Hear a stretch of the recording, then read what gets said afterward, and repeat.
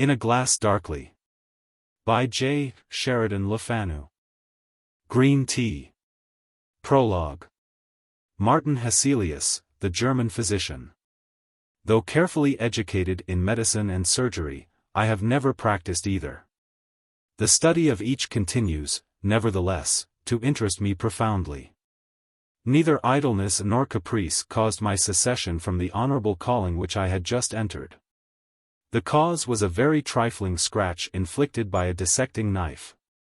This trifle cost me the loss of 2 fingers, amputated promptly, and the more painful loss of my health, for I have never been quite well since. And have seldom been 12 months together in the same place. In my wanderings I became acquainted with Dr. Martin Hesselius, a wanderer like myself, like me a physician, and like me an enthusiast in his profession. Unlike me in this, that his wanderings were voluntary, and he a man, if not of fortune, as we estimate fortune in England, at least in what our forefathers used to term easy circumstances. He was an old man when I first saw him, nearly 35 years my senior. In Dr. Martin Hesselius, I found my master. His knowledge was immense, his grasp of a case was an intuition.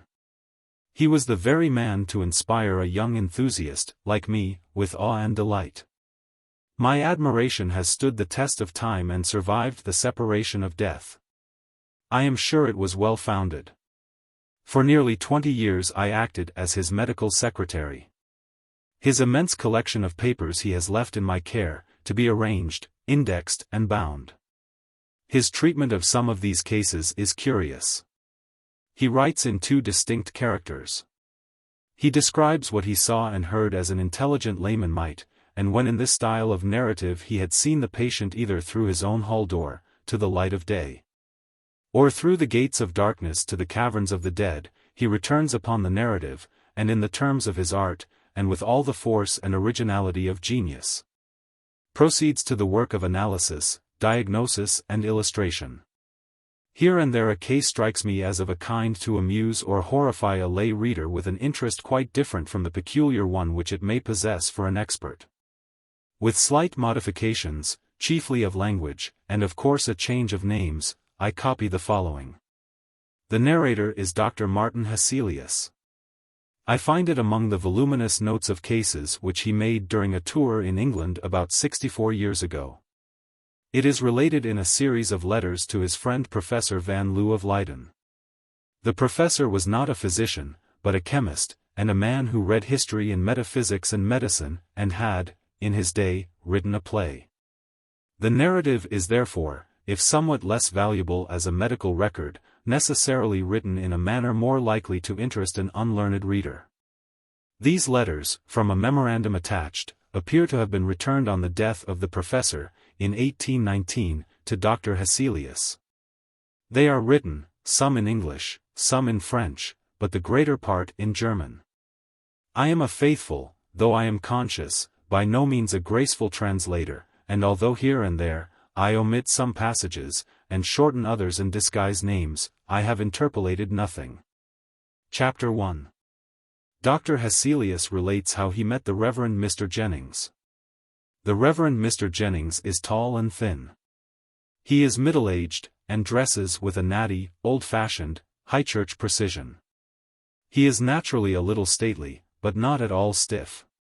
His features, without being handsome, are well-formed, and their expression extremely kind, but also shy. I met him one evening at Lady Mary Haydock's. The modesty and benevolence of his countenance are extremely prepossessing. We were but a small party, and he joined agreeably enough in the conversation. He seems to enjoy listening very much more than contributing to the talk. But what he says is always to the purpose and well said. He is a great favorite of Lady Mary's, who it seems, consults him upon many things, and thinks him the most happy and blessed person on earth. Little knows she about him. The Rev. Mr. Jennings is a bachelor, and has, they say, £60,000 in the funds. He is a charitable man. He is most anxious to be actively employed in his sacred profession, and yet though always tolerably well elsewhere, when he goes down to his vicarage in Warwickshire, To engage in the actual duties of his sacred calling his health soon fails him, and in a very strange way. So says Lady Mary. There is no doubt that Mr. Jennings' health does break down in, generally a sudden and mysterious way, sometimes in the very act of officiating in his old and pretty church at Kenleys. It may be his heart, it may be his brain. But so it has happened 3 or 4 times, or oftener, that after proceeding a certain way in the service, he has on a sudden stopped short, and after a silence, apparently quite unable to resume. He has fallen into solitary, inaudible prayer, his hands and eyes uplifted, and then pale as death, and in the agitation of a strange shame and horror, descended trembling. And got into the vestry room, leaving his congregation, without explanation, to themselves. This occurred when his curate was absent. When he goes down to Kenleys, now, he always takes care to provide a clergyman to share his duty, and to supply his place on the instant should he become thus suddenly incapacitated. When Mr. Jennings breaks down quite, and beats a retreat from the vicarage, and returns to London, where, in a dark street off Piccadilly, he inhabits a very narrow house, Lady Mary says that he is always perfectly well. I have my own opinion about that.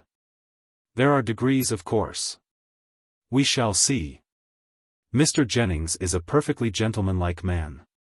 People, however, remark something odd. There is an impression a little ambiguous. One thing which certainly contributes to it, people I think don't remember, or, perhaps, distinctly remark. But I did, almost immediately. Mr. Jennings has a way of looking sidelong upon the carpet, as if his eye followed the movements of something there. This, of course, is not always. It occurs only now and then. But often enough to give a certain oddity, as I have said, to his manner, and in this glance traveling along the floor there is something both shy and anxious. A medical philosopher, as you are good enough to call me, elaborating theories by the aid of cases sought out by himself, and by him watched and scrutinized with more time at command, and consequently infinitely more minuteness than the ordinary practitioner can afford, falls insensibly into habits of observation, which accompany him everywhere, and are exercised, as some people would say, impertinently, upon every subject that presents itself with the least likelihood of rewarding inquiry. There was a promise of this kind in the slight, timid, kindly, but reserved gentleman, whom I met for the first time at this agreeable little evening gathering. I observed, of course, more than I here set down, but I reserve all that borders on the technical for a strictly scientific paper. I may remark, that when I here speak of medical science, I do so, as I hope some day to see it more generally understood, in a much more comprehensive sense than its generally material treatment would warrant. I believe the entire natural world is but the ultimate expression of that spiritual world from which, and in which alone, it has its life. I believe that the essential man is a spirit, that the spirit is an organized substance, but as different in point of material from what we ordinarily understand by matter, as light or electricity is. That the material body is, in the most literal sense, a vesture, and death consequently no interruption of the living man's existence, but simply his extrication from the natural body, a process which commences at the moment of what we term death, and the completion of which, at furthest a few days later, is the resurrection, in power. The person who weighs the consequences of these positions will probably see their practical bearing upon medical science.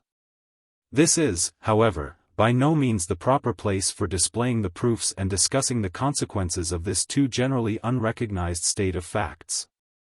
In pursuance of my habit, I was covertly observing Mr. Jennings. With all my caution, I think he perceived it, and I saw plainly that he was as cautiously observing me. Lady Mary happening to address me by my name, as Dr. Hesselius, I saw that he glanced at me more sharply, and then became thoughtful for a few minutes. After this, as I conversed with a gentleman at the other end of the room, I saw him look at me more steadily, and with an interest which I thought I understood. I then saw him take an opportunity of chatting with Lady Mary, and was, as one always is, perfectly aware of being the subject of a distant inquiry and answer. This tall clergyman approached me by and by, and in a little time we had got into conversation. When two people, who like reading, and know books and places, having traveled, wish to converse, it is very strange if they can't find topics. It was not accident that brought him near me, and led him into conversation. He knew German, and had read my essays on metaphysical medicine which suggest more than they actually say. This courteous man, gentle, shy, plainly a man of thought and reading, who moving and talking among us, was not altogether of us. And whom I already suspected of leading a life whose transactions and alarms were carefully concealed, with an impenetrable reserve from, not only the world, but his best beloved friends, was cautiously weighing in his own mind the idea of taking a certain step with regard to me. I penetrated his thoughts without his being aware of it, and was careful to say nothing which could betray to his sensitive vigilance my suspicions respecting his position, or my surmises about his plans respecting myself. We chatted upon indifferent subjects for a time, but at last he said, "I was very much interested by some papers of yours, Dr. Hesselius, upon what you term metaphysical medicine. I read them in German, 10 or 12 years ago. Have they been translated?" "No, I'm sure they have not. I should have heard. They would have asked my leave, I think. I asked the publishers here, a few months ago, to get the book for me in the original German, but they tell me it is out of print." "So it is, and has been for some years. But it flatters me as an author to find that you have not forgotten my little book, although," I added, laughing, 10 or 12 years is a considerable time to have managed without it. "But I suppose you have been turning the subject over again in your mind, or something has happened lately to revive your interest in it." At this remark, accompanied by a glance of inquiry, a sudden embarrassment disturbed Mr. Jennings, analogous to that which makes a young lady blush and look foolish. He dropped his eyes, and folded his hands together uneasily, and looked oddly, and you would have said, guiltily for a moment. I helped him out of his awkwardness in the best way, by appearing not to observe it, and going straight on, I said, "Those revivals of interest in a subject happen to me often. One book suggests another, and often sends me back a wild goose chase over an interval of 20 years. But if you still care to possess a copy, I shall be only too happy to provide you. I have still got 2 or 3 by me, and if you allow me to present one I shall be very much honored." "You are very good indeed," he said, quite at his ease again. In a moment, I almost despaired. "I don't know how to thank you." "Pray don't say a word. The thing is really so little worth that I am only ashamed of having offered it, and if you thank me any more I shall throw it into the fire in a fit of modesty." Mr. Jennings laughed. He inquired where I was staying in London, and after a little more conversation on a variety of subjects, he took his departure. Chapter 2. The Doctor questions Lady Mary, and she answers. "I like your vicar so much, Lady Mary," said I, so soon as he was gone. "He has read, travelled, and thought, and having also suffered, he ought to be an accomplished companion." "So he is, and, better still, he is a really good man," said she. "His advice is invaluable about my schools, and all my little undertakings at Dalbridge, and he's so painstaking. He takes so much trouble, you have no idea, wherever he thinks he can be of use. He's so good-natured and so sensible. It is pleasant to hear so good an account of his neighborly virtues.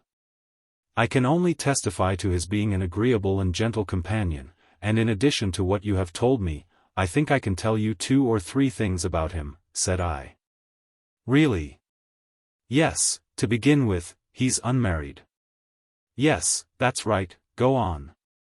"He has been writing, that is he was, but for 2 or 3 years perhaps, he has not gone on with his work, and the book was upon some rather abstract subject, perhaps theology." "Well, he was writing a book, as you say. I'm not quite sure what it was about, but only that it was nothing that I cared for. Very likely you are right, and he certainly did stop, yes. And although he only drank a little coffee here tonight, he likes tea, at least, did like it, extravagantly." "Yes, that's quite true.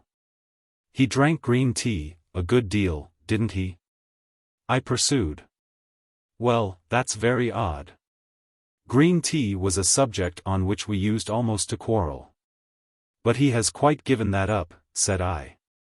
So he has. And, now, one more fact. His mother or his father, did you know them? Yes, both. His father is only 10 years dead, and their place is near Dalbridge. We knew them very well, she answered. Well, either his mother or his father, should rather think his father, saw a ghost, said I. Well, you really are a conjurer, Dr. Hesselius. Conjurer or no, haven't I said right? I answered merrily. You certainly have, and it was his father. He was a silent, whimsical man, and he used to bore my father about his dreams, and at last he told him a story about a ghost he had seen and talked with. And a very odd story it was. I remember it particularly, because I was so afraid of him. This story was long before he died, when I was quite a child, and his ways were so silent and moping, and he used to drop in, sometimes, in the dusk, when I was alone in the drawing-room. And I used to fancy there were ghosts about him. I smiled and nodded. And now, having established my character as a conjurer, I think I must say good night, said I. But how did you find it out? By the planets, of course, as the gypsies do, I answered, and so, gaily, we said good night. Next morning I sent the little book he had been inquiring after, and a note to Mr. Jennings, and on returning late that evening, I found that he had called, at my lodgings, and left his card. He asked whether I was at home, and asked at what hour he would be most likely to find me. Does he intend opening his case, and consulting me professionally, as they say? I hope so. I have already conceived a theory about him. It is supported by Lady Mary's answers to my parting questions. I should like much to ascertain from his own lips. But what can I do consistently with good breeding to invite a confession? Nothing. I rather think he meditates one. At all events, my dear Van L., I shan't make myself difficult of access. I mean to return his visit tomorrow. It will be only civil in return for his politeness, to ask to see him. Perhaps something may come of it. Whether much, little, or nothing, my dear Van L. You shall hear. Chapter 3. Dr. Hesselius picks up something in Latin books. Well, I have called at Street.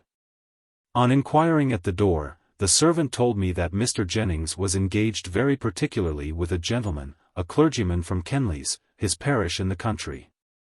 Intending to reserve my privilege and to call again, I merely intimated that I should try another time, and had turned to go, when the servant begged my pardon, and asked me, looking at me a little more attentively than well-bred persons of his order usually do, whether I was Dr.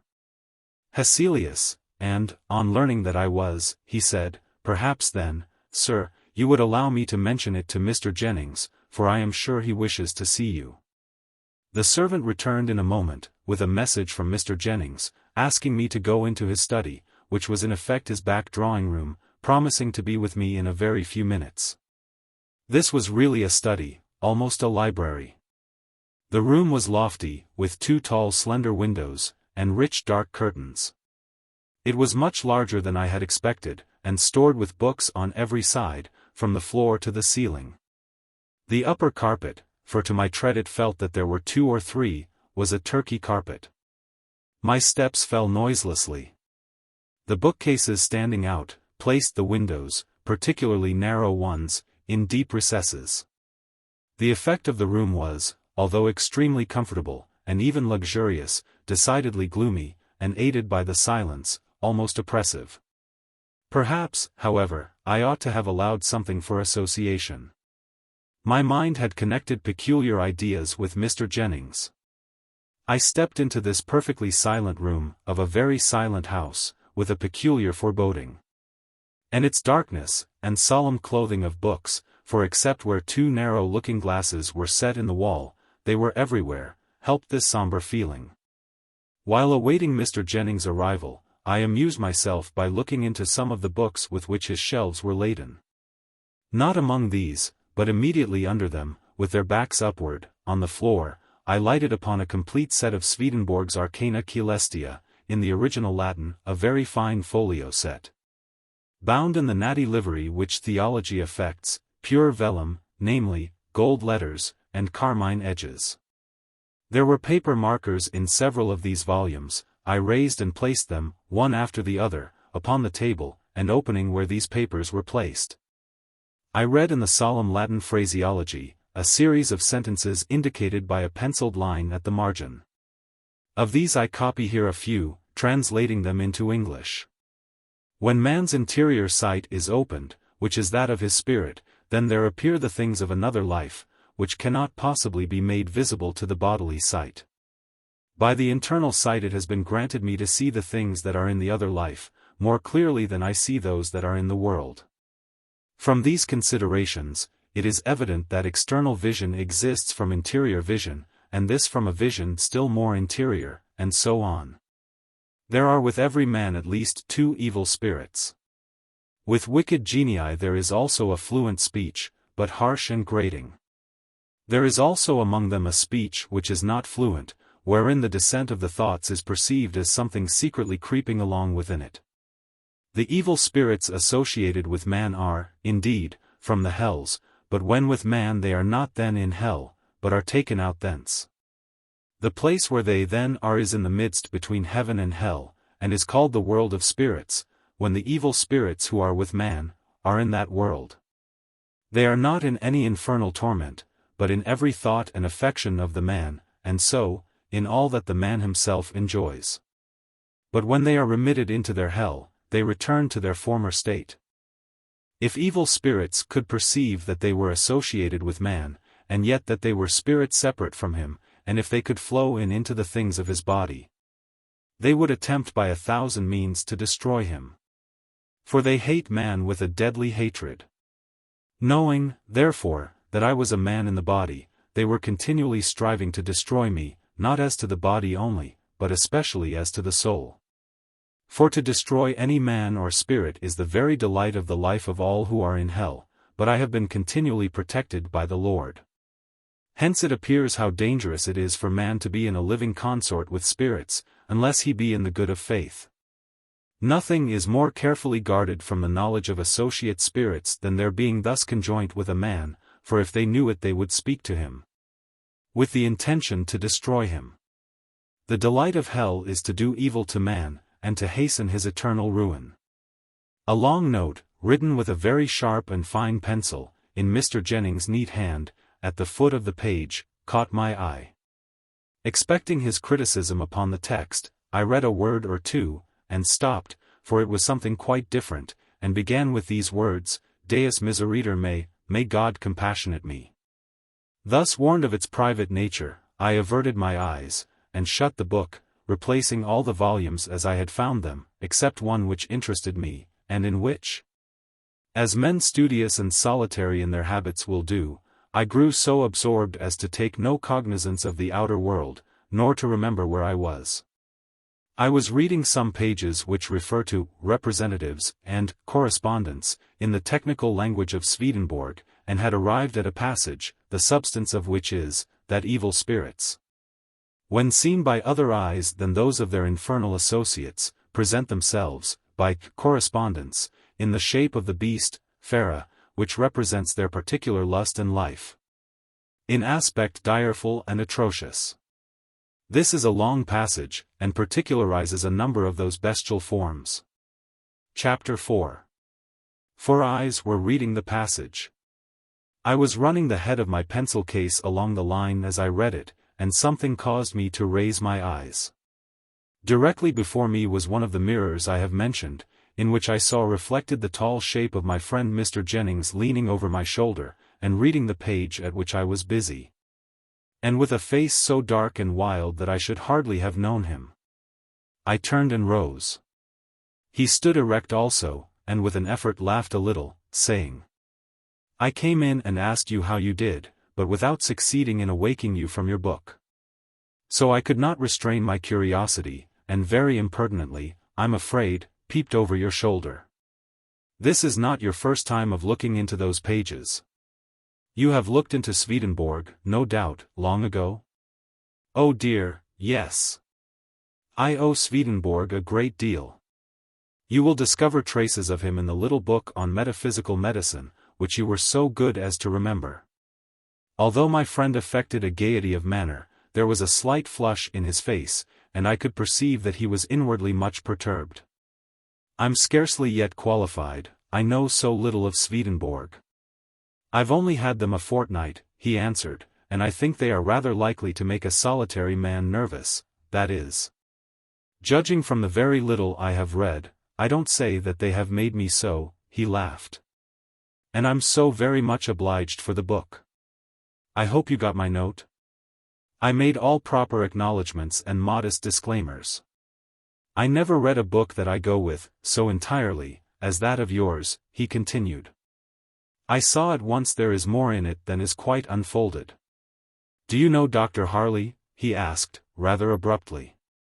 In passing, the editor remarks that the physician here named was one of the most eminent who had ever practiced in England. I did, having had letters to him, and had experienced from him great courtesy and considerable assistance during my visit to England. I think that man one of the very greatest fools I ever met in my life, said Mr. Jennings. This was the first time I had ever heard him say a sharp thing of anybody, and such a term applied to so high a name a little startled me. Really? And in what way? I asked. In his profession, he answered. I smiled. I mean this, he said, he seems to me, one half, blind, I mean one half of all he looks at is dark, preternaturally bright and vivid all the rest. And the worst of it is, it seems willful. I can't get him, I mean he won't, I've had some experience of him as a physician, but I look on him as, in that sense, no better than a paralytic mind, an intellect half dead. I'll tell you, I know I shall some time, all about it, he said, with a little agitation. You stay some months longer in England. If I should be out of town during your stay for a little time, would you allow me to trouble you with a letter? I should be only too happy, I assured him. Very good of you. I am so utterly dissatisfied with Harley. A little leaning to the materialistic school, I said. A mere materialist, he corrected me. You can't think how that sort of thing worries one who knows better. You won't tell anyone, any of my friends you know, that I am hippish. Now, for instance, no one knows, not even Lady Mary, that I have seen Dr. Harley, or any other doctor. So pray don't mention it. And, if I should have any threatening of an attack, you'll kindly let me write, or, should I be in town, have a little talk with you. I was full of conjecture, and unconsciously I found I had fixed my eyes gravely on him, for he lowered his for a moment, and he said.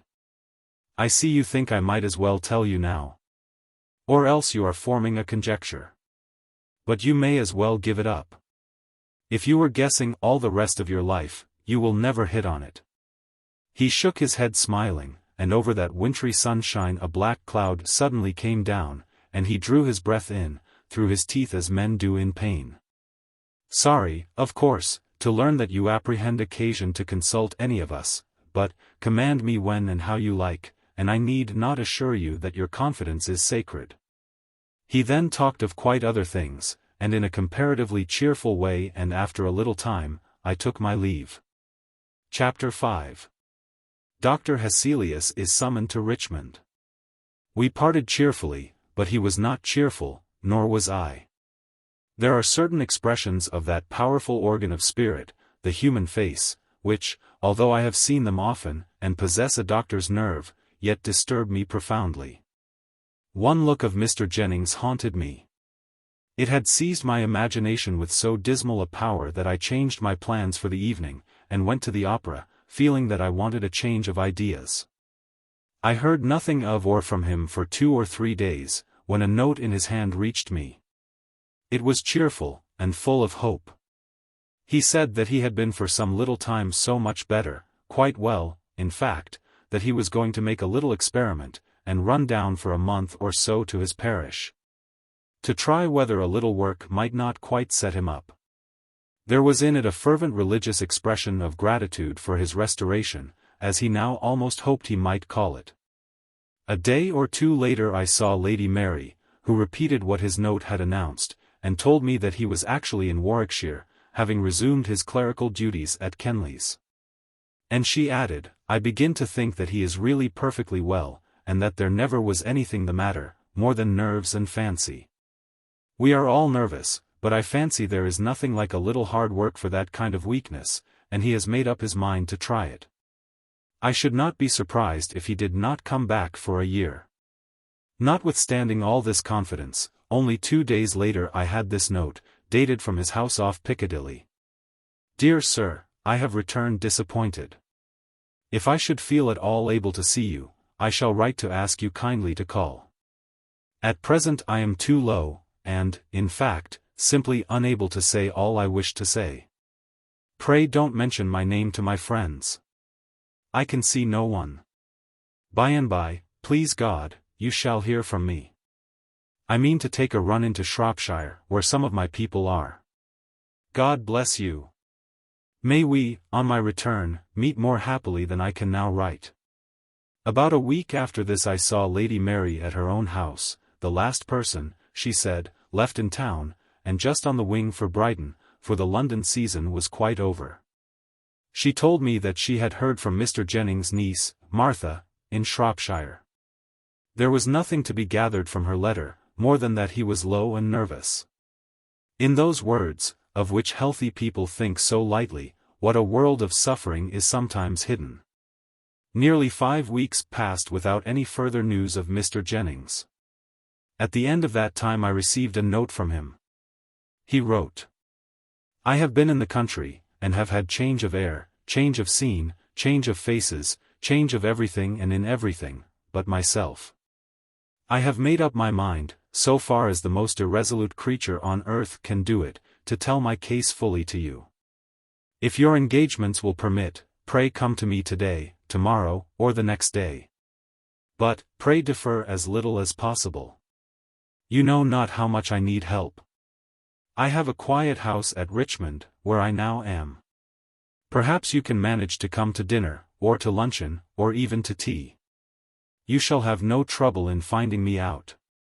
The servant at Street, who takes this note, will have a carriage at your door at any hour you please, and I am always to be found. You will say that I ought not to be alone. I have tried everything. Come and see." I called up the servant, and decided on going out the same evening, which accordingly I did. He would have been much better in a lodging-house, or hotel, I thought, as I drove up through a short double row of sombre elms to a very old-fashioned brick house. Darkened by the foliage of these trees, which overtopped, and nearly surrounded it.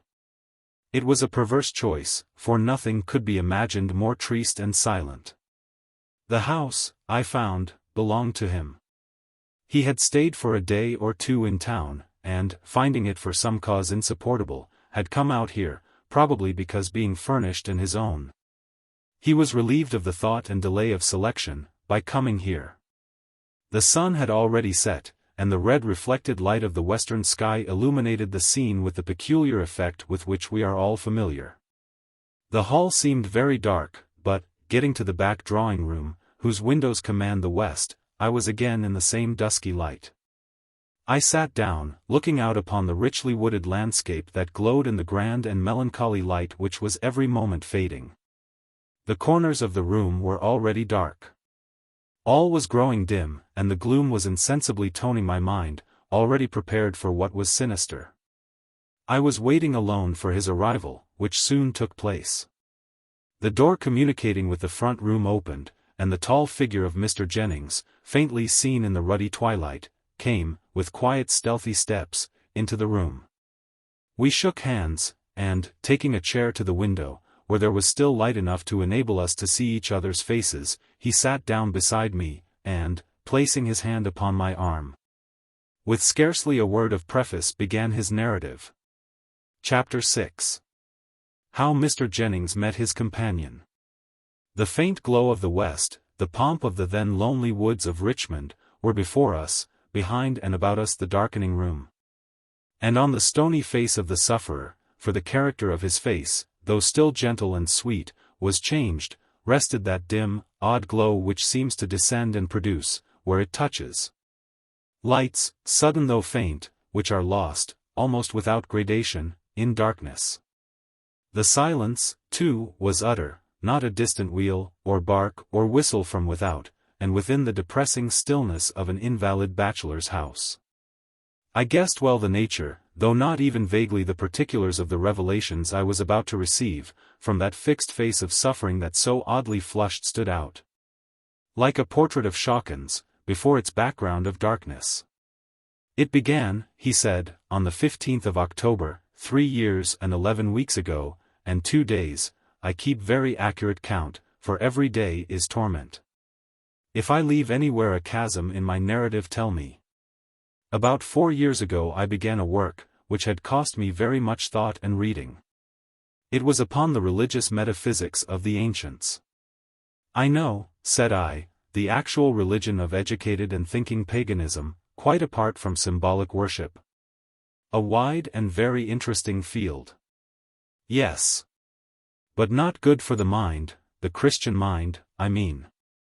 Paganism is all bound together in essential unity, and, with evil sympathy, their religion involves their art, and both their manners, and the subject is a degrading fascination and the nemesis sure.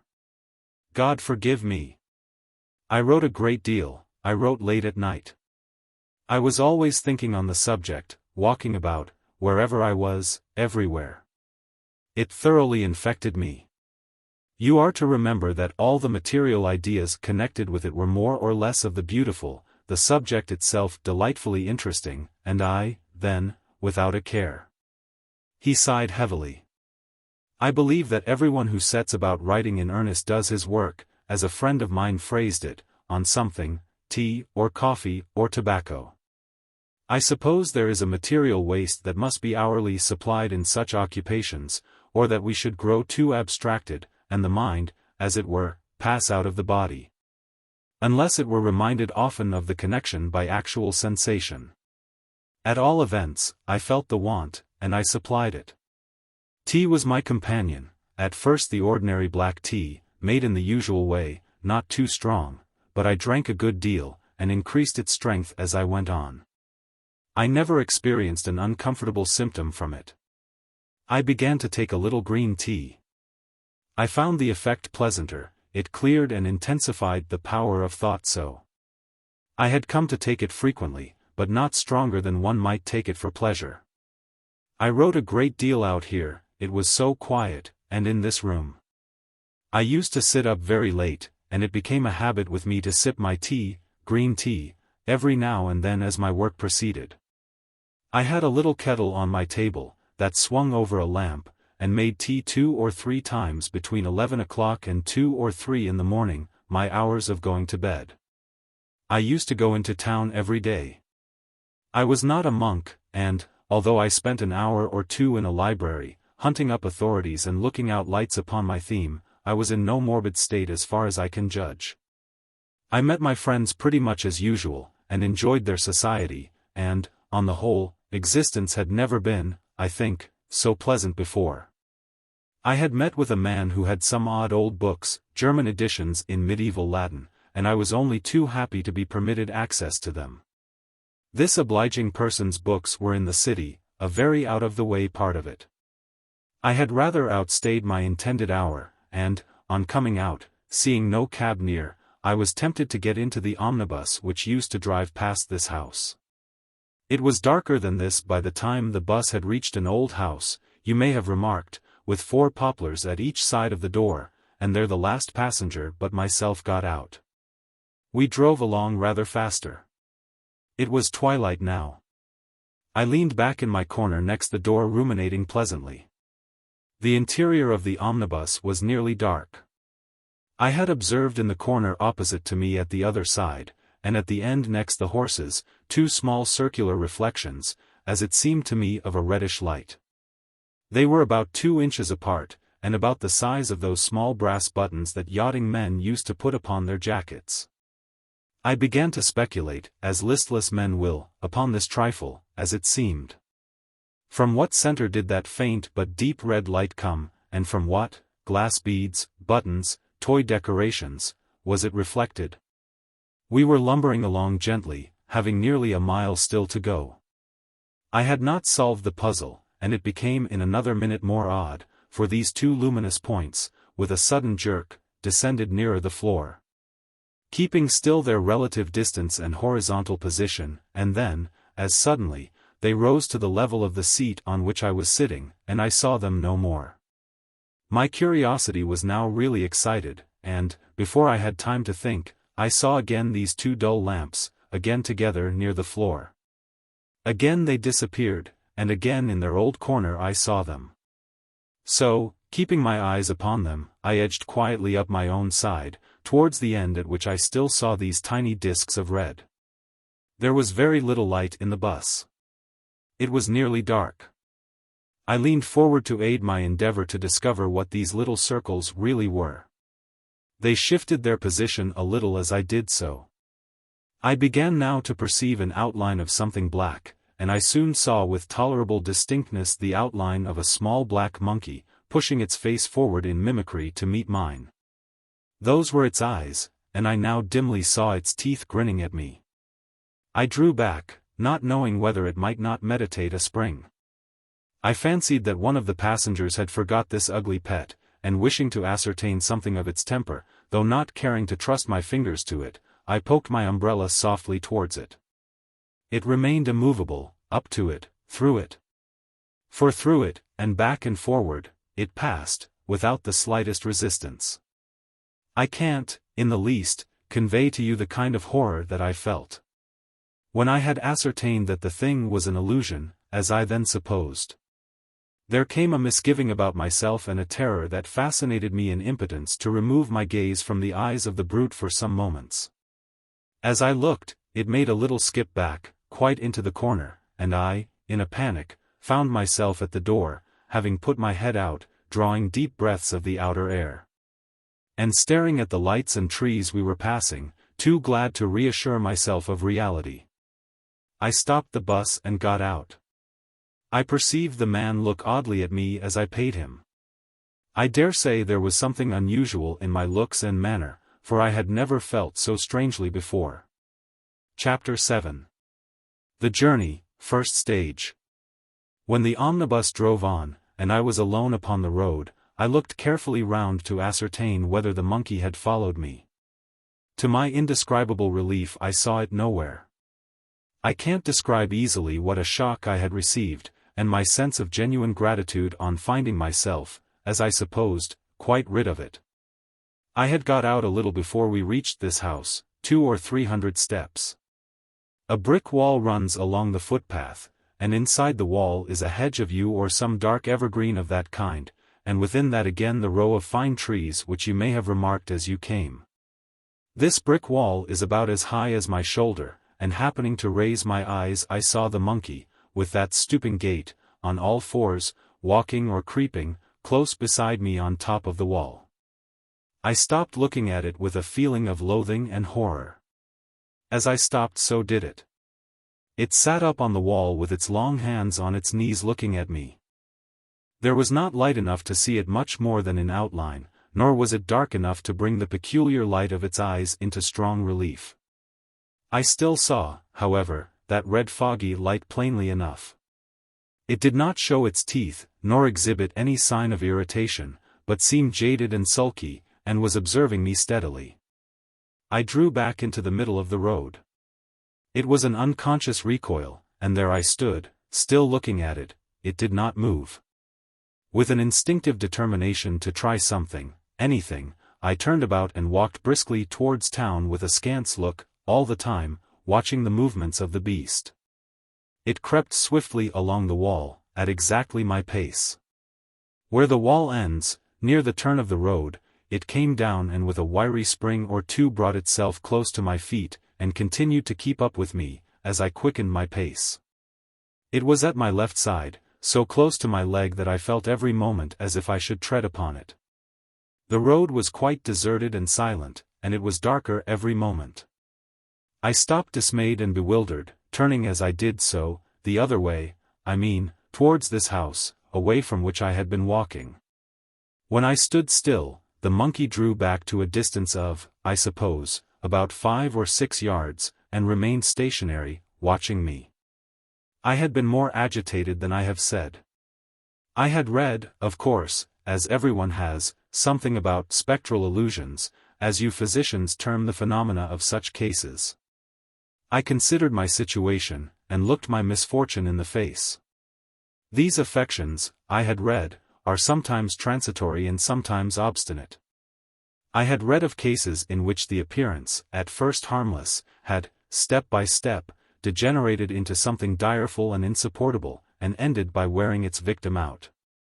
Still as I stood there, but for my bestial companion, quite alone, I tried to comfort myself by repeating again and again the assurance, the thing is purely disease, a well-known physical affection. As distinctly as smallpox or neuralgia. Doctors are all agreed on that, philosophy demonstrates it. I must not be a fool. I've been sitting up too late, and I dare say my digestion is quite wrong, and with God's help, I shall be all right, and this is but a symptom of nervous dyspepsia. Did I believe all this? Not one word of it, no more than any other miserable being ever did who is once seized and riveted in this satanic captivity.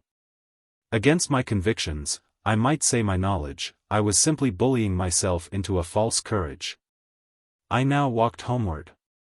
I had only a few hundred yards to go. I had forced myself into a sort of resignation, but I had not got over the sickening shock and the flurry of the first certainty of my misfortune. I made up my mind to pass the night at home.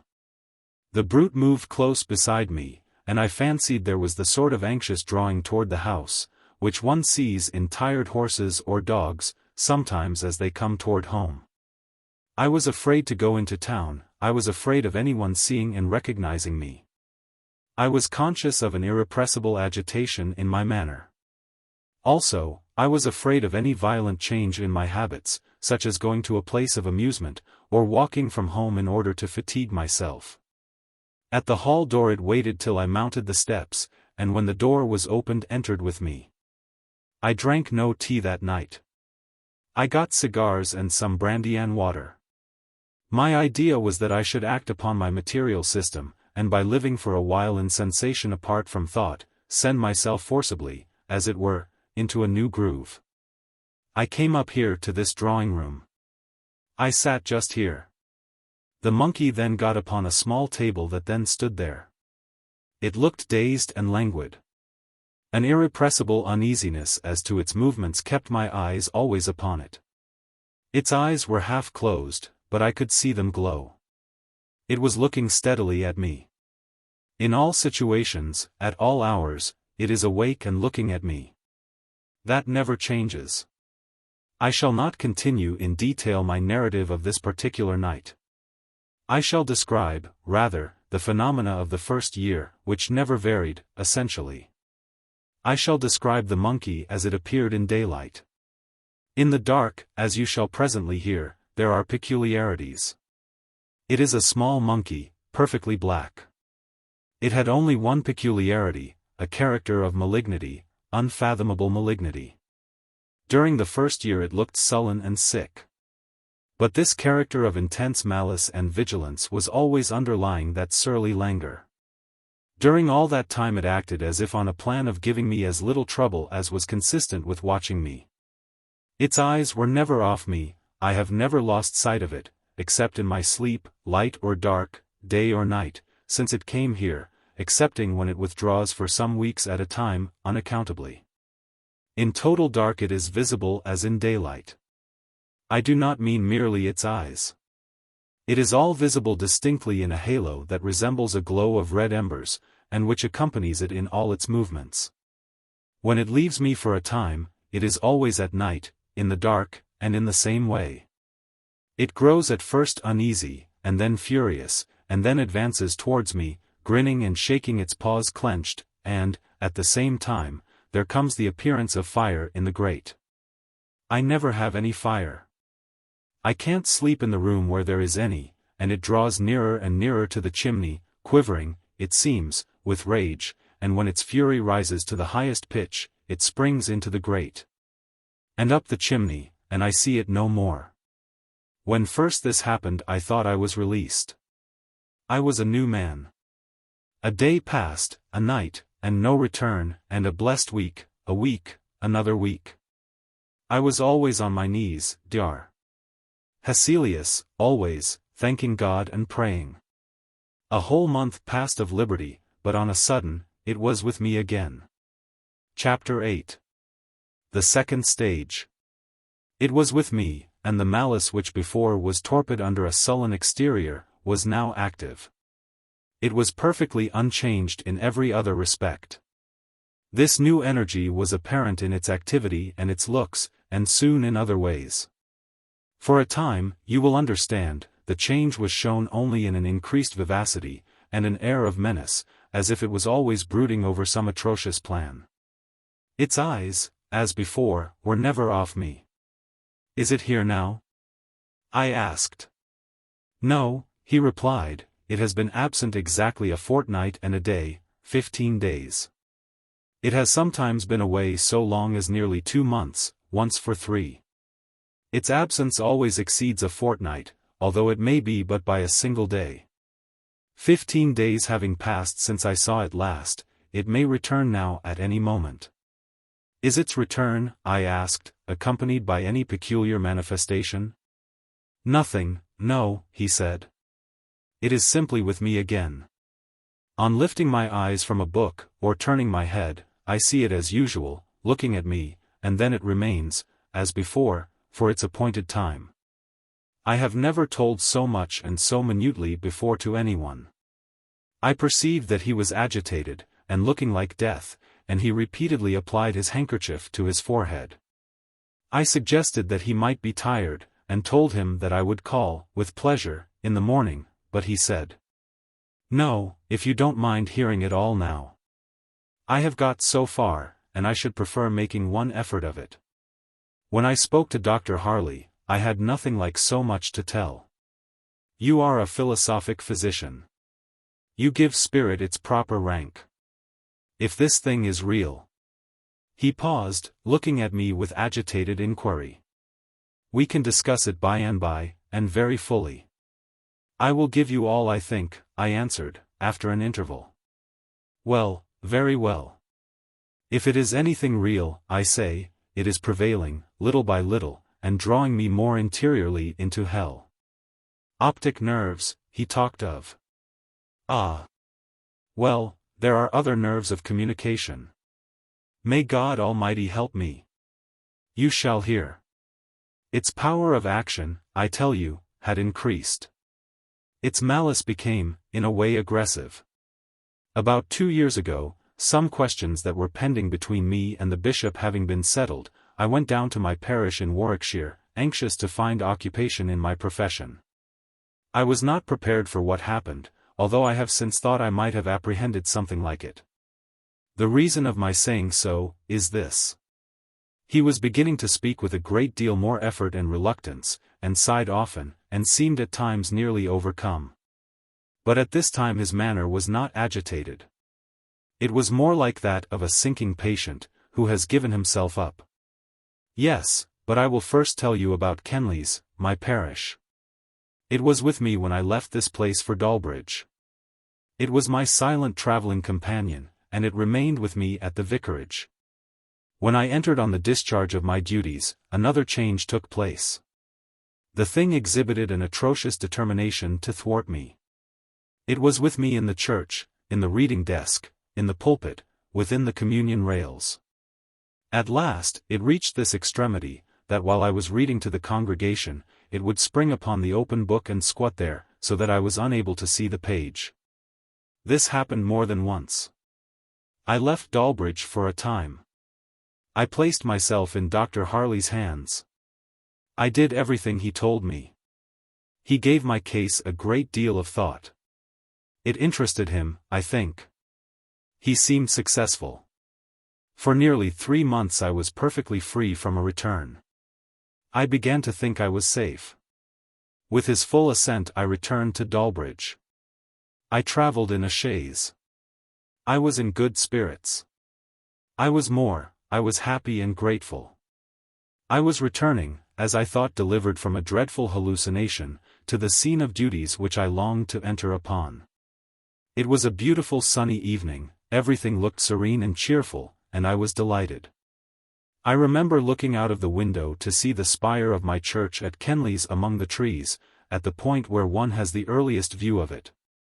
It is exactly where the little stream that bounds the parish passes under the road by a culvert, and where it emerges at the roadside, a stone with an old inscription is placed.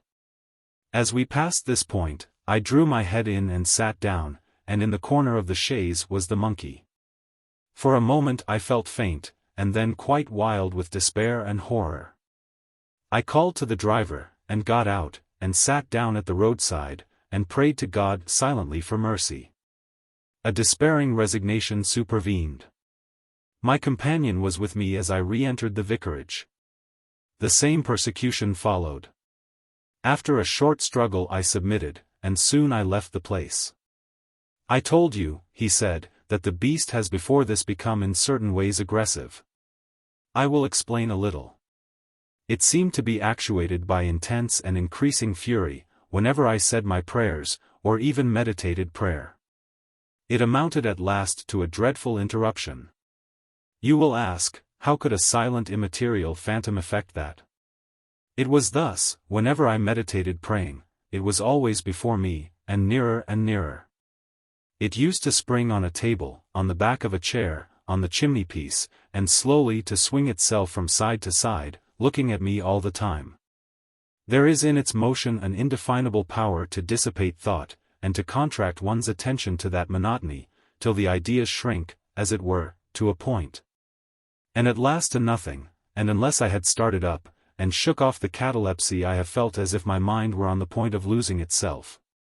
There are other ways," he sighed heavily, "thus, for instance, while I pray with my eyes closed, it comes closer and closer, and I see it. I know it is not to be accounted for physically, but I do actually see it, though my lids are closed, and so it rocks my mind, as it were, and overpowers me, and I am obliged to rise from my knees. If you had ever yourself known this, you would be acquainted with desperation." Chapter 9. The third stage. I see, Dr. Hesselius, that you don't lose one word of my statement. I need not ask you to listen specially to what I am now going to tell you. They talk of the optic nerves, and of spectral illusions, as if the organ of sight was the only point assailable by the influences that have fastened upon me. I know better. For 2 years in my direful case that limitation prevailed. But as food is taken in softly at the lips, and then brought under the teeth, as the tip of the little finger caught in a mill crank will draw in the hand, and the arm, and the whole body. So the miserable mortal who has been once caught firmly by the end of the finest fibre of his nerve, is drawn in and in, by the enormous machinery of hell, until he is as I am. Yes, doctor, as I am, for while I talk to you, and implore relief, I feel that my prayer is for the impossible, and my pleading with the inexorable. I endeavored to calm his visibly increasing agitation, and told him that he must not despair. While we talked the night had overtaken us. The filmy moonlight was wide over the scene which the window commanded, and I said, "Perhaps you would prefer having candles. This light, you know, is odd. I should wish you, as much as possible, under your usual conditions while I make my diagnosis, shall I call it, otherwise I don't care. All lights are the same to me," he said, "except when I read or write, I care not if night were perpetual. I am going to tell you what happened about a year ago." The thing began to speak to me. "Speak? How do you mean, speak as a man does, do you mean?" "Yes, speak in words and consecutive sentences, with perfect coherence and articulation, but there is a peculiarity. It is not like the tone of a human voice. It is not by my ears it reaches me, it comes like a singing through my head. This faculty, the power of speaking to me, will be my undoing. It won't let me pray, it interrupts me with dreadful blasphemies. I dare not go on, I could not. Oh! Doctor, can the skill, and thought, and prayers of man avail me nothing? You must promise me, my dear sir, not to trouble yourself with unnecessarily exciting thoughts. Confine yourself strictly to the narrative of facts. And recollect, above all, that even if the thing that infests you be as you seem to suppose, a reality with an actual independent life and will, yet it can have no power to hurt you. Unless it be given from above, its access to your senses depends mainly upon your physical condition. This is, under God, your comfort and reliance. We are all alike environed. It is only that in your case, the periis, the veil of the flesh, the screen, is a little out of repair, and sights and sounds are transmitted. We must enter on a new course, sir, be encouraged. I'll give tonight to the careful consideration of the whole case. You are very good, sir, you think it worth trying, you don't give me quite up. But, sir, you don't know, it is gaining such an influence over me, it orders me about, it is such a tyrant, and I'm growing so helpless. May God deliver me. It orders you about, of course you mean by speech? Yes, yes, it is always urging me to crimes, to injure others, or myself. You see, doctor, the situation is urgent, it is indeed. When I was in Shropshire, a few weeks ago, Mr. Jennings was speaking rapidly and trembling now, holding my arm with one hand, and looking in my face. I went out one day with a party of friends for a walk. My persecutor, I tell you, was with me at the time. I lagged behind the rest. The country near the D, you know, is beautiful. Our path happened to lie near a coal mine, and at the verge of the wood is a perpendicular shaft, they say, 150 feet deep. My niece had remained behind with me. She knows, of course, nothing of the nature of my sufferings. She knew, however, that I had been ill, and was low, and she remained to prevent my being quite alone. As we loitered slowly on together, the brute that accompanied me was urging me to throw myself down the shaft. I tell you now, oh, sir, think of it. The one consideration that saved me from that hideous death was the fear lest the shock of witnessing the occurrence should be too much for the poor girl. I asked her to go on and take her walk with her friends, saying that I could go no further. She made excuses, and the more I urged her the firmer she became. She looked doubtful and frightened. I suppose there was something in my looks or manner that alarmed her, but she would not go, and that literally saved me. You had no idea, sir, that a living man could be made so abject a slave of Satan, he said, with a ghastly groan and a shudder. There was a pause here, and I said, you were preserved nevertheless. It was the act of God. You are in his hands and in the power of no other being, be therefore confident for the future. Chapter 10. Home. I made him have candles lighted, and saw the room looking cheery and inhabited before I left him. I told him that he must regard his illness strictly as one dependent on physical, though subtle physical, causes. I told him that he had evidence of God's care and love in the deliverance which he had just described, and that I had perceived with pain that he seemed to regard its peculiar features as indicating that he had been delivered over to spiritual reprobation. Then such a conclusion nothing could be, I insisted, less warranted. And not only so, but more contrary to facts, as disclosed in his mysterious deliverance from that murderous influence during his Shropshire excursion. First, his niece had been retained by his side without his intending to keep her near him. And, secondly, there had been infused into his mind an irresistible repugnance to execute the dreadful suggestion in her presence. As I reasoned this point with him, Mr. Jennings wept. He seemed comforted. One promise I exacted, which was that should the monkey at any time return, should be sent for immediately. And, repeating my assurance that I would give neither time nor thought to any other subject until I had thoroughly investigated his case, and that tomorrow he should hear the result, I took my leave. Before getting into the carriage I told the servant that his master was far from well, and that he should make a point of frequently looking into his room. My own arrangements I made with a view to being quite secure from interruption. I merely called at my lodgings, and with a travelling desk and carpet-bag, set off in a hackney carriage for an inn about 2 miles out of town, called the Horns, a very quiet and comfortable house. with good thick walls. And there I resolved, without the possibility of intrusion or distraction, to devote some hours of the night, in my comfortable sitting room, to Mr. Jennings' case. And so much of the morning as it might require. There occurs here a careful note of Dr. Hesselius' opinion upon the case and of the habits, dietary, and medicines which he prescribed. It is curious, some persons would say mystical. But on the whole I doubt whether it would sufficiently interest a reader of the kind I am likely to meet with, to warrant its being here reprinted. The whole letter was plainly written at the inn where he had hid himself for the occasion. The next letter is dated from his town lodgings. I left town for the inn where I slept last night at 9:30, and did not arrive at my room in town until 1 o'clock this afternoon. I found a letter in Mr. Jennings' hand upon my table. It had not come by post, and, on inquiry, I learned that Mr. Jennings' servant had brought it, and on learning that I was not to return until today, and that no one could tell him my address. He seemed very uncomfortable, and said that his orders from his master were that he was not to return without an answer. I opened the letter, and read. Dear Dr. Hesselius, it is here. You had not been an hour gone when it returned. It is speaking. It knows all that has happened. It knows everything, it knows you, and is frantic and atrocious. It reviles. I send you this. It knows every word I have written, I write. This I promised, and I therefore write, but I fear very confused, very incoherently. I am so interrupted, disturbed. Ever yours, sincerely yours.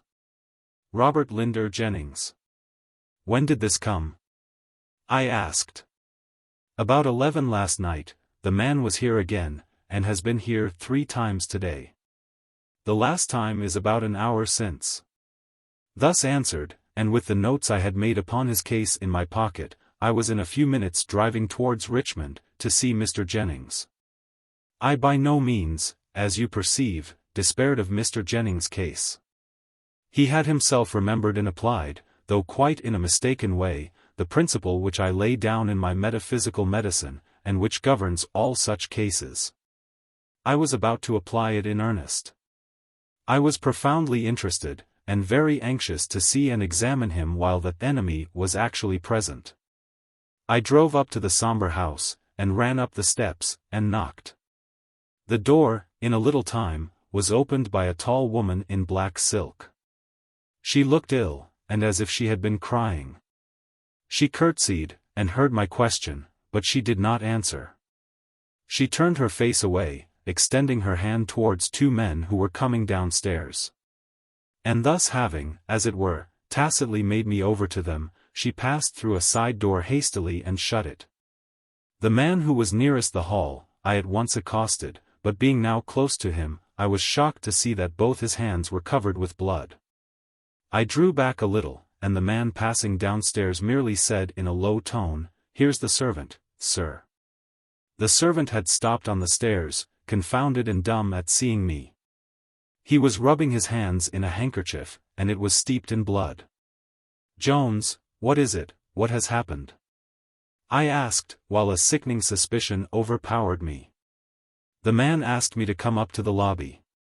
I was beside him in a moment, and frowning and pallid, with contracted eyes, he told me the horror which I already half guessed. His master had made away with himself. I went upstairs with him to the room. What I saw there I won't tell you. He had cut his throat with his razor. It was a frightful gash. The 2 men had laid him on the bed and composed his limbs. It had happened as the immense pool of blood on the floor declared, at some distance between the bed and the window. There was carpet round his bed, and a carpet under his dressing table, but none on the rest of the floor, for the man said he did not like a carpet on his bedroom. In this sombre, and now terrible room, one of the great elms that darkened the house was slowly moving the shadow of one of its great boughs upon this dreadful floor. I beckoned to the servant and we went downstairs together. I turned off the hall into an old-fashioned panelled room, and there standing, I heard all the servant had to tell. It was not a great deal. I concluded, sir, from your words, and looks, sir, as you left last night, that you thought my master seriously ill. I thought it might be that you were afraid of a fit, or something. So I attended very close to your directions. He sat up late, till past 3 o'clock. He was not writing or reading. He was talking a great deal to himself, but that was nothing unusual. At about that hour I assisted him to undress, and left him in his slippers and dressing gown. I went back softly in about half an hour. He was in his bed, quite undressed, and a pair of candles lighted on the table beside his bed. He was leaning on his elbow and looking out at the other side of the bed when I came in. I asked him if he wanted anything, and he said no. I don't know whether it was what you said to me, sir, or something a little unusual about him, but I was uneasy, uncommon uneasy about him last night. In another half hour, or it might be a little more, I went up again. I did not hear him talking as before. I opened the door a little. The candles were both out, which was not usual. I had a bedroom candle, and I let the light in, a little bit, looking softly round. I saw him sitting in that chair beside the dressing table with his clothes on again. He turned round and looked at me. I thought it strange he should get up and dress, and put out the candles to sit in the dark, that way. But I only asked him again if I could do anything for him. He said, no, rather sharp, I thought. I asked if I might light the candles, and he said, do as you like, Jones, so I lighted them, and I lingered about the room, and he said, tell me truth, Jones. Why did you come again? You did not hear anyone cursing. No, sir, I said, wondering what he could mean. No, said he, after me, of course, no. And I said to him, wouldn't it be well, sir, you went to bed? It's just 5 o'clock, and he said nothing but, very likely, good night, Jones. So I went, sir, but in less than an hour I came again. The door was fast, and he heard me, and called as I thought from the bed to know what I wanted, and he desired me not to disturb him again. I lay down and slept for a little. It must have been between 6 and 7 when I went up again. The door was still fast, and he made no answer, so I did not like to disturb him, and thinking he was asleep, I left him till 9. It was his custom to ring when he wished me to come, and I had no particular hour for calling him. I tapped very gently, and getting no answer, I stayed away a good while, supposing he was getting some rest then. It was not till 11 o'clock I grew really uncomfortable about him, for at the latest he was never, that I could remember, later than 10:30. I got no answer. I knocked and called, and still no answer. So not being able to force the door, I called Thomas from the stables, and together we forced it, and found him in the shocking way you saw. Jones had no more to tell. Poor Mr. Jennings was very gentle, and very kind. All his people were fond of him. I could see that the servant was very much moved. So, dejected and agitated, I passed from that terrible house, and its dark canopy of elms, and I hope I shall never see it more. While I write to you I feel like a man who has but half waked from a frightful and monotonous dream. My memory rejects the picture with incredulity and horror. Yet I know it is true. It is the story of the process of a poison which excites the reciprocal action of spirit and nerve, and paralyses the tissue that separates those cognate functions of the senses. The external and the interior. Thus we find strange bedfellows, and the mortal and immortal prematurely make acquaintance. Conclusion. A word for those who suffer. My dear Van L. You have suffered from an affection similar to that which I have just described. You twice complained of a return of it. Who, under God, cured you? Your humble servant, Martin Hesselius. Let me rather adopt the more emphasized piety of a certain good old French surgeon of 300 years ago. I treated, and God cured you. Come, my friend, you are not to be hippish. Let me tell you a fact. I have met with, and treated, as my book shows, 57 cases of this kind of vision, which I term indifferently sublimated, precocious, and interior. There is another class of affections which are truly termed, though commonly confounded with those which I describe, spectral illusions. These latter I look upon as being no less simply curable than a cold in the head or a trifling dyspepsia. It is those which rank in the first category that test our promptitude of thought. 57 such cases have I encountered, neither more nor less. And in how many of these have I failed? In no one single instance. There is no one affliction of mortality more easily and certainly reducible, with a little patience, and a rational confidence in the physician. With these simple conditions, I look upon the cure as absolutely certain. You are to remember that I had not even commenced to treat Mr. Jennings' case. I have not any doubt that I should have cured him perfectly in 18 months, or possibly it might have extended to 2 years. Some cases are very rapidly curable, others extremely tedious. Every intelligent physician who will give thought and diligence to the task, will effect a cure. You know my tract on the cardinal functions of the brain. I there, by the evidence of innumerable facts, prove, as I think, the high probability of a circulation arterial and venous in its mechanism, through the nerves. Of this system, thus considered, the brain is the heart. The fluid, which is propagated hence through one class of nerves, returns in an altered state through another, and the nature of that fluid is spiritual, though not immaterial, any more than, as I before remarked, light or electricity are so. By various abuses, among which the habitual use of such agents as green tea is one, this fluid may be affected as to its quality, but it is more frequently disturbed as to equilibrium. This fluid being that which we have in common with spirits, a congestion found upon the masses of brain or nerve, connected with the interior sense, forms a surface unduly exposed, on which disembodied spirits may operate. Communication is thus more or less effectually established. Between this brain circulation and the heart circulation there is an intimate sympathy. The seat, or rather the instrument of exterior vision, is the eye. The seat of interior vision is the nervous tissue and brain, immediately about and above the eyebrow. You remember how effectually I dissipated your pictures by the simple application of iced eau de cologne. Few cases, however, can be treated exactly alike with anything like rapid success. Cold acts powerfully as a repellent of the nervous fluid. Long enough continued it will even produce that permanent insensibility which we call numbness, and a little longer, muscular as well as sensational paralysis. I have not, I repeat, the slightest doubt that I should have first dimmed and ultimately sealed that inner eye which Mr. Jennings had inadvertently opened. The same senses are opened in delirium tremens, and entirely shut up again when the overaction of the cerebral heart, and the prodigious nervous congestions that attend it, are terminated by a decided change in the state of the body. It is by acting steadily upon the body, by a simple process, that this result is produced, and inevitably produced. I have never yet failed. Poor Mr. Jennings made away with himself. But that catastrophe was the result of a totally different malady, which, as it were, projected itself upon that disease which was established.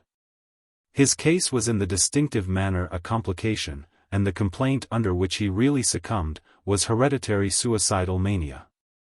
Poor Mr. Jennings I cannot call a patient of mine, for I had not even begun to treat his case, and he had not yet given me, I am convinced, his full and unreserved confidence. If the patient do not array himself on the side of the disease, his cure is certain. How do you find this book? Any thoughts about the book or the author? Any suggestion for improvement? Please take a moment to share your thoughts in a comment. If you like it, share it with your friends who might enjoy it as well. Subscribe to keep in touch. Visit CompleteAudiobooks.com for more quality content. The Familiar. Prologue. Out of about 230 cases, more or less nearly akin to that I have entitled Green Tea, I select the following, which I call The Familiar. To this MS. Dr. Hesselius has, after his wont, attached some sheets of letter paper, on which are written, in his hand nearly as compact as print, his own remarks upon the case. He says, In point of conscience, no more unexceptionable narrator than the venerable Irish clergyman who has given me this paper, on Mr. Barton's case, could have been chosen. The statement is, however, medically imperfect. The report of an intelligent physician, who had marked its progress, and attended the patient, from its earlier stages to its close, would have supplied what is wanting to enable me to pronounce with confidence. I should have been acquainted with Mr. Barton's probable hereditary predispositions. I should have known, possibly, by very early indications, something of a remoter origin of the disease than can now be ascertained. In a rough way, we may reduce all similar cases to three distinct classes. They are founded on the primary distinction between the subjective and the objective. Of those whose senses are alleged to be subject to supernatural impressions, some are simply visionaries, and propagate the illusions of which they complain, from diseased brain or nerves. Others are, unquestionably, infested by, as we term them, spiritual agencies, exterior to themselves. Others, again, owe their sufferings to a mixed condition. The interior sense, it is true, is opened, but it has been and continues open by the action of disease. This form of disease may, in one sense, be compared to the loss of the scarf skin, and a consequent exposure of surfaces for whose excessive sensitiveness, nature has provided a muffling. The loss of this covering is attended by an habitual impassibility, by influences against which we were intended to be guarded.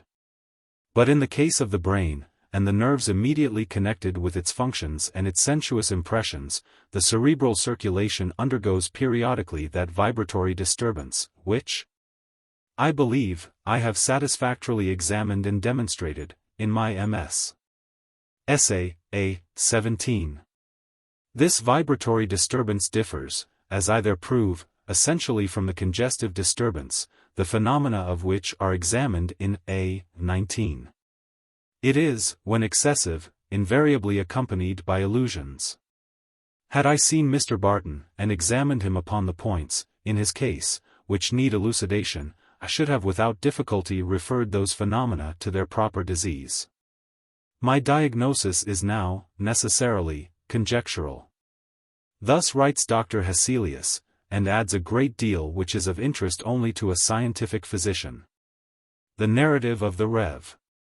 Thomas Herbert, which furnishes all that is known of the case, will be found in the chapters that follow. Chapter 1. Footsteps. I was a young man at the time, and intimately acquainted with some of the actors in this strange tale. The impression which its incidents made on me, therefore, were deep and lasting. I shall now endeavor, with precision, to relate them all, combining, of course, in the narrative, whatever I have learned from various sources, tending, however imperfectly, to illuminate the darkness which involves its progress and termination. Somewhere about the year 1794, the younger brother of a certain baronet, whom I shall call Sir James Barton, returned to Dublin. He had served in the navy with some distinction, having commanded one of His Majesty's frigates during the greater part of the American War. Captain Barton was apparently some 43 years of age. He was an intelligent and agreeable companion when he pleased it, though generally reserved, and occasionally even moody. In society, however, he deported himself as a man of the world, and a gentleman. He had not contracted any of the noisy brusqueness sometimes acquired at sea. On the contrary, his manners were remarkably easy, quiet, and even polished. He was in person about the middle size, and somewhat strongly formed. His countenance was marked with the lines of thought, and on the whole wore an expression of gravity and melancholy. Being, however, as I have said, a man of perfect breeding, as well as of good family, and in affluent circumstances, he had, of course, ready access to the best society of Dublin, without the necessity of any other credentials. In his personal habits Mr. Barton was unexpensive. He occupied lodgings in one of the then fashionable streets in the south side of the town, kept but one horse and one servant, and though a reputed freethinker, yet lived an orderly and moral life, indulging neither in gaming, drinking, nor any other vicious pursuit, living very much to himself, without forming intimacies, or choosing any companions. And appearing to mix in gay society rather for the sake of its bustle and distraction, than for any opportunities it offered of interchanging thought or feeling with its votaries.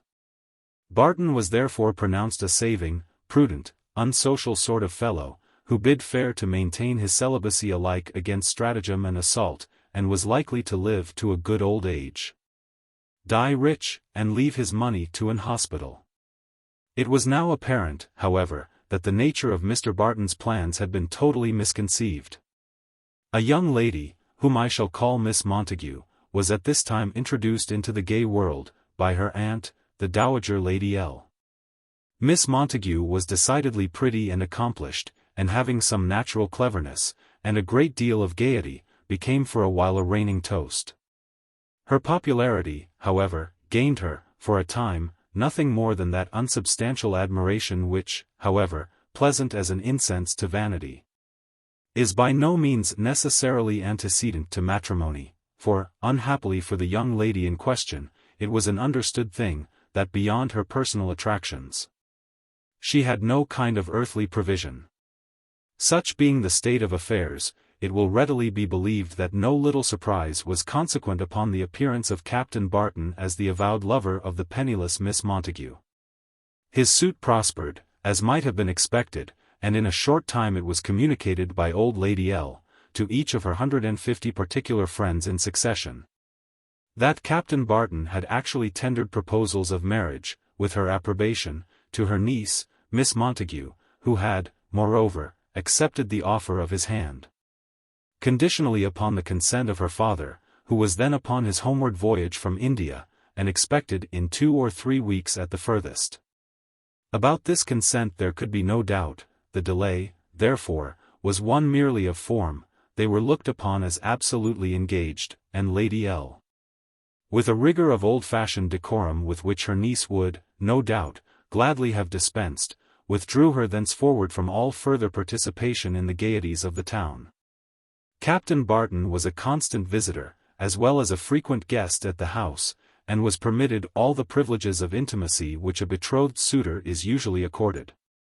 Such was the relation of parties, when the mysterious circumstances which darken this narrative first begun to unfold themselves. Lady L. resided in a handsome mansion at the north side of Dublin, and Captain Barton's lodgings, as we have already said, were situated at the south. The distance intervening was considerable, and it was Captain Barton's habit generally to walk home without an attendant, as often as he passed the evening with the old lady and her fair charge. His shortest way in such nocturnal walks lay, for a considerable space, through a line of street which had as yet merely been laid out, and little more than the foundations of the houses constructed. One night, shortly after his engagement with Miss Montague had commenced, he happened to remain unusually late, in company with her and Lady L. The conversation had turned upon the evidences of revelation, which he had disputed with the callous skepticism of a confirmed infidel. What were called French principles had in those days found their way a good deal into fashionable society, especially that portion of it which professed allegiance to Whiggism. And neither the old lady nor her charge were so perfectly free from the taint, as to look upon Mr. Barton's views as any serious objection to the proposed union. The discussion had degenerated into one upon the supernatural and the marvelous, in which he had pursued precisely the same line of argument and ridicule. In all this, it is but truth to state, Captain Barton was guilty of no affectation. The doctrines upon which he insisted were, in reality, but too truly the basis of his own fixed belief, if so it might be called. And perhaps not the least strange of the many strange circumstances connected with my narrative, was the fact, that the subject of the fearful influences I am about to describe, was himself. From the deliberate conviction of years, an utter disbeliever in what are usually termed preternatural agencies.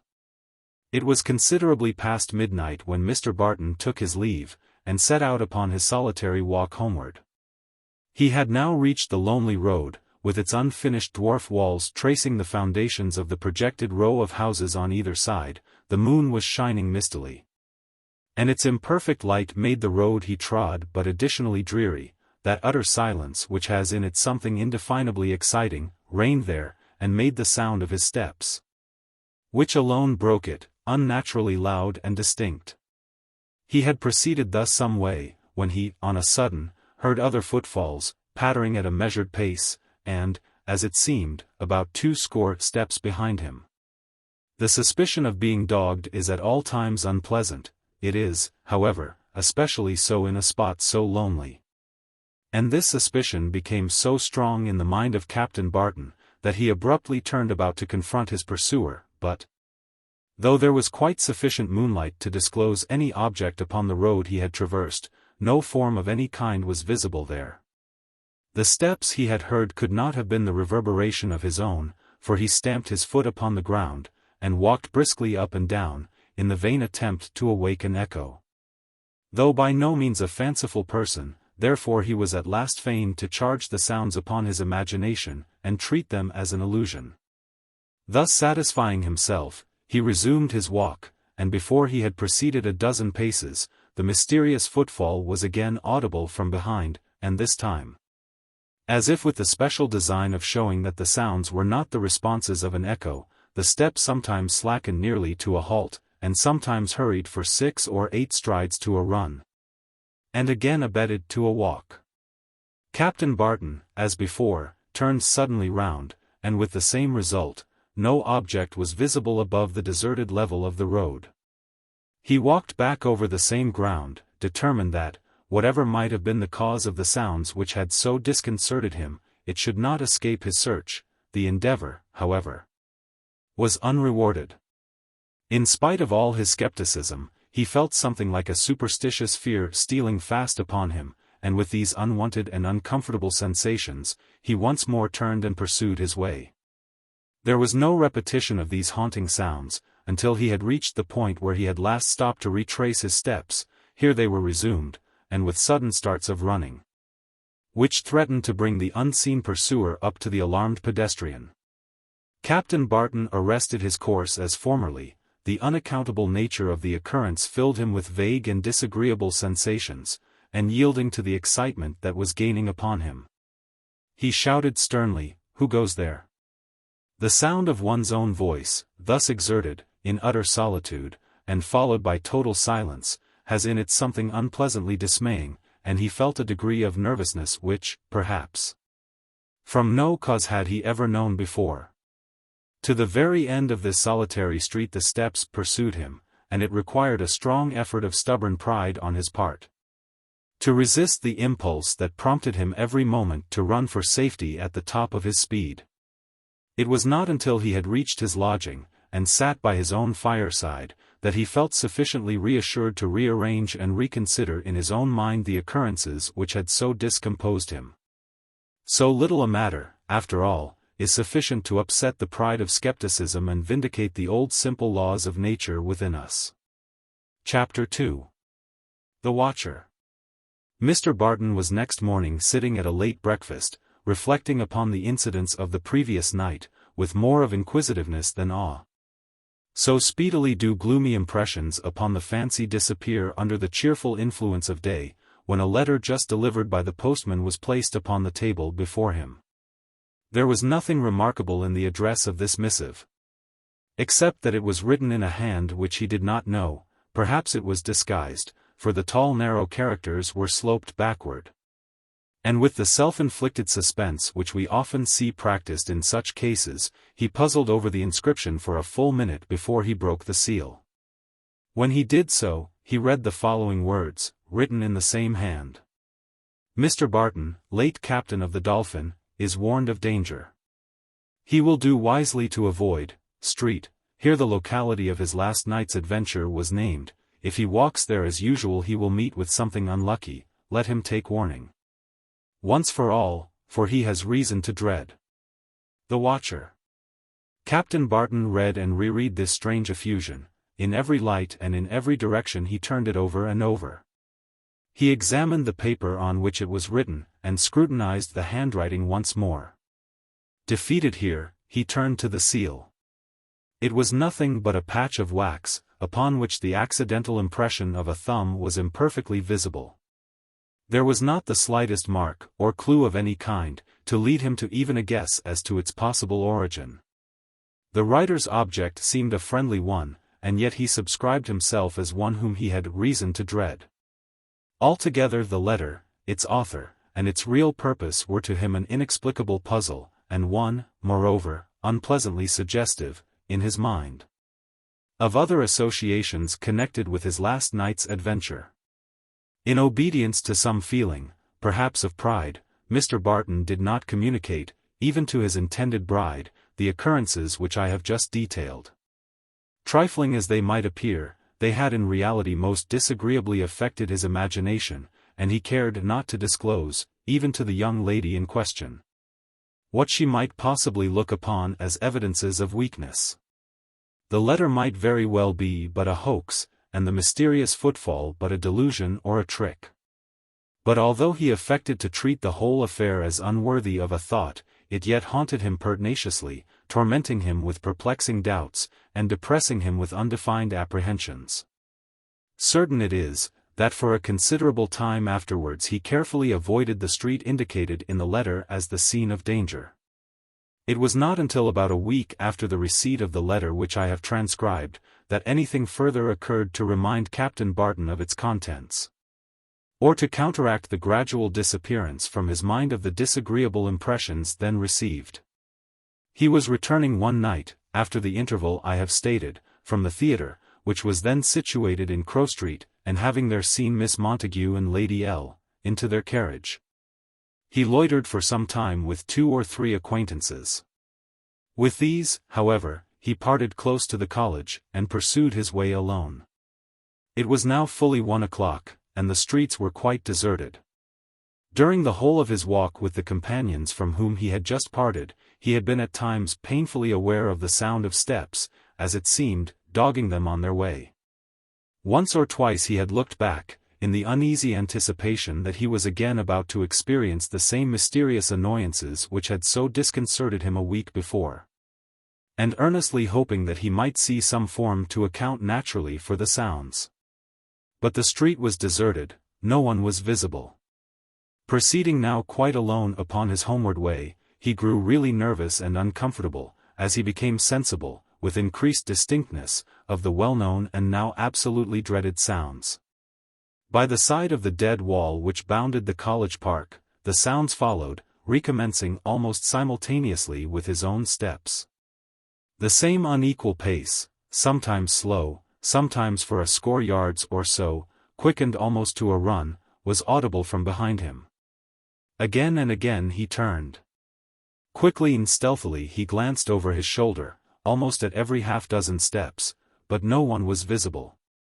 The irritation of this intangible and unseen pursuit became gradually all but intolerable. And when at last he reached his home, his nerves were strung to such a pitch of excitement that he could not rest, and did not attempt even to lie down until after the daylight had broken. He was awakened by a knock at his chamber door, and his servant entering, handed him several letters which had just been received by the penny post. One among them instantly arrested his attention. A single glance at the direction aroused him thoroughly.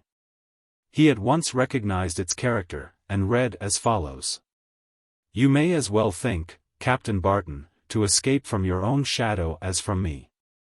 Do what you may, I will see you as often as I please, and you shall see me, for I do not want to hide myself, as you fancy. Do not let it trouble your rest, Captain Barton.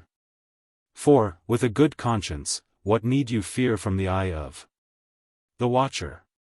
It is scarcely necessary to dwell upon the feelings that accompanied a perusal of this strange communication.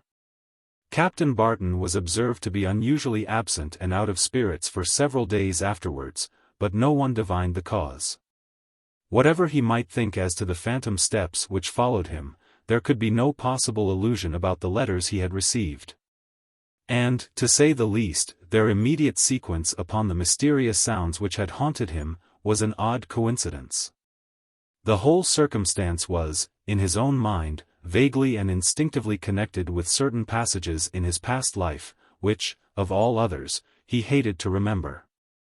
It happened, however, that in addition to his own approaching nuptials, Captain Barton had just then, fortunately, perhaps.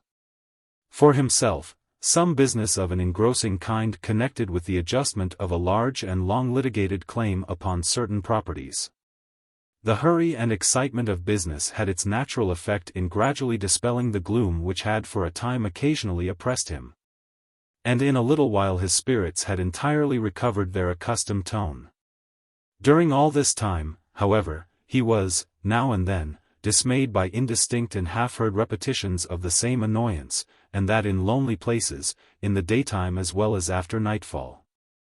These renewals of the strange impressions from which he had suffered so much, were, however, desultory and faint, insomuch that often he really could not, to his own satisfaction, distinguish between them and the mere suggestions of an excited imagination.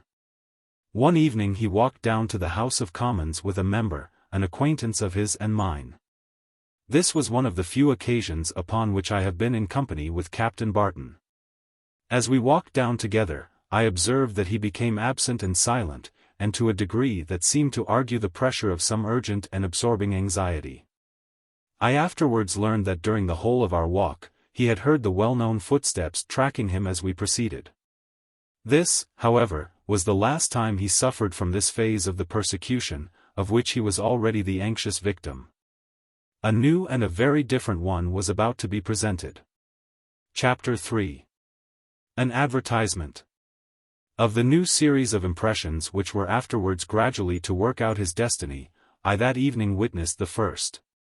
And but for its relation to the train of events which followed, the incident would scarcely have been now remembered by me.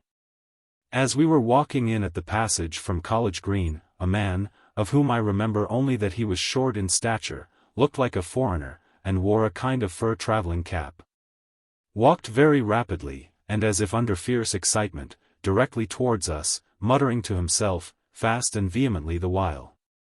This odd-looking person walked straight toward Barton, who was foremost of the three, and halted, regarding him for a moment or two with a look of maniacal menace and fury. And then turning about as abruptly, he walked before us at the same agitated pace, and disappeared at a side passage. I do distinctly remember being a good deal shocked at the countenance and bearing of this man, which indeed irresistibly impressed me with an undefined sense of danger, such as I have never felt before or since from the presence of anything human. But these sensations were, on my part, far from amounting to anything so disconcerting as to flurry or excite me. I had seen only a singularly evil countenance, agitated, as it seemed, with the excitement of madness. I was absolutely astonished, however, at the effect of this apparition upon Captain Barton. I knew him to be a man of proud courage and coolness in real danger, a circumstance which made his conduct upon this occasion the more conspicuously odd. He recoiled a step or two as the stranger advanced, and clutched my arm in silence, with what seemed to be a spasm of agony or terror. And then, as the figure disappeared, shoving me roughly back, he followed it for a few paces, stopped in great disorder, and sat down upon a form. I never beheld a countenance more ghastly and haggard. "For God's sake, Barton, what is the matter?" said our companion, really alarmed at his appearance. "You're not hurt, are you? Or unwell? What is it?" "What did he say? I did not hear it. What was it?" asked Barton, wholly disregarding the question. "Nonsense," said, greatly surprised. "Who cares what the fellow said? You are unwell, Barton, decidedly unwell. Let me call a coach." "Unwell? No, not unwell," he said, evidently making an effort to recover his self-possession. "But, to say the truth, I am fatigued, a little overworked, and perhaps over-anxious. You know I have been in Chancery, and the winding up of a suit is always a nervous affair.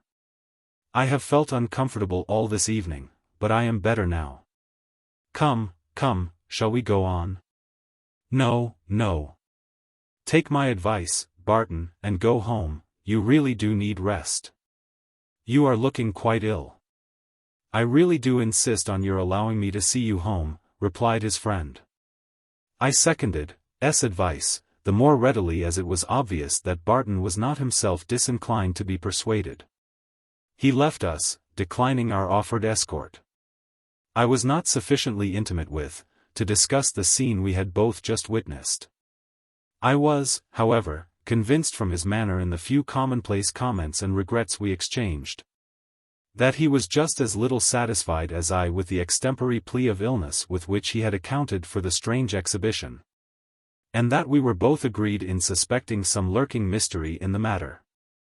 I called next day at Barton's lodgings, to inquire for him, and learned from the servant that he had not left his room since his return the night before, but that he was not seriously indisposed, and hoped to be out in a few days. That evening he sent for Dr. R., then in large and fashionable practice in Dublin, and their interview was, it is said, an odd one. He entered into a detail of his own symptoms in an abstracted and desultory way which seemed to argue a strange want of interest in his own cure, and, at all events, made it manifest that there was some topic engaging his mind of more engrossing importance than his present ailment. He complained of occasional palpitations and headache. Dr. R. asked him among other questions, whether there was any irritating circumstance or anxiety then occupying his thoughts. This he denied quickly and almost peevishly. And the physician thereupon declared his opinion, that there was nothing amiss except some slight derangement of the digestion, for which he accordingly wrote a prescription, and was about to withdraw, when Mr. Barton, with the air of a man who recollects a topic which had nearly escaped him, recalled him. "I beg your pardon, doctor, but I really almost forgot. Will you permit me to ask you 2 or 3 medical questions, rather odd ones, perhaps, but a wager depends upon their solution. You will, I hope, excuse my unreasonableness."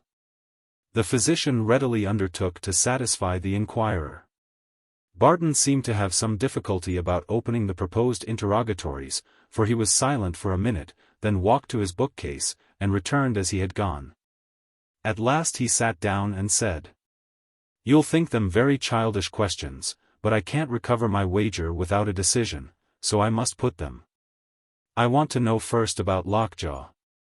If a man actually has had that complaint, and appears to have died of it, so much so, that a physician of average skill pronounces him actually dead, may he, after all, recover?" The physician smiled, and shook his head. But a blunder may be made," resumed Barton. "Suppose an ignorant pretender to medical skill. May he be so deceived by any stage of the complaint, as to mistake what is only a part of the progress of the disease, for death itself?" "No one who had ever seen death," answered he, "could mistake it in a case of lockjaw." Barton mused for a few minutes. "I am going to ask you a question, perhaps, still more childish.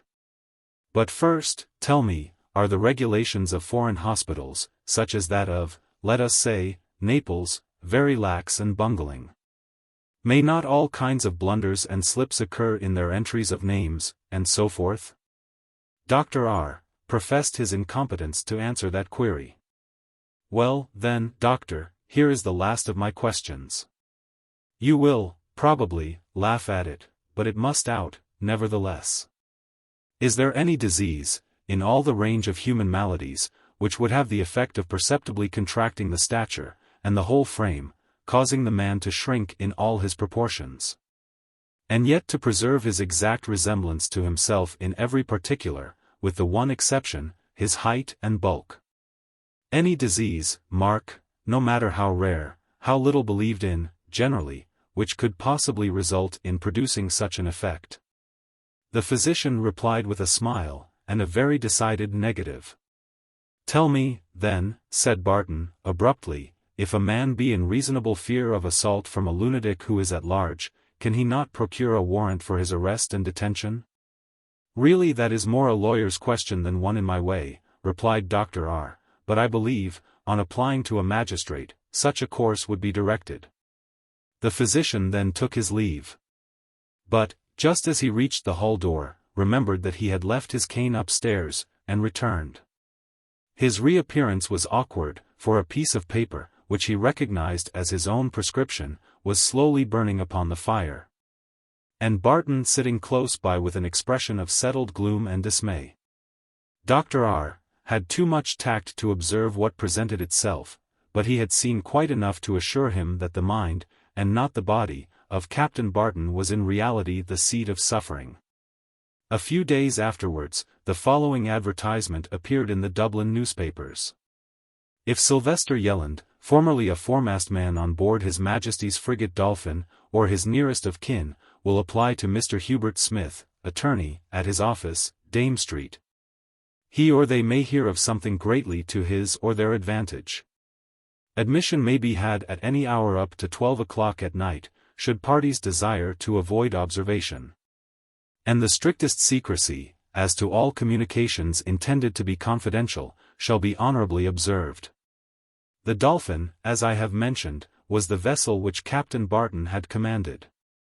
And this circumstance, connected with the extraordinary exertions made by the circulation of handbills, etc., as well as by repeated advertisements, to secure for this strange notice the utmost possible publicity, suggested to Dr. the idea that Captain Barton's extreme uneasiness was somehow connected with the individual to whom the advertisement was addressed, and he himself the author of it. This, however, it is needless to add, was no more than a conjecture. No information whatsoever, as to the real purpose of the advertisement was divulged by the agent, nor yet any hint as to who his employer might be. Chapter 4. He talks with a clergyman. Mr. Barton, although he had latterly begun to earn for himself the character of an hypochondriac, was yet very far from deserving it. Though by no means lively, he had yet, naturally, what are termed even spirits, and was not subject to undue depressions. He soon, therefore, began to return to his former habits. And one of the earliest symptoms of this healthier tone of spirits was, his appearing at a grand dinner of the Freemasons, of which worthy fraternity he was himself a brother.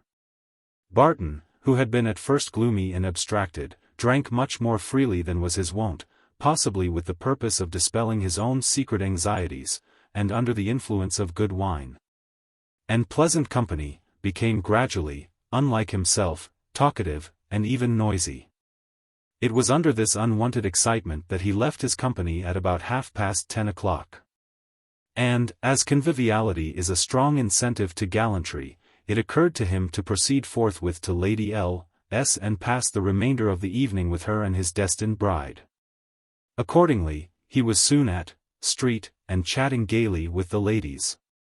It is not to be supposed that Captain Barton had exceeded the limits which propriety prescribes to good fellowship. He had merely taken enough wine to raise his spirits, without, however, in the least degree unsteadying his mind, or affecting his manners. With this undue elevation of spirits had supervened an entire oblivion or contempt of those undefined apprehensions which had for so long weighed upon his mind, and to a certain extent estranged him from society. But as the night wore away, and his artificial gaiety began to flag, these painful feelings gradually intruded themselves again, and he grew abstracted and anxious as heretofore. He took his leave at length, with an unpleasant foreboding of some coming mischief, and with a mind haunted with 1,000 mysterious apprehensions, such as, even while he acutely felt their pressure, he, nevertheless, inwardly strove, or affected to contemn. It was this proud defiance of what he regarded as his own weakness, which prompted him upon the present occasion to that course which brought about the adventure I am now about to relate. Mr. Barton might have easily called a coach, but he was conscious that his strong inclination to do so proceeded from no cause other than what he desperately persisted in representing to himself to be his own superstitious tremors. He might also have returned home by a route different from that against which he had been warned by his mysterious correspondent. But for the same reason he dismissed this idea also, and with a dogged and half-desperate resolution to force matters to a crisis of some kind. If there were any reality in the causes of his former suffering, and if not, satisfactorily to bring their delusiveness to the proof, he determined to follow precisely the course which he had trodden upon the night so painfully memorable in his own mind as that on which his strange persecution commenced. Though, sooth to say, the pilot who for the first time steers his vessel under the muzzles of a hostile battery Never felt his resolution more severely tasked than did Captain Barton as he breathlessly pursued this solitary path, a path which, spite of every effort of skepticism and reason, he felt to be infested by some, as respected him, malignant being. He pursued his way steadily and rapidly, scarcely breathing from intensity of suspense. He, however, was troubled by no renewal of the dreaded footsteps, and was beginning to feel a return of confidence, as more than 3/4 of the way being accomplished with impunity. He approached the long line of twinkling oil lamps which indicated the frequented streets. This feeling of self-congratulation was, however, but momentary. The report of a musket at some 100 yards behind him, and the whistle of a bullet close to his head, disagreeably and startlingly dispelled it. His first impulse was to retrace his steps in pursuit of the assassin. But the road on either side was, as we have said, embarrassed by the foundations of a street, beyond which extended waste fields, full of rubbish and neglected lime and brick kilns. And all now as utterly silent as though no sound had ever disturbed their dark and unsightly solitude. The futility of, single-handed, attempting, under such circumstances, a search for the murderer, was apparent, especially as no sound, either of retreating steps or any other kind, was audible to direct his pursuit. With the tumultuous sensations of one whose life has just been exposed to a murderous attempt, and whose escape has been the narrowest possible, Captain Barton turned again. And without, however, quickening his pace actually to a run, hurriedly pursued his way. He had turned, as I have said, after a pause of a few seconds, and had just commenced his rapid retreat, when on a sudden he met the well-remembered little man in the fur cap. The encounter was but momentary. The figure was walking at the same exaggerated pace, and with the same strange air of menace as before. And as it passed him, he thought he heard it say, in a furious whisper, "Still alive, still alive." The state of Mr. Barton's spirits began now to work a corresponding alteration in his health and looks, and to such a degree that it was impossible that the change should escape general remark. For some reasons, known but to himself, he took no step whatsoever to bring the attempt upon his life, which he had so narrowly escaped, under the notice of the authorities. On the contrary, he kept it jealously to himself. And it was not for many weeks after the occurrence that he mentioned it, and then in strict confidence, to a gentleman, whom the torments of his mind at last compelled him to consult. Spite of his blue devils, however, poor Barton, having no satisfactory reason to render to the public for any undue remissness in the attentions exacted by the relation subsisting between him and Miss Montague, was obliged to exert himself, and present to the world a confident and cheerful bearing. The true source of his sufferings, and every circumstance connected with them, he guarded with a reserve so jealous, that it seemed dictated by at least a suspicion that the origin of his strange persecution was known to himself, and that it was of a nature which, upon his own account, he could not or dared not disclose. The mind thus turned in upon itself, and constantly occupied with a haunting anxiety which it dared not reveal or confide to any human breast, became daily more excited, and, of course, more vividly impressible, by a system of attack which operated through the nervous system. And in this state he was destined to sustain, with increasing frequency, the stealthy visitations of that apparition which from the first had seemed to possess so terrible a hold upon his imagination. It was about this time that Captain Barton called upon the then celebrated preacher, Doctor, with whom he had a slight acquaintance, and an extraordinary conversation ensued. The divine was seated in his chambers in college, surrounded with works upon his favorite pursuit, and deep in theology, when Barton was announced. There was something at once embarrassed and excited in his manner, which, along with his wan and haggard countenance, impressed the student with the unpleasant consciousness that his visitor must have recently suffered terribly indeed, to account for an alteration so striking, almost shocking. After the usual interchange of polite greeting, and a few commonplace remarks, Captain Barton, who obviously perceived the surprise which his visit had excited, and which Doctor was unable wholly to conceal, interrupted a brief pause by remarking, "This is a strange call, Doctor." Perhaps scarcely warranted by an acquaintance so slight as mine with you. I should not under ordinary circumstances have ventured to disturb you, but my visit is neither an idle nor impertinent intrusion. I am sure you will not so account it, when I tell you how afflicted I am. Doctor, interrupted him with assurances such as good breeding suggested, and Barton resumed. I am come to task your patience by asking your advice. When I say your patience, I might, indeed, say more, I might have said your humanity, your compassion, for I have been and am a great sufferer. My dear sir, replied the churchman, it will, indeed, afford me infinite gratification if I can give you comfort in any distress of mind. But, you know. I know what you would say, resumed Barton, quickly, I am an unbeliever, and, therefore, incapable of deriving help from religion, but don't take that for granted. At least you must not assume that, however unsettled my convictions may be, I do not feel a very deep, interest in the subject. Circumstances have lately forced it upon my attention, in such a way as to compel me to review the whole question in a more candid and teachable spirit, I believe, than I ever studied it in before. Your difficulties, I take it for granted, refer to the evidences of revelation, suggested the clergyman. Why, no, not altogether. In fact, I am ashamed to say I have not considered even my objections sufficiently to state them connectedly, but there is one subject on which I feel a peculiar interest. He paused again, and Doctor pressed him to proceed. The fact is, said Barton, whatever may be my uncertainty as to the authenticity of what we are taught to call revelation, of one fact I am deeply and horribly convinced. That there does exist beyond this a spiritual world, a system whose workings are generally in mercy hidden from us, a system which may be, and which is sometimes, partially and terribly revealed.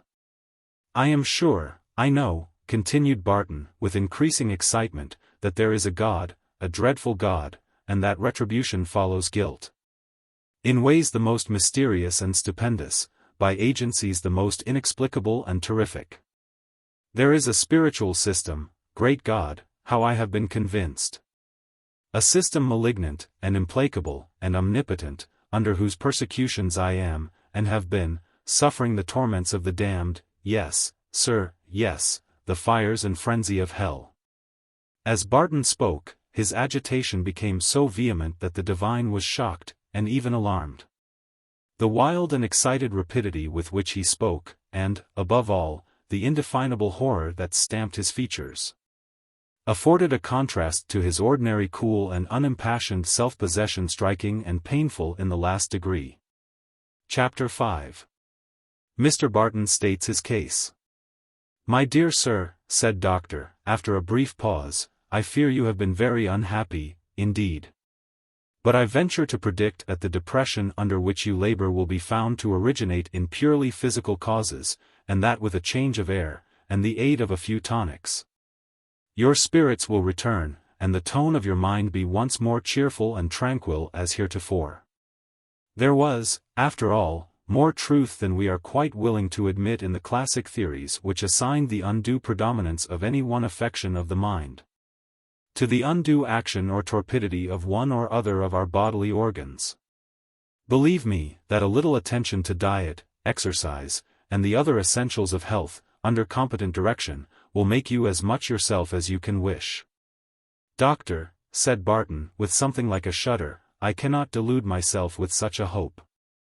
I have no hope to cling to but one, and that is, that by some other spiritual agency more potent than that which tortures me, it may be combated, and I delivered.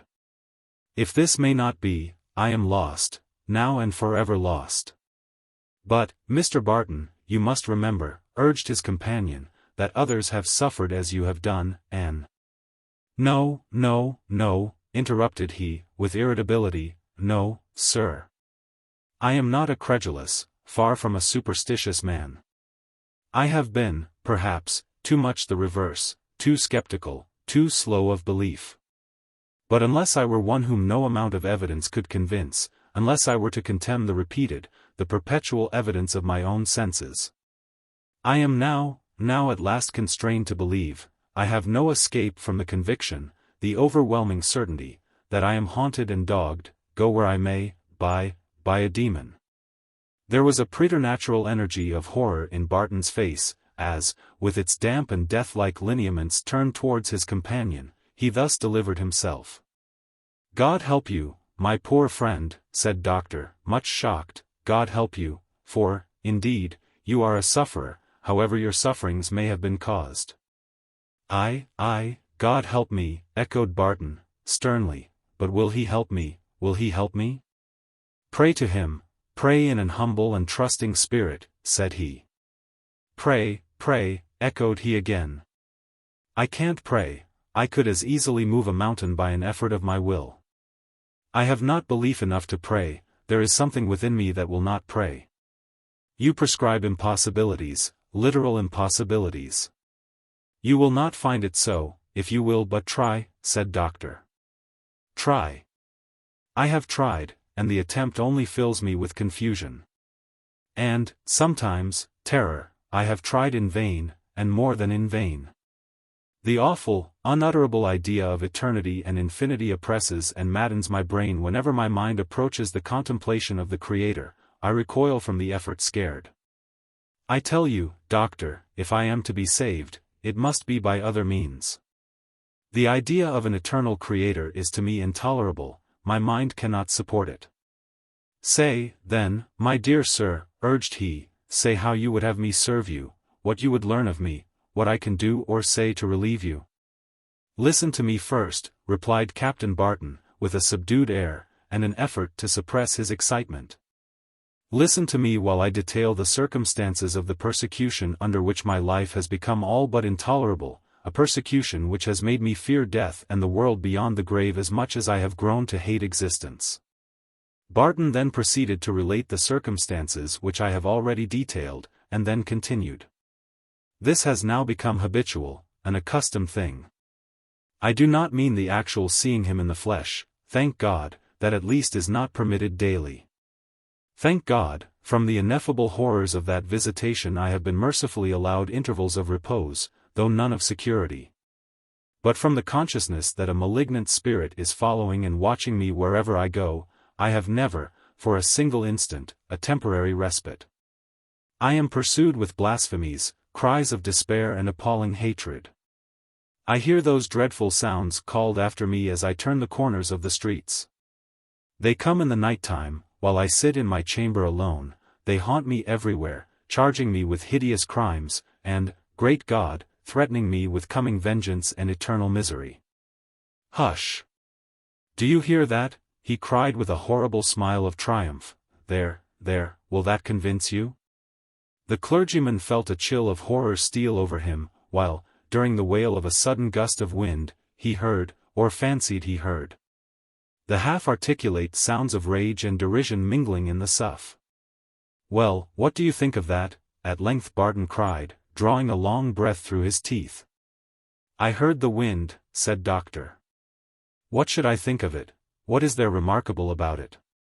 "The prince of the powers of the air," muttered Barton, with a shudder. "Tut, tut! My dear sir," said the student, with an effort to reassure himself. For though it was broad daylight, there was nevertheless something disagreeably contagious in the nervous excitement under which his visitor so miserably suffered. "You must not give way to those wild fancies, you must resist these impulses of the imagination." Aye, resist the devil and he will flee from thee," said Barton, in the same tone. "But how resist him?" "Aye, there it is, there is the rub. What am I to do? What can I do?" "My dear sir, this is fancy," said the man of folios, "you are your own tormentor." No, sir, fancy has no part in it," answered Barton, somewhat sternly. "Fancy! Was it that made you, as well as me, hear, but this moment, those accents of hell? Fancy, indeed! No. But you have seen this person frequently," said the ecclesiastic, "why have you not accosted or secured him? Is it not a little precipitate, to say no more, to assume, as you have done, the existence of preternatural agency, when, after all, everything may be easily accountable?"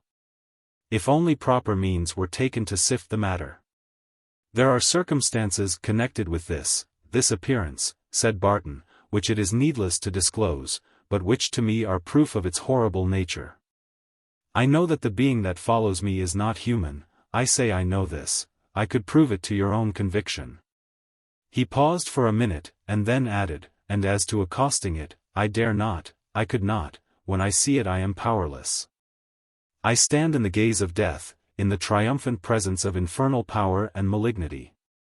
My strength, and faculties, and memory, all forsake me. O God, I fear, sir, you know not what you speak of. Mercy, mercy, heaven have pity on me. He leaned his elbow on the table, and passed his hand across his eyes, as if to exclude some image of horror, muttering the last words of the sentence he had just concluded, again and again. Doctor, he said, abruptly raising himself, and looking full upon the clergyman with an imploring eye, I know you will do for me whatever may be done. You know now fully the circumstances and the nature of my affliction. I tell you I cannot help myself, I cannot hope to escape, I am utterly passive. I conjure you, then, to weigh my case well, and if anything may be done for me by vicarious supplication, by the intercession of the good, or by any aid or influence whatsoever, I implore of you. I adjure you in the name of the Most High, give me the benefit of that influence, deliver me from the body of this death. Strive for me, pity me, I know you will, you cannot refuse this, it is the purpose and object of my visit. Send me away with some hope, however little, some faint hope of ultimate deliverance, and I will nerve myself to endure, from hour to hour, the hideous dream into which my existence has been transformed. Doctor assured him that all he could do was to pray earnestly for him, and that so much he would not fail to do. They parted with a hurried and melancholy valediction. Barton hastened to the carriage that awaited him at the door, drew down the blinds, and drove away, while Doctor returned to his chamber, to ruminate at leisure upon the strange interview which had just interrupted his studies. Chapter 6. Scene again. It was not to be expected that Captain Barton's changed and eccentric habits should long escape remark and discussion. Various were the theories suggested to account for it. Some attributed the alteration to the pressure of secret pecuniary embarrassments. Others to a repugnance to fulfill an engagement into which he was presumed to have too precipitately entered. And others, again, to the supposed incipiency of mental disease, which latter, indeed, was the most plausible as well as the most generally received of the hypotheses circulated in the gossip of the day. From the very commencement of this change, at first so gradual in its advances, Miss Montague had of course been aware of it. The intimacy involved in their peculiar relation, as well as the near interest which it inspired afforded, in her case, a like opportunity and motive for the successful exercise of that keen and penetrating observation peculiar to her sex. His visits became, at length, so interrupted, and his manner, while they lasted, so abstracted, strange, and agitated, that Lady L, after hinting her anxiety and her suspicions more than once, at length distinctly stated her anxiety, and pressed for an explanation. The explanation was given, and although its nature at first relieved the worst solicitudes of the old lady and her niece, yet the circumstances which attended it, and the really dreadful consequences which it obviously indicated, as regarded the spirits, and indeed the reason of the now wretched man, who made the strange declaration, were enough, upon little reflection, to fill their minds with perturbation and alarm. General Montague, the young lady's father, at length arrived.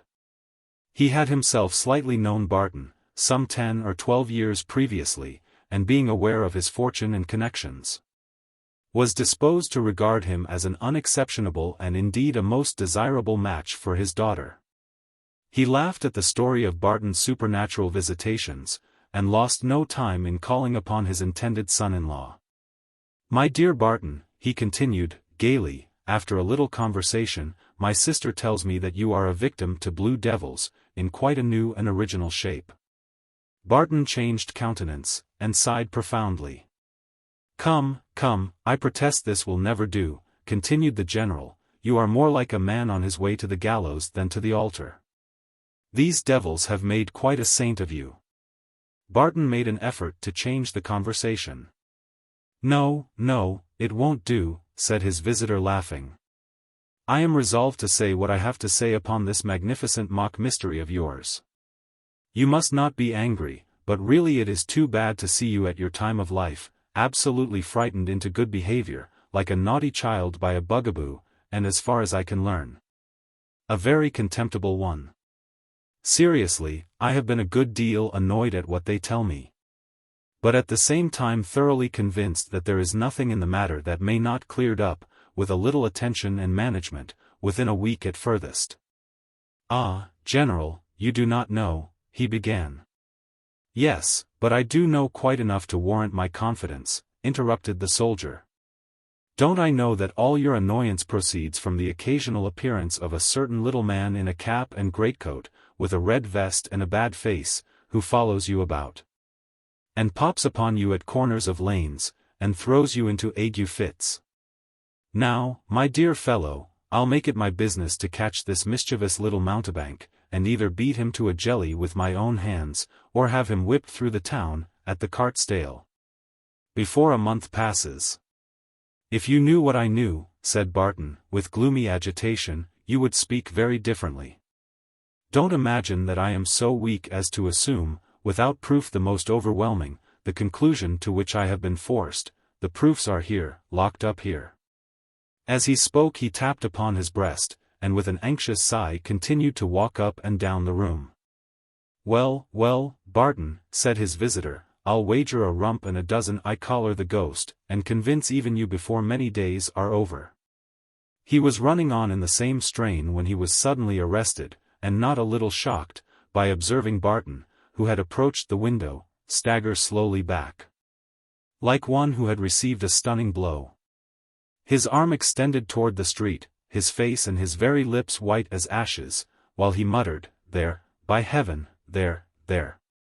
General Montague started mechanically to his feet, and from the window of the drawing-room, saw a figure corresponding as well as his hurry would permit him to discern, with the description of the person, whose appearance so persistently disturbed the repose of his friend. The figure was just turning from the rails of the area upon which it had been leaning, and, without waiting to see more, the old gentleman snatched his cane and hat, and rushed down the stairs and into the street, in the furious hope of securing the person, and punishing the audacity of the mysterious stranger. He looked round him, but in vain, for any trace of the person he had himself distinctly seen. He ran breathlessly to the nearest corner, expecting to see from thence the retiring figure, but no such form was visible. Back and forward, from crossing to crossing, he ran, at fault, and it was not until the curious gaze and laughing countenances of the passers-by reminded him of the absurdity of his pursuit, that he checked his hurried pace, lowered his walking cane from the menacing altitude which he had mechanically given it, adjusted his hat, and walked composedly back again, inwardly vexed and flurried. He found Barton pale and trembling in every joint. They both remained silent, though under emotions very different. At last Barton whispered, "You saw it?" "It? Him, someone, you mean, to be sure I did," replied Montague, testily. "But where is the good or the harm of seeing him? The fellow runs like a lamplighter. I wanted to catch him, but he had stole away before I could reach the hall door. However, it is no great matter, next time, I dare say, I'll do better. And egad, if I once come within reach of him, I'll introduce his shoulders to the weight of my cane." Notwithstanding General Montague's undertakings and exhortations, however, Barton continued to suffer from the selfsame unexplained cause. Go how, when, or where he would, he was still constantly dogged or confronted by the being who had established over him so horrible an influence. Nowhere and at no time was he secure against the odious appearance which haunted him with such diabolic perseverance. His depression, misery, and excitement became more settled and alarming every day, and the mental agonies that ceaselessly preyed upon him, began at last so sensibly to affect his health, that Lady L. and General Montague succeeded, without, indeed, much difficulty, in persuading him to try a short tour on the continent, in the hope that an entire change of scene would, at all events, have the effect of breaking through the influences of local association, which the more skeptical of his friends assumed to be by no means inoperative in suggesting and perpetuating what they conceived to be a mere form of nervous illusion. General Montague indeed was persuaded that the figure which haunted his intended son-in-law was by no means the creation of his imagination, but, on the contrary, a substantial form of flesh and blood, animated by a resolution, perhaps with some murderous object in perspective, to watch and follow the unfortunate gentleman. Even this hypothesis was not a very pleasant one. Yet it was plain that if Barton could ever be convinced that there was nothing preternatural in the phenomenon which he had hitherto regarded in that light, the affair would lose all its terrors in his eyes, and wholly cease to exercise upon his health and spirits the baleful influence which it had hitherto done. He therefore reasoned, that if the annoyance were actually escaped by mere locomotion and change of scene, it obviously could not have originated in any supernatural agency. Chapter 7. Flight. Yielding to their persuasions, Barton left Dublin for England, accompanied by General Montague. They posted rapidly to London, and thence to Dover, whence they took the packet with a fair wind for Calais. The General's confidence in the result of the expedition on Barton's spirits had risen day by day, since their departure from the shores of Ireland. For to the inexpressible relief and delight of the latter, he had not since then, so much as even once fancied a repetition of those impressions which had, when at home, drawn him gradually down to the very depths of despair. This exemption from what he had begun to regard as the inevitable condition of his existence, and the sense of security which began to pervade his mind, were inexpressibly delightful. And in the exultation of what he considered his deliverance, he indulged in 1,000 happy anticipations for a future into which so lately he had hardly dared to look. And in short, both he and his companion secretly congratulated themselves upon the termination of that persecution which had been to its immediate victim a source of such unspeakable agony. It was a beautiful day, and a crowd of idlers stood upon the jetty to receive the packet, and enjoy the bustle of the new arrivals. Montague walked a few paces in advance of his friend, and as he made his way through the crowd, a little man touched his arm, and said to him, in a broad provincial patois, "Monsieur is walking too fast. He will lose his sick comrade in the throng, for, by my faith, the poor gentleman seems to be fainting." Montague turned quickly, and observed that Barton did indeed look deadly pale. He hastened to his side. "My dear fellow, are you ill?" he asked anxiously. The question was unheeded and twice repeated, ere Barton stammered, "I saw him, I saw him." "Him? The wretch, who, where now, where is he?" cried Montague, looking around him. "I saw him, but he is gone," repeated Barton, faintly. "But where? For God's sake speak," urged Montague, vehemently. "It is but this moment, here," said he. "But what did he look like? What had he on? What did he wear? Quick, urged his excited companion, ready to dart among the crowd and collar the delinquent on the spot. "He touched your arm, he spoke to you, he pointed to me." "God be merciful to me, there is no escape," said Barton, in the low, subdued tones of despair. Montague had already bustled away in all the flurry of mingled hope and rage. But though the singular personnel of the stranger who had accosted him was vividly impressed upon his recollection, he failed to discover among the crowd even the slightest resemblance to him.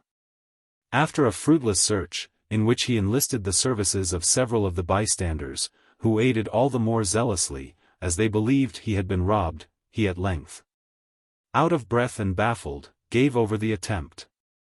"Ah, my friend, it won't do," said Barton, with the faint voice and bewildered, ghastly look of one who had been stunned by some mortal shock. "There is no use in contending. Whatever it is, the dreadful association between me and it is now established. I shall never escape, never." "Nonsense, my dear Barton. Don't talk so," said Montague with something at once of irritation and dismay, you must not, I say, will jockey the scoundrel yet, never mind, I say, never mind. It was, however, but labor lost to endeavor henceforward to inspire Barton with one ray of hope. He became desponding. This intangible, and, as it seemed, utterly inadequate influence was fast destroying his energies of intellect, character, and health. His first object was now to return to Ireland, there, as he believed, and now almost hoped, speedily to die. To Ireland accordingly he came, and one of the first faces he saw upon the shore was again that of his implacable and dreaded attendant. Barton seemed at last to have lost not only all enjoyment and every hope in existence, but all independence of will besides. He now submitted himself passively to the management of the friends most nearly interested in his welfare. With the apathy of entire despair, he implicitly assented to whatever measures they suggested and advised. And as a last resource, it was determined to remove him to a house of Lady L.'s, in the neighborhood of Clontarf, where, with the advice of his medical attendant, who persisted in his opinion that the whole train of consequences resulted merely from some nervous derangement, it was resolved that he was to confine himself, strictly to the house, and to make use only of those apartments which commanded a view of an enclosed yard, the gates of which were to be kept jealously locked. Those precautions would certainly secure him against the casual appearance of any living form, that his excited imagination might possibly confound with the spectre which, as it was contended, his fancy recognized in every figure that bore even a distant or general resemblance to the peculiarities with which his fancy had at first invested it. A month or 6 weeks' absolute seclusion under these conditions, it was hoped might, by interrupting the series of these terrible impressions, gradually dispel the predisposing apprehensions and the associations which had confirmed the supposed disease, and rendered recovery hopeless. Cheerful society and that of his friends was to be constantly supplied, and on the whole, very sanguine expectations were indulged in, that under the treatment thus detailed, the obstinate hypochondria of the patient might at length give way. Accompanied, therefore, by Lady L. General Montague and his daughter, his own affianced bride, poor Barton, himself never daring to cherish a hope of his ultimate emancipation from the horrors under which his life was literally wasting away, took possession of the apartments, whose situation protected him against the intrusions, from which he shrank with such unutterable terror. After a little time, a steady persistence in this system began to manifest its results, in a very marked though gradual improvement, alike in the health and spirits of the invalid. Not, indeed, that anything at all approaching complete recovery was yet discernible. On the contrary, to those who had not seen him since the commencement of his strange sufferings, such an alteration would have been apparent as might well have shocked them. The improvement, however, such as it was welcomed with gratitude and delight, especially by the young lady, whom her attachment to him, as well as her now singularly painful position, consequent on his protracted illness, rendered an object scarcely 1 degree less to be commiserated than himself. A week passed, a fortnight, a month, and yet there had been no recurrence of the hated visitation. The treatment had, so far forth, been followed by complete success. The chain of associations was broken. The constant pressure upon the overtasked spirits had been removed, and, under these comparatively favorable circumstances, the sense of social community with the world about him, and something of human interest, if not of enjoyment, began to reanimate him. It was about this time that Lady L., who, like most old ladies of the day, was deep in family receipts, and a great pretender to medical science, dispatched her own maid to the kitchen garden, with a list of herbs, which were there to be carefully culled, and brought back to her housekeeper for the purpose stated. The handmaiden, however, returned with her task scarce half completed, and a good deal flurried and alarmed. Her mode of accounting for her precipitate retreat and evident agitation was odd, and, to the old lady, startling. Chapter 8. Softened. It appeared that she had repaired to the kitchen garden, pursuant to her mistress's directions, And had there begun to make the specified election among the rank and neglected herbs which crowded one corner of the enclosure, and while engaged in this pleasant labor, she carelessly sang a fragment of an old song, as she said, to keep herself company. She was, however, interrupted by an ill-natured laugh. And, looking up, she saw through the old thorn hedge, which surrounded the garden, a singularly ill-looking little man, whose countenance wore the stamp of menace and malignity. Standing close to her, at the other side of the hawthorn screen. She described herself as utterly unable to move or speak, while he charged her with a message for Captain Barton. The substance of which she distinctly remembered to have been to the effect, that he, Captain Barton, must come abroad as usual, and show himself to his friends, out of doors. Or else prepare for a visit in his own chamber. On concluding this brief message, the stranger had, with a threatening air, got down into the outer ditch, and, seizing the hawthorn stems in his hands, seemed on the point of climbing through the fence, a feat which might have been accomplished without much difficulty. Without, of course, awaiting this result, the girl, throwing down her treasures of thyme and rosemary, had turned and run, with the swiftness of terror, to the house. Lady L. commanded her, on pain of instant dismissal, to observe an absolute silence respecting all that passed of the incident which related to Captain Barton. And, at the same time, directed instant search to be made by her men, in the garden and the fields adjacent. This measure, however, was as usual, unsuccessful, and, filled with undefinable misgivings, Lady L. communicated the incident to her brother. The story, however, until long afterwards, went no further, and, of course, it was jealously guarded from Barton, who continued to amend, though slowly. Barton now began to walk occasionally in the courtyard which I have mentioned, and which being enclosed by a high wall, commanded no view beyond its own extent. Here he, therefore, considered himself perfectly secure, and, but for a careless violation of orders by one of the grooms, he might have enjoyed, at least for some time longer, his much-prized immunity. Opening upon the public road, this yard was entered by a wooden gate, with a wicket in it, and was further defended by an iron gate upon the outside. Strict orders had been given to keep both carefully locked. But, spite of these, it had happened that one day, as Barton was slowly pacing this narrow enclosure, in his accustomed walk, and reaching the further extremity, was turning to retrace his steps. He saw the boarded wicket ajar, and the face of his tormentor immovably looking at him through the iron bars. For a few seconds he stood rivet to the earth, breathless and bloodless, in the fascination of that dreaded gaze, and then fell helplessly insensible, upon the pavement. There he was found a few minutes afterwards, and conveyed to his room, the apartment which he was never afterwards to leave alive. Henceforward a marked and unaccountable change was observable in the tone of his mind. Captain Barton was now no longer the excited and despairing man he had been before. A strange alteration had passed upon him, an unearthly tranquility reigned in his mind, it was the anticipated stillness of the grave. "Montague, my friend, this struggle is nearly ended now," he said, tranquilly, but with a look of fixed and fearful awe. "I have, at last, some comfort from that world of spirits, from which my punishment has come. I now know that my sufferings will soon be over." Montague pressed him to speak on. "Yes," said he, in a softened voice, "my punishment is nearly ended. From sorrow, perhaps I shall never, in time or eternity, escape, but my agony is almost over. Comfort has been revealed to me, and what remains of my allotted struggle I will bear with submission, even with hope." "I am glad to hear you speak so tranquilly, my dear Barton," said Montague. "Peace and cheer of mind are all you need to make you what you were."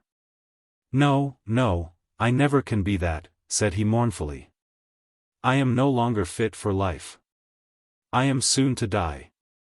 I am to see him but once again, and then all is ended." "He said so, then?" suggested Montague. No, good tidings could scarcely come through him, and these were good and welcome. And they came so solemnly and sweetly, with unutterable love and melancholy, such as I could not, without saying more than is needful or fitting. Of other long-past scenes and persons, fully explained to you. As Barton said this he shed tears. Come, come, said Montague, mistaking the source of his emotions, you must not give way. What is it, after all, but a pack of dreams and nonsense? Or, at worst, the practices of a scheming rascal that enjoys his power of playing upon your nerves, and loves to exert it, a sneaking vagabond that owes you a grudge, and pays it off this way. Not daring to try a more manly one. A grudge, indeed, he owes me, you say rightly, said Barton, with a sudden shudder, a grudge as you call it. Oh, my God! When the justice of heaven permits the evil one to carry out a scheme of vengeance, when its execution is committed to the lost and terrible victim of sin, who owes his own ruin to the man. The very man, whom he is commissioned to pursue, then, indeed, the torments and terrors of hell are anticipated on earth. But heaven has dealt mercifully with me, hope has opened to me at last, and if death could come without the dreadful sight I am doomed to see, I would gladly close my eyes this moment upon the world. But though death is welcome, I shrink with an agony you cannot understand, an actual frenzy of terror, from the last encounter with that demon, who has drawn me thus to the verge of the chasm. And who is himself to plunge me down? I am to see him again, once more, but under circumstances unutterably more terrific than ever.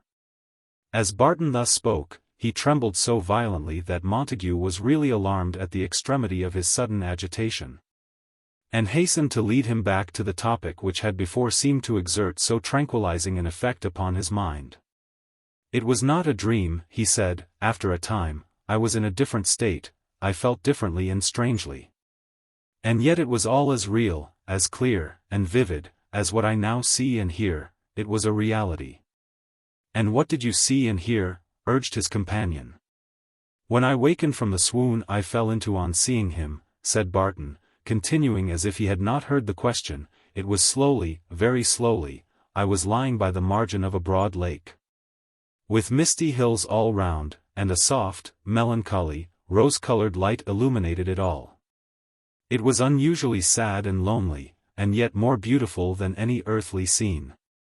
My head was leaning on the lap of a girl, and she was singing a song, that told, I know not how, whether by words or harmonies, of all my life, all that is past, and all that is still to come. And with the song the old feelings that I thought had perished within me came back, and tears flowed from my eyes, partly for the song and its mysterious beauty, and partly for the unearthly sweetness of her voice. And yet I knew the voice, oh, how well, and I was spellbound as I listened and looked at the solitary scene, without stirring, almost without breathing, and, alas! Alas! Without turning my eyes toward the face that I knew was near me, so sweetly powerful was the enchantment that held me. And so, slowly, the song and scene grew fainter, and fainter, to my senses, till all was dark and still again. And then I awoke to this world, as you saw, comforted, for I knew that I was forgiven much. Barton wept again long and bitterly. From this time, as we have said, the prevailing tone of his mind was one of profound and tranquil melancholy. This, however, was not without its interruptions. He was thoroughly impressed with the conviction that he was to experience another and a final visitation, transcending in horror all he had before experienced. From this anticipated and unknown agony, he often shrank in such paroxysms of abject terror and distraction, as filled the whole household with dismay and superstitious panic. Even those among them who affected to discredit the theory of preternatural agency, were often in their secret souls visited during the silence of night with qualms and apprehensions, which they would not have readily confessed. And none of them attempted to dissuade Barton from the resolution on which he now systematically acted, of shutting himself up in his own apartment. The window blinds of this room were kept jealously down, and his own man was seldom out of his presence, day or night, his bed being placed in the same chamber. This man was an attached and respectable servant, and his duties, in addition to those ordinarily imposed upon valets, but which Barton's independent habits generally dispensed with, were to attend carefully to the simple precautions by means of which his master hoped to exclude the dreaded intrusion of the watcher. And, in addition to attending to those arrangements, which amounted merely to guarding against the possibility of his master's being, through any unscreened window or open door, exposed to the dreaded influence, the valet was never to suffer him to be alone. Total solitude, even for a minute, had become to him now almost as intolerable as the idea of going abroad into the public ways. It was an instinctive anticipation of what was coming. Chapter 9. Requiescat. It is needless to say, that under these circumstances, no steps were taken toward the fulfillment of that engagement into which he had entered. There was quite disparity enough in point of years, and indeed of habits, between the young lady and Captain Barton, to have precluded anything like very vehement or romantic attachment on her part. Though grieved and anxious, therefore, she was very far from being heartbroken. Miss Montague, however, devoted much of her time to the patient but fruitless attempt to cheer the unhappy invalid. She read for him, and conversed with him.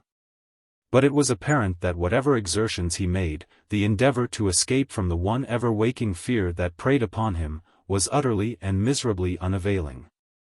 Young ladies are much given to the cultivation of pets. And among those who shared the favor of Miss Montague was a fine old owl, which the gardener, who caught him napping among the ivy of a ruined stable, had dutifully presented to that young lady. The caprice which regulates such preferences was manifested in the extravagant favor with which this grim and ill-favored bird was at once distinguished by his mistress. And, trifling as this whimsical circumstance may seem, I am forced to mention it, inasmuch as it is connected, oddly enough, with the concluding scene of the story. Barton, so far from sharing in this liking for the new favorite, regarded it from the first with an antipathy as violent as it was utterly unaccountable. Its very vicinity was unsupportable to him.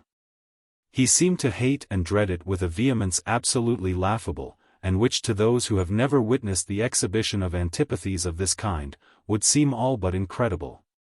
With these few words of preliminary explanation, I shall proceed to state the particulars of the last scene in this strange series of incidents.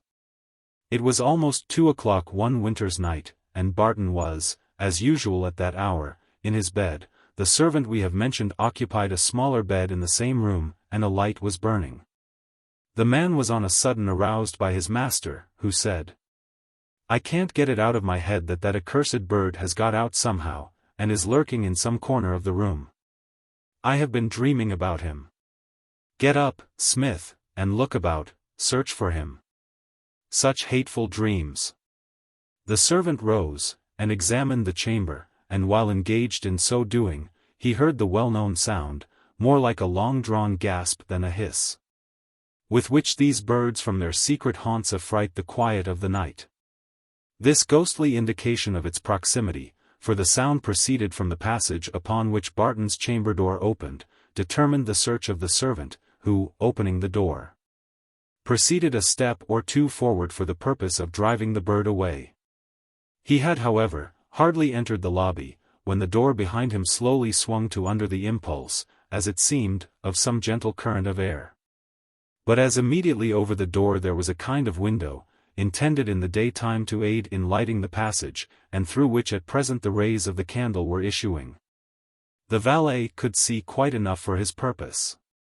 As he advanced he heard his master, who, lying in a well-curtained bed, had not, as it seemed, perceived his exit from the room, call him by name, and direct him to place the candle on the table by his bed.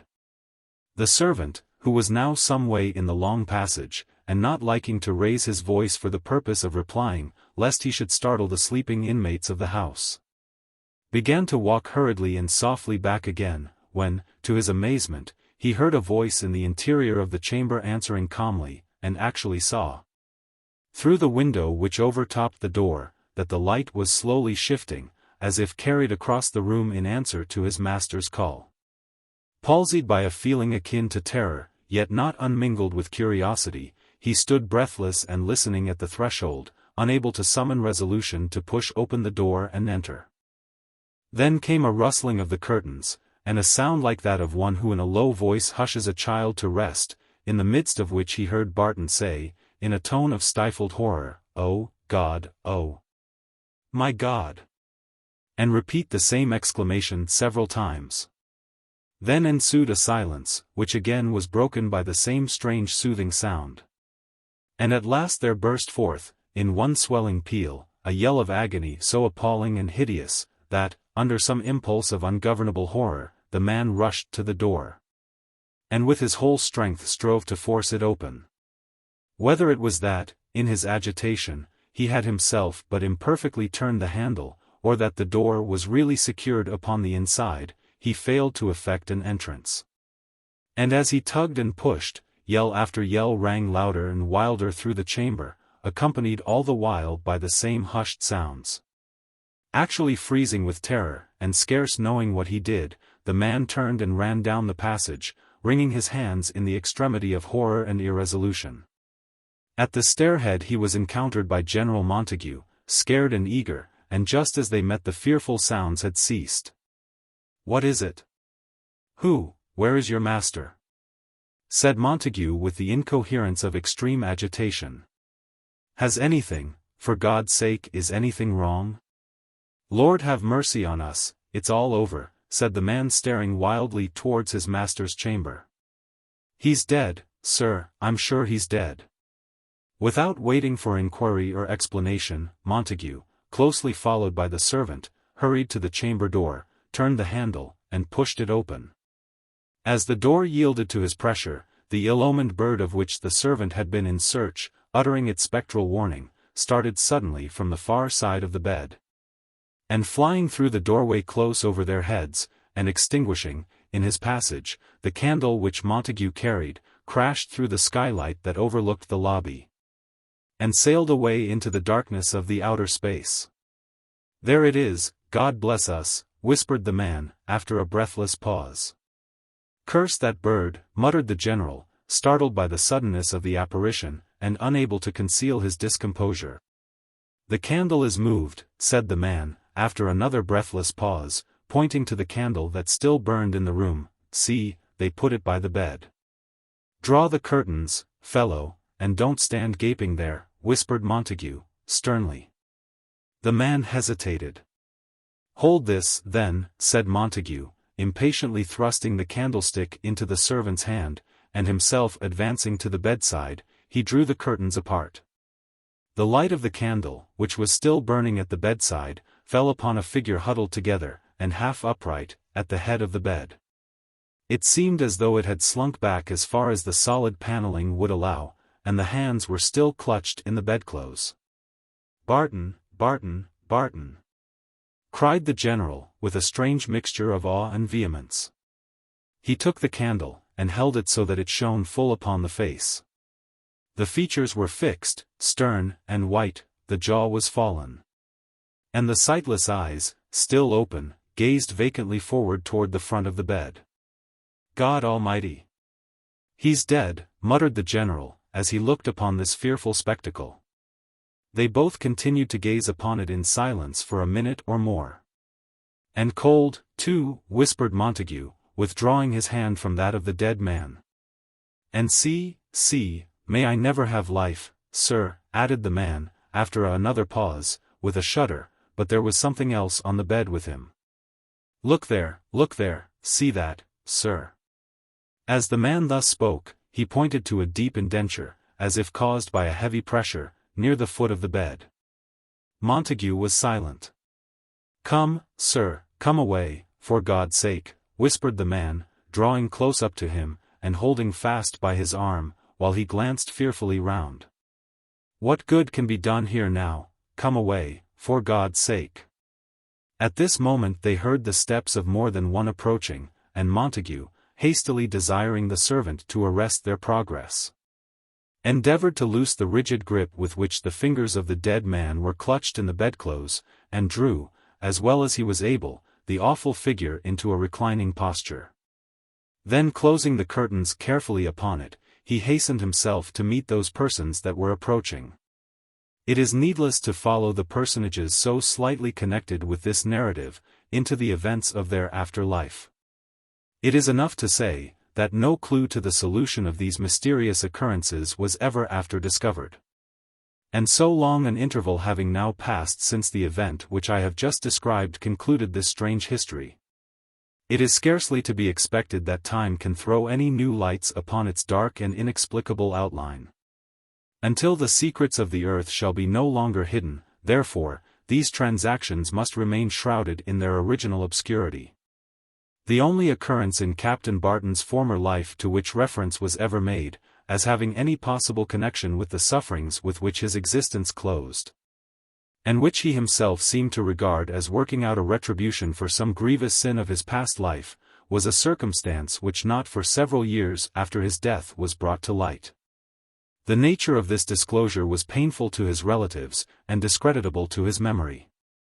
It appeared that some 6 years before Captain Barton's final return to Dublin, he had formed, in the town of Plymouth, a guilty attachment, the object of which was the daughter of one of the ship's crew under his command.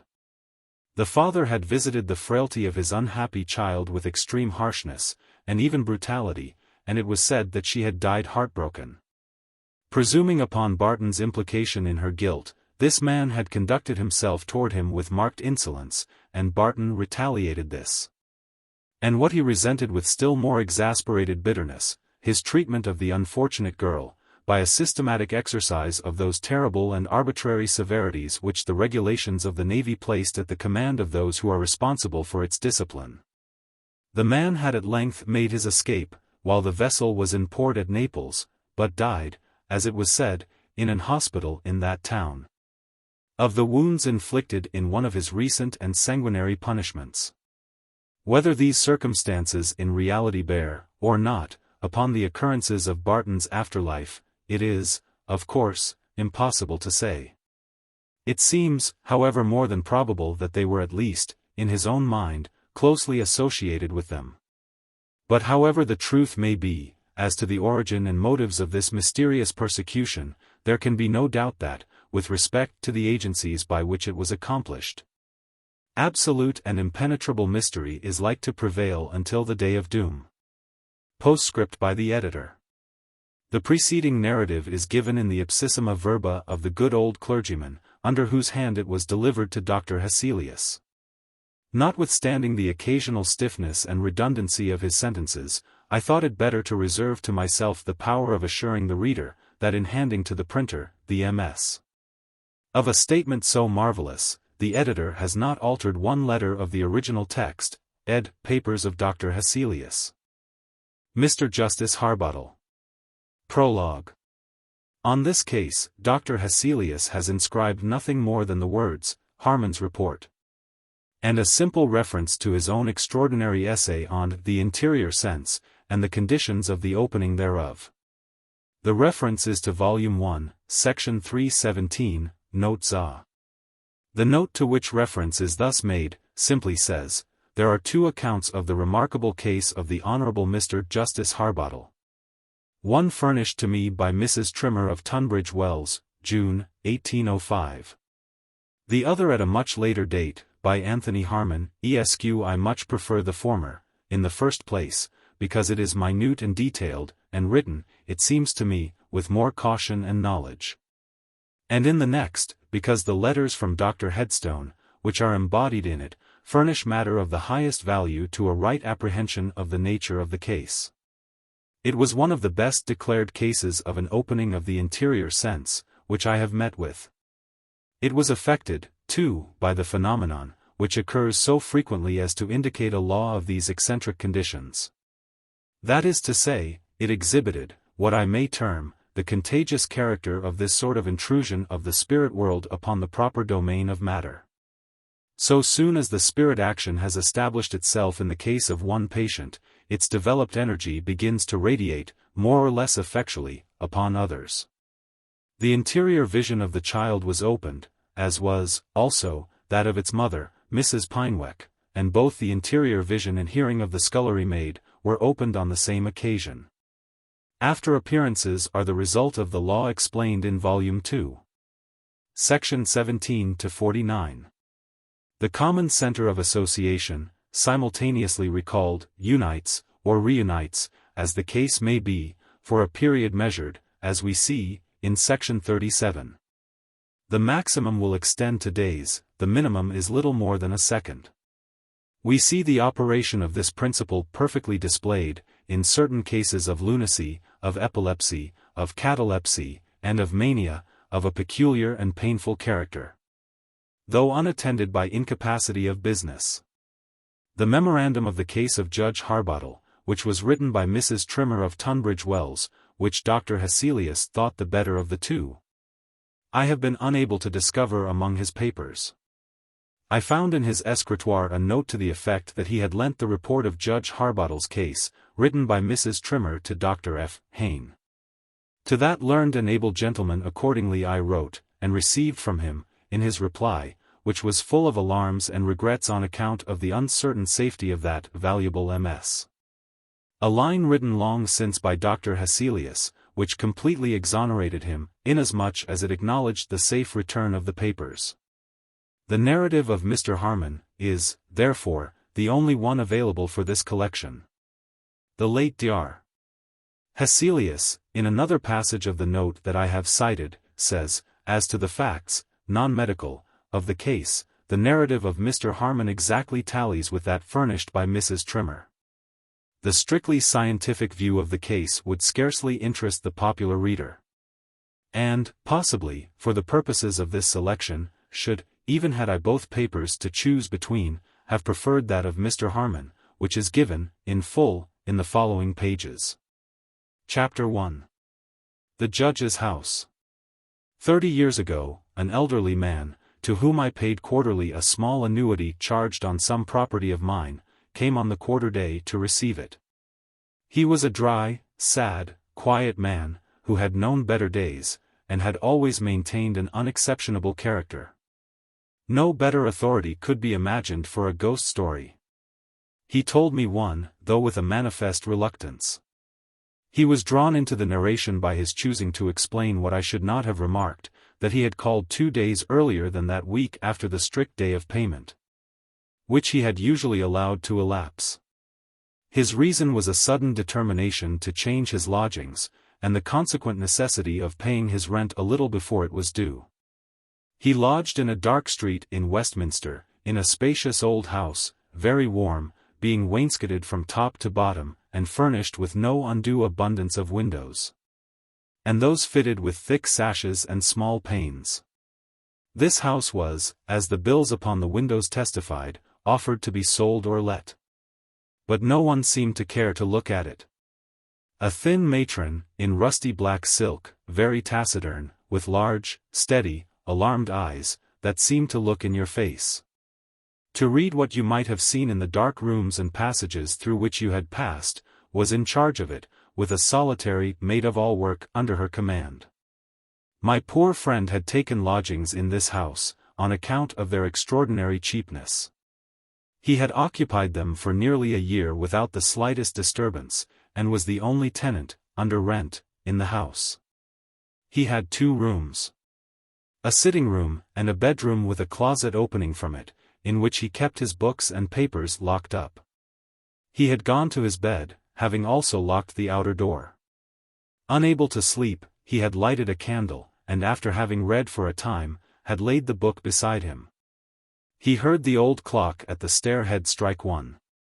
And very shortly after, to his alarm, he saw the closet door, which he thought he had locked, open stealthily, and a slight dark man, particularly sinister, and somewhere about 50, dressed in mourning of a very antique fashion, such a suit as we see in Hogarth, entered the room on tiptoe. He was followed by an elder man, stout, and blotched with scurvy, and whose features, fixed as a corpse's, were stamped with dreadful force with a character of sensuality and villainy. This old man wore a flowered silk dressing-gown and ruffles, and he remarked a gold ring on his finger, and on his head a cap of velvet, such as, in the days of perukes, gentlemen wore in undress. This direful old man carried in his ringed and ruffled hand a coil of rope. And these 2 figures crossed the floor diagonally, passing the foot of his bed, from the closet door at the farther end of the room, at the left, near the window, to the door opening upon the lobby. Close to the bed's head, at his right. He did not attempt to describe his sensations as these figures passed so near him. He merely said, that so far from sleeping in that room again, no consideration the world could offer would induce him so much as to enter it again alone, even in the daylight. He found both doors, that of the closet, and that of the room opening upon the lobby, in the morning fast locked, as he had left them before going to bed. In answer to a question of mine, he said that neither appeared the least conscious of his presence. They did not seem to glide, but walked as living men do, but without any sound, and he felt a vibration on the floor as they crossed it. He so obviously suffered from speaking about the apparitions, that I asked him no more questions. There were in his description, however, certain coincidences so very singular, as to induce me, by that very post, to write to a friend much my senior, then living in a remote part of England, for the information which I knew he could give me. He had himself more than once pointed out that old house to my attention, and told me, though very briefly, the strange story which I now asked him to give me in greater detail. His answer satisfied me, and the following pages convey its substance. Your letter, he wrote, tells me you desire some particulars about the closing years of the life of Mr. Justice Harbottle, one of the judges of the Court of Common Pleas. You refer, of course, to the extraordinary occurrences that made that period of his life long after a theme for winter tales and metaphysical speculation. I happen to know perhaps more than any other man living of those mysterious particulars. The old family mansion, when I revisited London, more than 30 years ago, I examined for the last time. During the years that have passed since then, I hear that improvement, with its preliminary demolitions, has been doing wonders for the quarter of Westminster in which it stood. If I were quite certain that the house had been taken down, should have no difficulty about naming the street in which it stood. As what I have to tell, however, is not likely to improve its letting value, and as I should not care to get into trouble, I prefer being silent on that particular point. How old the house was, I can't tell. People said it was built by Roger Harbottle, a Turkey merchant, in the reign of King James I. I am not a good opinion upon such questions. But having been in it, though in its forlorn and deserted state, I can tell you in a general way what it was like. It was built of dark red brick, and the door and windows were faced with stone that had turned yellow by time. It receded some feet from the line of the other houses in the street. And it had a florid and fanciful rail of iron about the broad steps that invited your ascent to the hall door, in which were fixed, under a file of lamps, among scrolls and twisted leaves, two immense extinguishers, like the conical caps of ferries, into which, in old times, the footmen used to thrust their flambeaux when their chairs or coaches had set down their great people. In the hall or at the steps, as the case might be. That hall is panelled up to the ceiling, and has a large fireplace. 2 or 3 stately old rooms open from it at each side. The windows of these are tall, with many small panes. Passing through the arch at the back of the hall, you come upon the wide and heavy well staircase. There is a back staircase also. The mansion is large, and has not as much light, by any means, in proportion to its extent, as modern houses enjoy. When I saw it, it had long been untenanted, and had the gloomy reputation beside of a haunted house.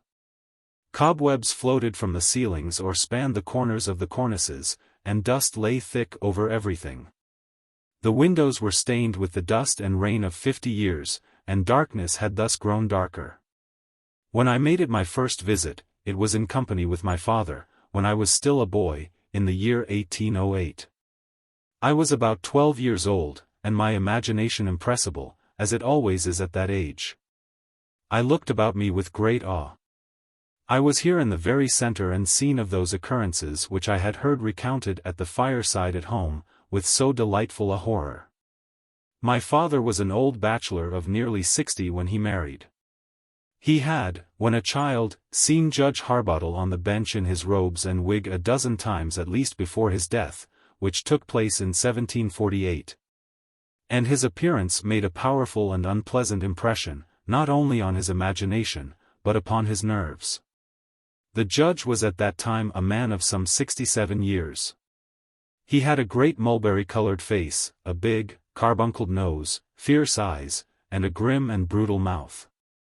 My father, who was young at the time, thought it the most formidable face he had ever seen, for there were evidences of intellectual power in the formation and lines of the forehead. His voice was loud and harsh, and gave effect to the sarcasm which was his habitual weapon on the bench. This old gentleman had the reputation of being about the wickedest man in England. Even on the bench he now and then showed his scorn of opinion.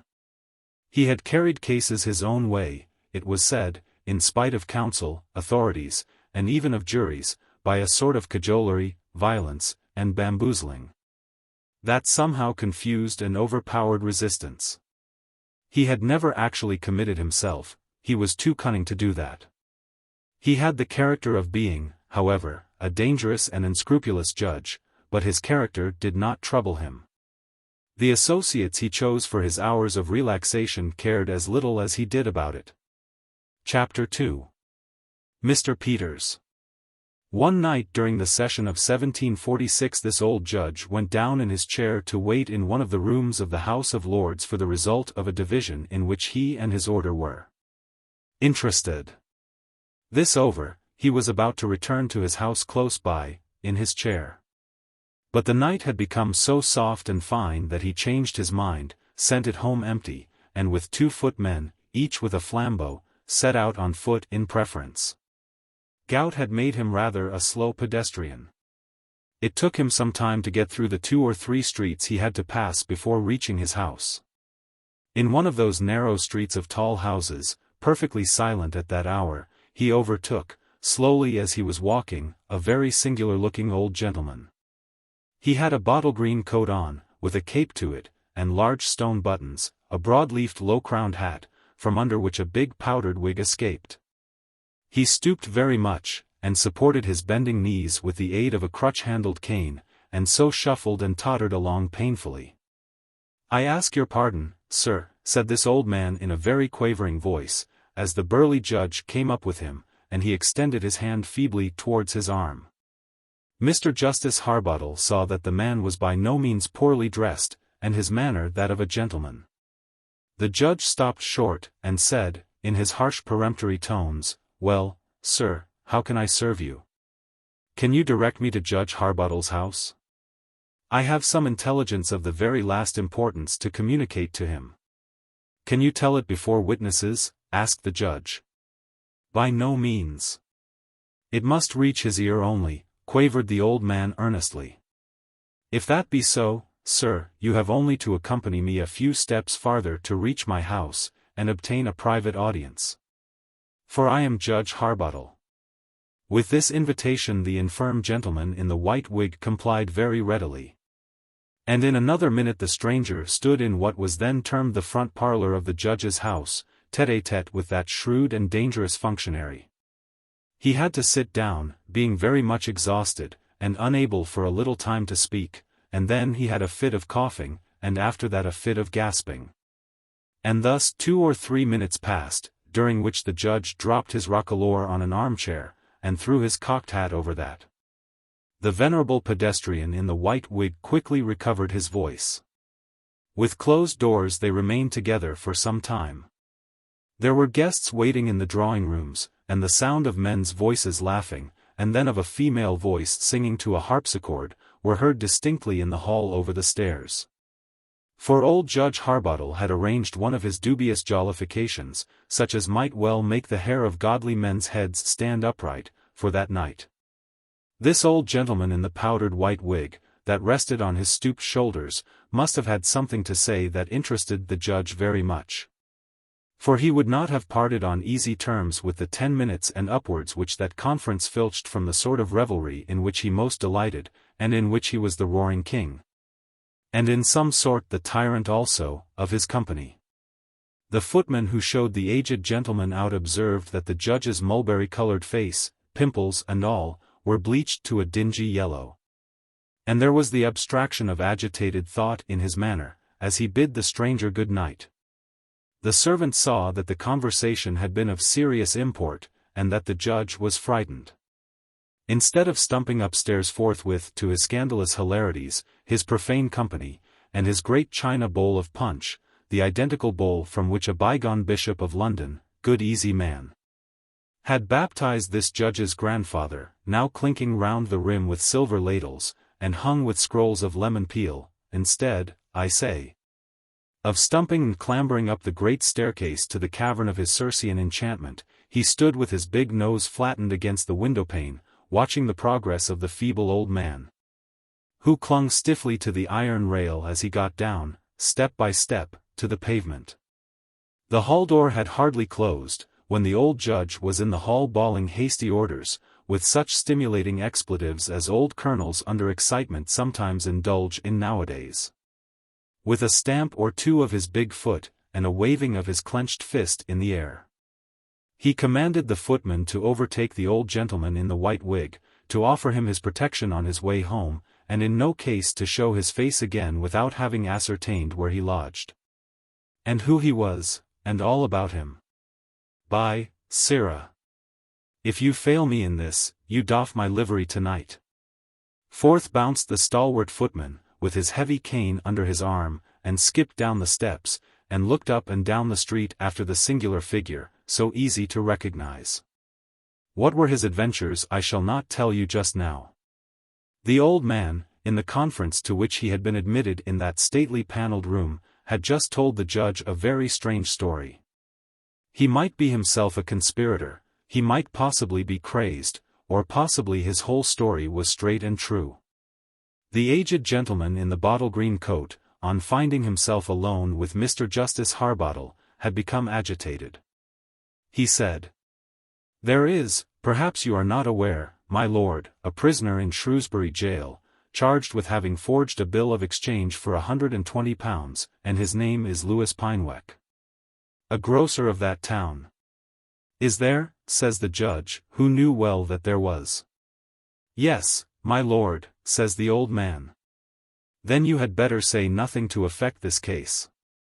If you do, I'll commit you. For I'm to try it," says the judge, with his terrible look and tone. "I am not going to do anything of the kind, my lord, of him or his case I know nothing, and care nothing. But a fact has come to my knowledge which it behoves you to well consider." "And what may that fact be?" inquired the judge. "I'm in haste, sir, and beg you will use dispatch." "It has come to my knowledge, my lord, that a secret tribunal is in process of formation, the object of which is to take cognizance of the conduct of the judges. And first, of your conduct, my lord, it is a wicked conspiracy." "Who are of it?" demands the judge. "I know not a single name as yet." "I know but the fact, my lord, it is most certainly true." "I'll have you before the Privy Council, sir," says the judge. "That is what I most desire, but not for a day or two, my lord." "And why so?" "I have not as yet a single name, as I told your lordship, but I expect to have a list of the most forward men in it, and some other papers connected with the plot, in 2 or 3 days." "You said 1 or 2 just now." "About that time, my lord." "Is this a Jacobite plot?" "In the main I think it is, my lord." "Why, then, it is political." "I have tried no state prisoners, nor am like to try any such." "How, then, doth it concern me?" "From what I can gather, my lord, there are those in it who desire private revenges upon certain judges." "What do they call their cabal?" "The High Court of Appeal, my lord." "Who are you, sir?" "What is your name?" "Hugh Peters, my lord." "That should be a Whig name." "It is, my lord." "Where do you lodge, Mr. Peters?" "In Thames Street, my lord, over against the sign of the 3 Kings. 3 Kings? Take care one be not too many for you, Mr. Peters. How come you, an honest Whig, as you say, to be privy to a Jacobite plot? Answer me that." "My lord, a person in whom I take an interest has been seduced to take a part in it. And being frightened at the unexpected wickedness of their plans, he is resolved to become an informer for the crown. He resolves like a wise man, sir." What does he say of the persons who are in the plot? Doth he know them? Only two, my lord. But he will be introduced to the club in a few days, and he will then have a list, and more exact information of their plans, and above all of their oaths, and their hours and places of meeting, with which he wishes to be acquainted before they can have any suspicions of his intentions. And being so informed, to whom, think you, my lord, had he best go then? To the king's attorney general straight. But you say this concerns me, sir, in particular? How about this prisoner, Louis Peinweck? Is he one of them? I can't tell, my lord, but for some reason, it is thought your lordship will be well advised if you try him not. For if you do, it is feared 'twill shorten your days. So far as I can learn, Mr. Peters, this business smells pretty strong of blood and treason. The king's attorney general will know how to deal with it. When shall I see you again, sir? If you give me leave, my lord, either before your lordship's court sits, or after it rises, tomorrow. I should like to come and tell your lordship what has passed. Do so, Mr. Peters, at 9 o'clock tomorrow morning. And see you play me no trick, sir, in this matter. If you do, sir, I'll lay you by the heels. You need fear no trick from me, my lord. Had I not wished to serve you, and acquit my own conscience, I never would have come all this way to talk with your lordship. I'm willing to believe you, Mr. Peters. I'm willing to believe you, sir. And upon this they parted. He has either painted his face, or he is consumedly sick, thought the old judge. The light had shone more effectually upon his features as he turned to leave the room with a low bow, and they looked, he fancied, unnaturally chalky. Him, said the judge ungraciously, as he began to scale the stairs, he has half spoiled my supper. But if he had, no one but the judge himself perceived it, and the evidence was all, as anyone might perceive, the other way. Chapter 3. Louis Peinweck. In the meantime, the footman dispatched in pursuit of Mr. Peters speedily overtook that feeble gentleman. The old man stopped when he heard the sound of pursuing steps, but any alarms that may have crossed his mind seemed to disappear on his recognizing the livery. He very gratefully accepted the proffered assistance, and placed his tremulous arm within the servant's for support. They had not gone far, however, when the old man stopped suddenly, saying, "Dear me! As I live, I have dropped it. You heard it fall. My eyes, I fear, won't serve me, and I'm unable to stoop low enough, but if you will look, you shall have half the find. It is a guinea, I carried it in my glove." The street was silent and deserted. The footman had hardly descended to what he termed his hunkers, and begun to search the pavement about the spot which the old man indicated, when Mr. Peters, who seemed very much exhausted, and breathed with difficulty, struck him a violent blow, from above, over the back of the head with a heavy instrument, and then another. And leaving him bleeding and senseless in the gutter, ran like a lamplighter down a lane to the right, and was gone. When, an hour later, the watchman brought the man in livery home, still stupid and covered with blood, Judge Harbottle cursed his servant roundly, swore he was drunk, threatened him with an indictment for taking bribes to betray his master, and cheered him with a perspective of the broad street leading from the Old Bailey to Tyburn, the cart's tail, and the hangman's lash. Notwithstanding this demonstration, the judge was pleased. It was a disguised, affidavit man, or footpad, no doubt, who had been employed to frighten him. The trick had fallen through. A court of appeal, such as the false Hugh Peters had indicated, with assassination for its sanction, would be an uncomfortable institution for a hanging judge like the Honorable Justice Harbottle. That sarcastic and ferocious administrator of the Criminal Code of England, at that time a rather pharisaical, bloody, and heinous system of justice, had reasons of his own for choosing to try that very Louis Peinweck, on whose behalf this audacious trick was devised. Try him he would. No man living should take that morsel out of his mouth. Of Louis Peinweck, of course, so far as the outer world could see, he knew nothing. He would try him after his fashion, without fear, favor, or affection. But did he not remember a certain thin man, dressed in mourning, in whose house, in Shrewsbury, the judge's lodgings used to be, until a scandal of his ill-treating his wife came suddenly to light? A grocer with a demure look, a soft step, and a lean face as dark as mahogany, with a nose sharp and long, standing ever so little awry. And a pair of dark steady brown eyes under thinly traced black brows, a man whose thin lips wore always a faint unpleasant smile. Had not that scoundrel an account to settle with the judge? Had he not been troublesome lately? And was not his name Louis Pineweck, sometime grocer in Shrewsbury, and now prisoner in the jail of that town? The reader may take it, if he pleases, as a sign that Judge Harbottle was a good Christian, that he suffered nothing ever from remorse. That was undoubtedly true. He had nevertheless done this grocer, forger, what you will, some 5 or 6 years before, a grievous wrong.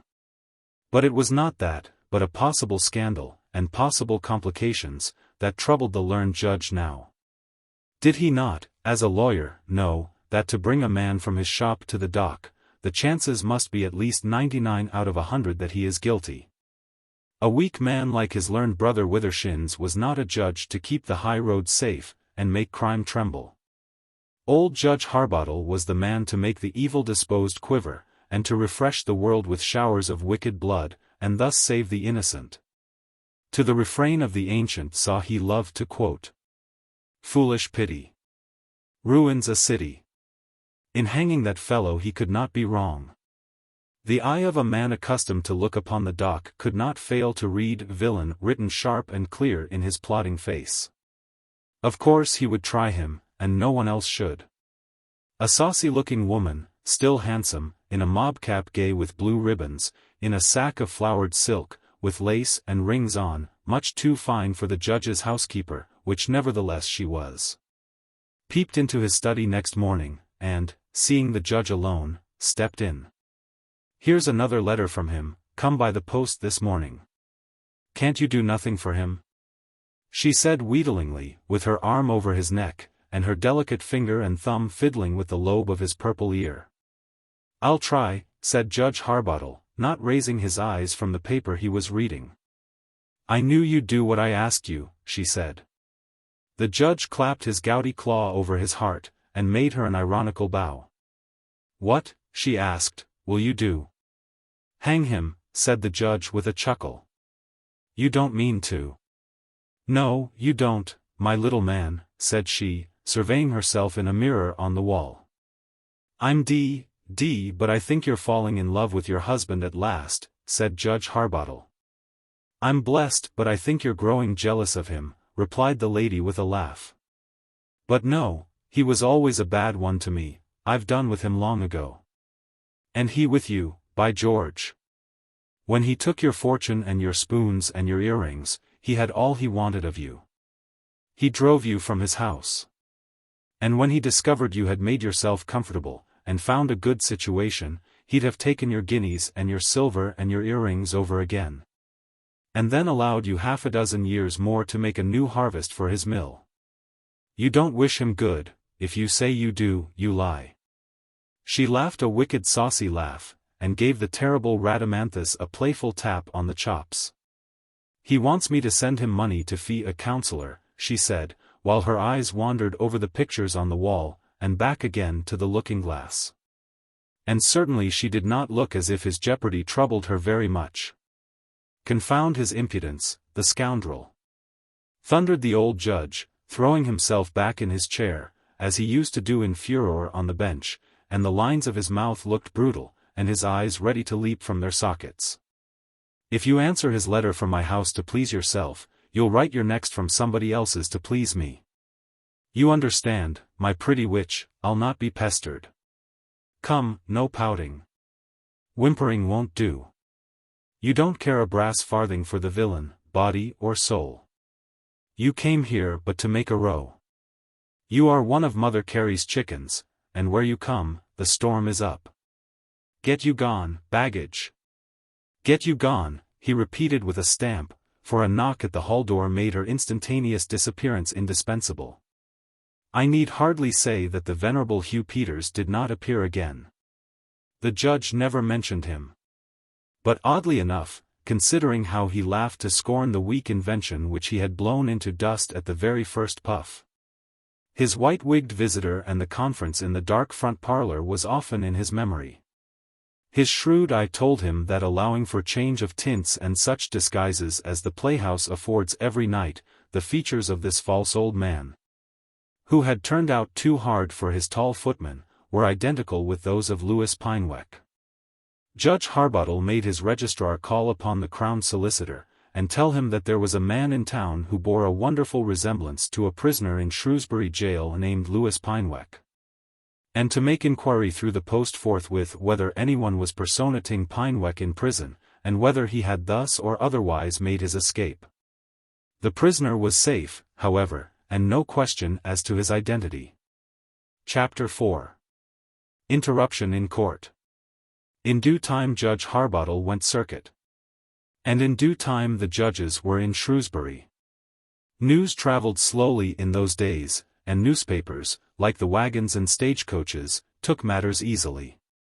Mrs. Pineweck, in the judge's house, with a diminished household, the greater part of the judge's servants having gone with him, for he had given up riding circuit, and travelled in his coach in state, kept house rather solitarily at home. In spite of quarrels, in spite of mutual injuries, some of them, inflicted by herself. Enormous, in spite of a married life of spite bickerings, a life in which there seemed no love or liking or forbearance, for years, now that Pineweck stood in near danger of death. Something like remorse came suddenly upon her. She knew that in Shrewsbury were transacting the scenes which were to determine his fate. She knew she did not love him. But she could not have supposed, even a fortnight before, that the hour of suspense could have affected her so powerfully. She knew the day on which the trial was expected to take place. She could not get it out of her head for a minute, she felt faint as it drew towards evening. 2 or 3 days passed, and then she knew that the trial must be over by this time. There were floods between London and Shrewsbury, and news was long delayed. She wished the floods would last forever. It was dreadful waiting to hear. Dreadful to know that the event was over, and that she could not hear till self-willed rivers subsided, dreadful to know that they must subside and the news come at last. She had some vague trust in the judge's good nature, and much in the resources of chance and accident. She had contrived to send the money he wanted. He would not be without legal advice and energetic and skilled support. At last the news did come, a long arrear all in a gush, a letter from a female friend in Shrewsbury. A return of the sentences, sent up for the judge. And most important, because most easily got at, being told with great aplomb and brevity, the long-deferred intelligence of the Shrewsbury Assizes in the Morning Advertiser. Like an impatient reader of a novel, who reads the last page first, she read with dizzy eyes the list of the executions. 2 were respite, 7 were hanged. And in that capital catalogue was this line: Louis Pineweck, forgery. She had to read it 6 times over before she was sure she understood it. Here was the paragraph. Sentence, death, 7. Executed accordingly, on Friday the 13th instant, to wit. Thomas Primer, alias Duck, highway robbery. Flora Guy, stealing to the value of 11s. 6d. Arthur Poundon, burglary. Matilda Mummery, riot. Louis Pineweck, forgery, bill of exchange. And when she reached this, she read it over and over, feeling very cold and sick. This buxom housekeeper was known in the house as Mrs. Carwell, Carwell being her maiden name, which she had resumed. No one in the house except its master knew her history. Her introduction had been managed craftily. No one suspected that it had been concerted between her and the old reprobate in scarlet and ermine. Flora Carwell ran up the stairs now, and snatched her little girl, hardly 7 years of age, whom she met on the lobby, hurriedly up in her arms, and carried her into her bedroom. without well knowing what she was doing, and sat down, placing the child before her. She was not able to speak.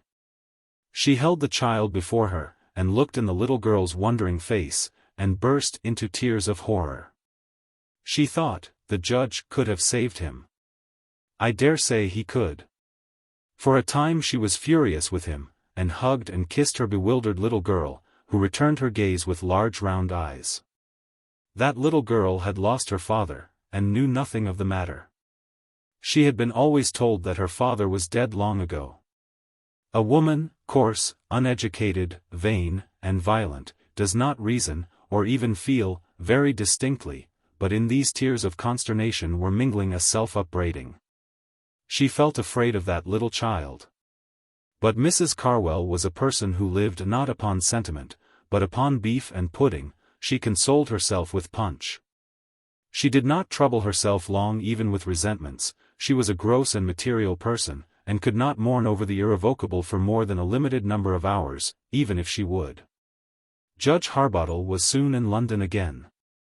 Except the gout, this savage old Epicurean never knew a day's sickness. He laughed and coaxed and bullied away the young woman's faint upbraidings, and in a little time Louis Pineweck troubled her no more. And the judge secretly chuckled over the perfectly fair removal of a bore, who might have grown little by little into something very like a tyrant. It was the lot of the judge whose adventures I am now recounting to try criminal cases at the Old Bailey shortly after his return. He had commenced his charge to the jury in a case of forgery, and was, after his wont, thundering dead against the prisoner, with many a hard aggravation and cynical jibe. When suddenly all died away in silence, and, instead of looking at the jury, the eloquent judge was gaping at some person in the body of the court. Among the persons of small importance who stand and listen at the sides was one tall enough to show with a little prominence, a slight mean figure, dressed in seedy black, lean and dark of visage. He had just handed a letter to the crier, before he caught the judge's eye. That judge descried, to his amazement, the features of Louis Pineweck. He has the usual faint thin-lipped smile. And with his blue chin raised in air, and as it seemed quite unconscious of the distinguished notice he has attracted, he was stretching his low cravat with his crooked fingers. While he slowly turned his head from side to side, a process which enabled the judge to see distinctly a stripe of swollen blue round his neck, which indicated, he thought, the grip of the rope. This man, with a few others, had got a footing on a step, from which he could better see the court. He now stepped down, and the judge lost sight of him. His lordship signed energetically with his hand in the direction in which this man had vanished. He turned to the tipstaff. His first effort to speak ended in a gasp. He cleared his throat, and told the astounded official to arrest that man who had interrupted the court. He's but this moment gone down there. Bring him in custody before me, within 10 minutes' time, or I'll strip your gown from your shoulders and fine the sheriff. He thundered, while his eyes flashed round the court in search of the functionary. Attorneys, counselors, idle spectators, gazed in the direction in which Mr. Justice Harbottle had shaken his gnarled old hand. They compared notes. Not one had seen anyone making a disturbance. They asked one another if the judge was losing his head. Nothing came of the search. His lordship concluded his charge a great deal more tamely. And when the jury retired, he stared round the court with a wandering mind, and looked as if he would not have given sixpence to see the prisoner hanged. Chapter 5. Caleb Searcher. The judge had received the letter. Had he known from whom it came, he would no doubt have read it instantaneously. As it was, he simply read the direction. To the Honorable the Lord Justice Elijah Harbottle, one of His Majesty's Justices of the Honorable Court of Common Pleas. It remained forgotten in his pocket till he reached home. When he pulled out that and others from the capacious pocket of his coat, it had its turn, as he sat in his library in his thick silk dressing-gown. And then he found its contents to be a closely written letter, in a clerk's hand, and an enclosure in secretary hand, as I believe the angular scrivenary of law writings in those days was termed. engrossed on a bit of parchment about the size of this page. The letter said, Mr. Justice Harbottle, my lord. I am ordered by the High Court of Appeal to acquaint your lordship, in order to your better preparing yourself for your trial, that a true bill hath been sent down, and the indictment leath against your lordship for the murder of one Lewis Pynewek of Shrewsbury, citizen, wrongfully executed for the forgery of a bill of exchange, on the day of last, by reason of the wilful perversion of the evidence, and the undue pressure put upon the jury, together with the illegal admission of evidence by your lordship, well knowing the same to be illegal, by all which the promoter of the prosecution of the said indictment, before the High Court of Appeal, hath lost his life. And the trial of the said indictment, I am farther ordered to acquaint your lordship is fixed for the 10th day of, next ensuing, by the Right Honourable the Lord Chief Justice Twofold, of the court aforesaid, to wit, the High Court of Appeal, on which day it will most certainly take place. And I am farther to acquaint your lordship, to prevent any surprise or miscarriage, that your case stands first for the said day, and that the said High Court of Appeal sits day and night, and never rises. And herewith, by order of the said court, I furnish your lordship with a copy, extract, of the record in this case, except of the indictment, whereof, notwithstanding, the substance and effect is supplied to your lordship in this notice. And farther I am to inform you, that in case the jury then to try your lordship should find you guilty, the Right Honourable the Lord Chief Justice will, in passing sentence of death upon you, fix the day of execution for the 10th day of, being 1 calendar month from the day of your trial. It was signed by Caleb Searcher, officer of the Crown Solicitor in the Kingdom of Life and Death. The judge glanced through the parchment. Sblood! Do they think a man like me is to be bamboozled by their buffoonery? The judge's coarse features were wrung into one of his sneers, but he was pale. Possibly, after all, there was a conspiracy on foot. It was queer. Did they mean to pistol him in his carriage? Or did they only aim at frightening him? Judge Harbottle had more than enough of animal courage. He was not afraid of highwaymen, and he had fought more than his share of duels, being a foul-mouthed advocate while he held briefs at the bar.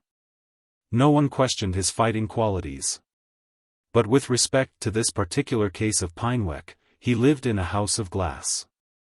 Was there not his pretty, dark-eyed, overdressed housekeeper, Mrs. Flora Carwell? Very easy for people who knew Shrewsbury to identify Mrs. Pynewek, if once put upon the scent, and had he not stormed and worked hard in that case? Had he not made it hard sailing for the prisoner? Did he not know very well what the bar thought of it? It would be the worst scandal that ever blasted Judge. So much there was intimidating in the matter, but nothing more. The judge was a little bit gloomy for a day or two after, and more testy with everyone than usual. He locked up the papers.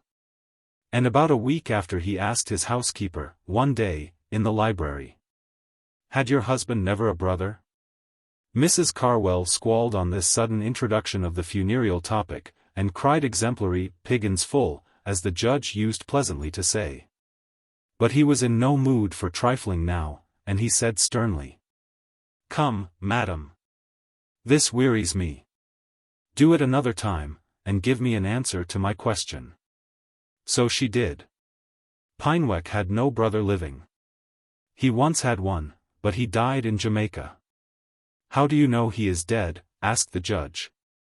"Because he told me so." "Not the dead man?" "Pynewek told me so." "Is that all?" sneered the judge. He pondered this matter, and time went on. The judge was growing a little morose, and less enjoying. The subject struck nearer to his thoughts than he fancied it could have done. But so it is with most undivulged vexations, and there was no one to whom he could tell this one. It was now the 9th, and Mr. Justice Harbottle was glad. He knew nothing would come of it. Still it bothered him, and tomorrow would see it well over. What of the paper I have cited? No one saw it during his life, no one, after his death. He spoke of it to Dr. Headstone. And what purported to be a copy, in the old judge's handwriting, was found. The original was nowhere. Was it a copy of an allusion, incident to brain disease? Such is my belief. Chapter 6. Arrested. Judge Harbottle went this night to the play at Drury Lane. He was one of those old fellows who care nothing for late hours, and occasional knocking about in pursuit of pleasure. He had appointed with 2 cronies of Lincoln's Inn to come home in his coach with him to sup after the play. They were not in his box, but were to meet him near the entrance, and to get into his carriage there, and Mr. Justice Harbottle, who hated waiting, was looking a little impatiently from the window. The judge yawned. He told the footman to watch for Councillor Thavies and Councillor Beller, who were coming. And, with another yawn, he laid his cocked hat on his knees, closed his eyes, leaned back in his corner, wrapped his mantle closer about him, and began to think of pretty Mrs. Abington. And being a man who could sleep like a sailor, at a moment's notice, he was thinking of taking a nap. Those fellows had no business to keep a judge waiting. He heard their voices now. Those rakehell councillors were laughing, and bantering, and sparring after their wont. The carriage swayed and jerked, as one got in, and then again as the other followed. The door clapped, and the coach was now jogging and rumbling over the pavement. The judge was a little bit sulky. He did not care to sit up and open his eyes. Let them suppose he was asleep. He heard them laugh with more malice than good humor, he thought, as they observed it. He would give them a d hard knock or 2 when they got to his door, and till then he would counterfeit his nap. The clocks were chiming 12. Beller and Thavies were silent as tombstones. They were generally loquacious and merry rascals. The judge suddenly felt himself roughly seized and thrust from his corner into the middle of the seat, and opening his eyes, instantly he found himself between his 2 companions. Before he could blurt out the oath that was at his lips, he saw that they were 2 strangers, evil-looking fellows, each with a pistol in his hand, and dressed like Bow Street officers. The judge clutched at the check-string. The coach pulled up. He stared about him. They were not among houses. But through the windows, under a broad moonlight, he saw a black moor stretching lifelessly from right to left, with rotting trees, pointing fantastic branches in the air. Standing here and there in groups, as if they held up their arms and twigs like fingers, in horrible glee at the judge's coming. A footman came to the window. He knew his long face and sunken eyes. He knew it was Dingley Chuff, 15 years ago a footman in his service, whom he had turned off at a moment's notice, in a burst of jealousy, and indicted for a missing spoon. The man had died in prison of the jail fever. The judge drew back in utter amazement. His armed companions signed mutely, and they were again gliding over this unknown moor. The bloated and gouty old man, in his horror, considered the question of resistance. But his athletic days were long over. This moor was a desert. There was no help to be had. He was in the hands of strange servants, even if his recognition turned out to be a delusion, and they were under the command of his captors. There was nothing for it but submission, for the present.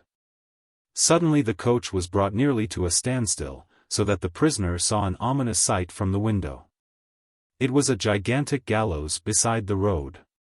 It stood 3-sided, and from each of its 3 broad beams at top depended in chains some 8 or 10 bodies, from several of which the cereclothes had dropped away, leaving the skeletons swinging lightly by their chains. A tall ladder reached to the summit of the structure, and on the peat beneath lay bones. On top of the dark transverse beam facing the road, from which, as from the other 2 completing the triangle of death, dangled a row of these unfortunates in chains, a hangman. With a pipe in his mouth, much as we see him in the famous print of the Idle Apprentice, though here his perch was ever so much higher, was reclining at his ease and listlessly shying bones. From a little heap at his elbow, at the skeletons that hung round, bringing down now a rib or 2, now a hand, now half a leg. A long-sighted man could have discerned that he was a dark fellow, lean. And from continually looking down on the earth from the elevation over which, in another sense, he always hung, his nose, his lips, his chin were pendulous and loose, and drawn down into a monstrous grotesque. This fellow took his pipe from his mouth on seeing the coach, stood up, and cut some solemn capers high on his beam, and shook a new rope in the air, crying with a voice high and distant as the caw of a raven hovering over a gibbet, a rope for Judge Harbottle. The coach was now driving on at its old swift pace. So high a gallows as that, the judge had never, even in his most hilarious moments, dreamed of. He thought he must be raving. And the dead footman. He shook his ears and strained his eyelids, but if he was dreaming, he was unable to awake himself. There was no good in threatening these scoundrels. A brutum fulmen might bring a real one on his head. Any submission to get out of their hands, and then heaven and earth he would move to unearth and hunt them down. Suddenly they drove round a corner of a vast white building, and under a porte-cochere. Chapter 7. Chief Justice Twofold. The judge found himself in a corridor lighted with dingy oil lamps, the walls of bare stone. It looked like a passage in a prison. His guards placed him in the hands of other people. Here and there he saw bony and gigantic soldiers passing to and fro, with muskets over their shoulders. They looked straight before them, grinding their teeth, in bleak fury, with no noise but the clank of their shoes. He saw these by glimpses, round corners, and at the ends of passages, but he did not actually pass them by. And now, passing under a narrow doorway, he found himself in the dock, confronting a judge in his scarlet robes, in a large courthouse. There was nothing to elevate this temple of Themis above its vulgar kind elsewhere. Dingy enough it looked, in spite of candles lighted in decent abundance. A case had just closed, and the last juror's back was seen escaping through the door in the wall of the jury box. There were some dozen barristers, some fiddling with pen and ink, others buried in briefs, some beckoning, with the plumes of their pens, to their attorneys, of whom there were no lack. There were clerks to ing and fro ing, and the officers of the court, and the registrar, who was handing up a paper to the judge. And the tipstaff, who was presenting a note at the end of his wand to a king's counsel over the heads of the crowd between. If this was the High Court of Appeal, which never rose day or night, it might account for the pale and jaded aspect of everybody in it. An air of indescribable gloom hung upon the pallid features of all the people here. No one ever smiled, all looked more or less secretly suffering. "The king against Elijah Harbottle!" shouted the officer. "Is the appellant Louis Pineweck in court?" asked Chief Justice Twofold, in a voice of thunder, that shook the woodwork of the court, and boomed down the corridors. Up stood Pineweck from his place at the table. "Arraign the prisoner," roared the chief. And Judge Harbottle felt the panels of the dock round him, and the floor, and the rails quiver in the vibrations of that tremendous voice. The prisoner, in limine, objected to this pretended court, as being a sham, and non-existent in point of law. And then, that, even if it were a court constituted by law, the judge was growing dazed, it had not and could not have any jurisdiction to try him for his conduct on the bench. Whereupon the Chief Justice laughed suddenly, and everyone in court, turning round upon the prisoner, laughed also, till the laugh grew and roared all round like a deafening acclamation. He saw nothing but glittering eyes and teeth, a universal stare and grin. But though all the voices laughed, not a single face of all those that concentrated their gaze upon him looked like a laughing face. The mirth subsided as suddenly as it began. The indictment was read. Judge Harbottle actually pleaded. He pleaded not guilty. A jury were sworn. The trial proceeded. Judge Harbottle was bewildered. This could not be real. He must be either mad, or going mad, he thought. One thing could not fail to strike even him. This Chief Justice Twofold, who was knocking him about at every turn with sneer and jibe, and roaring him down with his tremendous voice, was a dilated effigy of himself. An image of Mr. Justice Harbottle, at least double his size, and with all his fierce coloring, and his ferocity of eye and visage, enhanced awfully. Nothing the prisoner could argue, cite, or state was permitted to retard for a moment the march of the case towards its catastrophe. The Chief Justice seemed to feel his power over the jury, and to exult and riot in the display of it. He glared at them, he nodded to them, he seemed to have established an understanding with them. The lights were faint in that part of the court. The jurors were mere shadows, sitting in rows. The prisoner could see a dozen pair of white eyes shining, coldly, out of the darkness. And whenever the judge in his charge, which was contemptuously brief, nodded and grinned and jibed, the prisoner could see, in the obscurity, by the dip of all these rows of eyes together, that the jury nodded in acquiescence. And now the charge was over, the huge Chief Justice leaned back panting and gloating on the prisoner. Everyone in the court turned about, and gazed with steadfast hatred on the man in the dock. From the jury box where the 12 sworn brethren were whispering together, a sound in the general stillness like a prolonged hiss was heard. And then, in answer to the challenge of the officer, "How say you, gentlemen of the jury, guilty or not guilty?" came in a melancholy voice the finding, "Guilty." The place seemed to the eyes of the prisoner to grow gradually darker and darker, till he could discern nothing distinctly but the lumen of the eyes that were turned upon him from every bench and side and corner and gallery of the building. The prisoner doubtless thought that he had quite enough to say, and conclusive, why sentence of death should not be pronounced upon him. But the Lord Chief Justice puffed it contemptuously away, like so much smoke, and proceeded to pass sentence of death upon the prisoner, having named the 10th of the ensuing month for his execution. Before he had recovered the stun of this ominous farce, in obedience to the mandate, "Remove the prisoner," he was led from the dock. The lamp seemed all to have gone out, and there were stoves and charcoal fires here and there, that threw a faint crimson light on the walls of the corridors through which he passed. The stones that composed them looked now enormous, cracked and unhewn. He came into a vaulted smithy, where 2 men, naked to the waist, with heads like bulls, round shoulders, and the arms of giants, were welding red-hot chains together with hammers that pelted like thunderbolts. They looked on the prisoner with fierce red eyes, and rested on their hammers for a minute, and said the elder to his companion, "Take out Elijah Harbottle's gyves." And with a pincers he plucked the end which lay dazzling in the fire from the furnace.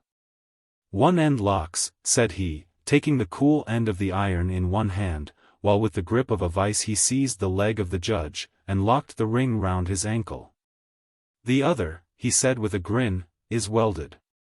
The iron band that was to form the ring for the other leg lay still red-hot upon the stone floor, with brilliant sparks sporting up and down its surface.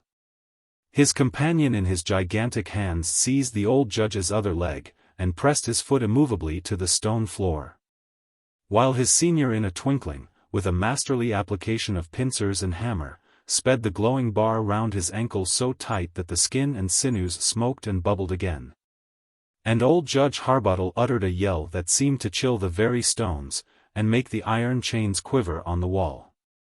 Chains, vaults, smiths, and smithy all vanished in a moment, but the pain continued.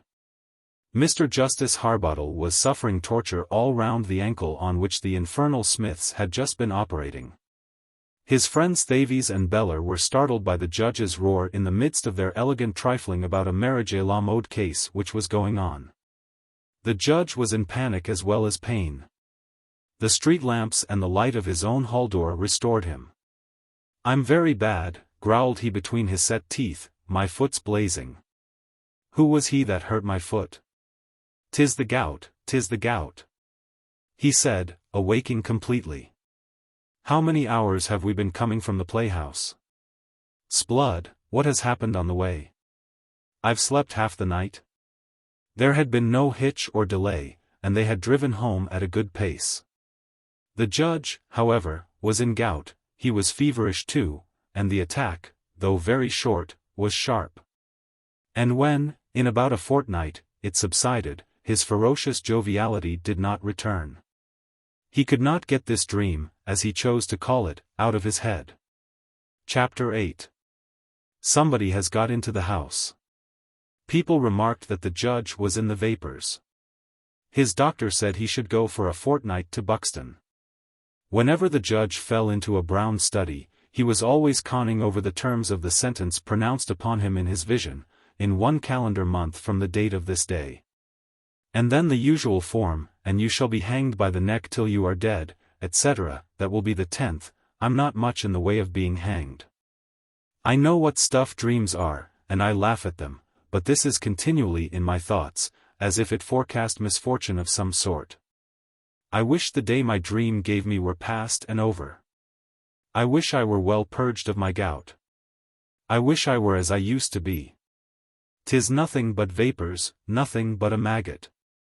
The copy of the parchment and letter which had announced his trial with many a snort and sneer he would read over and over again. And the scenery and people of his dream would rise about him in places the most unlikely, and steal him in a moment from all that surrounded him into a world of shadows. The judge had lost his iron energy and banter. He was growing taciturn and morose. The bar remarked the change, as well they might. His friends thought him ill. The doctor said he was troubled with hypochondria, and that his gout was still lurking in his system, and ordered him to that ancient haunt of crutches and chalkstones, Buxton. The judge's spirits were very low. He was frightened about himself. And he described to his housekeeper, having sent for her to his study to drink a dish of tea, his strange dream in his drive home from Drury Lane Playhouse. He was sinking into the state of nervous dejection in which men lose their faith in orthodox advice, and in despair consult quacks, astrologers, and nursery storytellers. Could such a dream mean that he was to have a fit, and so die on the 10th? She did not think so. On the contrary, it was certain some good luck must happen on that day. The judge kindled. And for the first time for many days, he looked for a minute or two like himself, and he tapped her on the cheek with the hand that was not in flannel. Odds bud. Odd shart. You dear rogue. I had forgot. There is young Tom, Yellow Tom, my nephew, you know, lies sick at Harrogate. Why shouldn't he go that day as well as another, and if he does, I get an estate by it. Why, looky, I asked Dr. Headstone yesterday if I was like to take a fit any time, and he laughed, and swore I was the last man in town to go off that way. The judge sent most of his servants down to Buxton to make his lodgings and all things comfortable for him. He was to follow in a day or two. It was now the 9th. And the next day well over, he might laugh at his visions and auguries. On the evening of the 9th, Dr. Headstone's footman knocked at the judge's door. The doctor ran up the dusky stairs to the drawing-room.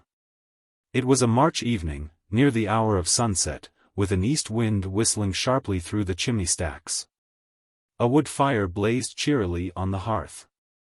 And Judge Harbottle, in what was then called a brigadier wig, with his red roquelaure on, helped the glowing effect of the darkened chamber, which looked red all over like a room on fire. The judge had his feet on a stool, and his huge grim purple face confronted the fire and seemed to pant and swell, as the blaze alternately spread upward and collapsed. He had fallen again among his blue devils, and was thinking of retiring from the bench, and of 50 other gloomy things. But the doctor, who was an energetic son of Aesculapius, would listen to no croaking, told the judge he was full of gout, and in his present condition no judge even of his own case. But promised him leave to pronounce on all those melancholy questions, a fortnight later. In the meantime the judge must be very careful. He was overcharged with gout, and he must not provoke an attack, till the waters of Buxton should do that office for him, in their own salutary way. The doctor did not think him perhaps quite so well as he pretended, for he told him he wanted rest, and would be better if he went forthwith to his bed. Mr. Girningham, his valet, assisted him, and gave him his drops, and the judge told him to wait in his bedroom till he should go to sleep.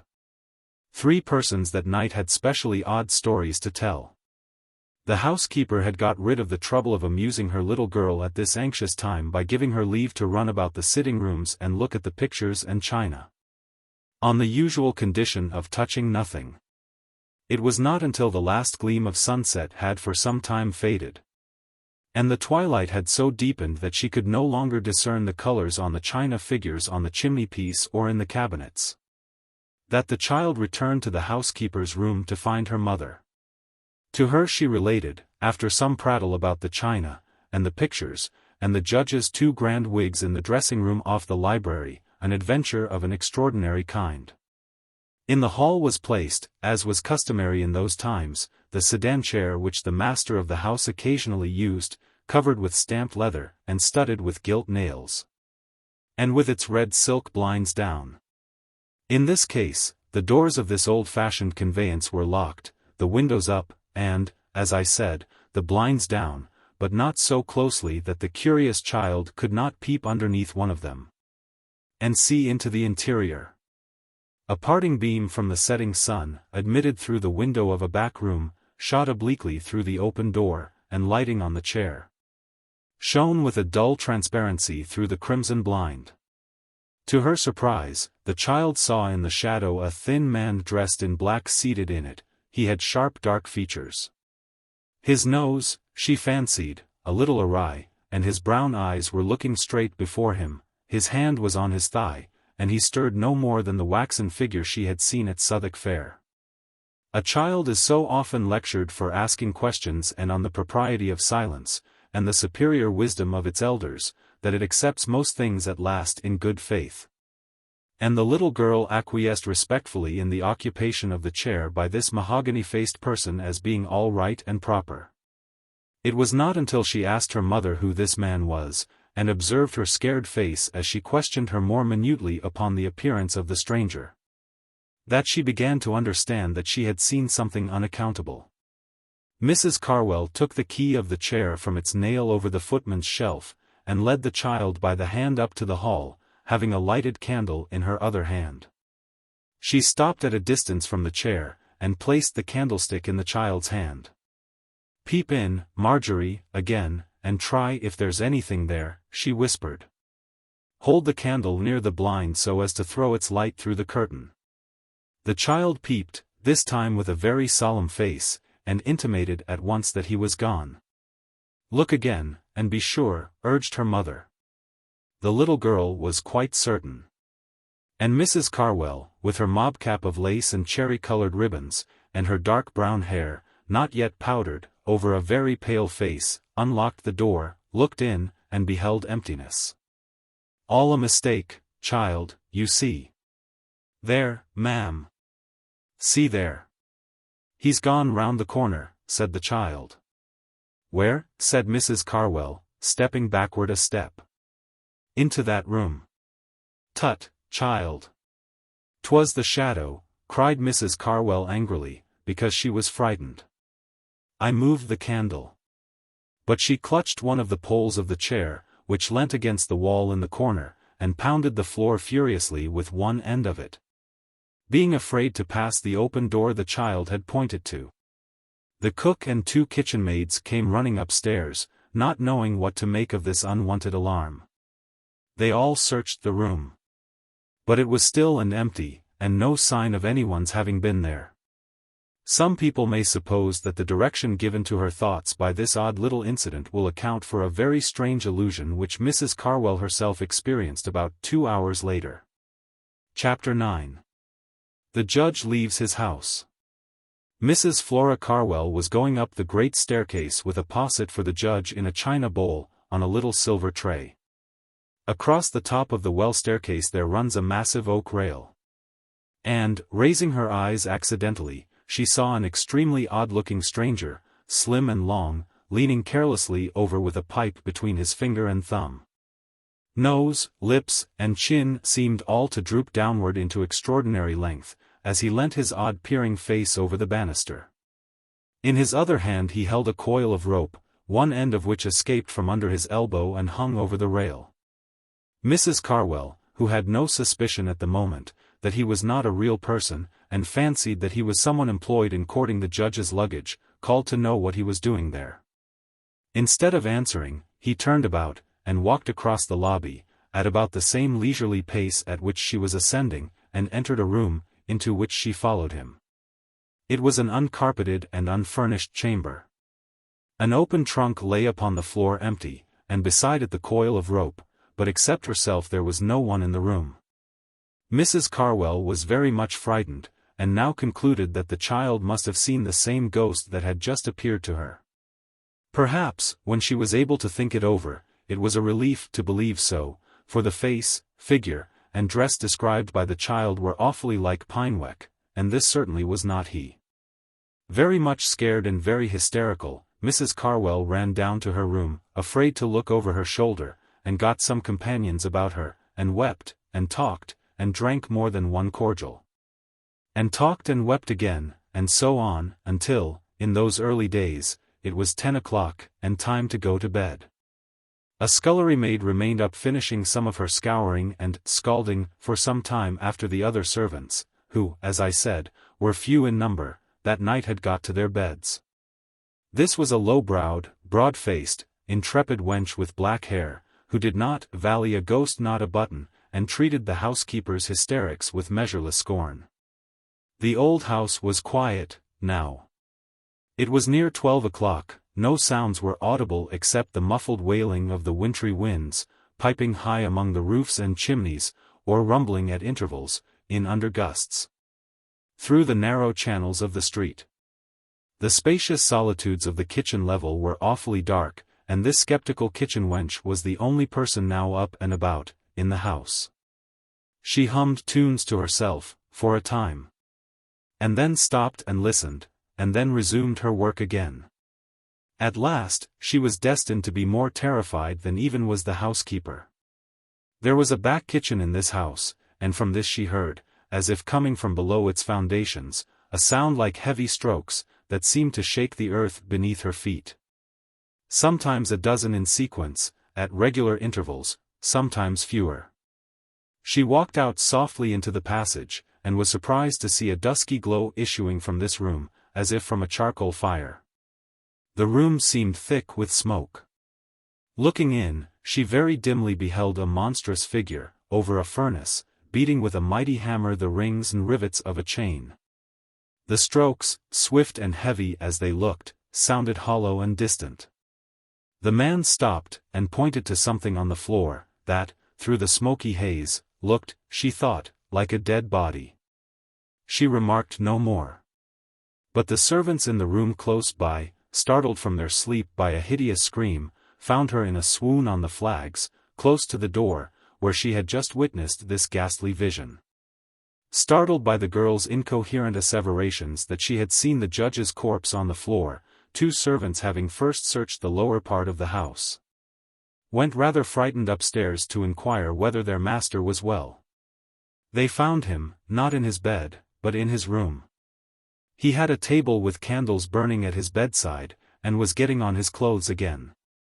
And he swore and cursed at them roundly in his old style, telling them that he had business, and that he would discharge on the spot any scoundrel who should dare to disturb him again.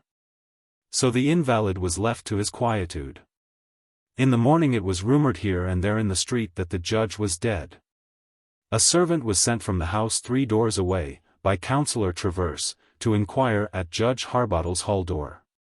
The servant who opened it was pale and reserved, and would only say that the judge was ill. He had had a dangerous accident. Dr. Headstone had been with him at 7 o'clock in the morning.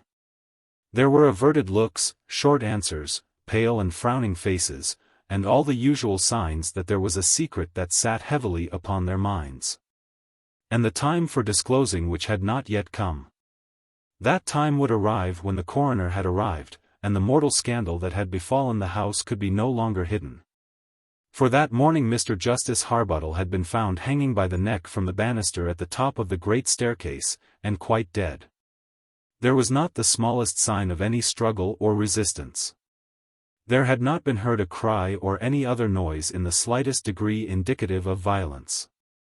There was medical evidence to show that, in his atrabilious state, it was quite on the cards that he might have made away with himself. The jury found accordingly that it was a case of suicide.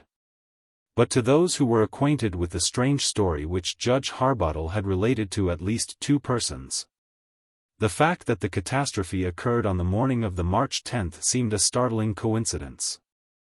A few days after, the pomp of a great funeral attended him to the grave, and so, in the language of Scripture, the rich man died, and was buried. The room in the dragon Volant. Prologue. The curious case which I am about to place before you, is referred to, very pointedly, and more than once, in the extraordinary essay upon the drugs of the Dark and the Middle Ages, from the pen of Dr. Hesselius.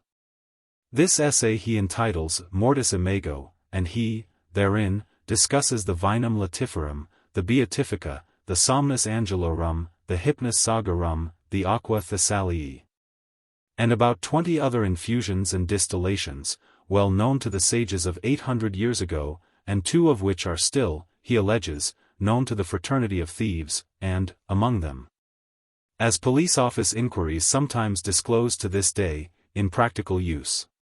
The essay, Mortis Imago, will occupy as nearly as I can, at present, calculate, 2 volumes, the 9th and 10th, of the collected papers of Dr. Martin Hesselius.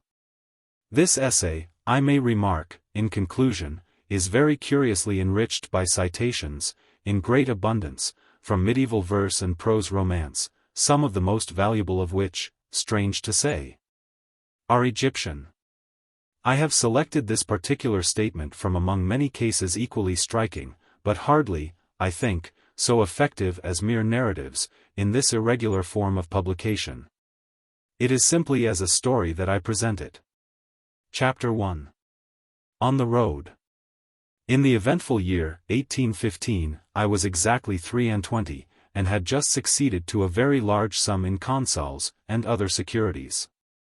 The first fall of Napoleon had thrown the continent open to English excursionists, anxious, let us suppose, to improve their minds by foreign travel. And I, the slight check of the 100 days, removed, by the genius of Wellington, on the field of Waterloo, was now added to the philosophic throng. I was posting up to Paris from Bruxelles, following, I presume, the route that the Allied army had pursued but a few weeks before. More carriages than you could believe were pursuing the same line. You could not look back or forward, without seeing into far perspective the clouds of dust which marked the line of the long series of vehicles. We were, perpetually, passing relays of return horses, on their way, jaded and dusty, to the inns from which they had been taken. They were arduous times for those patient public servants. The whole world seemed posting up to Paris. I ought to have noted it more particularly, but my head was so full of Paris and the future, that I passed the intervening scenery with little patience and less attention. I think, however, that it was about 4 miles to the frontier side of a rather picturesque little town, the name of which, as of many more important places through which I posted in my hurried journey, I forget, and about 2 hours before sunset, that we came up with a carriage in distress. It was not quite an upset. But the 2 leaders were lying flat. The booted postilions had got down, and 2 servants who seemed very much at sea in such matters, were by way of assisting them. A pretty little bonnet and head were popped out of the window of the carriage in distress. Its tournure, and that of the shoulders that also appeared for a moment, was captivating. I resolved to play the part of a good Samaritan. Stopped my chaise, jumped out, and with my servant lent a very willing hand in the emergency. Alas! The lady with the pretty bonnet, wore a very thick, black veil.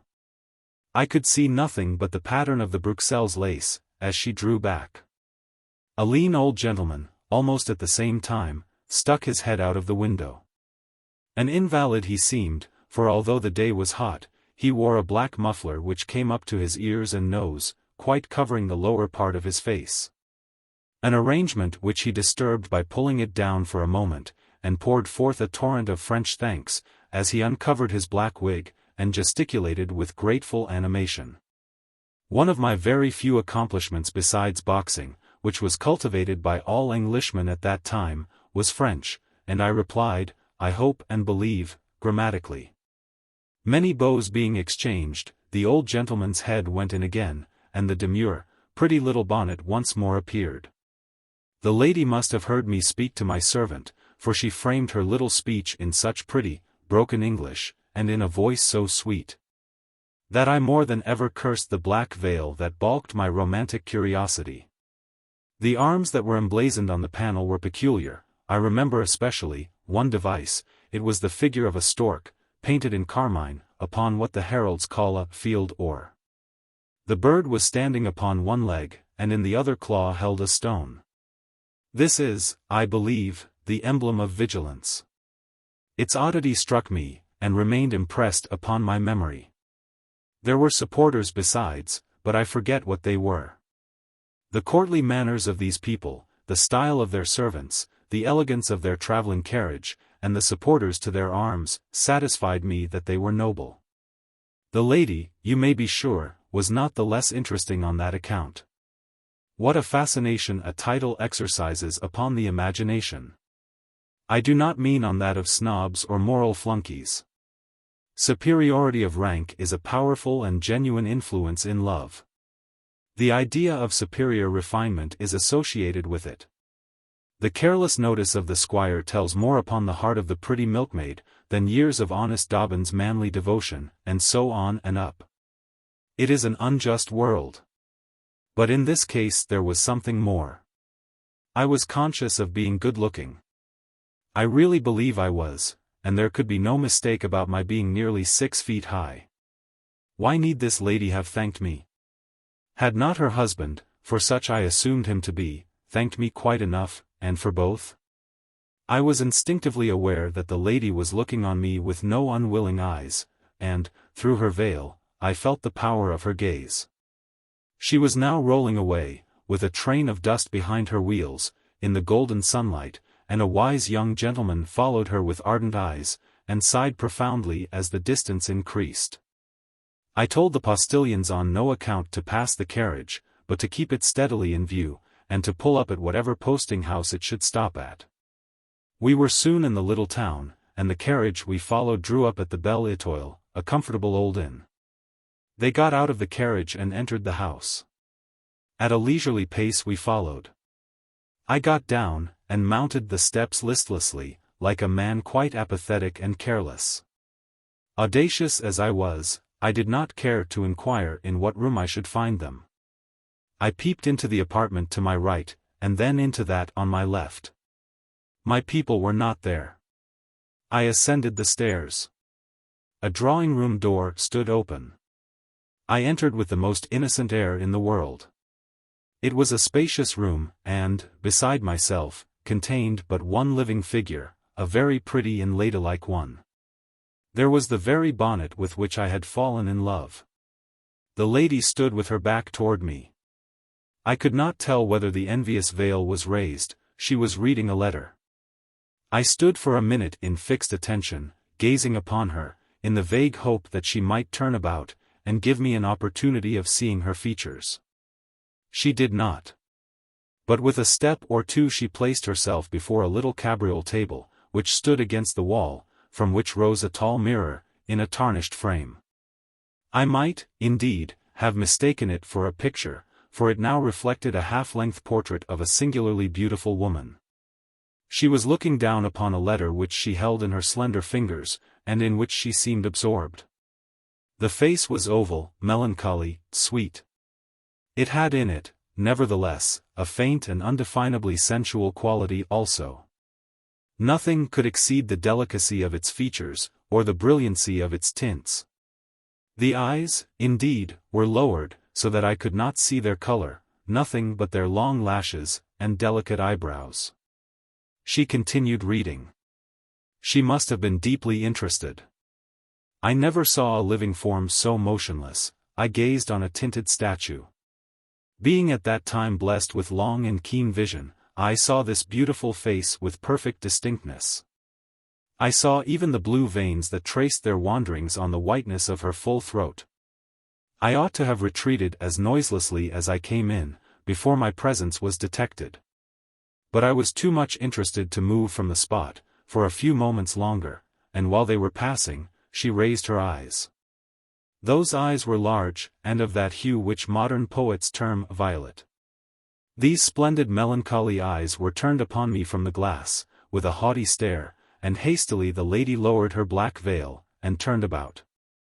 I fancied that she hoped I had not seen her. I was watching every look and movement, the minutest, with an attention as intense as if an ordeal involving my life depended on them. Chapter 2. The Inn-Yard of the Belle Étoile. The face was, indeed, one to fall in love with at first sight. Those sentiments that take such sudden possession of young men were now dominating my curiosity. My audacity faltered before her, and I felt that my presence in this room was probably an impertinence.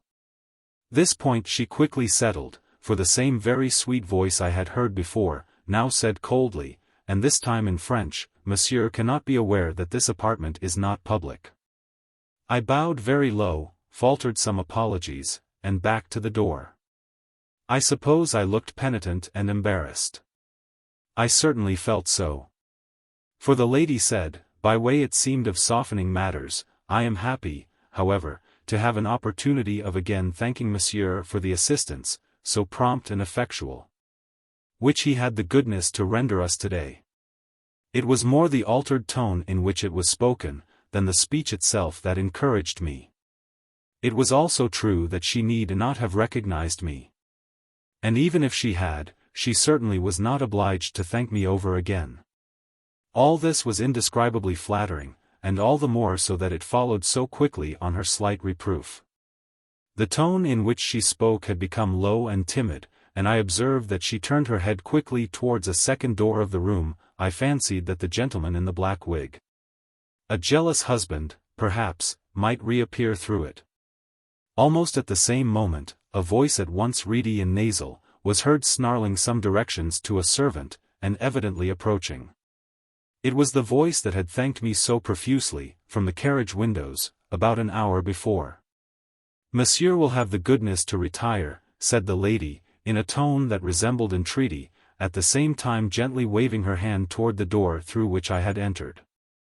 Bowing again very low, I stepped back, and closed the door. I ran down the stairs, very much elated.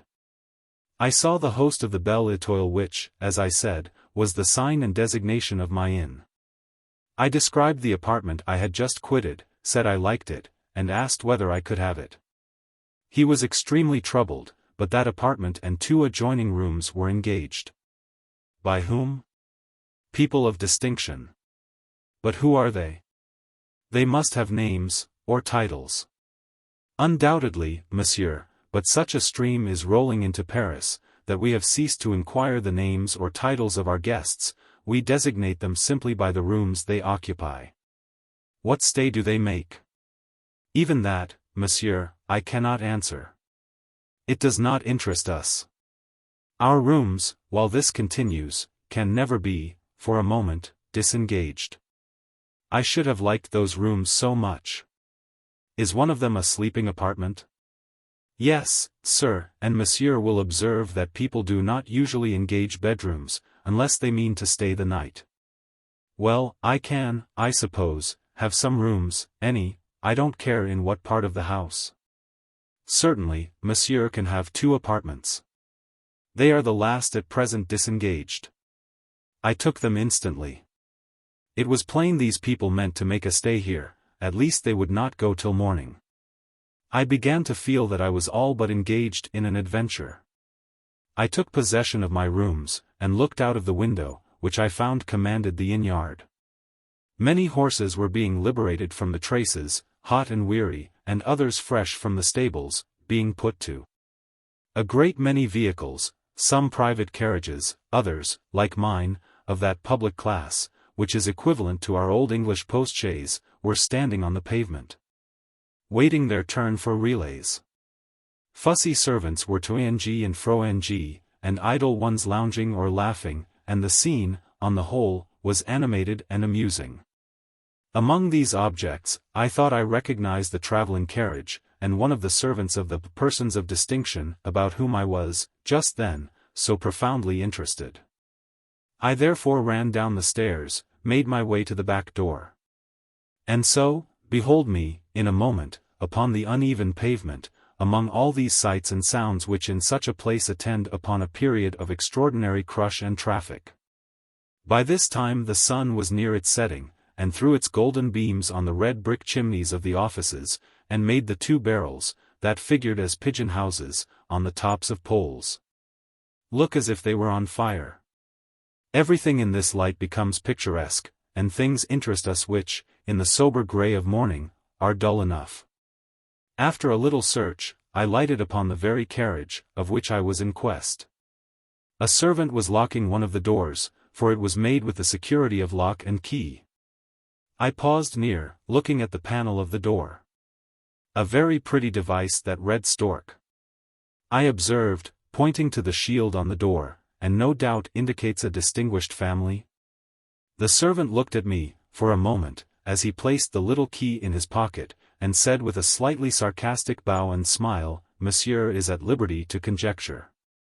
Nothing daunted, I forthwith administered that laxative which, on occasion, acts so happily upon the tongue, I mean a tip.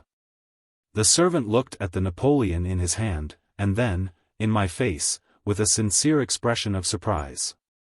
"Monsieur is very generous. Not worth mentioning, who are the lady and gentleman who came here, in this carriage, and whom, you may remember, I and my servant assisted today in an emergency, when their horses had come to the ground? They are the Count, and the young lady we call the Countess, but I know not, she may be his daughter. Can you tell me where they live?" "Upon my honor, monsieur, I am unable, I know not." "Not know where your master lives? Surely you know something more about him than his name?" "Nothing worth relating, monsieur. In fact, I was hired in Bruxelles, on the very day they started. Monsieur Picard, my fellow servant, Monsieur the Comte's gentleman, he has been years in his service and knows everything, but he never speaks except to communicate an order. From him I have learned nothing. We are going to Paris, however, and there I shall speedily pick up all about them. At present I am as ignorant of all that as Monsieur himself." "And where is Monsieur Picard?" "He has gone to the cutler's to get his razors set. But I do not think he will tell anything. This was a poor harvest for my golden sowing. The man, I think, spoke truth, and would honestly have betrayed the secrets of the family, if he had possessed any." I took my leave politely. And mounting the stairs, again I found myself once more in my room. Forthwith I summoned my servant. Though I had brought him with me from England, he was a native of France, a useful fellow, sharp, bustling, and, of course, quite familiar with the ways and tricks of his countrymen. "St. Claire, shut the door, come here. I can't rest till I have made out something about those people of rank who have got the apartments under mine. Here are 15 francs. Make out the servants we assisted today, have them to a petit souper, and come back and tell me their entire history. I have, this moment, seen one of them who knows nothing, and has communicated it. The other, whose name I forget, is the unknown nobleman's valet, and knows everything. Him you must pump. It is, of course, the venerable peer, and not the young lady who accompanies him, that interests me, you understand? Begone. Fly. And return with all the details I sigh for, and every circumstance that can possibly interest me." It was a commission which admirably suited the tastes and spirits of my worthy St. Claire, to whom, you will have observed, I had accustomed myself to talk with the peculiar familiarity which the old French comedy establishes between master and valet. I am sure he laughed at me in secret, but nothing could be more polite and deferential. With several wise looks, nods and shrugs, he withdrew. And looking down from my window, I saw him, with incredible quickness, enter the yard, where I soon lost sight of him among the carriages. Chapter 3. Death and Love Together Mated. When the day drags, when a man is solitary, and in a fever of impatience and suspense. When the minute hand of his watch travels as slowly as the hour hand used to do, and the hour hand has lost all appreciable motion. When he yawns, and beats the devil's tattoo, and flattens his handsome nose against the window, and whistles tunes he hates, and, in short, does not know what to do with himself. It is deeply to be regretted that he cannot make a solemn dinner of 3 courses more than once in a day. The laws of matter, to which we are slaves, deny us that resource. But in the times I speak of, supper was still a substantial meal, and its hour was approaching. This was consolatory. 3/4 of an hour, however, still interposed. How was I to dispose of that interval? I had 2 or 3 idle books, it is true, as traveling companions. But there are many moods in which one cannot read. My novel lay with my rug and walking stick on the sofa, and I did not care if the heroine and the hero were both drowned together in the water barrel that I saw in the inn-yard under my window. I took a turn or two up and down my room, and sighed, looking at myself in the glass, adjusted my great white choker, folded and tied after Brummel, the immortal, bow. Put on a buff waistcoat and my blue swallow-tailed coat with gilt buttons. I deluged my pocket handkerchief with eau de cologne. We had not then the variety of bouquets with which the genius of perfumery has since blessed us. I arranged my hair, on which I piqued myself, and which I loved to groom in those days. That dark brown chevelure, with a natural curl, is now represented by a few dozen perfectly white hairs, and its place, a smooth, bald, pink head, knows it no more. But let us forget these mortifications. It was then rich, thick, and dark brown. I was making a very careful toilet. I took my unexceptionable hat from its case, and placed it lightly on my wise head, as nearly as memory and practice enabled me to do so. At that very slight inclination which the immortal person I have mentioned was wont to give to his. A pair of light French gloves and a rather club-like knotted walking stick, such as just then came into vogue, for a year or two again in England, in the phraseology of Sir Walter Scott's romances, completed my equipment. All this attention to effect, preparatory to a mere lounge in the yard, or on the steps of the Belle Étoile, was a simple act of devotion to the wonderful eyes which I had that evening beheld for the first time, and never, never could forget. In plain terms, it was all done in the vague, very vague hope that those eyes might behold the unexceptionable get-up of a melancholy slave, and retain the image. Not altogether without secret approbation. As I completed my preparations the light failed me, the last level streak of sunlight disappeared, and a fading twilight only remained. I sighed in unison with the pensive hour, and threw open the window, intending to look out for a moment before going downstairs. I perceived instantly that the window underneath mine was also open, for I heard 2 voices in conversation, although I could not distinguish what they were saying. The male voice was peculiar. It was, as I told you, reedy and nasal. I knew it, of course, instantly. The answering voice spoke in those sweet tones which I recognized only too easily. The dialogue was only for a minute. The repulsive male voice laughed, I fancied, with a kind of devilish satire, and retired from the window, so that I almost ceased to hear it. The other voice remained nearer the window, but not so near as at first. It was not an altercation, there was evidently nothing the least exciting in the colloquy. What would I not have given that it had been a quarrel, a violent one, and I the redresser of wrongs, and the defender of insulted beauty? Alas! So far as I could pronounce upon the character of the tones I heard, they might be as tranquil a pair as any in existence. In a moment more the lady began to sing an odd little chanson. I need not remind you how much farther the voice is heard singing than speaking. I could distinguish the words. The voice was of that exquisitely sweet kind which is called, I believe, a semi-contralto. It had something pathetic, and something, I fancied, a little mocking in its tones. I venture a clumsy, but adequate translation of the words. Death and love, together mated. Watch and wait in ambuscade. At early morn, or else belated. They meet and mark the man or maid. Burning sigh, or breath that freezes. Numbs or maddens man or maid. Death or love the victim seizes. Breathing from their ambuscade. Enough, madam, said the old voice, with sudden severity. We do not desire, I believe, to amuse the grooms and hostlers in the yard with our music. The lady's voice laughed gaily. "You desire to quarrel, madam." And the old man, I presume, shut down the window. Down it went, at all events, with a rattle that might easily have broken the glass. Of all thin partitions, glass is the most effectual excluder of sound. I heard no more, not even the subdued hum of the colloquy. What a charming voice this countess had! How it melted, swelled, and trembled! How it moved, and even agitated me! What a pity that a hoarse old jackdaw should have power to crow down such a Philomel! Alas! What a life it is!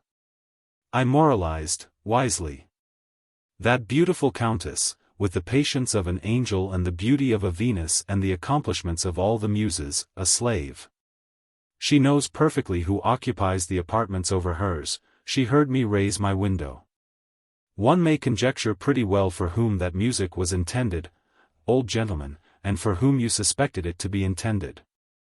In a very agreeable flutter I left my room, and descending the stairs, passed the Count's door very much at my leisure. There was just a chance that the beautiful songstress might emerge. I dropped my stick on the lobby, near their door, and you may be sure it took me some little time to pick it up. Fortune, nevertheless, did not favor me. I could not stay on the lobby all night picking up my stick, so I went down to the hall. I consulted the clock, and found that there remained but a quarter of an hour to the moment of supper. Everyone was roughing it now, every inn in confusion. People might do at such a juncture what they never did before. Was it just possible that, for once, the Count and Countess would take their chairs at the table d'hôte? Chapter 4. Monsieur Droqueville. Full of this exciting hope, I sauntered out, upon the steps of the Belle Étoile. It was now night, and a pleasant moonlight over everything. I had entered more into my romance since my arrival, and this poetic light heightened the sentiment. What a drama, if she turned out to be the Count's daughter, and in love with me! What a delightful tragedy, if she turned out to be the Count's wife! In this luxurious mood, I was accosted by a tall and very elegantly made gentleman, who appeared to be about 50. His air was courtly and graceful, and there was in his whole manner and appearance something so distinguished, that it was impossible not to suspect him of being a person of rank. He had been standing upon the steps, looking out, like me, upon the moonlight effects that transformed, as it were, the objects and buildings in the little street. He accosted me, I say, with the politeness, at once easy and lofty, of a French nobleman of the old school. He asked me if I were not Mr. Becket. I assented. And he immediately introduced himself as the Marquis de Harmonville. This information he gave me in a low tone, and asked leave to present me with a letter from Lord R., who knew my father slightly, and had once done me, also, a trifling kindness. This English peer, I may mention, stood very high in the political world, and was named as the most probable successor to the distinguished post of English minister at Paris. I received it with a low bow, and read: My dear Becket, I beg to introduce my very dear friend, the Marquis de Harmonville, who will explain to you the nature of the services it may be in your power to render him and us. He went on to speak of the Marquis as a man whose great wealth, whose intimate relations with the old families, and whose legitimate influence with the court rendered him the fittest possible person for those friendly offices which, at the desire of his own sovereign, and of our government, he has so obligingly undertaken.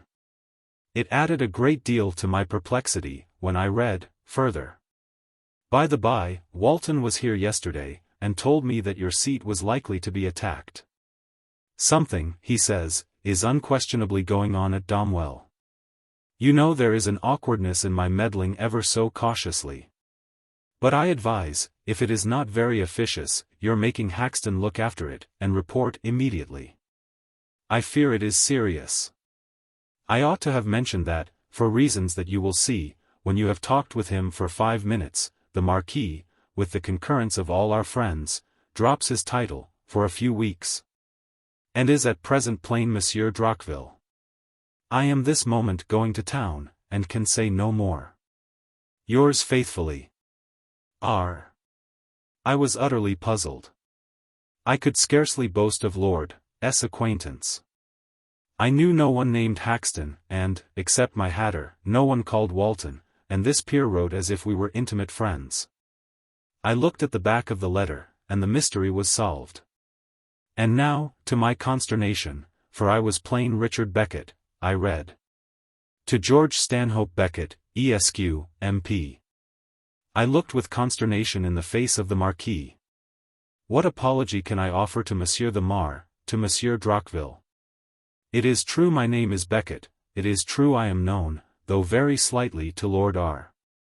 But the letter was not intended for me. My name is Richard Beckett, this is to Mr. Stanhope Beckett, the member for Shillingsworth. What can I say, or do, in this unfortunate situation? I can only give you my honor as a gentleman, that, for me, the letter, which I now return, shall remain as unviolated a secret as before I opened it. I am so shocked and grieved that such a mistake should have occurred.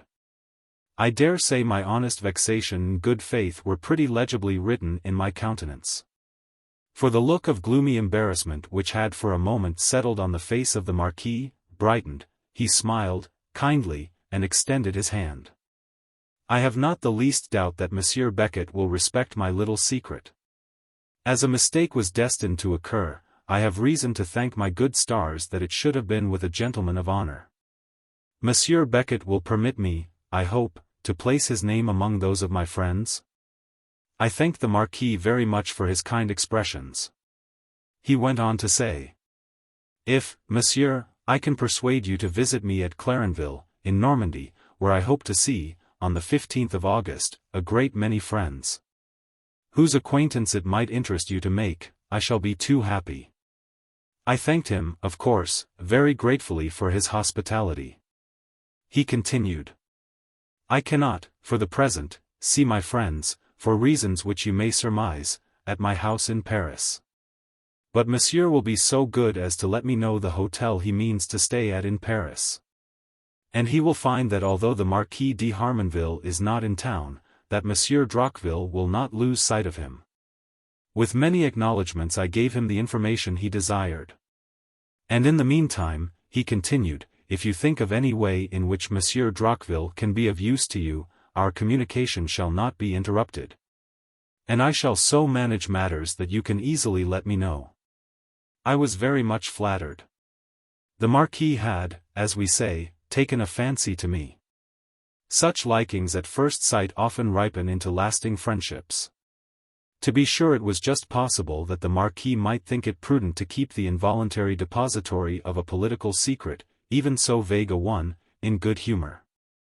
Very graciously the Marquis took his leave, going up the stairs of the Belle Etoile. I remained upon the steps, for a minute lost in speculation upon this new theme of interest. But the wonderful eyes, the thrilling voice, the exquisite figure of the beautiful lady who had taken possession of my imagination, quickly reasserted their influence. I was again gazing at the sympathetic moon, and descending the steps, I loitered along the pavements among strange objects, and houses that were antique and picturesque, in a dreamy state, thinking. In a little while, I turned into the inn-yard again. There had come a lull. Instead of the noisy place it was, an hour or two before, the yard was perfectly still and empty, except for the carriages that stood here and there. Perhaps there was a servant's table d'hôte just then. I was rather pleased to find solitude, and undisturbed I found out my ladylove's carriage, in the moonlight. I mused, I walked round it. I was as utterly foolish and maudlin as very young men, in my situation, usually are. The blinds were down, the doors, I suppose, locked. The brilliant moonlight revealed everything, and cast sharp, black shadows of wheel, and bar, and spring, on the pavement. I stood before the escutcheon painted on the door, which I had examined in the daylight. I wondered how often her eyes had rested on the same object. I pondered in a charming dream.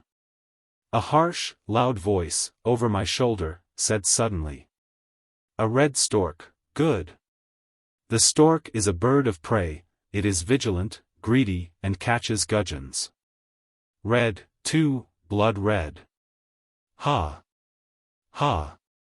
The symbol is appropriate. I had turned about, and beheld the palest face I ever saw.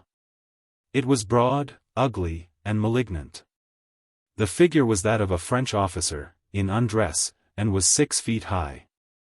Across the nose and eyebrow there was a deep scar, which made the repulsive face grimmer. The officer elevated his chin and his eyebrows, with a scoffing chuckle, and said, "I have shot a stork, with a rifle bullet, when he thought himself safe in the clouds, for mere sport." He shrugged, and laughed malignantly. "See, monsieur. When a man like me, a man of energy, you understand, a man with all his wits about him, a man who has made the tour of Europe under canvas, and, parbleu, often without it, resolves to discover a secret, expose a crime, catch a thief, spit a robber on the point of his sword, it is odd if he does not succeed. Ha! Ha! Ha! Adieu, monsieur." He turned with an angry whisk on his heel, and swaggered with long strides out of the gate. Chapter 5. Supper at the Belle Étoile. The French army were in a rather savage temper, just then. The English, especially, had but scant courtesy to expect at their hands. It was plain, however, that the cadaverous gentleman who had just apostrophized the heraldry of the Count's carriage, with such mysterious acrimony, had not intended any of his malevolence for me. He was stung by some old recollection, and had marched off, seething with fury. I had received one of those unacknowledged shocks which startle us, when fancying ourselves perfectly alone, we discover on a sudden, that our antics have been watched by a spectator, almost at our elbow. In this case, the effect was enhanced by the extreme repulsiveness of the face, and, I may add, its proximity, for, as I think, it almost touched mine. The enigmatical harangue of this person, so full of hatred and implied denunciation, was still in my ears. Here at all events was new matter for the industrious fancy of a lover to work upon. It was time now to go to the table d'hôte. Who could tell what lights the gossip of the supper table might throw upon the subject that interested me so powerfully? I stepped into the room, my eyes searching the little assembly, about 30 people, for the persons who specially interested me. It was not easy to induce people, so hurried and overworked as those of the Belle Étoile just now, to send meals up to one's private apartments, in the midst of this unparalleled confusion. And, therefore, many people who did not like it, might find themselves reduced to the alternative of supping at the table d'hôte, or starving. The Count was not there, nor his beautiful companion. But the Marquis de Harmonville, whom I hardly expected to see in so public a place, signed, with a significant smile, to a vacant chair beside himself. I secured it, and he seemed pleased, and almost immediately entered into conversation with me. "This is, probably, your first visit to France?" he said. I told him it was, and he said, "You must not think me very curious and impertinent. But Paris is about the most dangerous capital a high-spirited and generous young gentleman could visit without a mentor. If you have not an experienced friend as a companion during your visit," he paused. I told him I was not so provided, but that I had my wits about me. That I had seen a good deal of life in England, and that, I fancied, human nature was pretty much the same in all parts of the world. The Marquis shook his head, smiling. "You will find very marked differences, notwithstanding," he said. "Peculiarities of intellect and peculiarities of character, undoubtedly, do pervade different nations. And this results, among the criminal classes, in a style of villainy no less peculiar. In Paris, the class who live by their wits, is 3 or 4 times as great as in London. And they live much better, some of them even splendidly. They are more ingenious than the London rogues. They have more animation, and invention, and the dramatic faculty, in which your countrymen are deficient, is everywhere. These invaluable attributes place them upon a totally different level. They can affect the manners and enjoy the luxuries of people of distinction. They live, many of them, by play. So do many of our London rogues. Yes, but in a totally different way. They are the habitués of certain gaming tables, billiard rooms, and other places, including your races, where high play goes on. And by superior knowledge of chances, by masking their play, by means of confederates, by means of bribery, and other artifices, varying with the subject of their imposture, they rob the unwary. But here it is more elaborately done, and with a really exquisite finesse. There are people whose manners, style, conversation, are unexceptionable, living in handsome houses in the best situations, with everything about them in the most refined taste. And exquisitely luxurious, who impose even upon the Parisian bourgeois, who believe them to be, in good faith, people of rank and fashion, because their habits are expensive and refined. And their houses are frequented by foreigners of distinction, and, to a degree, by foolish young Frenchmen of rank. At all these houses play goes on. The ostensible host and hostess seldom join in it. They provide it simply to plunder their guests, by means of their accomplices, and thus wealthy strangers are inveigled and robbed. But I have heard of a young Englishman, a son of Lord Rooksbury, who broke 2 Parisian gaming tables only last year. I see, he said, laughing, you are come here to do likewise. I, myself, at about your age, undertook the same spirited enterprise. I raised no less a sum than 500,000 francs to begin with. I expected to carry all before me by the simple expedient of going on doubling my stakes. I had heard of it, and I fancied that the sharpers, who kept the table, knew nothing of the matter. I found, however, that they not only knew all about it, but had provided against the possibility of any such experiments. And I was pulled up before I had well begun, by a rule which forbids the doubling of an original stake more than 4 times, consecutively. And is that rule in force still? I inquired, chapfallen. He laughed and shrugged. Of course it is, my young friend. People who live by an art, always understand it better than an amateur. I see you had formed the same plan, and no doubt came provided. I confessed I had prepared for conquest upon a still grander scale. I had arrived with a purse of £30,000 sterling. Any acquaintance of my very dear friend, Lord R., interests me, and, besides my regard for him, I am charmed with you, so you will pardon all my, perhaps, too officious questions and advice. I thanked him most earnestly for his valuable counsel, and begged that he would have the goodness to give me all the advice in his power. Then if you take my advice, said he, you will leave your money in the bank where it lies. Never risk a Napoleon in a gaming house. The night I went to break the bank, I lost between 7 and 8,000 pounds sterling of your English money. And my next adventure, I had obtained an introduction to one of those elegant gaming houses which affect to be the private mansions of persons of distinction, and was saved from ruin by a gentleman, whom, ever since, I have regarded with increasing respect and friendship. It oddly happens he is in this house at this moment. I recognized his servant, and made him a visit in his apartments here, and found him the same brave, kind, honorable man I always knew him.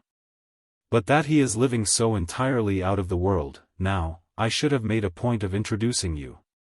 15 years ago he would have been the man of all others to consult. The gentleman I speak of is the Comte de Saint-Alyre. He represents a very old family.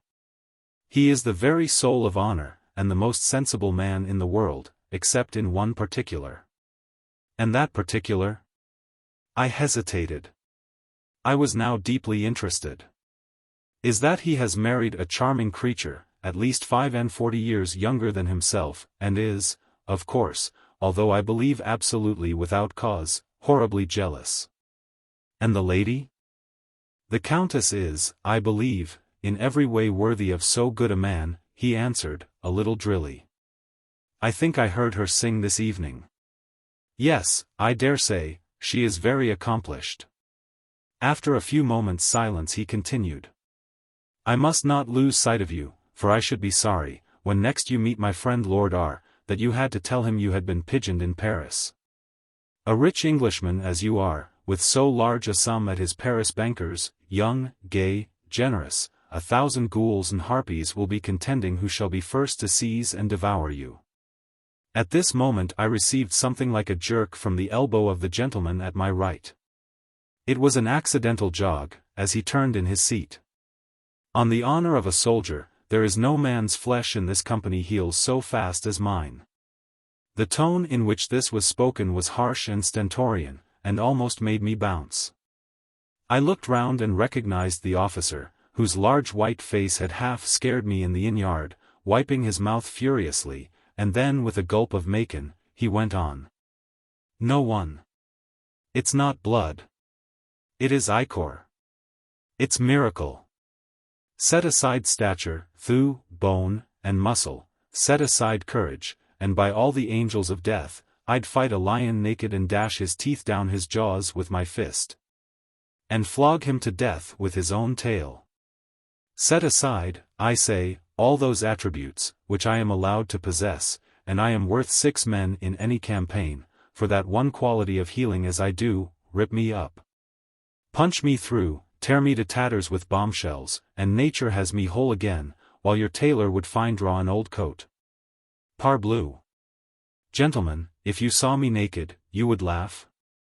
Look at my hand, a saber cut across the palm, to the bone, to save my head, taken up with 3 stitches, and 5 days afterwards I was playing ball with an English general, a prisoner in Madrid.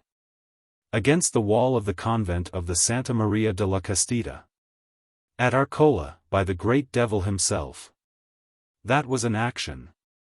Every man there, gentlemen, swallowed as much smoke in 5 minutes as would smother you all, in this room. I received, at the same moment, 2 musket balls in the thighs, a grape shot through the calf of my leg, a lance through my left shoulder, a piece of a shrapnel in the left deltoid. A bayonet through the cartilage of my right ribs, a saber cut that carried away a pound of flesh from my chest, and the better part of a Congreve rocket on my forehead. Pretty well, ha, ha. And all while you'd say bah. And in 8 days and a half I was making a forced march, without shoes, and only 1 gaiter, the life and soul of my company, and as sound as a roach. Bravo! Bravissimo! Per Bacco! Ungallant uomo, exclaimed, in a martial ecstasy, a fat little Italian, who manufactured toothpicks and wicker cradles on the island of Notre Dame, your exploits shall resound through Europe. And the history of those wars should be written in your blood. Never mind. A trifle, exclaimed the soldier. At Ligny, the other day, where we smashed the Prussians into 10,000 milliards of atoms, a bit of a shell cut me across the leg and opened an artery. It was spouting as high as the chimney, and in half a minute I had lost enough to fill a pitcher. I must have expired in another minute, if I had not whipped off my sash like a flash of lightning, tied it round my leg above the wound, whipped a bayonet out of the back of a dead Prussian. And passing it under, made a tourniquet of it with a couple of twists, and so stayed the hemorrhage, and saved my life. But, sacre bleu! Gentlemen, I lost so much blood, I have been as pale as the bottom of a plate ever since. No matter. A trifle. Blood well spent, gentlemen. He applied himself now to his bottle of vin ordinaire. The Marquis had closed his eyes, and looked resigned and disgusted, while all this was going on. Garçon, said the officer, for the first time, speaking in a low tone over the back of his chair to the waiter. Who came in that travelling carriage, dark yellow and black, that stands in the middle of the yard, with arms and supporters emblazoned on the door, and a red stork, as red as my facings? The waiter could not say. The eye of the eccentric officer, who had suddenly grown grim and serious, and seemed to have abandoned the general conversation to other people, lighted, as it were, accidentally, on me. Pardon me, monsieur, he said. Did I not see you examining the panel of that carriage at the same time that I did so, this evening? Can you tell me who arrived in it? I rather think the Count and Countess de Saint Alyre. And are they here, in the Belle Étoile? He asked. They have got apartments upstairs, I answered. He started up, and half pushed his chair from the table. He quickly sat down again, and I could hear him sacre ing in muttering to himself, and grinning and scowling. I could not tell whether he was alarmed or furious. I turned to say a word or two to the Marquis, but he was gone. Several other people had dropped out also, and the supper party soon broke up. 2 or 3 substantial pieces of wood smoldered on the hearth, for the night had turned out chilly. I sat down by the fire in a great armchair, of carved oak, with a marvellously high back, that looked as old as the days of Henry IV. "Garçon," said I, "do you happen to know who that officer is?" "That is Colonel Gaillard, monsieur." "Has he been often here?" "Once before, monsieur, for a week. It is a year since." "He is the palest man I ever saw." "That is true, monsieur. He has been often taken for a revenant." "Can you give me a bottle of really good Burgundy?" "The best in France, monsieur." "Place it, and a glass by my side, on this table, if you please." "I may sit here for half an hour?" "Certainly, monsieur." I was very comfortable, the wine excellent, and my thoughts glowing and serene. Beautiful Countess! Beautiful Countess!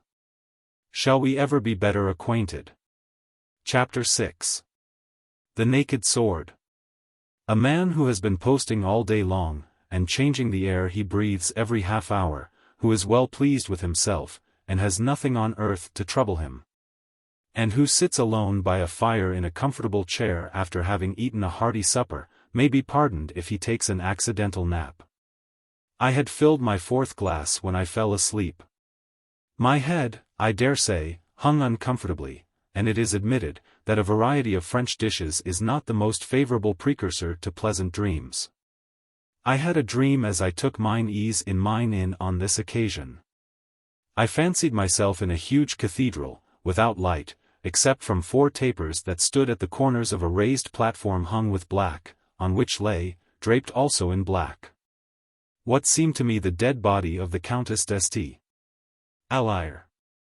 The place seemed empty, it was cold, and I could see only, in the halo of the candles, a little way round.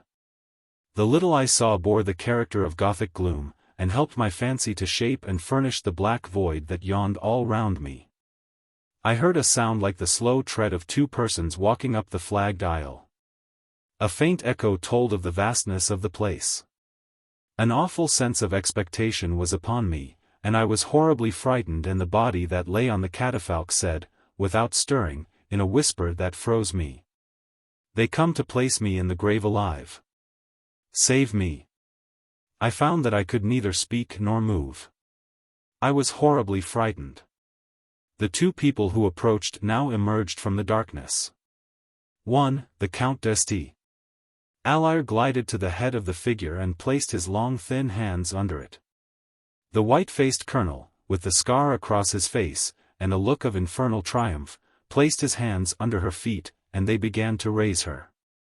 With an indescribable effort I broke the spell that bound me, and started to my feet with a gasp. I was wide awake, but the broad, wicked face of Colonel Gaillard was staring, white as death, at me, from the other side of the hearth. "Where is she?" I shuddered. "That depends on who she is, monsieur," replied the colonel, curtly. "Good heavens!" I gasped, looking about me. The colonel, who was eyeing me sarcastically, had had his demitasse of café noir, and now drank his tasse, diffusing a pleasant perfume of brandy. "I fell asleep and was dreaming," I said, "lest any strong language, founded on the role he played in my dream, should have escaped me. I did not know for some moments where I was." "You are the young gentleman who has the apartments over the Count and Countess de Saint Alire," he said, winking one eye, close in meditation, and glaring at me with the other. "I believe so, yes," I answered. "Well, Junker, take care you have not worse dreams than that some night," he said, enigmatically, and wagged his head with a chuckle. "Worse dreams," he repeated. "What does Monsieur the Colonel mean?" I inquired. "I am trying to find that out myself," said the Colonel, "and I think I shall. When I get the first inch of the thread fast between my finger and thumb, it goes hard, but I follow it up, bit by bit, little by little, tracing it this way and that, and up and down. And roundabout, until the whole clue is wound up on my thumb, and the end, and its secret, fast in my fingers. Ingenious. Crafty as 5 foxes. Wide awake as a weasel. Parbleu. If I had descended to that occupation I should have made my fortune as a spy. Good wine here? He glanced interrogatively at my bottle. Very good, said I. Will Monsieur the Colonel try a glass? He took the largest he could find, and filled it, raised it with a bow, and drank it slowly. Ah! Ah! Bah! That is not it, he exclaimed, with some disgust, filling it again. You ought to have told me to order your Burgundy, and they would not have brought you that stuff. I got away from this man as soon as I civilly could, and, putting on my hat, I walked out with no other company than my sturdy walking stick. I visited the inn-yard, and looked up to the windows of the Countess's apartments. They were closed, however, and I had not even the unsubstantial consolation of contemplating the light in which that beautiful lady was at that moment writing or reading. Or sitting and thinking of, anyone you please. I bore this serious privation as well as I could, and took a little saunter through the town. I shan't bore you with moonlight effects, nor with the maunderings of a man who has fallen in love at first sight with a beautiful face. My ramble, it is enough to say, occupied about half an hour, and, returning by a slight detour, I found myself in a little square, with about 2 high-gabled houses on each side. And a rude stone statue, worn by centuries of rain, on a pedestal in the center of the pavement. Looking at this statue was a slight and rather tall man, whom I instantly recognized as the Marquis de Harmonville. He knew me almost as quickly. He walked a step towards me, shrugged and laughed. You are surprised to find Monsieur Droqueville staring at that old stone figure by moonlight. Anything to pass the time. You, I see, suffer from ennui, as I do. These little provincial towns. Heavens! What an effort it is to live in them. If I could regret having formed in early life a friendship that does me honor, I think its condemning me to a sojourn in such a place would make me do so. You go on towards Paris, I suppose, in the morning? I have ordered horses. As for me, I await a letter, or an arrival, either would emancipate me. But I can't say how soon either event will happen. Can I be of any use in this matter? I began. None, monsieur, I thank you 1,000 times. No, this is a piece in which every role is already cast. I am but an amateur, and induced, solely by friendship, to take a part. So he talked on, for a time, as we walked slowly toward the Belle Étoile, and then came a silence, which I broke by asking him if he knew anything of Colonel Gaylord. Oh! Yes, to be sure. He is a little mad, he has had some bad injuries of the head. He used to plague the people in the War Office to death. He has always some delusion. They contrived some employment for him, not regimental, of course, but in this campaign Napoleon, who could spare nobody, placed him in command of a regiment. He was always a desperate fighter, and such men were more than ever needed. There is, or was, a second inn, in this town, called Eliseu de France. At its door the Marquis stopped, bade me a mysterious good night, and disappeared. As I walked slowly toward my inn, I met, in the shadow of a row of poplars, the garçon who had brought me my Burgundy a little time ago. I was thinking of Colonel Gaylord, and I stopped the little waiter as he passed me. You said, I think, that Colonel Gaylord was at the Belle Étoile for a week at one time. Yes, monsieur. Is he perfectly in his right mind? The waiter stared. Perfectly, monsieur. Has he been suspected at any time of being out of his mind? Never, monsieur. He is a little noisy, but a very shrewd man. What is a fellow to think? I muttered, as I walked on. I was soon within sight of the lights of the Belle Étoile. A carriage, with 4 horses, stood in the moonlight at the door, and a furious altercation was going on in the hall, in which the yell of Colonel Gaylord out-topped all other sounds. Most young men like, at least, to witness a row. But, intuitively, I felt that this would interest me in a very special manner. I had only 50 yards to run, when I found myself in the hall of the old inn. The principal actor in this strange drama was, indeed, the colonel, who stood facing the old Count d'Este. Allyre, who, in his traveling costume, with his black silk scarf covering the lower part of his face, confronted him. He had evidently been intercepted in an endeavor to reach his carriage. A little in the rear of the count stood the countess, also in traveling costume, with her thick black veil down, and holding in her delicate fingers a white rose. You can't conceive a more diabolical effigy of hate and fury than the colonel. The knotted veins stood out on his forehead, his eyes were leaping from their sockets, he was grinding his teeth, and froth was on his lips. His sword was drawn, in his hand, and he accompanied his yelling denunciations with stamps upon the floor and flourishes of his weapon in the air. The host of the Belle Étoile was talking to the colonel in soothing terms utterly thrown away. 2 waiters, pale with fear, stared uselessly from behind. The colonel screamed, and thundered, and whirled his sword. I was not sure of your red birds of prey. I could not believe you would have the audacity to travel on high roads, and to stop at honest inns, and lie under the same roof with honest men. You. Both, vampires, wolves, ghouls. Summon the gendarmes, I say. By St. Peter and all the devils, if either of you try to get out of that door I'll take your heads off. For a moment I had stood aghast. Here was a situation. I walked up to the lady, she laid her hand wildly upon my arm. Oh! Monsieur, she whispered, in great agitation, that dreadful madman. What are we to do? He won't let us pass. He will kill my husband. Fear nothing, madam, I answered, with romantic devotion, and stepping between the count and Gaillard, as he shrieked his invective, hold your tongue, and clear the way, you ruffian, you bully. You coward. I roared. A faint cry escaped the lady, which more than repaid the risk I ran, as the sword of the frantic soldier, after a moment's astonished pause, flashed in the air to cut me down. Chapter 7. The White Rose. I was too quick for Colonel Gaillard. As he raised his sword, reckless of all consequences but my condign punishment, and quite resolved to cleave me to the teeth, I struck him across the side of his head, with my heavy stick. And while he staggered back, I struck him another blow, nearly in the same place, that felled him to the floor, where he lay as if dead.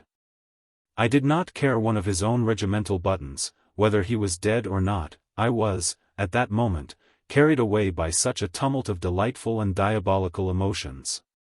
I broke his sword under my foot, and flung the pieces across the street. The old Count d'Este. Allyre skipped nimbly without looking to the right or left, or thanking anybody, over the floor, out of the door, down the steps, and into his carriage. Instantly I was at the side of the beautiful countess, thus left to shift for herself. I offered her my arm, which she took, and I led her to her carriage. She entered, and I shut the door. All this without a word. I was about to ask if there were any commands with which she would honor me. My hand was laid upon the lower edge of the window, which was open. The lady's hand was laid upon mine timidly and excitedly. Her lips almost touched my cheek as she whispered hurriedly. I may never see you more, and, oh! that I could forget you. Go, farewell, for God's sake, go. I pressed her hand for a moment. She withdrew it, but tremblingly pressed into mine the rose which she had held in her fingers during the agitating scene she had just passed through. All this took place while the Count was commanding, entreating, cursing his servants, tipsy, and out of the way during the crisis, my conscience afterwards insinuated, by my clever contrivance. They now mounted to their places with the agility of alarm. The postilions' whips cracked, the horses scrambled into a trot, and away rolled the carriage, with its precious freightage, along the quaint main street, in the moonlight, toward Paris. I stood on the pavement, till it was quite lost to eye and ear in the distance. With a deep sigh, I then turned, my white rose folded in my handkerchief, the little parting gage, the favor secret, sweet, and precious, which no mortal eye but hers and mine had seen conveyed to me. The care of the host of the Belle Étoile, and his assistants, had raised the wounded hero of 100 fights partly against the wall, and propped him at each side with portmanteaus and pillows, and poured a glass of brandy, which was duly placed to his account, into his big mouth, where, for the first time, such a godsend remained unswallowed. A bald-headed little military surgeon of 60, with spectacles, who had cut off 87 legs and arms to his own share, after the Battle of Eylau, having retired with his sword and his saw, his laurels and his sticking plaster to this, his native town, was called in, and rather thought the gallant colonel's skull was fractured. At all events there was concussion of the seat of thought, and quite enough work for his remarkable self-healing powers, to occupy him for a fortnight. I began to grow a little uneasy. A disagreeable surprise, if my excursion, in which I was to break banks and hearts, and, as you see, heads, should end upon the gallows or the guillotine. I was not clear, in those times of political oscillation, which was the established apparatus. The colonel was conveyed, snorting apoplectically, to his room. I saw my host in the apartment in which we had supped. Wherever you employ a force of any sort, to carry a point of real importance, reject all nice calculations of economy. Better to be 1000% over the mark, than the smallest fraction of a unit under it. I instinctively felt this. I ordered a bottle of my landlord's very best wine. Made him partake with me, in the proportion of 2 glasses to 1. And then told him that he must not decline a trifling souvenir from a guest who had been so charmed with all he had seen of the renowned Belle Étoile. Thus saying, I placed 35 Napoleons in his hand.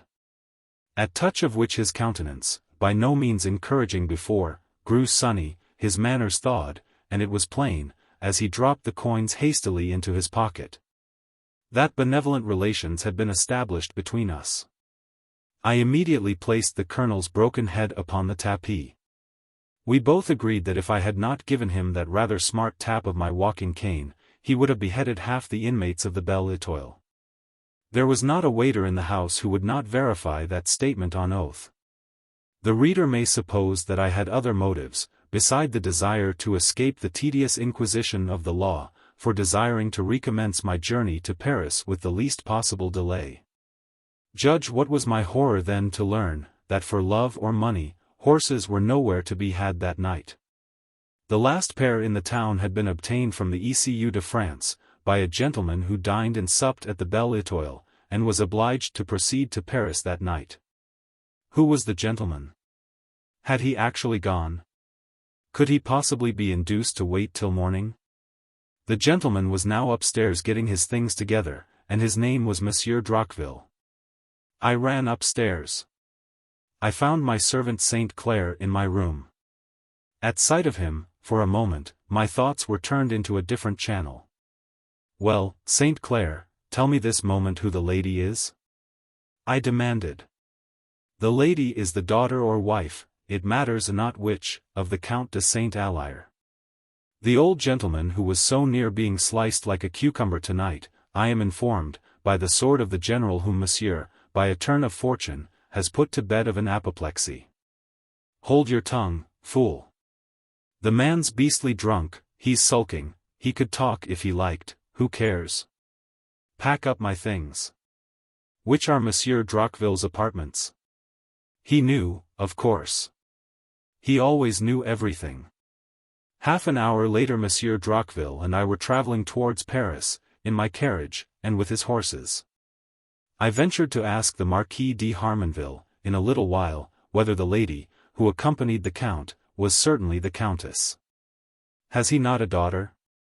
Yes. I believe a very beautiful and charming young lady, I cannot say, it may have been she, his daughter by an earlier marriage. I saw only the Count himself today. The Marquis was growing a little sleepy and, in a little while, he actually fell asleep in his corner. I dozed and nodded, but the Marquis slept like a top. He awoke only for a minute or two at the next posting house, where he had fortunately secured horses by sending on his man, he told me.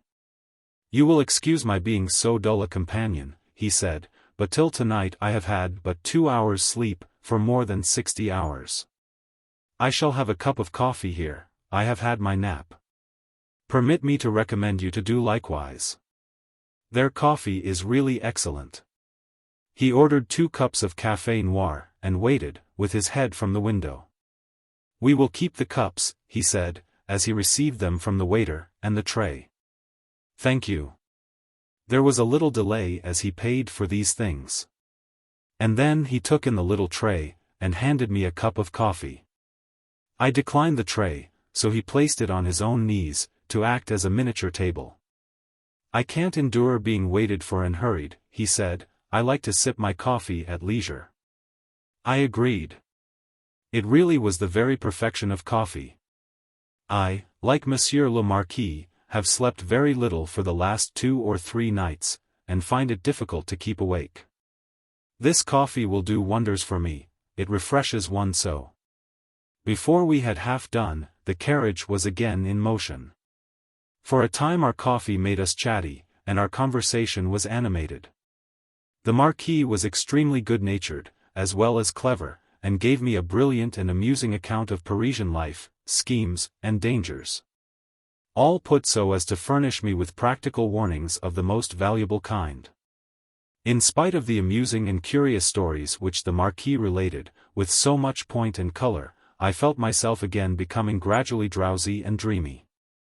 Perceiving this, no doubt, the Marquis good-naturedly suffered our conversation to subside into silence.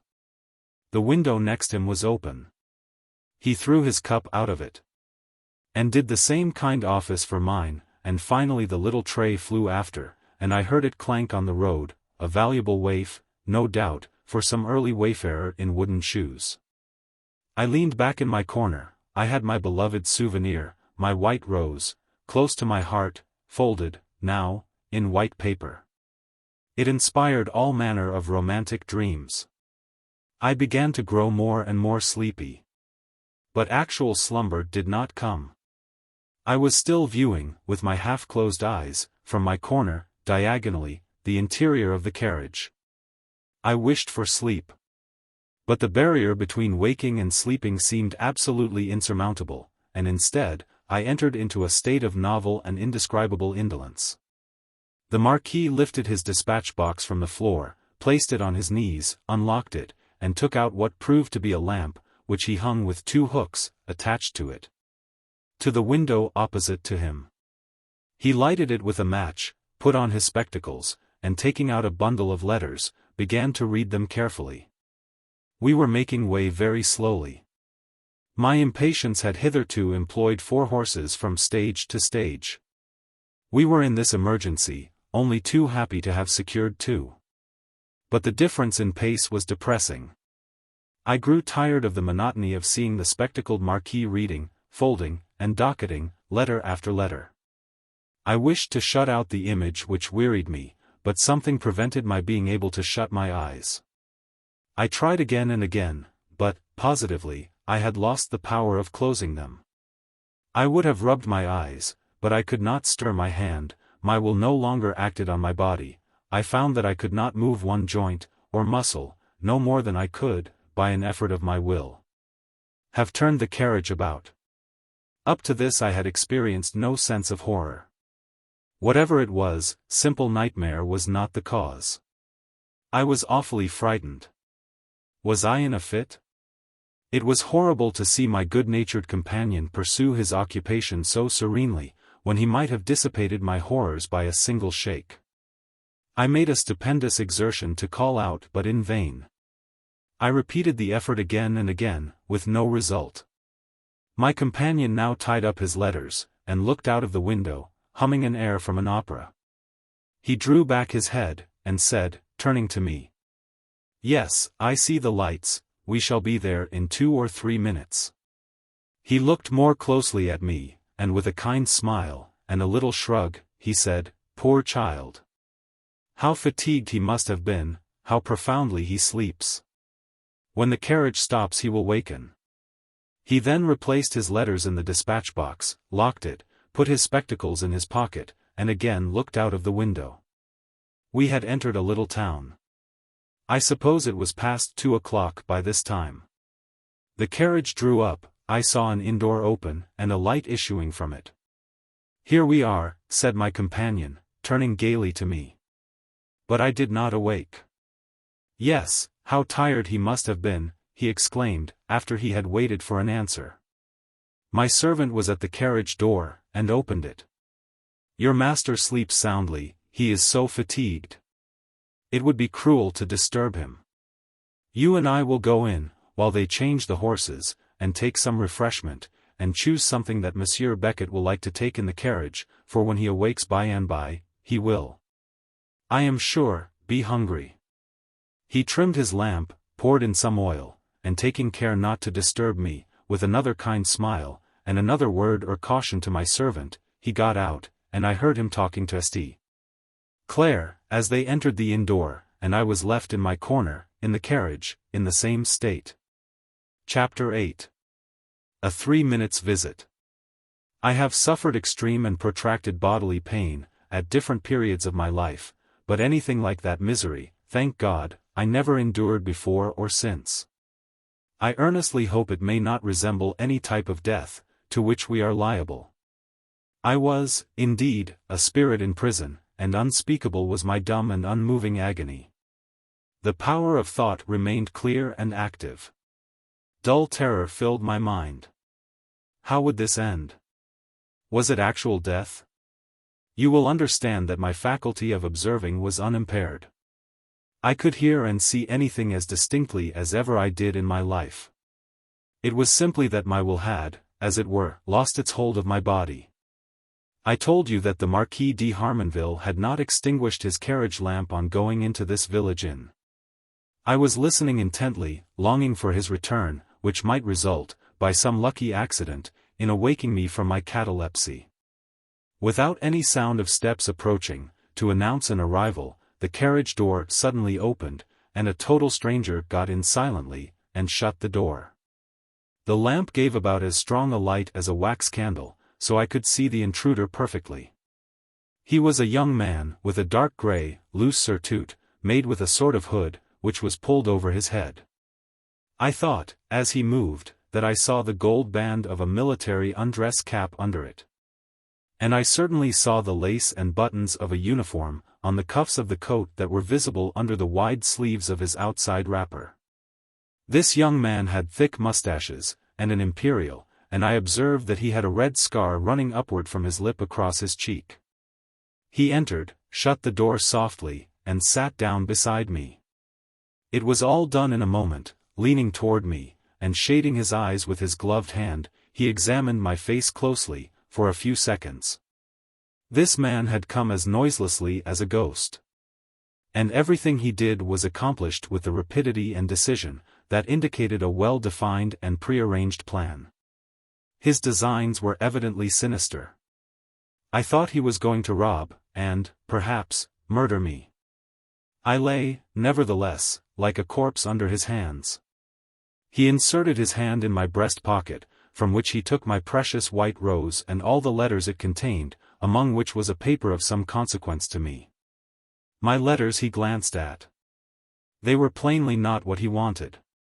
My precious rose, too, he laid aside with them. It was evidently about the paper I have mentioned, that he was concerned. For the moment he opened it, he began with a pencil, in a small pocketbook, to make rapid notes of its contents. This man seemed to glide through his work with a noiseless and cool celerity which argued, I thought, the training of the police department. He rearranged the papers, possibly in the very order in which he had found them, replaced them in my breast pocket, and was gone. His visit, I think, did not quite last 3 minutes. Very soon after his disappearance, I heard the voice of the Marquis once more. He got in, and I saw him look at me, and smile, half envying me, I fancied, my sound repose. If he had but known all. He resumed his reading and docketing, by the light of the little lamp which had just subserved the purposes of a spy. We were now out of the town, pursuing our journey at the same moderate pace. We had left the scene of my police visit, as I should have termed it, now 2 leagues behind us, when I suddenly felt a strange throbbing in one ear. And a sensation as if air passed through it into my throat. It seemed as if a bubble of air, formed deep in my ear, swelled, and burst there. The indescribable tension of my brain seemed all at once to give way.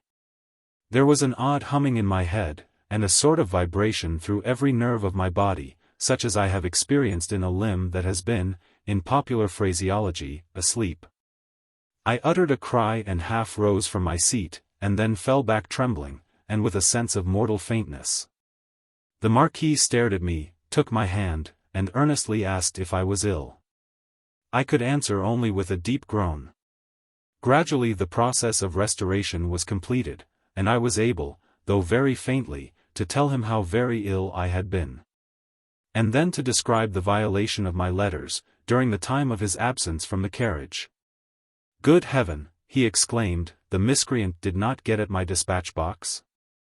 I satisfied him, so far as I had observed, on that point. He placed the box on the seat beside him, and opened and examined its contents very minutely. Yes, undisturbed, all safe, thank heaven. He murmured. There are 6 letters here, that I would not have some people read, for a great deal. He now asked with a very kind anxiety all about the illness I complained of. When he had heard me, he said, a friend of mine once had an attack as like yours as possible. It was on board ship, and followed a state of high excitement. He was a brave man like you, and was called on to exert both his strength and his courage suddenly. An hour or 2 after, fatigue overpowered him, and he appeared to fall into a sound sleep. He really sank into a state which he afterwards described so, that I think it must have been precisely the same affection as yours. I am happy to think that my attack was not unique. Did he ever experience a return of it? I knew him for years after, and never heard of any such thing. What strikes me is a parallel in the predisposing causes of each attack. Your unexpected, and gallant hand-to-hand encounter, at such desperate odds, with an experienced swordsman, like that insane colonel of dragoons, your fatigue, and, finally, your composing yourself. As my other friend did, to sleep. I wish, he resumed, one could make out who that Koken was, who examined your letters. It is not worth turning back, however, because we should learn nothing. Those people always manage so adroitly. I am satisfied, however, that he must have been an agent of the police. A rogue of any other kind would have robbed you. I talked very little, being ill and exhausted, but the Marquis talked on agreeably. We grow so intimate, said he, at last, that I must remind you that I am not, for the present, the Marquis de Harmonville, but only Monsieur Droqueville. Nevertheless, when we get to Paris, although I cannot see you often, I may be of use. I shall ask you to name to me the hotel at which you mean to put up. Because the Marquis being, as you are aware, on his travels, the Hotel de Harmonville is, for the present, tenanted only by 2 or 3 old servants, who must not even see Monsieur Droqueville. That gentleman will, nevertheless, contrive to get you access to the box of Monsieur le Marquis, at the Opera, as well, possibly, as to other places more difficult.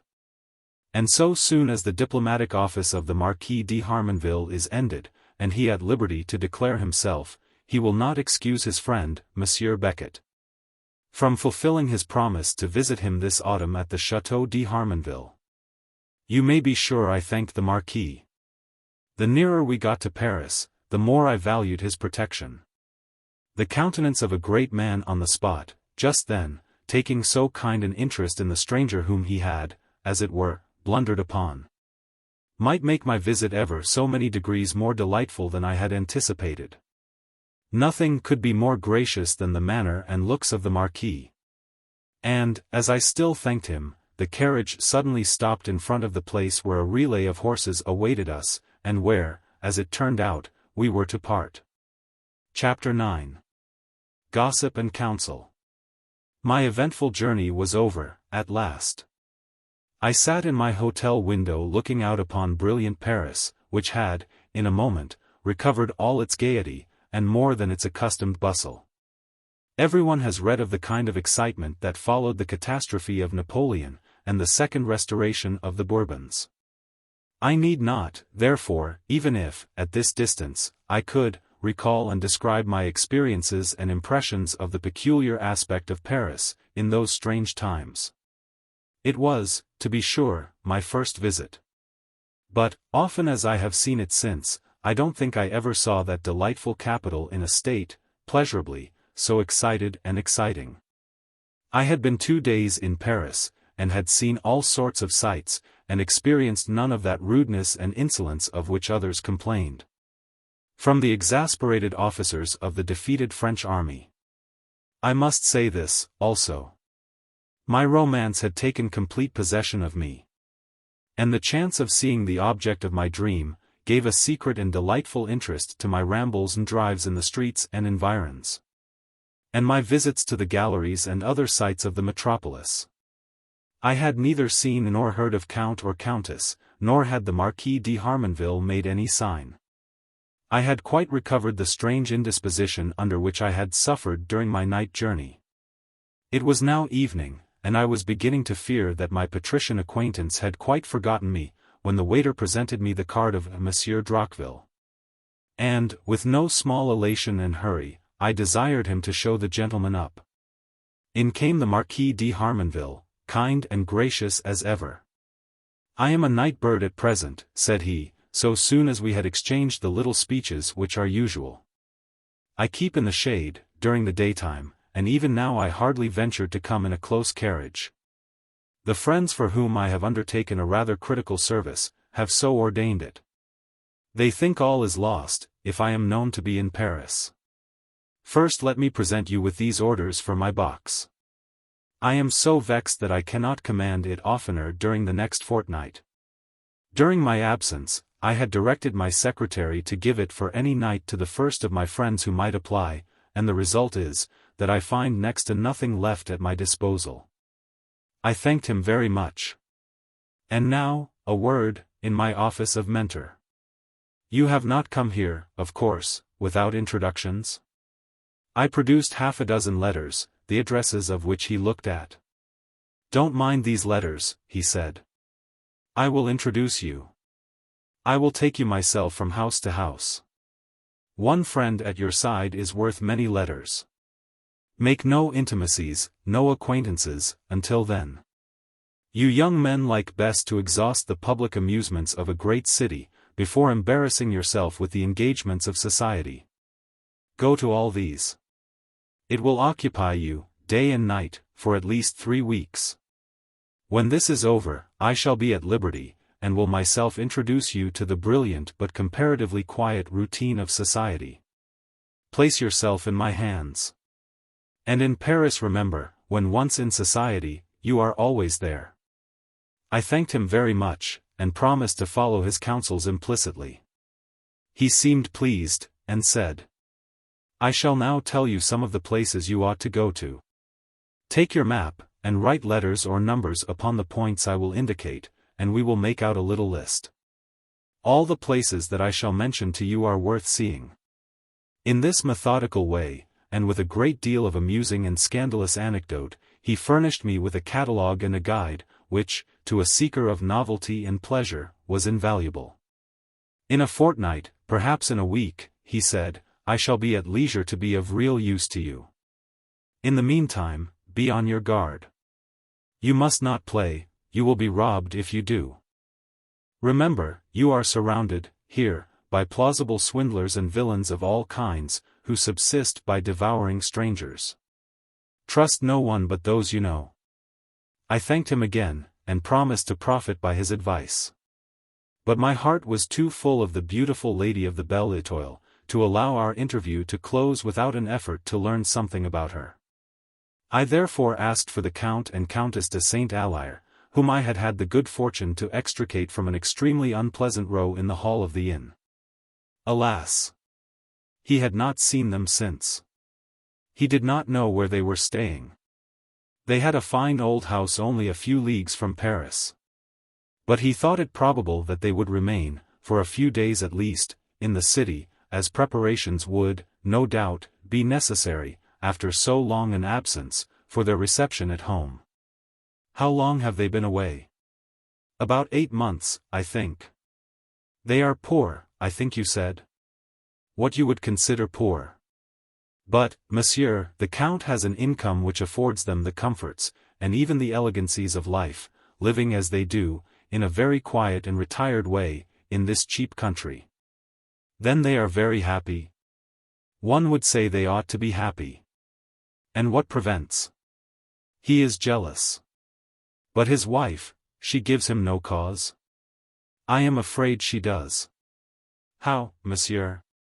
I always thought she was a little too, a great deal too.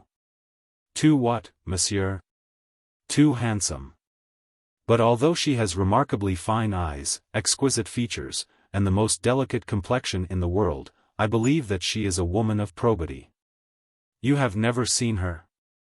There was a lady, muffled up in a cloak, with a very thick veil on, the other night, in the hall of the Belle Étoile, when I broke that fellow's head who was bullying the old Count. But her veil was so thick I could not see a feature through it. My answer was diplomatic, you observe. She may have been the Count's daughter. Do they quarrel? Who, he, and his wife? Yes. A little. Oh. And what do they quarrel about? It is a long story, about the lady's diamonds. They are valuable, they are worth, La Perleuse says, about 1,000,000 of francs. The Count wishes them sold and turned into revenue, which he offers to settle as she pleases. The Countess, whose they are, resists, and for a reason which, I rather think, she can't disclose to him.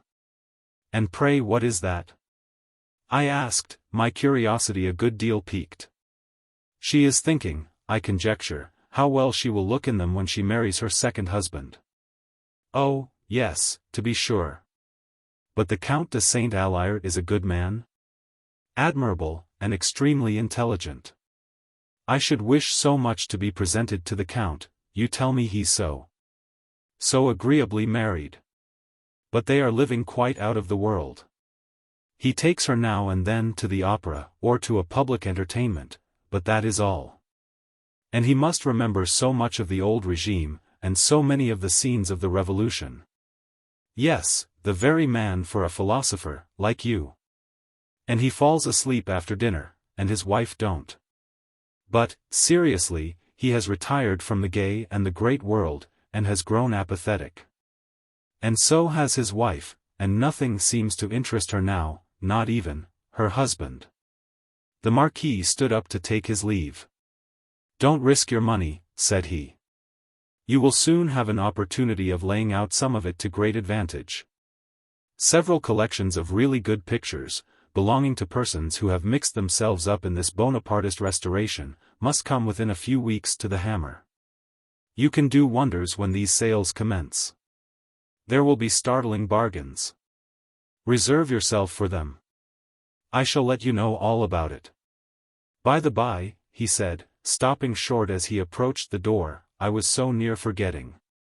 There is to be, next week, the very thing you would enjoy so much, because you see so little of it in England, I mean a bal masque, conducted, it is said, with more than usual splendor. It takes place at Versailles, all the world will be there, there is such a rush for cards. But I think I may promise you one. Good night. Adieu. Chapter 10. The Black Veil. Speaking the language fluently and with unlimited money, there was nothing to prevent my enjoying all that was enjoyable in the French capital. You may easily suppose how 2 days were passed. At the end of that time, and at about the same hour, Monsieur Droqueville called again.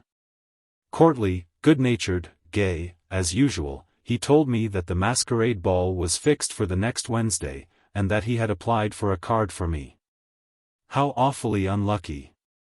I was so afraid I should not be able to go. He stared at me for a moment with a suspicious and menacing look which I did not understand, in silence, and then inquired, rather sharply. And will Monsieur Beckett be good enough to say, why not? I was a little surprised, but answered the simple truth.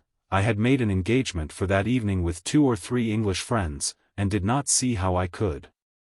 Just so. You English, wherever you are, always look out for your English boors, your beer and beefsteak. And when you come here, instead of trying to learn something of the people you visit, and pretend to study, you are guzzling, and swearing, and smoking with one another.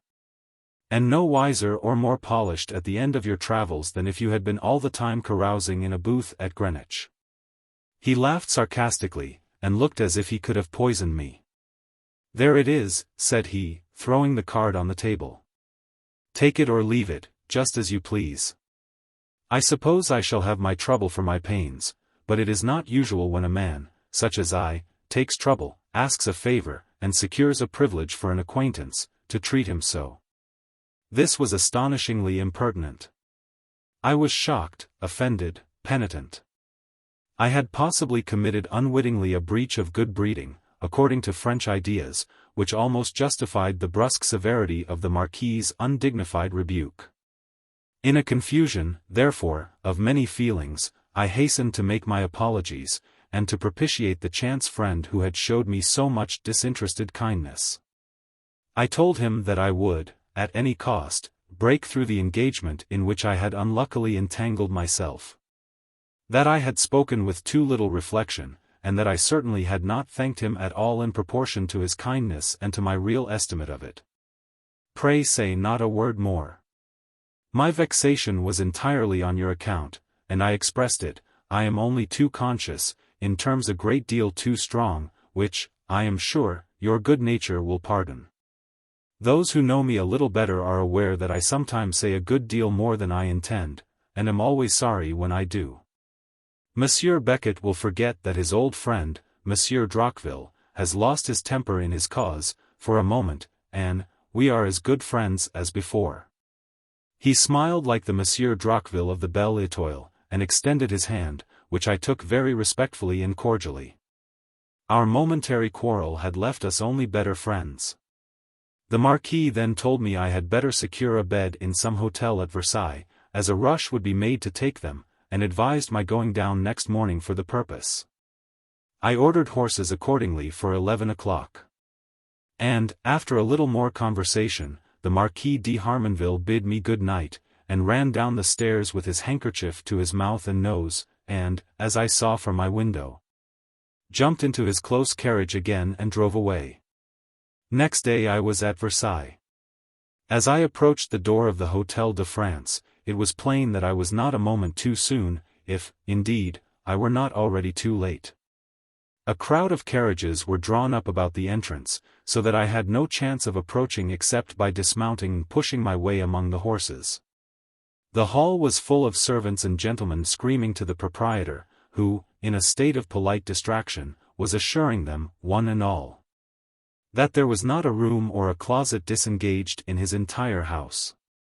I slipped out again, leaving the hall to those who were shouting, expostulating, wheedling, in the delusion that the host might, if he pleased, manage something for them. I jumped into my carriage and drove, at my horse's best pace, to the Hôtel du Réservoir. The blockade about this door was as complete as the other. The result was the same. It was very provoking, but what was to be done? My postilion had, a little officiously, while I was in the hall talking with the hotel authorities, got his horses, bit by bit, as other carriages moved away, to the very steps of the inn door. This arrangement was very convenient so far as getting in again was concerned. But, this accomplished, how were we to get on? There were carriages in front, and carriages behind, and no less than 4 rows of carriages, of all sorts, outside. I had at this time remarkably long and clear sight, and if I had been impatient before. Guess what my feelings were when I saw an open carriage pass along the narrow strip of roadway left open at the other side. A barouche in which I was certain I recognized the veiled countess and her husband. This carriage had been brought to a walk by a cart which occupied the whole breadth of the narrow way, and was moving with the customary tardiness of such vehicles. I should have done more wisely if I had jumped down on the trottoir, and run round the block of carriages in front of the barouche. But, unfortunately, I was more of a Marat than a Maltka, and preferred a direct charge upon my object to relying on tactique. I dashed across the back seat of a carriage which was next mine, I don't know how, tumbled through a sort of gig, in which an old gentleman and a dog were dozing. Stepped with an incoherent apology over the side of an open carriage, in which were 4 gentlemen engaged in a hot dispute. Tripped at the far side in getting out, and fell flat across the backs of a pair of horses, who instantly began plunging and threw me head foremost in the dust. To those who observed my reckless charge without being in the secret of my object, I must have appeared demented. Fortunately, the interesting barouche had passed before the catastrophe, and covered as I was with dust, and my hat blocked. You may be sure I did not care to present myself before the object of my quixotic devotion. I stood for a while amid a storm of sacrilege, tempered disagreeably with laughter. And in the midst of these, while endeavoring to beat the dust from my clothes with my handkerchief, I heard a voice with which I was acquainted call, "Monsieur Beckett." I looked and saw the Marquis peeping from a carriage window. It was a welcome sight. In a moment I was at his carriage side. "You may as well leave Versailles," he said. "You have learned, no doubt, that there is not a bed to hire in either of the hotels, and I can add that there is not a room to let in the whole town. But I have managed something for you that will answer just as well. Tell your servant to follow us, and get in here and sit beside me." Fortunately an opening in the closely packed carriages had just occurred, and mine was approaching. I directed the servant to follow us. And the Marquis having said a word to his driver, we were immediately in motion. "I will bring you to a comfortable place, the very existence of which is known to but few Parisians, where, knowing how things were here, I secured a room for you. It is only a mile away, and an old comfortable inn, called Le Dragon Volant. It was fortunate for you that my tiresome business called me to this place so early. I think we had driven about a mile and a half to the further side of the palace when we found ourselves upon a narrow old road, with the woods of Versailles on one side, and much older trees, of a size seldom seen in France, on the other. We pulled up before an antique and solid inn, built of canstone, in a fashion richer and more florid than was ever usual in such houses, and which indicated that it was originally designed for the private mansion of some person of wealth, and probably, as the wall bore many carved shields and supporters, of distinction also. A kind of porch, less ancient than the rest, projected hospitably with a wide and florid arch, over which, cut in high relief in stone, and painted and gilded, was the sign of the inn. This was the Flying Dragon, with wings of brilliant red and gold, expanded, and its tail, pale green and gold, twisted and knotted into ever so many rings, and ending in a burnished point barbed like the dart of death. I shan't go in, but you will find it a comfortable place, at all events better than nothing. I would go in with you, but my incognito forbids. You will, I dare say, be all the better pleased to learn that the inn is haunted, should have been, in my young days, I know. But don't allude to that awful fact in hearing of your host, for I believe it is a sore subject. Adieu. If you want to enjoy yourself at the ball, take my advice, and go in a domino. I think I shall look in, and certainly, if I do, in the same costume. How shall we recognize one another? Let me see, something held in the fingers, a flower won't do, so many people will have flowers. Suppose you get a red cross a couple of inches long, you're an Englishman, stitched or pinned on the breast of your domino, and I a white one? Yes, that will do very well. And whatever room you go into, keep near the door till we meet. I shall look for you at all the doors I pass, and you, in the same way, for me, and we must find each other soon. So that is understood. I can't enjoy a thing of that kind with any but a young person. A man of my age requires the contagion of young spirits and the companionship of someone who enjoys everything spontaneously. Farewell. We meet tonight. By this time I was standing on the road. I shut the carriage door, bid him goodbye, and away he drove. Chapter 11. The Dragon Volant. I took one look about me. The building was picturesque, the trees made it more so. The antique and sequestered character of the scene contrasted strangely with the glare and bustle of the Parisian life, to which my eye and ear had become accustomed. Then I examined the gorgeous old sign for a minute or two.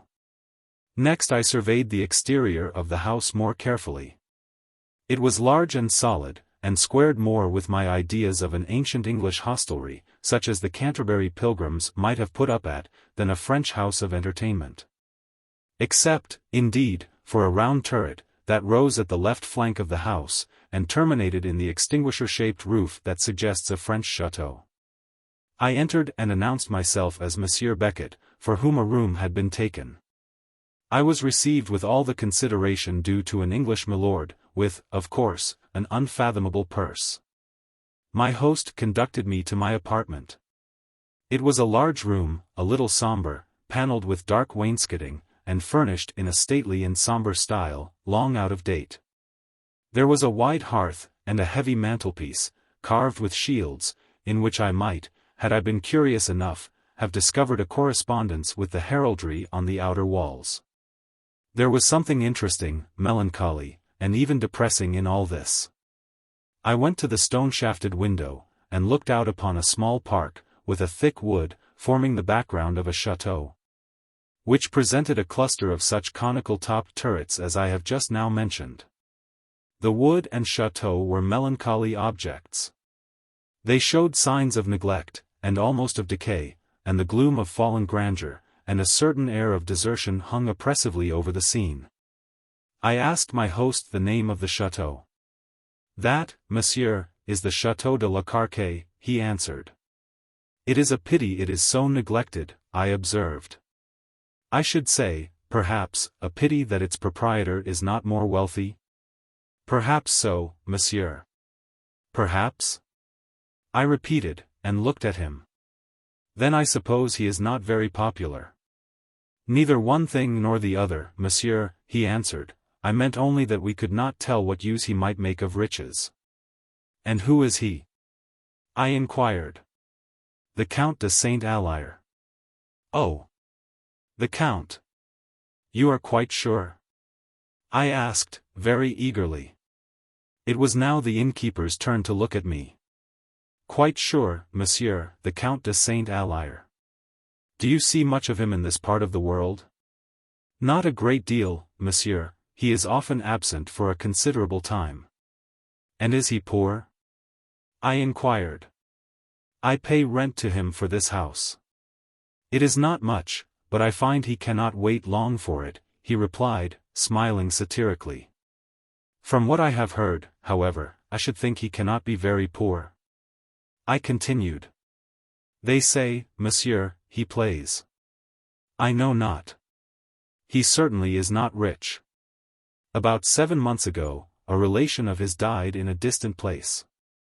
His body was sent to the Count's house here, and by him buried in Père Lachaise, as the poor gentleman had desired. The Count was in profound affliction. Although he got a handsome legacy, they say, by that death. But money never seems to do him good for any time. He is old, I believe." "Old?" "We call him the Wandering Jew, except, indeed, that he has not always the 5 sous in his pocket. Yet, monsieur, his courage does not fail him. He has taken a young and handsome wife." "And, she?" I urged. "Is the Countess de Saint-Alyre." "Yes, but I fancy we may say something more." "She has attributes?" "3, monsieur, 3, at least most amiable." "Ah. And what are they?" "Youth, beauty, and diamonds." I laughed. The sly old gentleman was foiling my curiosity. "I see, my friend," said I, "you are reluctant to quarrel with the Count," he concluded. "True. You see, monsieur, he could vex me in 2 or 3 ways, so could I him. But, on the whole, it is better each to mind his business, and to maintain peaceful relations, you understand." It was, therefore, no use trying, at least for the present. Perhaps he had nothing to relate. Should I think differently, by and by, I could try the effect of a few Napoleons. Possibly he meant to extract them. The host of the Dragon Volant was an elderly man, thin, bronzed, intelligent, and with an air of decision, perfectly military. I learned afterwards that he had served under Napoleon in his early Italian campaigns. "One question, I think you may answer," I said, without risking a quarrel. "Is the Count at home?" "He has many homes, I conjecture," said the host evasively.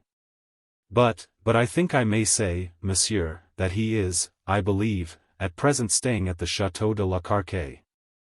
I looked out of the window, more interested than ever, across the undulating grounds to the chateau, with its gloomy background of foliage. "I saw him today, in his carriage at Versailles," I said. "Very natural. Then his carriage and horses and servants are at the chateau?" "The carriage he puts up here, monsieur, and the servants are hired for the occasion. There is but one who sleeps at the chateau." "Such a life must be terrifying for Madame the Countess," he replied. "The old screw," I thought. "By this torture, he hopes to extract her diamonds. What a life! What fiends to contend with, jealousy and extortion." The knight, having made this speech to himself, cast his eyes once more upon the enchanter's castle, and heaved a gentle sigh, a sigh of longing, of resolution, and of love. What a fool I was! And yet, in the sight of angels, are we any wiser as we grow older? It seems to me, only, that our illusions change as we go on, but, still, we are madmen all the same. "Well, St. Clair," said I, as my servant entered, and began to arrange my things. "You have got a bed?" "In the cock loft, monsieur, among the spiders, and, par ma foi, the cats and the owls. But we agree very well. Vive la bagatelle. I had no idea it was so full. Chiefly the servants, monsieur, of those persons who were fortunate enough to get apartments at Versailles." "And what do you think of the Dragon Volant?" "The Dragon Volant? Monsieur, the old fiery dragon.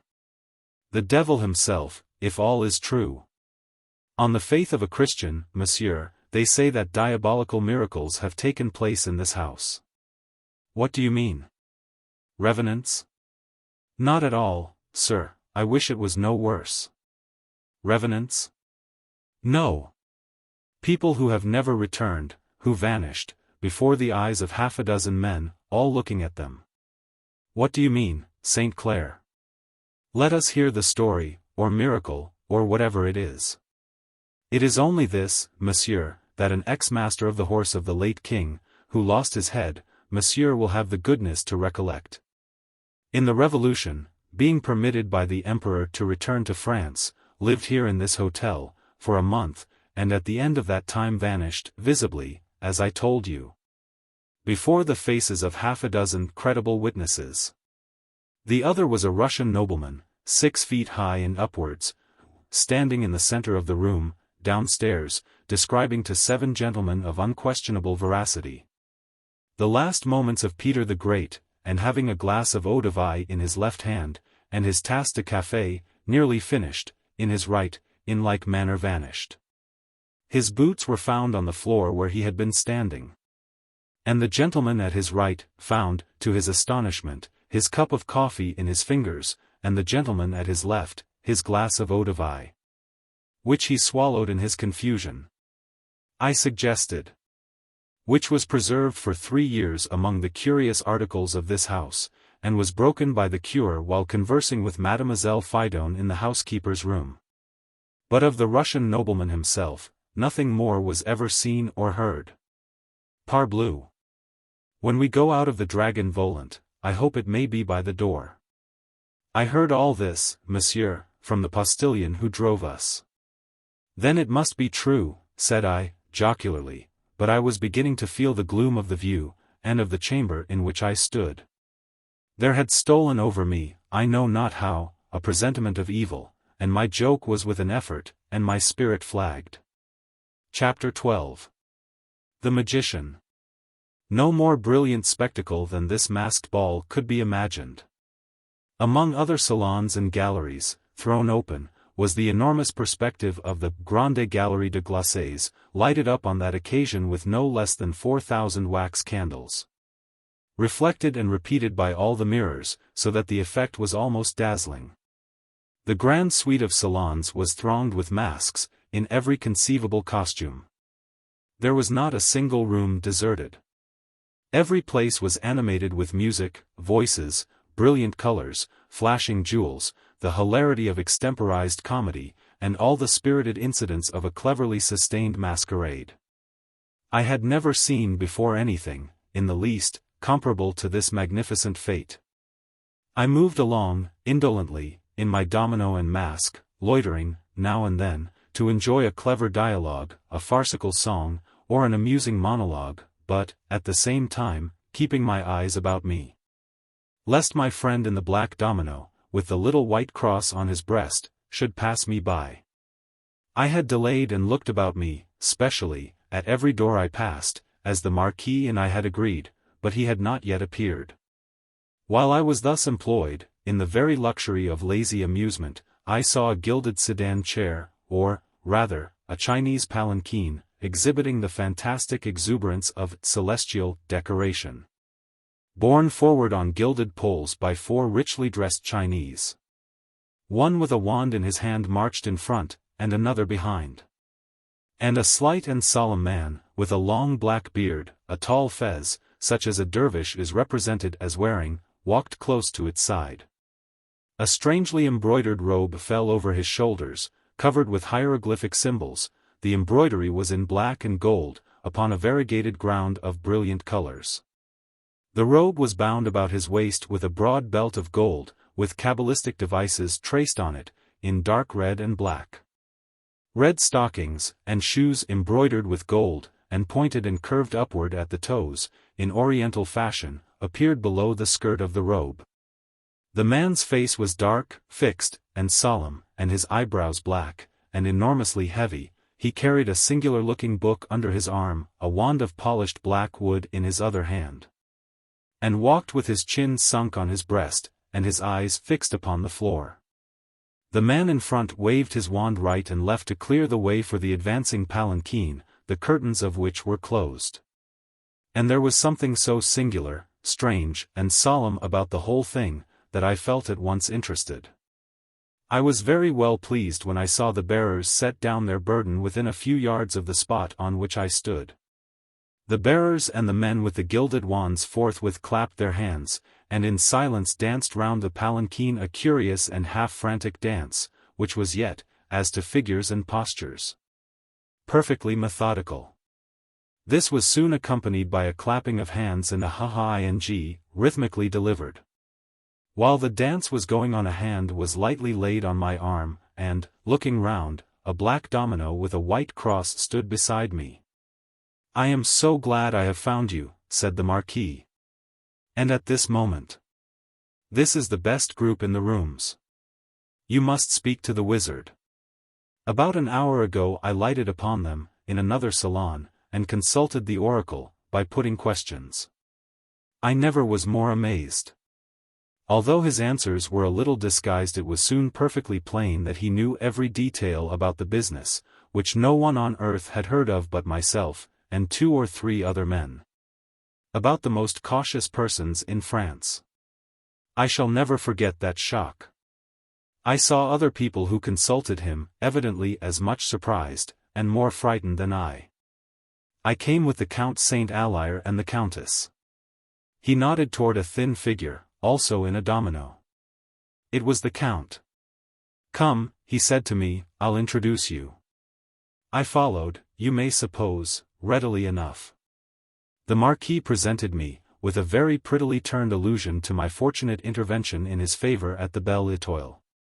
And the Count overwhelmed me with polite speeches, and ended by saying, what pleased me better still: "The Countess is near us, in the next salon but one, chatting with her old friend the Duchesse d'Argensac.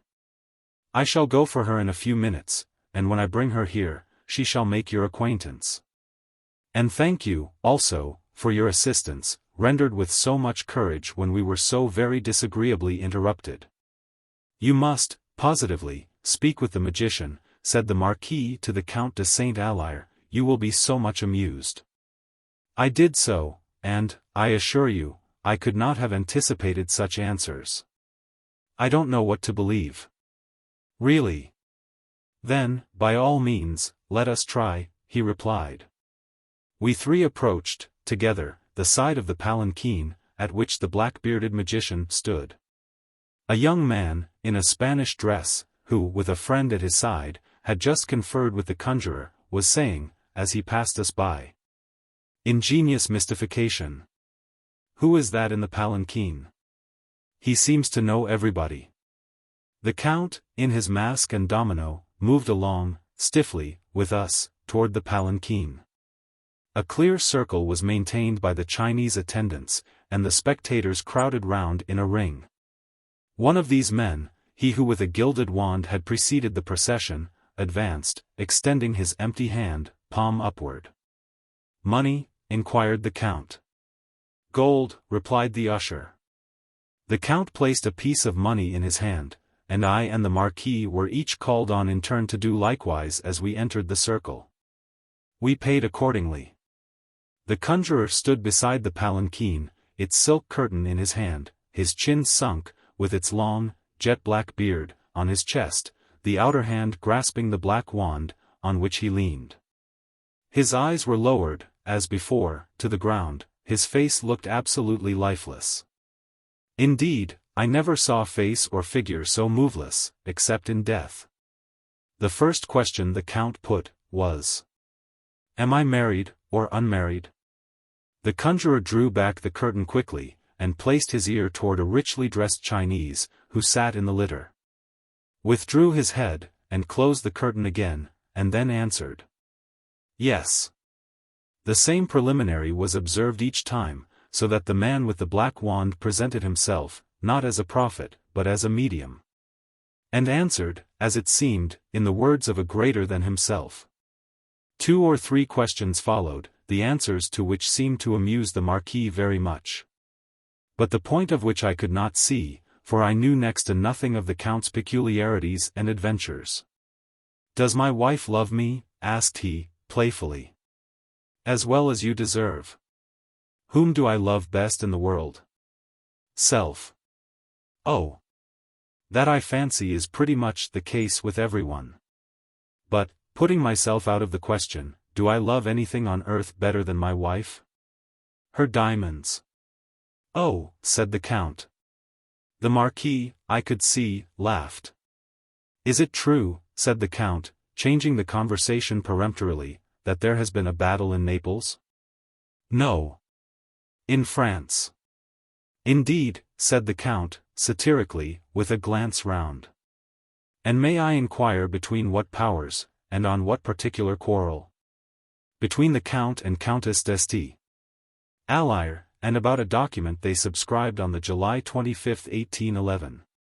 The Marquis afterwards told me that this was the date of their marriage settlement.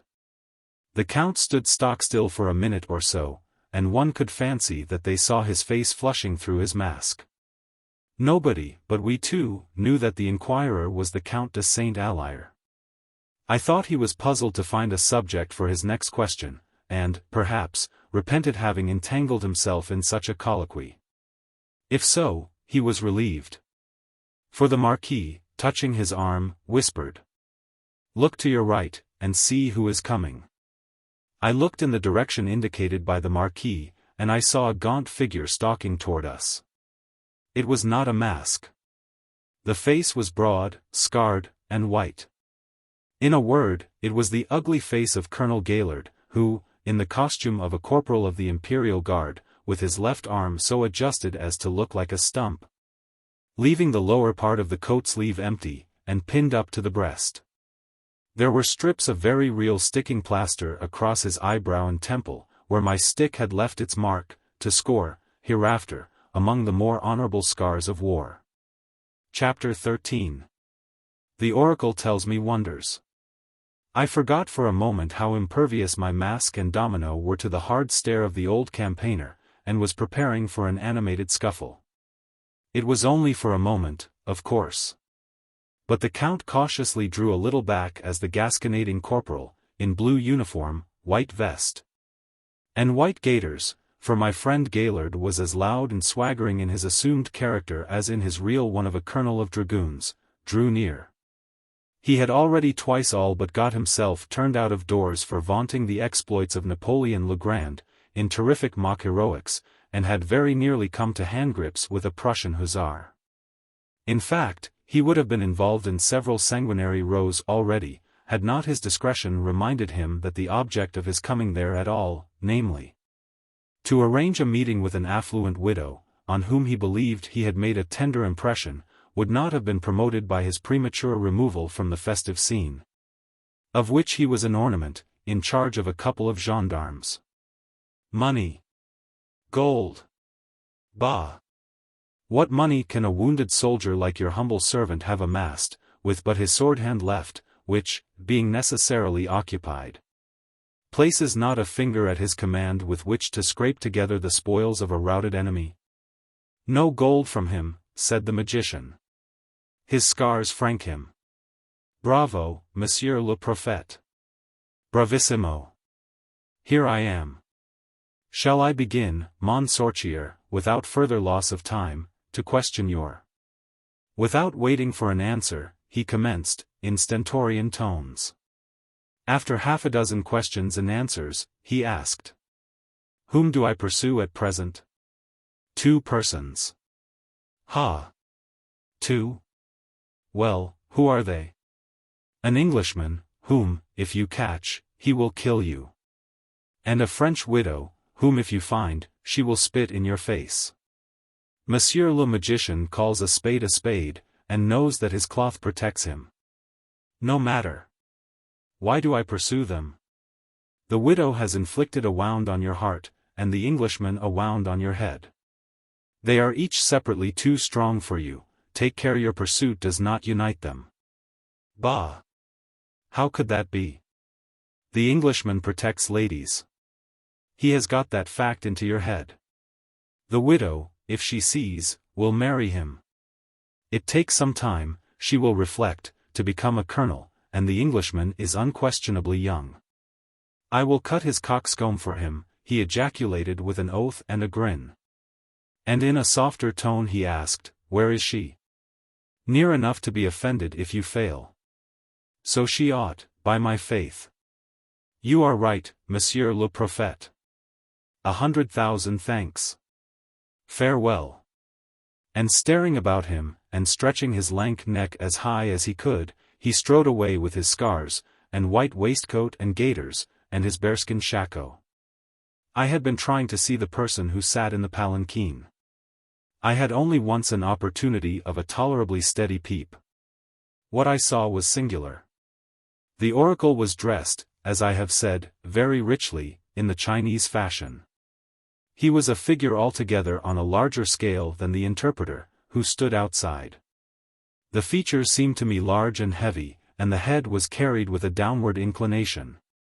The eyes were closed, and the chin rested on the breast of his embroidered pelisse. The face seemed fixed, and the very image of apathy. Its character and pose seemed an exaggerated repetition of the immobility of the figure who communicated with the noisy outer world. This face looked blood-red, but that was caused, I concluded, by the light entering through the red silk curtains. All this struck me almost at a glance. I had not many seconds in which to make my observation. The ground was now clear, and the Marquis said, "Go forward, my friend." I did so. When I reached the magician, as we called the man with the black wand, I glanced over my shoulder to see whether the Count was near. No, he was some yards behind. And he and the Marquis, whose curiosity seemed to be, by this time, satisfied, were now conversing generally upon some subject of course quite different.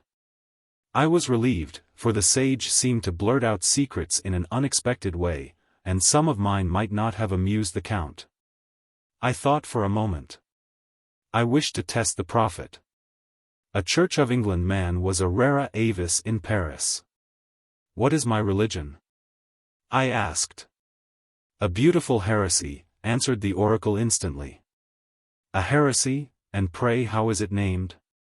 Love. Oh. Then I suppose I am a polytheist, and love a great many? 1.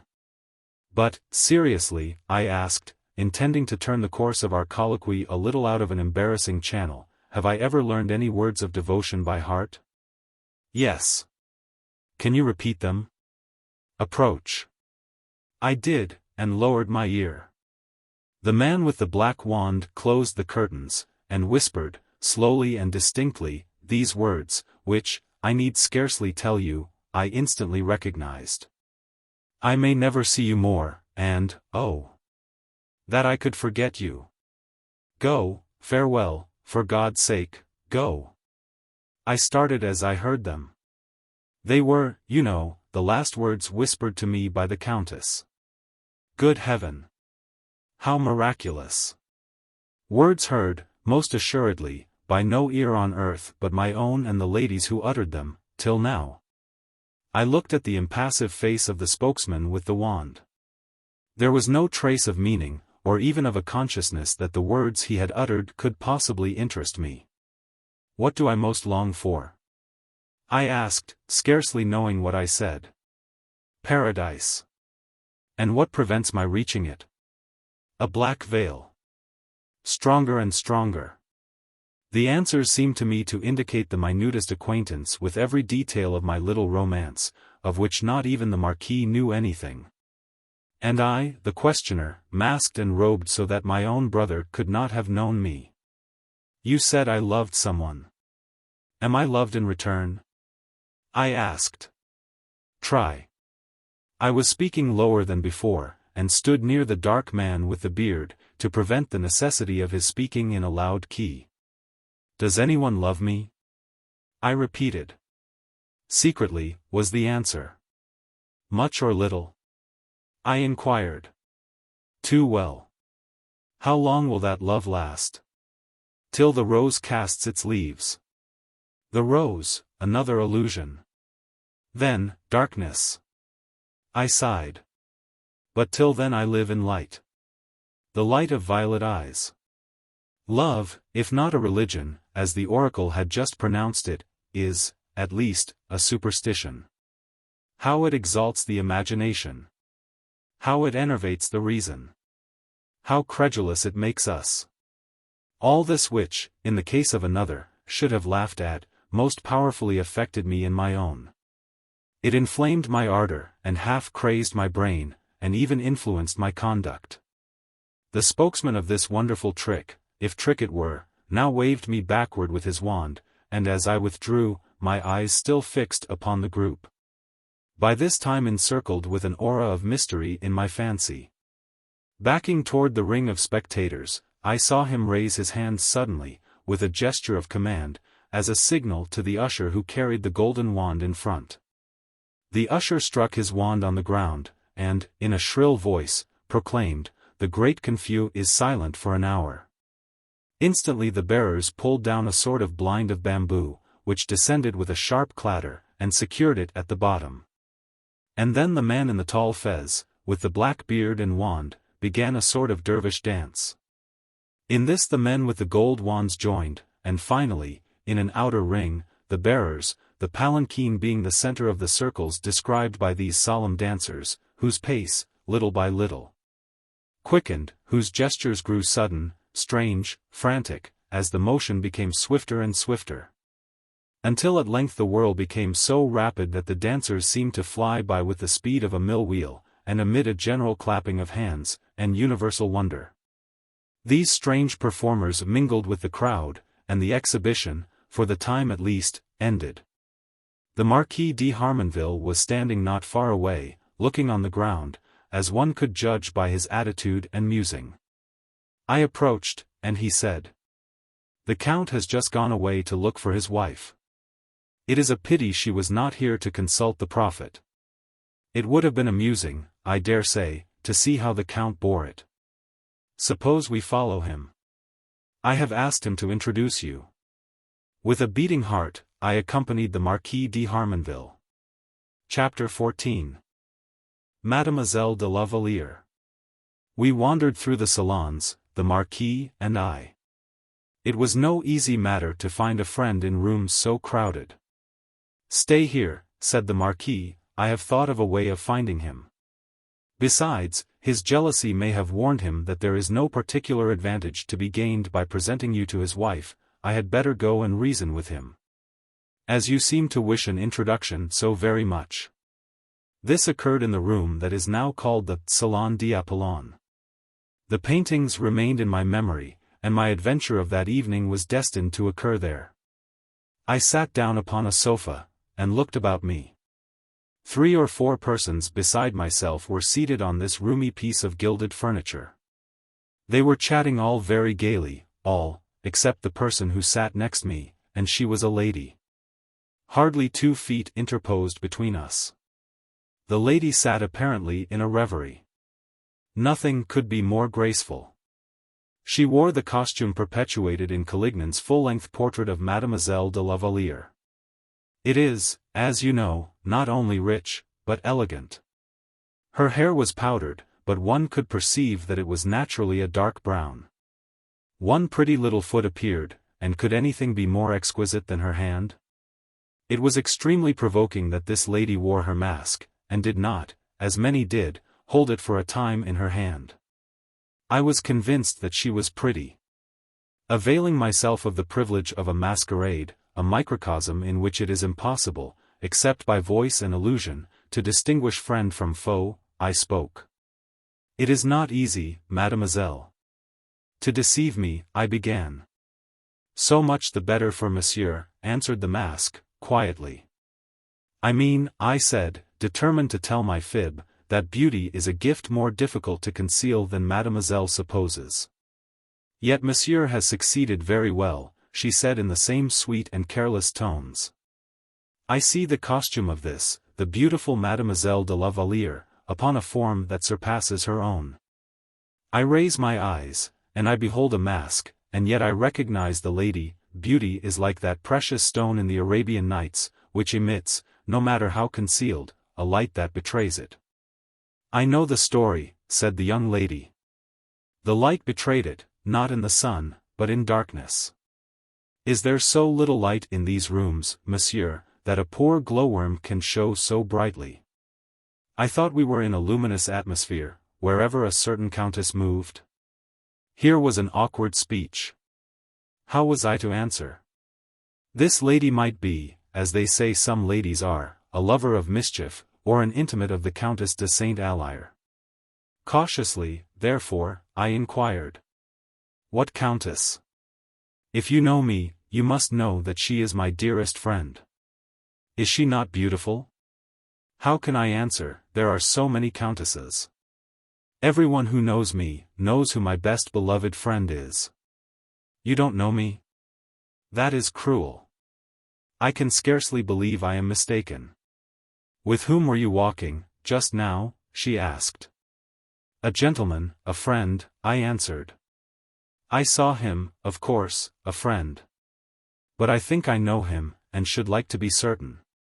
Is he not a certain marquis?" Here was another question that was extremely awkward. There are so many people here, and one may walk, at one time, with one, and at another with a different one. That an unscrupulous person has no difficulty in evading a simple question like mine. Know then, once for all, that nothing disgusts a person of spirit so much as suspicion.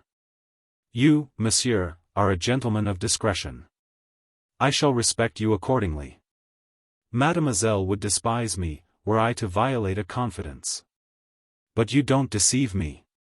You imitate your friend's diplomacy. I hate diplomacy. It means fraud and cowardice. Don't you think I know him? The gentleman with the cross of white ribbon on his breast. I know the Marquis de Harmonville perfectly. You see to what good purpose your ingenuity has been expended. To that conjecture I can answer neither yes nor no. You need not. But what was your motive in mortifying a lady? It is the last thing on earth I should do.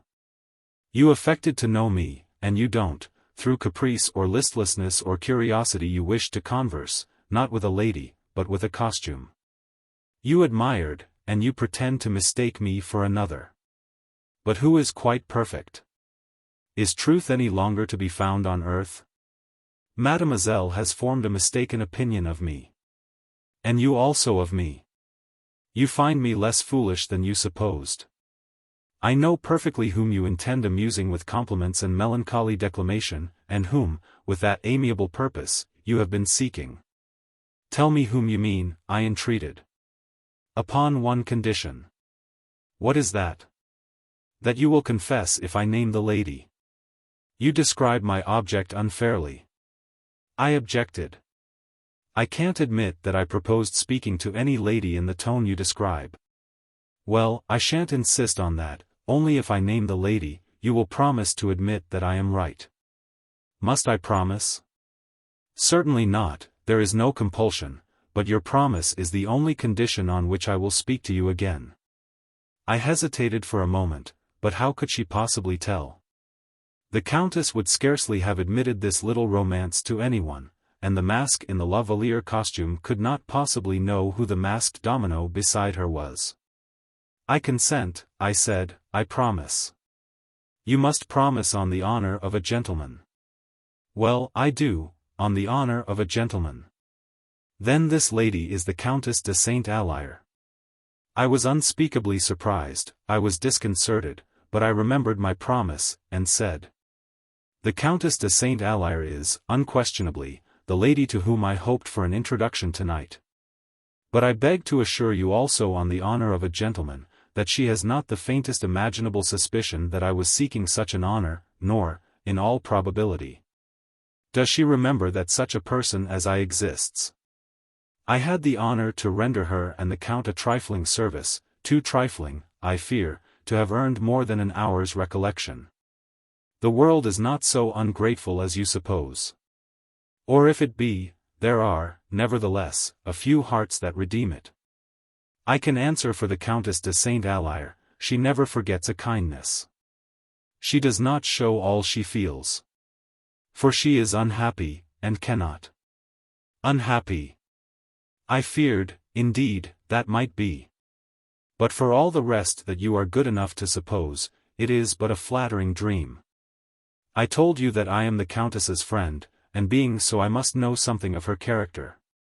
Also, there are confidences between us, and I may know more than you think, of those trifling services of which you suppose the recollection is so transitory. I was becoming more and more interested.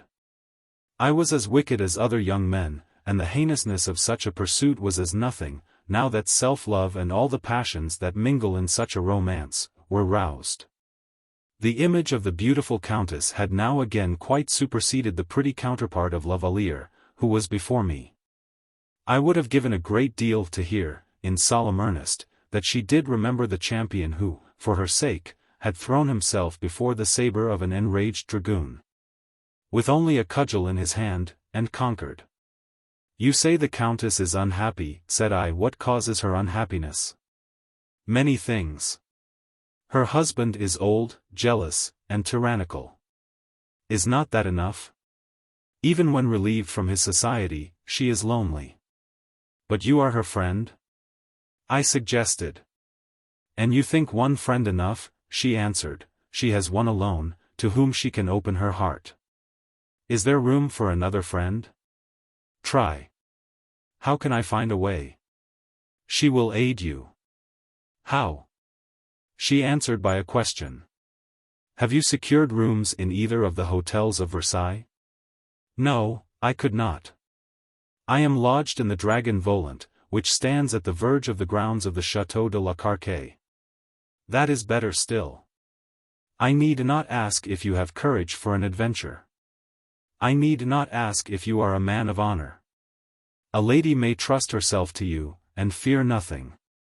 There are few men to whom the interview, such as I shall arrange, could be granted with safety. You shall meet her at 2 o'clock this morning in the park of the Château de la Carque. What room do you occupy in the Dragon Volant? I was amazed at the audacity and decision of this girl. Was she, as we say in England, hoaxing me? I can describe that accurately, said I. As I look from the rear of the house, in which my apartment is, I am at the extreme right, next the angle, and one pair of stairs up, from the hall. Very well. You must have observed, if you looked into the park, 2 or 3 clumps of chestnut and lime trees, growing so close together as to form a small grove. You must return to your hotel, change your dress, and, preserving a scrupulous secrecy, as to why or where you go, leave the dragon Volant, and climb the park wall, unseen. You will easily recognize the grove I have mentioned. There you will meet the Countess, who will grant you an audience of a few minutes, who will expect the most scrupulous reserve on your part, and who will explain to you, in a few words, a great deal which I could not so well tell you here. I cannot describe the feeling with which I heard these words. I was astounded. Doubt succeeded. I could not believe these agitating words. Mademoiselle will believe that if I only dared assure myself that so great a happiness and honor were really intended for me, my gratitude would be as lasting as my life. But how dare I believe that Mademoiselle does not speak, rather from her own sympathy or goodness, than from a certainty that the Countess de Saint-Alyre would concede so great an honor. Monsieur believes either that I am not, as I pretend to be, in the secret which he hitherto supposed to be shared by no one but the Countess and himself, or else that I am cruelly mystifying him. That I am in her confidence, I swear by all that is dear in a whispered farewell. By the last companion of this flower. And she took for a moment in her fingers the nodding head of a white rosebud that was nestled in her bouquet. By my own good star, and hers, or shall I call it our, belle étoile? Have I said enough? Enough? I repeated, more than enough, 1,000 thanks. And being thus in her confidence, I am clearly her friend. And being a friend, would it be friendly to use her dear name so, and all for sake of practicing a vulgar trick upon you, a stranger? Mademoiselle will forgive me. Remember how very precious is the hope of seeing, and speaking to the Countess. Is it wonderful, then, that I should falter in my belief? You have convinced me, however, and will forgive my hesitation. You will be at the place I have described, then, at 2 o'clock. Assuredly, I answered. And Monsieur, I know, will not fail, through fear. No, he need not assure me, his courage is already proved. No danger, in such a case, will be unwelcome to me. Had you not better go now, Monsieur, and rejoin your friend? I promise to wait here for my friend's return. The Count de Saint-Alyre said that he intended to introduce me to the Countess. And Monsieur is so simple as to believe him? Why should I not? Because he is jealous and cunning. You will see. He will never introduce you to his wife. He will come here and say he cannot find her, and promise another time. I think I see him approaching, with my friend. No, there is no lady with him. I told you so. You will wait a long time for that happiness, if it is never to reach you except through his hands. In the meantime, you had better not let him see you so near me. He will suspect that we have been talking of his wife, and that will whet his jealousy and his vigilance. I thanked my unknown friend in the mask, and withdrawing a few steps, came, by a little circumbendibus, upon the flank of the Count. I smiled under my mask, as he assured me that the Duchesse de la Roqueme had changed her place, and taken the Countess with her. But he hoped, at some very early time, to have an opportunity of enabling her to make my acquaintance. I avoided the Marquis de Harmonville, who was following the Count. I was afraid he might propose accompanying me home, and had no wish to be forced to make an explanation. I lost myself quickly, therefore, in the crowd, and moved, as rapidly as it would allow me, toward the Galerie de Glaces, which lay in the direction opposite to that in which I saw the Count and my friend the Marquis moving. Chapter 15. Strange Story of the Dragon Volant. These fêtes were earlier in those days, and in France, than our modern balls are in London. I consulted my watch. It was a little past 12. It was a still and sultry night. The magnificent suite of rooms, vast as some of them were, could not be kept at a temperature less than oppressive, especially to people with masks on. In some places the crowd was inconvenient, and the profusion of lights added to the heat. I removed my mask, therefore, as I saw some other people do, who were as careless of mystery as I. I had hardly done so, and began to breathe more comfortably, when I heard a friendly English voice call me by my name. It was Tom Whistlewick, of the Dragoons. He had unmasked, with a very flushed face, as I did. He was one of those Waterloo heroes, new from the mint of glory, whom, as a body, all the world, except France, revered.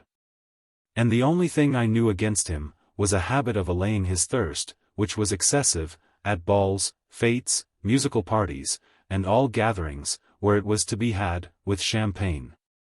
And, as he introduced me to his friend, Monsieur Carmagnac, I observed that he spoke a little thick. Monsieur Carmagnac was little, lean, and as straight as a ramrod. He was bald, took snuff, and wore spectacles, and, as I soon learned, held an official position. Tom was facetious, sly, and rather difficult to understand, in his present pleasant mood. He was elevating his eyebrows and screwing his lips oddly, and fanning himself vaguely with his mask. After some agreeable conversation, I was glad to observe that he preferred silence, and was satisfied with the role of listener, as I and Monsieur Carmagnac chatted. And he seated himself, with extraordinary caution and indecision, upon a bench, beside us, and seemed very soon to find a difficulty in keeping his eyes open.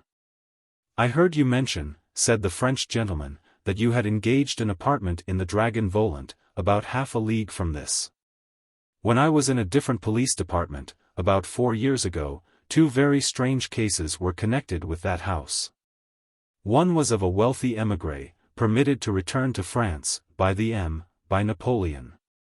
He vanished. The other, equally strange, was the case of a Russian of rank and wealth. He disappeared just as mysteriously. My servant," I said, "gave me a confused account of some occurrences, and, as well as I recollect, he described the same persons, I mean a returned French nobleman and a Russian gentleman. But he made the whole story so marvelous, I mean in the supernatural sense, that, I confess, I did not believe a word of it. No, there was nothing supernatural. But a great deal inexplicable," said the French gentleman. "Of course there may be theories, but the thing was never explained, nor, so far as I know, was a ray of light ever thrown upon it." "Pray let me hear the story," I said. "I think I have a claim, as it affects my quarters." "You don't suspect the people of the house?" "Oh. It has changed hands since then. But there seemed to be a fatality about a particular room." "Could you describe that room?" "Certainly. It is a spacious, paneled bedroom, up one pair of stairs, in the back of the house, and at the extreme right, as you look from its windows."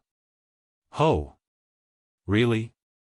Why, then, I have got the very room," I said, beginning to be more interested, perhaps the least bit in the world, disagreeably. "Did the people die, or were they actually spirited away?" "No, they did not die, they disappeared very oddly.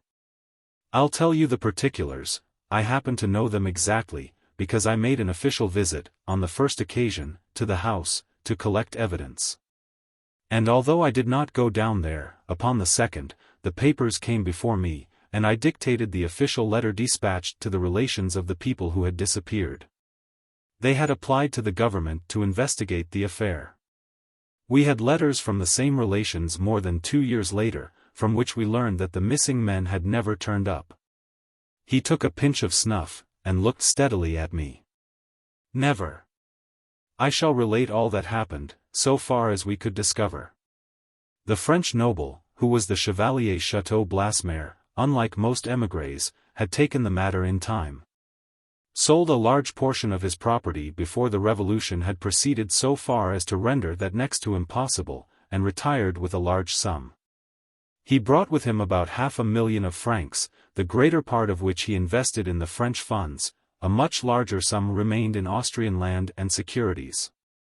You will observe then that this gentleman was rich, and there was no allegation of his having lost money, or being, in any way, embarrassed. You see? I assented. This gentleman's habits were not expensive in proportion to his means. He had suitable lodgings in Paris, and for a time, society, the theatres, and other reasonable amusements, engrossed him. He did not play. He was a middle-aged man, affecting youth, with the vanities which are usual in such persons. But, for the rest, he was a gentle and polite person, who disturbed nobody, a person, you see, not likely to provoke an enmity. Certainly not, I agreed. Early in the summer of 1811, he got an order permitting him to copy a picture in one of these salons, and came down here, to Versailles, for the purpose. His work was getting on slowly. After a time he left his hotel, here, and went, by way of change, to the Dragon Volant. There he took, by special choice, the bedroom which has fallen to you by chance. From this time, it appeared, he painted little, and seldom visited his apartments in Paris. One night he saw the host of the Dragon Volant, and told him that he was going into Paris, to remain for a day or two, on very particular business. That his servant would accompany him, but that he would retain his apartments at the Dragon Volant, and return in a few days. He left some clothes there, but packed a portmanteau, took his dressing case, and the rest, and, with his servant behind his carriage, drove into Paris. You observe all this, monsieur? Most attentively, I answered. Well, monsieur, as soon as they were approaching his lodgings, he stopped the carriage on a sudden, told his servant that he had changed his mind. That he would sleep elsewhere that night, that he had very particular business in the north of France, not far from Rouen, that he would set out before daylight on his journey, and return in a fortnight. He called a fiacre, took in his hand a leather bag which, the servant said, was just large enough to hold a few shirts and a coat, but that it was enormously heavy, as he could testify.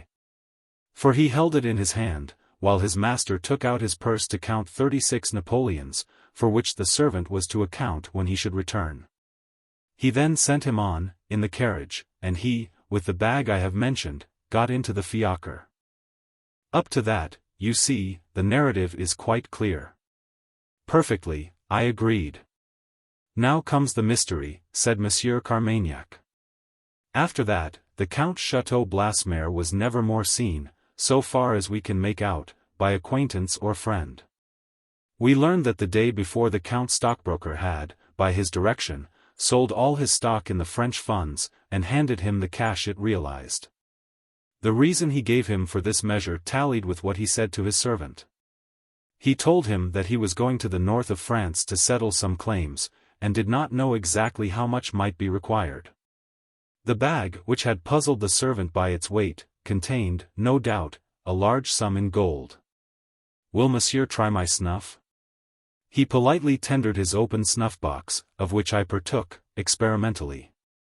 A reward was offered, he continued, when the inquiry was instituted, for any information tending to throw a light upon the mystery, which might be afforded by the driver of the fiacre employed on the night of, so-and-so, at about the hour of 10:30, by a gentleman, with a black leather travelling bag in his hand, who descended from a private carriage, and gave his servant some money, which he counted twice over.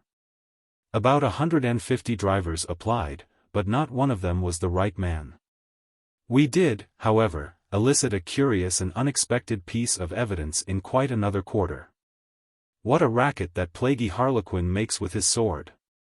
Intolerable! I chimed in. The Harlequin was soon gone, and he resumed. The evidence I speak of, came from a boy, about 12 years old, who knew the appearance of the Count perfectly, having been often employed by him as a messenger. He stated that about 12:30, on the same night, upon which you are to observe, there was a brilliant moon, he was sent, his mother having been suddenly taken ill, for the sage femme who lived within a stone's throw of the Dragon Volant. His father's house, from which he started, was a mile away, or more, from that inn, in order to reach which he had to pass round the park of the Château de la Carque, at the site most remote from the point to which he was going. It passes the old churchyard of St. Aubin, which is separated from the road only by a very low fence, and 2 or 3 enormous old trees. The boy was a little nervous as he approached this ancient cemetery. And, under the bright moonlight, he saw a man whom he distinctly recognized as the Count, whom they designated by a sobriquet which means the man of smiles. He was looking rueful enough now, and was seated on the side of a tombstone, on which he had laid a pistol, while he was ramming home the charge of another. The boy got cautiously by, on tiptoe, with his eyes all the time on the Count's Chateau Blasmere, or the man he mistook for him. His dress was not what he usually wore, but the witness swore that he could not be mistaken as to his identity. He said his face looked grave and stern. But though he did not smile, it was the same face he knew so well. Nothing would make him swerve from that. If that were he, it was the last time he was seen. He has never been heard of since. Nothing could be heard of him in the neighborhood of Rouen. There has been no evidence of his death, and there is no sign that he is living. That certainly is a most singular case, I replied. And was about to ask a question or two, when Tom Whistlewick, who, without my observing it, had been taking a ramble, returned, a great deal more awake, and a great deal less tipsy. I say, Carmagnac, it is getting late, and I must go, I really must, for the reason I told you, and, Beckett, we must soon meet again. I regret very much, monsieur, my not being able at present to relate to you the other case. That of another tenant of the very same room, a case more mysterious and sinister than the last, and which occurred in the autumn of the same year. Will you both do a very good-natured thing, and come and dine with me at the Dragon Volant tomorrow? So, as we pursued our way along the Galerie de Glaces, I extracted their promise. By Jove! Said Whistlewick, when this was done, look at that pagoda, or sedan chair, or whatever it is, just where those fellows set it down, and not one of them near it. I can't imagine how they tell fortunes so devilish well. Jack Nuffles, I met him here tonight, says they are gypsies. Where are they, I wonder? I'll go over and have a peep at the prophet. I saw him plucking at the blinds, which were constructed something on the principle of Venetian blinds. The red curtains were inside. But they did not yield, and he could only peep under one that did not come quite down. When he rejoined us, he related, I could scarcely see the old fellow, it's so dark. He is covered with gold and red, and has an embroidered hat on like a mandarin's, he's fast asleep, and, by Jove, he smells like a polecat. It's worth going over only to have it to say. Phew! Pooh! Oh! It is a perfume. Faugh! Not caring to accept this tempting invitation, we got along slowly toward the door. I bid them good night, reminding them of their promise. And so found my way at last to my carriage, and was soon rolling slowly toward the Dragon Volant, on the loneliest of roads, under old trees, and the soft moonlight. What a number of things had happened within the last 2 hours! What a variety of strange and vivid pictures were crowded together in that brief space! What an adventure was before me! The silent, moonlighted, solitary road, how it contrasted with the many-eddied whirl of pleasure from whose roar and music, lights, diamonds and colors, I had just extricated myself. The sight of lonely nature at such an hour, acts like a sudden sedative. The madness and guilt of my pursuit struck me with a momentary compunction and horror. I wished I had never entered the labyrinth which was leading me, I knew not whither. It was too late to think of that now, but the bitter was already stealing into my cup. And vague anticipations lay, for a few minutes, heavy on my heart. It would not have taken much to make me disclose my unmanly state of mind to my lively friend, Alfred Ogle, nor even to the milder ridicule of the agreeable Tom Whistlewick. Chapter 16. The Park of the Château de la Carque. There was no danger of the Dragon Volant's closing its doors on that occasion till 3 or 4 in the morning. There were quartered there many servants of great people, whose masters would not leave the ball till the last moment, and who could not return to their corners in the Dragon Volant till their last services had been rendered. I knew, therefore, I should have ample time for my mysterious excursion without exciting curiosity by being shut out. And now we pulled up under the canopy of boughs, before the sign of the dragon Volant, and the light that shone from its hall door. I dismissed my carriage, ran up the broad staircase, mask in hand, with my domino fluttering about me, and entered the large bedroom. The black wainscoting and stately furniture, with the dark curtains of the very tall bed, made the night there more somber. An oblique patch of moonlight was thrown upon the floor from the window to which I hastened. I looked out upon the landscape slumbering in those silvery beams. There stood the outline of the Château de la Carque, its chimneys, and many turrets with their extinguisher-shaped roofs black against the soft grey sky. There, also, more in the foreground, about midway between the window where I stood, and the château, but a little to the left, I traced the tufted masses of the grove which the lady in the mask had appointed as the trysting place, where I and the beautiful countess were to meet that night. I took the bearings of this gloomy bit of wood, whose foliage glimmered softly at top in the light of the moon. You may guess with what a strange interest and swelling of the heart I gazed on the unknown scene of my coming adventure. But time was flying, and the hour already near. I threw my robe upon a sofa. I groped out a pair of boots, which I substituted for those thin heelless shoes, in those days called pumps, without which a gentleman could not attend an evening party. I put on my hat, and lastly, I took a pair of loaded pistols which I had been advised were satisfactory companions in the then unsettled state of French society, swarms of disbanded soldiers. Some of them alleged to be desperate characters, being everywhere to be met with. These preparations made, I confess I took a looking-glass to the window to see how I looked in the moonlight, and being satisfied, I replaced it, and ran downstairs. In the hall I called for my servant.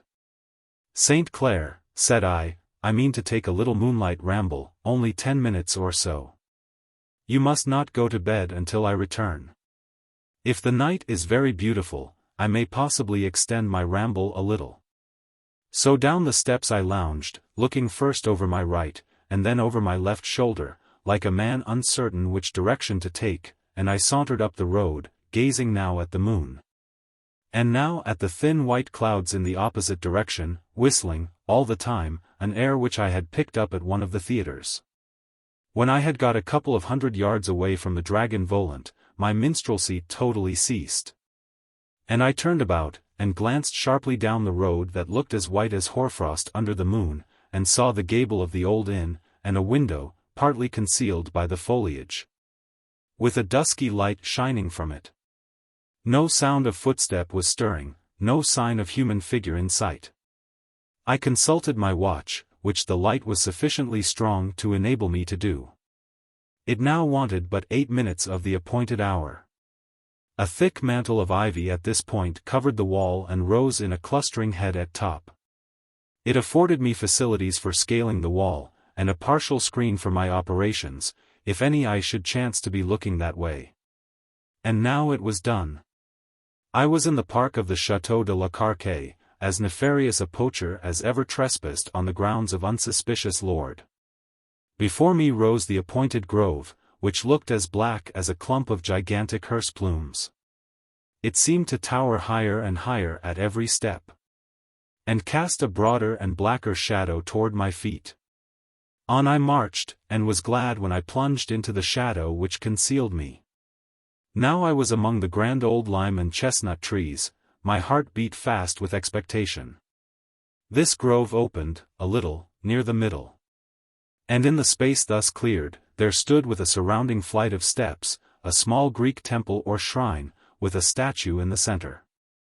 It was built of white marble with fluted Corinthian columns, and the crevices were tufted with grass. Moss had shown itself on pedestal and cornice, and signs of long neglect and decay were apparent in its discolored and weather-worn marble. A few feet in front of the steps a fountain, fed from the great ponds at the other side of the chateau, was making a constant tinkle and plashing in a wide marble basin. And the jet of water glimmered like a shower of diamonds in the broken moonlight. The very neglect and half-ruinous state of all this made it only the prettier, as well as sadder. I was too intently watching for the arrival of the lady, in the direction of the chateau, to study these things. But the half-noted effect of them was romantic, and suggested somehow the grotto and the fountain, and the apparition of Egeria. As I watched, a voice spoke to me, a little behind my left shoulder. I turned, almost with a start, and the mask, in the costume of Mademoiselle de la Valliere, stood there. "The Countess will be here presently," she said. The lady stood upon the open space, and the moonlight fell unbroken upon her. Nothing could be more becoming, her figure looked more graceful and elegant than ever. In the meantime I shall tell you some peculiarities of her situation. She is unhappy. Miserable in an ill-assorted marriage, with a jealous tyrant who now would constrain her to sell her diamonds, which are worth £30,000 sterling. I heard all that from a friend. Can I aid the Countess in her unequal struggle? Say but how, and the greater the danger or the sacrifice, the happier will it make me. Can I aid her? If you despise a danger, which, yet, is not a danger, if you despise, as she does, the tyrannical canons of the world. And, if you are chivalrous enough to devote yourself to a lady's cause, with no reward but her poor gratitude. If you can do these things you can aid her, and earn a foremost place, not in her gratitude only, but in her friendship. At those words the lady in the mask turned away, and seemed to weep. I vowed myself the willing slave of the Countess. But, I added, you told me she would soon be here. That is, if nothing unforeseen should happen, but with the eye of the Count d'Este. Allyre in the house, and open, it is seldom safe to stir. Does she wish to see me? I asked, with a tender hesitation. First, say, have you really thought of her, more than once, since the adventure of the Belle Étoile? She never leaves my thoughts, day and night her beautiful eyes haunt me. Her sweet voice is always in my ear. Mine is said to resemble hers, said the mask. So it does, I answered. But it is only a resemblance. Oh. Then mine is better? Pardon me, mademoiselle, I did not say that. Yours is a sweet voice, but I fancy a little higher. A little shriller, you would say, answered the de la Valliere. I fancied a good deal vexed. No, not shriller, your voice is not shrill, it is beautifully sweet, but not so pathetically sweet as her. That is prejudice, monsieur, it is not true. I bowed, I could not contradict a lady. I see, monsieur, you laugh at me, you think me vain, because I claim in some points to be equal to the Countess de Saint Allyre. I challenge you to say, my hand, at least, is less beautiful than hers. As she thus spoke, she drew her glove off, and extended her hand, back upward, in the moonlight. The lady seemed really nettled. It was undignified and irritating, for in this uninteresting competition the precious moments were flying, and my interview leading apparently to nothing. You will admit, then, that my hand is as beautiful as hers? I cannot admit it, mademoiselle, said I, with the honesty of irritation. I will not enter into comparisons, but the Countess d'Este Allyre is, in all respects, the most beautiful lady I ever beheld. The mask laughed coldly, and then, more and more softly, said, with a sigh, I will prove all I say. And as she spoke she removed the mask, and the Countess de Saint Allyre, smiling, confused, bashful, more beautiful than ever, stood before me. Good heavens! I exclaimed. How monstrously stupid I have been. And it was to Madame la Comtesse that I spoke for so long in the salon. I gazed on her in silence. And with a low sweet laugh of good nature she extended her hand. I took it, and carried it to my lips. No, you must not do that, she said, quietly, we are not old enough friends yet. I find, although you were mistaken, that you do remember the Countess of the Belle Étoile, and that you are a champion true and fearless. Had you yielded to the claims just now pressed upon you by the rivalry of Mademoiselle de la Valliere, in her mask, the Countess de Saint Allyre should never have trusted or seen you more. I now am sure that you are true, as well as brave. You now know that I have not forgotten you. And, also, that if you would risk your life for me, I, too, would brave some danger, rather than lose my friend forever. I have but a few moments more. Will you come here again tomorrow night, at 11:15? I will be here at that moment. You must exercise the most scrupulous care to prevent suspicion that you have come here, monsieur. You owe that to me. She spoke these last words with the most solemn entreaty. I vowed again and again, that I would die rather than permit the least rashness to endanger the secret which made all the interest and value of my life. She was looking, I thought, more and more beautiful every moment. My enthusiasm expanded in proportion. You must come tomorrow night by a different route, she said. And if you come again, we can change it once more. At the other side of the chateau there is a little churchyard, with a ruined chapel. The neighbors are afraid to pass it by night. The road is deserted there, and a stile opens a way into these grounds. Cross it and you can find a covert of thickets, to within 50 steps of this spot. I promised, of course, to observe her instructions implicitly. I have lived for more than a year in an agony of irresolution. I have decided at last. I have lived a melancholy life. A lonelier life than is passed in the cloister. I have had no one to confide in, no one to advise me, no one to save me from the horrors of my existence. I have found a brave and prompt friend at last. Shall I ever forget the heroic tableau of the Hall of the Belle Étoile? Have you really kept the rose I gave you, as we parted? Yes, you swear it. You need not, I trust you. Richard, how often have I in solitude repeated your name, learned from my servant. Richard, my hero. Oh. Richard. Oh, my king. I love you. I would have folded her to my heart, thrown myself at her feet. But this beautiful and, shall I say it, inconsistent woman repelled me. No, we must not waste our moments in extravagances. Understand my case. There is no such thing as indifference in the married state. Not to love one's husband, she continued, is to hate him. The Count, ridiculous in all else, is formidable in his jealousy. In mercy, then, to me, observe caution. Affect to all you speak to, the most complete ignorance of all the people in the Château de la Carque, and, if anyone in your presence mentions the Count or Countess d'Este Alire, be sure you say you never saw either. I shall have more to say to you tomorrow night. I have reasons that I cannot now explain, for all I do, and all I postpone.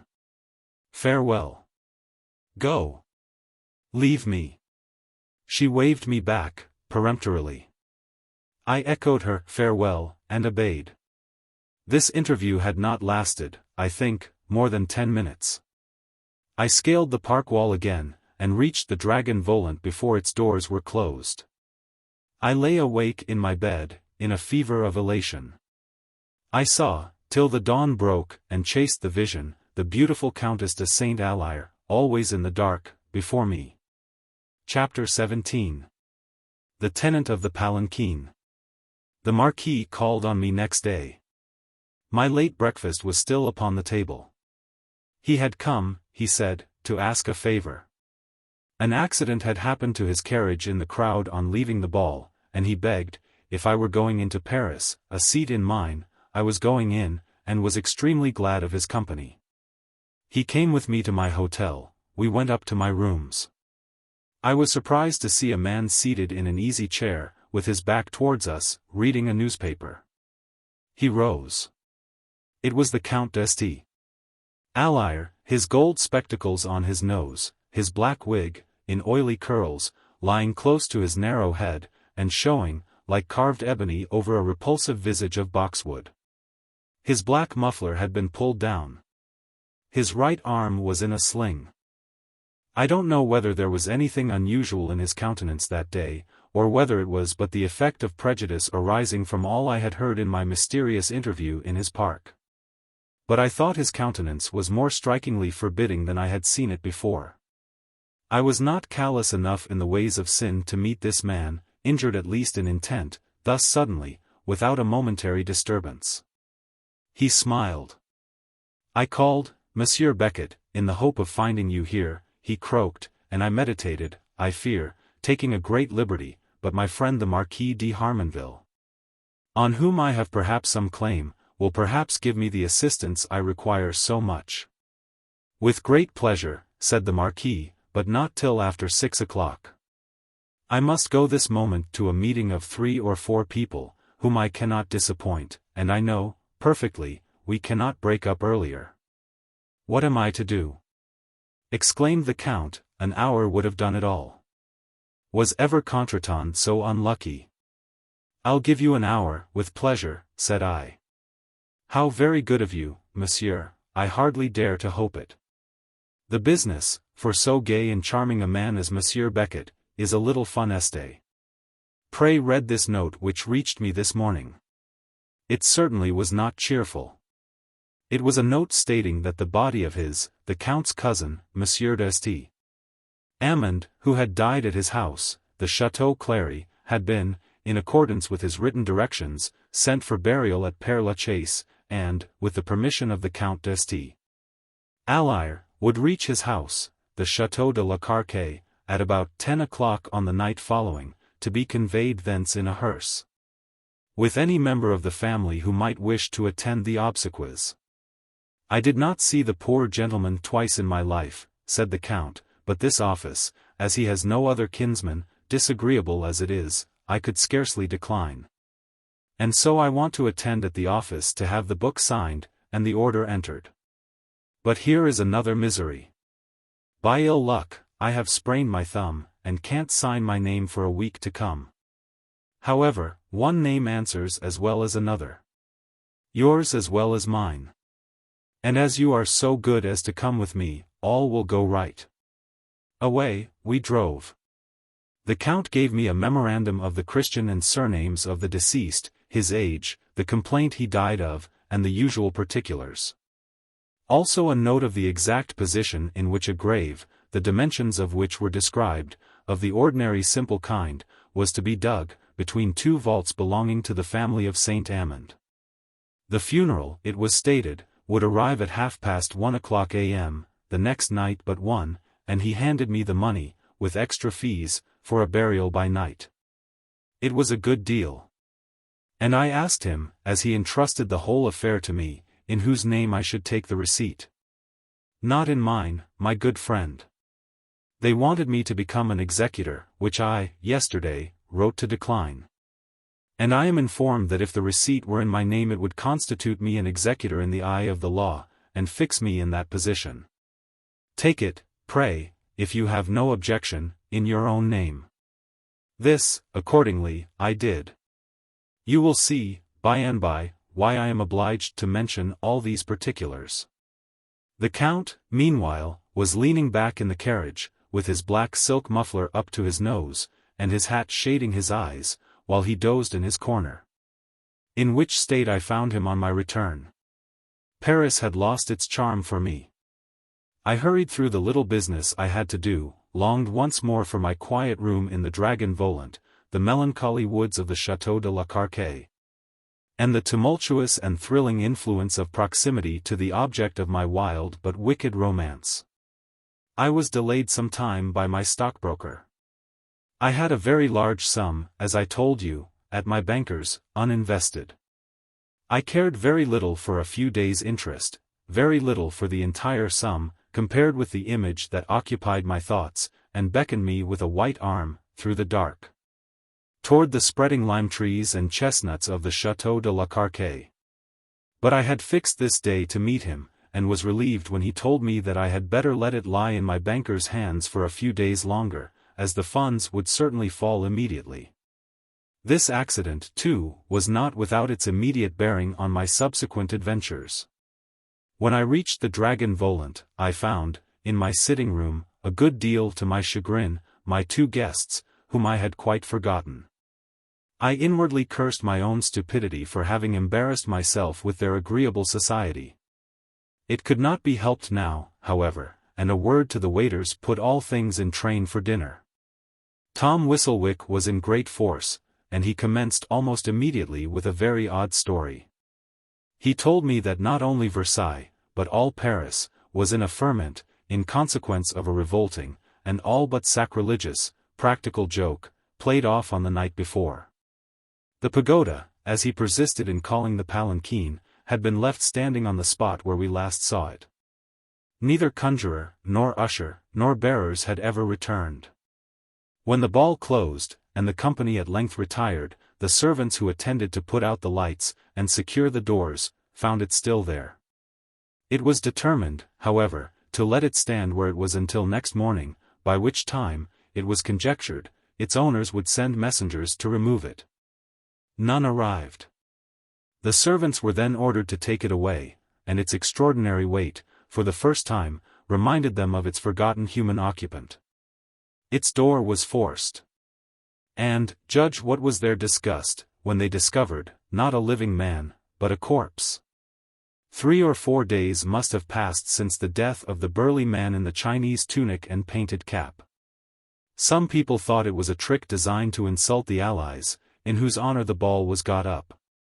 Others were of opinion that it was nothing worse than a daring and cynical jocularity which, shocking as it was, might yet be forgiven to the high spirits and irrepressible buffoonery of youth. Others, again, fewer in number, and mystically given, insisted that the corpse was bona fide necessary to the exhibition, and that the disclosures and allusions which had astonished so many people were distinctly due to necromancy. The matter, however, is now in the hands of the police, observed Monsieur Carmagnac, and we are not the body they were 2 or 3 months ago. If the offenders against propriety and public feeling are not traced and convicted, unless, indeed, they have been a great deal more cunning than such fools generally are. I was thinking within myself how utterly inexplicable was my colloquy with the conjurer, so cavalierly dismissed by Monsieur Carmagnac as a fool. And the more I thought the more marvelous it seemed. It certainly was an original joke, though not a very clear one, said Whistlewick. Not even original, said Carmagnac. Very nearly the same thing was done, 100 years ago or more, at a state ball in Paris, and the rascals who played the trick were never found out. In this Monsieur Carmagnac, as I afterwards discovered, spoke truly, for, among my books of French anecdote and memoirs, the very incident is marked, by my own hand. While we were thus talking, the waiter told us that dinner was served, and we withdrew accordingly, my guests more than making amends for my comparative taciturnity. Chapter 18. The Churchyard. Our dinner was really good, so were the wines, better, perhaps, at this out-of-the-way inn, than at some of the more pretentious hotels in Paris. The moral effect of a really good dinner is immense, we all felt it. The serenity and good nature that follow are more solid and comfortable than the tumultuous benevolences of Bacchus. My friends were happy, therefore, and very chatty. Which latter relieved me of the trouble of talking, and prompted them to entertain me and one another incessantly with agreeable stories and conversation, of which, until suddenly a subject emerged, which interested me powerfully, I confess, so much were my thoughts engaged elsewhere, I heard next to nothing. Yes, said Carmagnac, continuing a conversation which had escaped me, there was another case, beside that Russian nobleman, odder still. I remembered it this morning, but cannot recall the name. He was a tenant of the very same room. By the by, monsieur, might it not be as well, he added, turning to me, with a laugh, half joke whole earnest, as they say, if you were to get into another apartment? Now that the house is no longer crowded? That is, if you mean to make any stay here. 1,000 thanks. No. I'm thinking of changing my hotel, and I can run into town so easily at night. And though I stay here, for this night, at least, I don't expect to vanish like those others. But you say there is another adventure, of the same kind, connected with the same room. Do let us hear it. But take some wine first. The story he told was curious. It happened, said Carmagnac, as well as I recollect, before either of the other cases. A French gentleman, I wish I could remember his name, the son of a merchant, came to this inn, the Dragon Volant, and was put by the landlord into the same room of which we have been speaking. Your apartment, monsieur. He was by no means young, past 40, and very far from good-looking. The people here said that he was the ugliest man, and the most good-natured, that ever lived. He played on the fiddle, sang, and wrote poetry. His habits were odd and desultory. He would sometimes sit all day in his room writing, singing, and fiddling, and go out at night for a walk. An eccentric man. He was by no means a millionaire, but he had a modicum bonum, you understand, a trifle more than 500,000 francs. He consulted his stockbroker about investing this money in foreign stocks, and drew the entire sum from his banker. You now have the situation of affairs when the catastrophe occurred. Pray fill your glass, I said. Dutch courage, monsieur, to face the catastrophe, said Whistlewick, filling his own. Now, that was the last that ever was heard of his money, resumed Carmagnac. You shall hear about himself. The night after this financial operation, he was seized with a poetic frenzy. He sent for the then landlord of this house, and told him that he long meditated an epic, and meant to commence that night. And that he was on no account to be disturbed until 9 o'clock in the morning. He had 2 pairs of wax candles, a little cold supper on a side table, his desk open, paper enough upon it to contain the entire Henriade, and a proportionate store of pens and ink. Seated at this desk he was seen by the waiter, who brought him a cup of coffee at 9 o'clock. At which time the intruder said he was writing fast enough to set fire to the paper, that was his phrase. He did not look up, he appeared too much engrossed. But, when the waiter came back, half an hour afterwards, the door was locked, and the poet, from within, answered, that he must not be disturbed. Away went the garçon, and next morning at 9 o'clock knocked at his door, and receiving no answer, looked through the keyhole. The lights were still burning, the window shutters were closed as he had left them. He renewed his knocking, knocked louder, no answer came. He reported this continued and alarming silence to the innkeeper, who, finding that his guest had not left his key in the lock, succeeded in finding another that opened it. The candles were just giving up the ghost in their sockets, but there was light enough to ascertain that the tenant of the room was gone. The bed had not been disturbed. The window shutter was barred. He must have let himself out, and, locking the door on the outside, put the key in his pocket, and so made his way out of the house. Here, however, was another difficulty. The Dragon Volant shut its doors and made all fast at 12 o'clock. After that hour no one could leave the house, except by obtaining the key and letting himself out, and of necessity leaving the door unsecured. Or else by collusion and aid of some person in the house. Now it happened that, some time after the doors were secured, at 12:30, a servant who had not been apprised of his order to be left undisturbed, seeing a light shine through the keyhole, knocked at the door to inquire whether the poet wanted anything. He was very little obliged to his disturber, and dismissed him with a renewed charge that he was not to be interrupted again during the night. This incident established the fact that he was in the house after the doors had been locked and barred. The innkeeper himself kept the keys, and swore that he found them hung on the wall above his head, in his bed, in their usual place, in the morning. And that nobody could have taken them away without awakening him.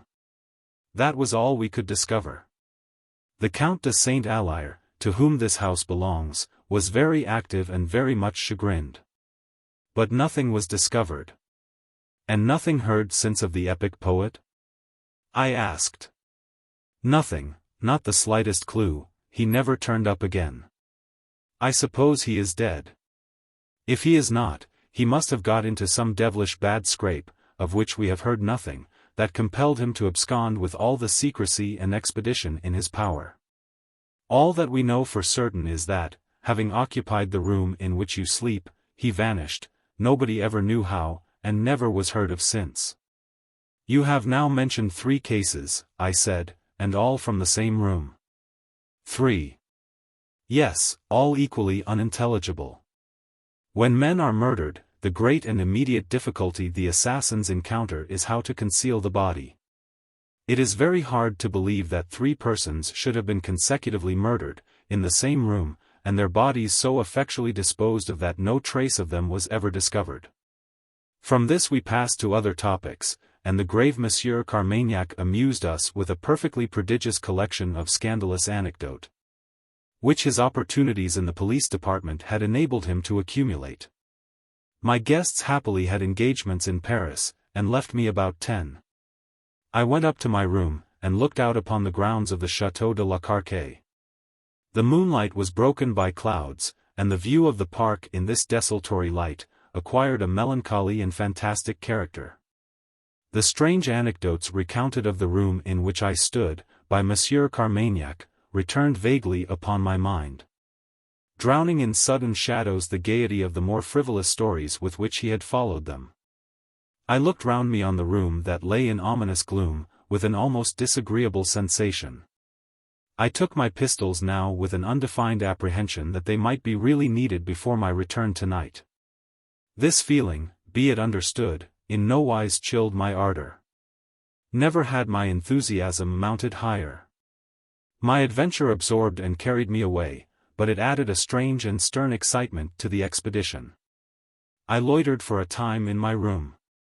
I had ascertained the exact point at which the little churchyard lay. It was about a mile away. I did not wish to reach it earlier than necessary.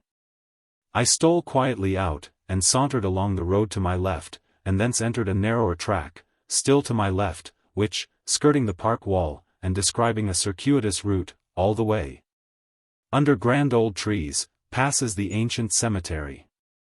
That cemetery is embowered in trees, and occupies little more than half an acre of ground, to the left of the road, interposing between it and the park of the Château de la Carque.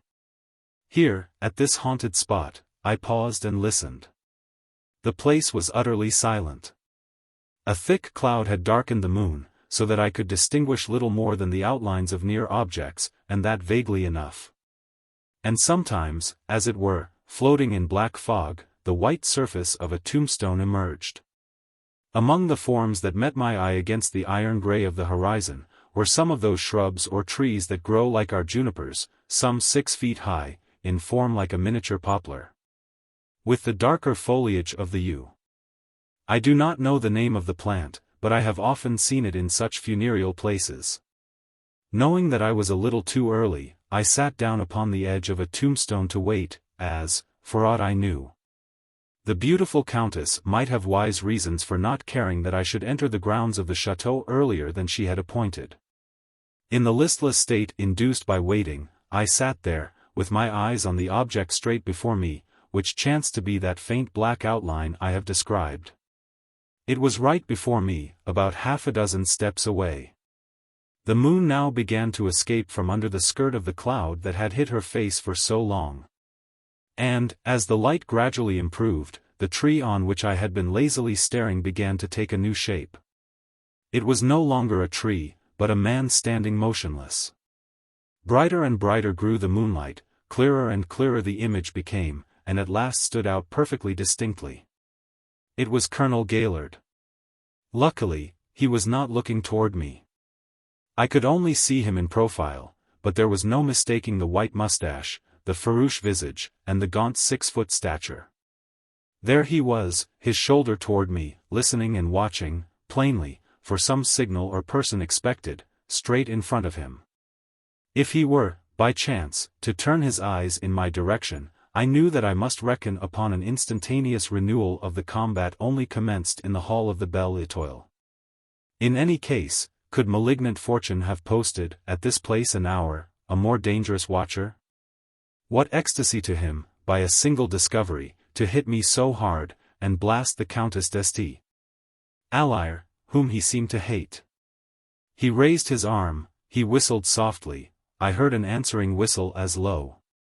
And, to my relief, the colonel advanced in the direction of this sound, widening the distance between us at every step, and immediately I heard talking, but in a low and cautious key.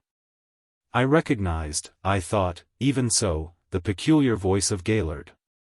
I stole softly forward in the direction in which those sounds were audible. In doing so, I had, of course, to use the extremest caution. I thought I saw a hat above a jagged piece of ruined wall, and then a second, yes, I saw two hats conversing. The voices came from under them. They moved off, not in the direction of the park, but of the road, and I lay along the grass, peeping over a grave, as a skirmisher might, observing the enemy. One after the other, the figures emerged full into view as they mounted the stile at the roadside. The colonel, who was last, stood on the wall for a while, looking about him, and then jumped down on the road. I heard their steps and talk as they moved away together, with their backs toward me, in the direction which led them farther and farther from the dragon Volant. I waited until these sounds were quite lost in distance before I entered the park. I followed the instructions I had received from the Countess d'St. Alyre, and made my way among brushwood and thickets to the point nearest the ruinous temple, and crossed the short intervening space of open ground rapidly. I was now once more under the gigantic boughs of the old lime and chestnut trees. Softly, and with a heart throbbing fast, I approached the little structure. The moon was now shining steadily, pouring down its radiance on the soft foliage, and here and there mottling the verdure under my feet. I reached the steps. I was among its worn marble shafts. She was not there, nor in the inner sanctuary, the arched windows of which were screened almost entirely by masses of ivy. The lady had not yet arrived. Chapter 19. The Key. I stood now upon the steps, watching and listening. In a minute or two I heard the crackle of withered sticks trod upon, and, looking in the direction, I saw a figure approaching among the trees, wrapped in a mantle. I advanced eagerly. It was the Countess. She did not speak, but gave me her hand, and I led her to the scene of our last interview. She repressed the ardor of my impassioned greeting with a gentle but peremptory firmness. She removed her hood, shook back her beautiful hair, and, gazing on me with sad and glowing eyes, sighed deeply. Some awful thought seemed to weigh upon her. "Richard, I must speak plainly. The crisis of my life has come. I am sure you would defend me. I think you pity me, perhaps you even love me." At these words I became eloquent, as young madmen in my plight do. She silenced me, however, with the same melancholy firmness. "Listen, dear friend, and then say whether you can aid me. How madly I am trusting you, and yet my heart tells me how wisely. To meet you here as I do, what insanity it seems. How poorly you must think of me. But when you know all, you will judge me fairly. Without your aid I cannot accomplish my purpose. That purpose unaccomplished, I must die. I am chained to a man whom I despise, whom I abhor. I have resolved to fly. I have jewels, principally diamonds, for which I am offered £30,000 of your English money. They are my separate property by my marriage settlement. I will take them with me. You are a judge, no doubt, of jewels. I was counting mine when the hour came, and brought this in my hand to show you. Look. It is magnificent. I exclaimed, as a collar of diamonds twinkled and flashed in the moonlight, suspended from her pretty fingers. I thought, even at that tragic moment, that she prolonged the show, with a feminine delight in these brilliant toys. "Yes," she said, "I shall part with them all. I will turn them into money, and break, forever, the unnatural and wicked bonds that tied me, in the name of a sacrament, to a tyrant. A man young, handsome, generous, brave as you, can hardly be rich. Richard, you say you love me, you shall share all this with me. We will fly together to Switzerland, we will evade pursuit. My powerful friends will intervene and arrange a separation, and I shall, at length, be happy and reward my hero. You may suppose the style, florid and vehement, in which I poured forth my gratitude, vowed the devotion of my life, and placed myself absolutely at her disposal. Tomorrow night, she said, my husband will attend the remains of his cousin, Monsieur de Saint-Amand, to Père Lachaise. The hearse, he says, we'll leave this at 9:30. You must be here, where we stand, at 9 o'clock. I promised punctual obedience. I will not meet you here, but you see a red light in the window of the tower at that angle of the chateau? I assented. I placed it there, that, tomorrow night, when it comes, you may recognize it. So soon as that rose-colored light appears at that window, it will be a signal to you that the funeral has left the chateau, and that you may approach safely. Come, then, to that window. I will open it, and admit you. 5 minutes after a traveling carriage, with 4 horses, shall stand ready in the porte-cochere. I will place my diamonds in your hands. And so soon as we enter the carriage, our flight commences. We shall have at least 5 hours' start, and with energy, stratagem, and resource, I fear nothing. Are you ready to undertake all this for my sake? Again I vowed myself her slave. My only difficulty, she said, is how we shall quickly enough convert my diamonds into money. I dare not remove them while my husband is in the house. Here was the opportunity one wished for. I now told her that I had in my banker's hands no less a sum than £30,000, with which, in the shape of gold and notes, I should come furnished. And thus the risk and loss of disposing of her diamonds in too much haste would be avoided. Good heaven, she exclaimed, with a kind of disappointment. You are rich, then? And I have lost the felicity of making my generous friend more happy. Be it so. Since so it must be. Let us contribute, each, in equal shares, to our common fund. Bring you, your money, I, my jewels. There is a happiness to me even in mingling my resources with yours. On this there followed a romantic colloquy, all poetry and passion, such as I should, in vain, endeavor to reproduce. Then came a very special instruction. I have come provided, too, with a key, the use of which I must explain. It was a double key, a long, slender stem, with a key at each end, one about the size which opens an ordinary room door. The other, as small, almost, as the key of a dressing case. You cannot employ too much caution tomorrow night. An interruption would murder all my hopes. I have learned that you occupy the haunted room in the Dragon Volant. It is the very room I would have wished you in. I will tell you why. There is a story of a man who, having shut himself up in that room one night, disappeared before morning. The truth is, he wanted, I believe, to escape from creditors. And the host of the Dragon Volant, at that time, being a rogue, aided him in absconding. My husband investigated the matter, and discovered how his escape was made. It was by means of this key. Here is a memorandum and a plan describing how they are to be applied. I have taken them from the Count's escritoire. And now, once more I must leave to your ingenuity how to mystify the people at the Dragon Volant. Be sure you try the keys first, to see that the locks turn freely. I will have my jewels ready. You, whatever we divide, had better bring your money, because it may be many months before you can revisit Paris, or disclose our place of residence to anyone, and our passports, arrange all that. In what names, and whither, you please. And now, dear Richard, she leaned her arm fondly on my shoulder, and looked with ineffable passion in my eyes, with her other hand clasped in mine, my very life is in your hands. I have staked all on your fidelity. As she spoke the last word, she, on a sudden, grew deadly pale, and gasped, Good God! Who is here?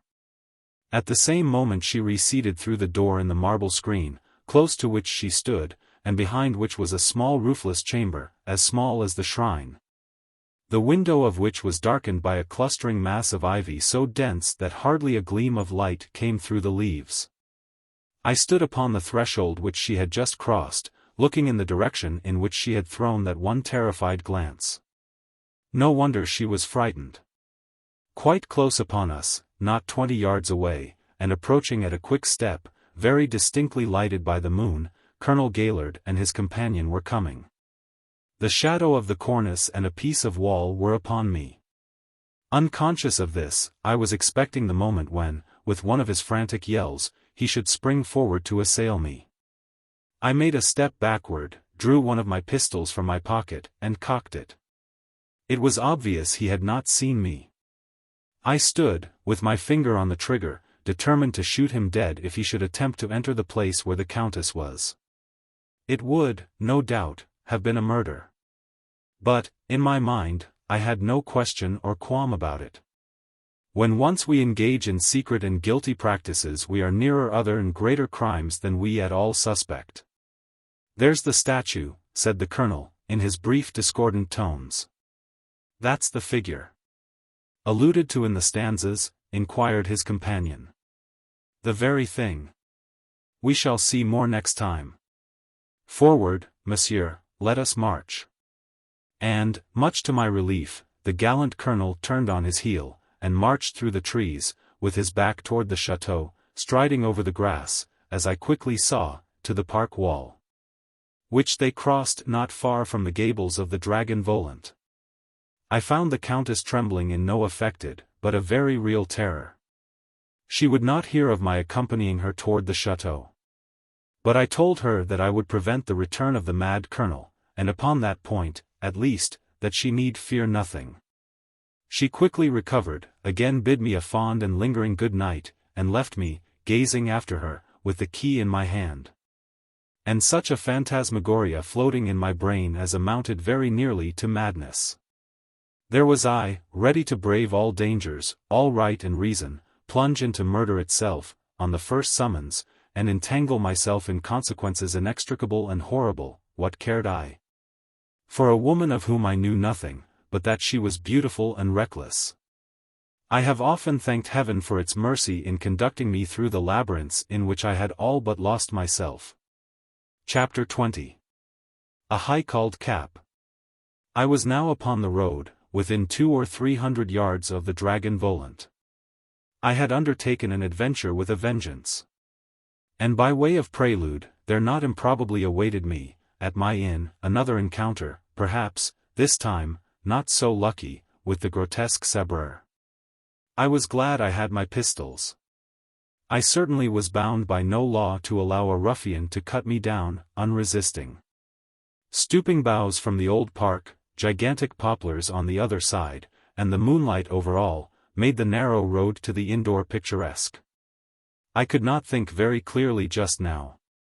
Events were succeeding one another so rapidly, and I, involved in the action of a drama so extravagant and guilty, hardly knew myself or believed my own story. As I slowly paced towards the still open door of the Flying Dragon, no sign of the colonel, visible or audible, was there. In the hall I inquired. No gentleman had arrived at the inn for the last half hour. I looked into the public room. It was deserted. The clock struck 12, and I heard the servant barring the great door. I took my candle. The lights in this rural hostelry were by this time out, and the house had the air of one that had settled to slumber for many hours. The cold moonlight streamed in at the window on the landing, as I ascended the broad staircase. And I paused for a moment to look over the wooded grounds to the turreted chateau, to me, so full of interest. I bethought me, however, that prying eyes might read a meaning in this midnight gazing, and possibly the Count himself might, in his jealous mood, surmise a signal in this unwonted light in the stair window of the Dragon Volant. On opening my room door, with a little start, I met an extremely old woman with the longest face I ever saw. She had what used to be termed a high-called cap on, the white border of which contrasted with her brown and yellow skin, and made her wrinkled face more ugly. She raised her curved shoulders, and looked up in my face, with eyes unnaturally black and bright. "I have lighted a little wood, monsieur, because the night is chill." I thanked her, but she did not go. She stood with her candle in her tremulous fingers. "Excuse an old woman, monsieur," she said. "But what on earth can a young English milord, with all Paris at his feet, find to amuse him in the Dragon Volant?" Had I been at the age of fairy tales, and in daily intercourse with the delightful Countess d'Aulnoy, I should have seen in this withered apparition, the genius loci, the malignant fairy, at the stamp of whose foot, the ill-fated tenants of this very room had, from time to time, vanished.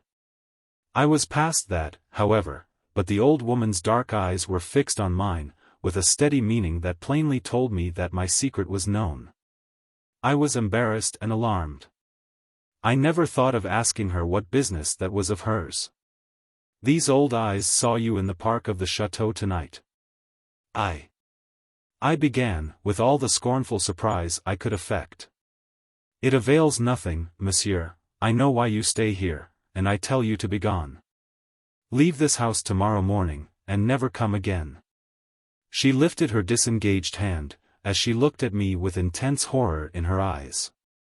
There is nothing on earth, I don't know what you mean, I answered, and why should you care about me? I don't care about you, monsieur, I care about the honor of an ancient family, whom I served in their happier days, when to be noble, was to be honored. But my words are thrown away, monsieur. You are insolent. I will keep my secret, and you, yours, that is all. You will soon find it hard enough to divulge it. The old woman went slowly from the room and shut the door, before I had made up my mind to say anything. I was standing where she had left me, nearly 5 minutes later. The jealousy of Monsieur the Count, I assumed, appears to this old creature about the most terrible thing in creation. Whatever contempt I might entertain for the dangers which this old lady so darkly intimated, it was by no means pleasant, you may suppose. That a secret so dangerous should be so much as suspected by a stranger, and that stranger a partisan of the Count d'Este. Alire. Ought I not, at all risks, to apprise the Countess, who had trusted me so generously, or, as she said herself, so madly, of the fact that our secret was, at least, suspected by another? But was there not greater danger in attempting to communicate? What did the beldame mean by saying, keep your secret, and I'll keep mine? I had 1,000 distracting questions before me. My progress seemed like a journey through the Spessart, where at every step some new goblin or monster starts from the ground or steps from behind a tree. Peremptorily I dismissed these harassing and frightful doubts. I secured my door, sat myself down at my table, and with a candle at each side, placed before me the piece of vellum which contained the drawings and notes on which I was to rely for full instructions as to how to use the key. When I had studied this for a while, I made my investigation. The angle of the room at the right side of the window was cut off by an oblique turn in the wainscot. I examined this carefully, and, on pressure, a small bit of the frame of the woodwork slid aside, and disclosed a keyhole. On removing my finger, it shot back to its place again, with a spring. So far I had interpreted my instructions successfully. A similar search, next the door, and directly under this, was rewarded by a like discovery. The small end of the key fitted this, as it had the upper keyhole. And now, with 2 or 3 hard jerks at the key, a door in the panel opened, showing a strip of the bare wall, and a narrow, arched doorway, piercing the thickness of the wall, and within which I saw a screw staircase of stone. Candle in hand I stepped in. I do not know whether the quality of air, long undisturbed, is peculiar. To me it has always seemed so, and the damp smell of the old masonry hung in this atmosphere. My candle faintly lighted the bare stone wall that enclosed the stair, the foot of which I could not see. Down I went, and a few turns brought me to the stone floor.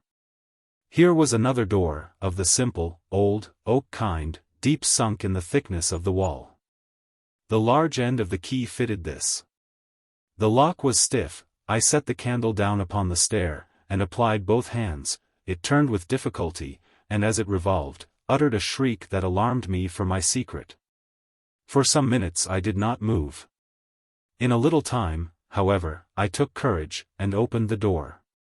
The night air floating in, puffed out the candle. There was a thicket of holly and underwood, as dense as a jungle, close about the door. I should have been in pitch darkness, were it not that through the topmost leaves, there twinkled, here and there, a glimmer of moonshine. Softly, lest anyone should have opened his window, at the sound of the rusty bolt, I struggled through this, till I gained a view of the open grounds. Here I found that the brushwood spread a good way up the park, uniting with the wood that approached the little temple I have described. A general could not have chosen a more effectually covered approach from the dragon Volant to the trysting place where hitherto I had conferred with the idol of my lawless adoration. Looking back upon the old inn, I discovered that the stair I descended was enclosed in one of those slender turrets that decorate such buildings. It was placed at that angle which corresponded with the part of the paneling of my room indicated in the plan I had been studying. Thoroughly satisfied with my experiment, I made my way back to the door, with some little difficulty, remounted to my room, locked my secret door again, kissed the mysterious key that her hand had pressed that night, and placed it under my pillow, upon which, very soon after, my giddy head was laid, not, for some time, to sleep soundly.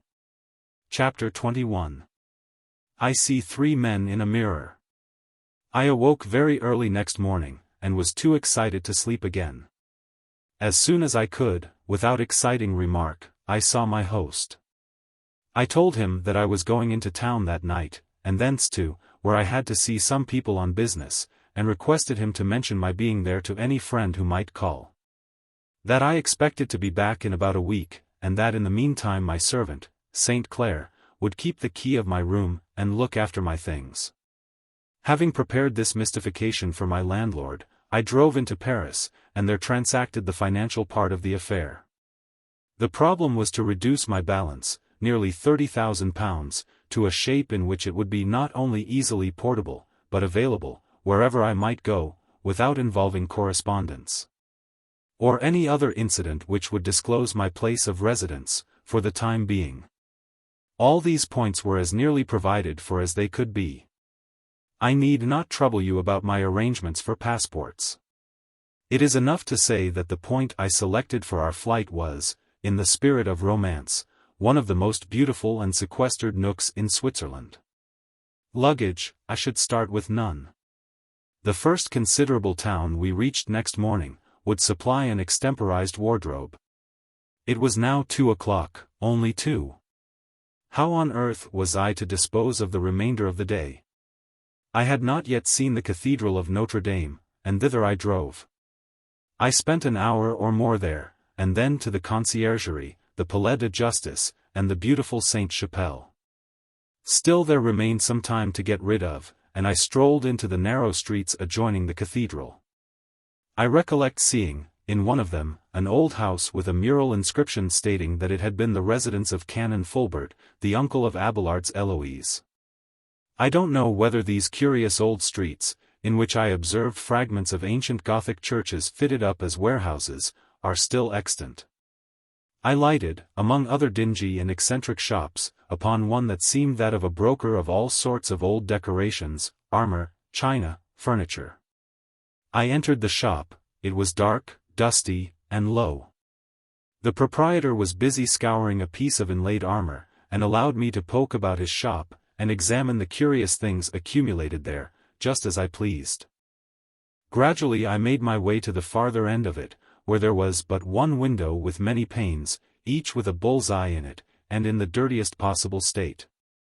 When I reached this window, I turned about, and in a recess, standing at right angles with the side wall of the shop, was a large mirror in an old-fashioned dingy frame. Reflected in this I saw, what in old houses I have heard termed an alcove, in which, among lumber, and various dusty articles hanging on the wall, there stood a table, at which 3 persons were seated, as it seemed to me, in earnest conversation. 2 of these persons I instantly recognized. One was Colonel Gaylord, the other was the Marquis de Harmonville. The third, who was fiddling with a pen, was a lean, pale man, pitted with the smallpox, with lank black hair, and about as mean-looking a person as I had ever seen in my life. The Marquis looked up, and his glance was instantaneously followed by his 2 companions. For a moment I hesitated what to do. But it was plain that I was not recognized, as indeed I could hardly have been, the light from the window being behind me, and the portion of the shop immediately before me being very dark indeed. Perceiving this, I had presence of mind to affect being entirely engrossed by the objects before me, and strolled slowly down the shop again. I paused for a moment to hear whether I was followed, and was relieved when I heard no step. You may be sure I did not waste more time in that shop, where I had just made a discovery so curious and so unexpected. It was no business of mine to inquire what brought Colonel Gaylord and the Marquis together, in so shabby, and even dirty a place, or who the mean person, biting the feather end of his pen, might be. Such employments as the Marquis had accepted sometimes make strange bedfellows. I was glad to get away, and just as the sun set, I had reached the steps of the Dragon Volant, and dismissed the vehicle in which I arrived, carrying in my hand a strong box. Of marvelously small dimensions considering all it contained, strapped in a leather cover, which disguised its real character. When I got to my room, I summoned St. Clair. I told him nearly the same story I had already told my host. I gave him £50, with orders to expend whatever was necessary on himself, and in payment for my rooms till my return. I then ate a slight and hasty dinner. My eyes were often upon the solemn old clock over the chimney-piece, which was my sole accomplice in keeping tryst in this iniquitous venture. The sky favored my design, and darkened all things with a sea of clouds. The innkeeper met me in the hall, to ask whether I should want a vehicle to Paris. I was prepared for this question, and instantly answered that I meant to walk to Versailles, and take a carriage there. I called St. Clair. "Go," said I, "and drink a bottle of wine with your friends. I shall call you if I should want anything. In the meantime, here is the key of my room. I shall be writing some notes, so don't allow anyone to disturb me, for at least half an hour. At the end of that time you will probably find that I have left this for Versailles. And should you not find me in the room, you may take that for granted, and you take charge of everything, and lock the door, you understand? St. Clair took his leave, wishing me all happiness and no doubt promising himself some little amusement with my money. With my candle in my hand, I hastened upstairs. It wanted now but 5 minutes to the appointed time. I do not think there is anything of the coward in my nature. But I confess, as the crisis approached, I felt something of the suspense and awe of a soldier going into action. Would I have receded? Not for all this earth could offer. I bolted my door, put on my great coat, and placed my pistols, one in each pocket. I now applied my key to the secret locks. Drew the wainscot door a little open, took my strong box under my arm, extinguished my candle, unbolted my door, listened at it for a few moments to be sure that no one was approaching. And then crossed the floor of my room swiftly, entered the secret door, and closed the spring lock after me. I was upon the screw stair in total darkness, the key in my fingers. Thus far the undertaking was successful. Chapter 22. Rapture. Down the screw stair I went in utter darkness. And having reached the stone floor, I discerned the door and groped out the keyhole. With more caution, and less noise than upon the night before, I opened the door, and stepped out into the thick brushwood. It was almost as dark in this jungle. Having secured the door, I slowly pushed my way through the bushes, which soon became less dense. Then, with more ease, but still under thick cover, I pursued in the track of the wood, keeping near its edge. At length, in the darkened air, about 50 yards away, the shafts of the marble temple rose like phantoms before me, seen through the trunks of the old trees. Everything favored my enterprise. I had effectually mystified my servant and the people of the Dragon Volant, and so dark was the night, that even had I alarmed the suspicions of all the tenants of the inn, I might safely defy their united curiosity, though posted at every window of the house. Through the trunks, over the roots of the old trees, I reached the appointed place of observation. I laid my treasure, in its leathern case, in the embrasure, and leaning my arms upon it, looked steadily in the direction of the chateau. The outline of the building was scarcely discernible, blending dimly, as it did, with the sky. No light in any window was visible. I was plainly to wait, but for how long? Leaning on my box of treasure, gazing toward the massive shadow that represented the chateau, in the midst of my ardent and elated longings, there came upon me an odd thought, which you will think might well have struck me long before. It seemed on a sudden, as it came, that the darkness deepened, and a chill stole into the air around me. Suppose I were to disappear finally, like those other men whose stories I had listened to. Had I not been at all the pains that mortal could, to obliterate every trace of my real proceedings, and to mislead everyone to whom I spoke as to the direction in which I had gone? This icy, snake-like thought stole through my mind, and was gone. It was with me the full-blooded season of youth, conscious strength, rashness, passion, pursuit, the adventure. Here were a pair of double-barreled pistols, for lives in my hands. What could possibly happen? The Count, except for the sake of my Dulcinea, what was it to me whether the old coward whom I had seen, in an ague of terror before the brawling colonel, interposed or not? I was assuming the worst that could happen. But with an ally so clever and courageous as my beautiful Countess, could any such misadventure befall? Bah! I laughed at all such fancies. As I thus communed with myself, the signal light sprang up. The rose-colored light, couleur de rose, emblem of sanguine hope, and the dawn of a happy day. Clear, soft, and steady, glowed the light from the window.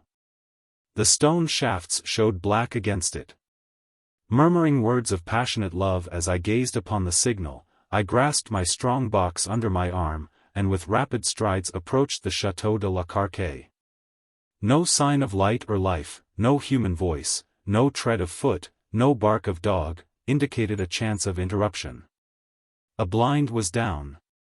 And as I came close to the tall window, I found that half a dozen steps led up to it, and that a large lattice, answering for a door, lay open. A shadow from within fell upon the blind. It was drawn aside, and as I ascended the steps, a soft voice murmured, "Richard, dearest Richard, come, oh! Come! How I have longed for this moment! Never did she look so beautiful." My love rose to passionate enthusiasm. I only wished there were some real danger in the adventure worthy of such a creature. When the first tumultuous greeting was over, she made me sit beside her on a sofa. There we talked for a minute or two. She told me that the Count had gone, and was by that time more than a mile on his way, with the funeral, to Père Lachaise. Here were her diamonds. She exhibited, hastily, an open casket containing a profusion of the largest brilliants. "What is this?" she asked. "A box containing money to the amount of 30,000 pounds, I answered. "What? All that money?" she exclaimed. "Every so. Was it not unnecessary to bring so much, seeing all these?" she said, touching her diamonds. "It would have been kind of you, to allow me to provide for both for a time, at least. It would have made me happier even than I am. Dearest, generous angel." Such was my extravagant declamation. "You forget that it may be necessary, for a long time, to observe silence as to where we are, and impossible to communicate safely with anyone.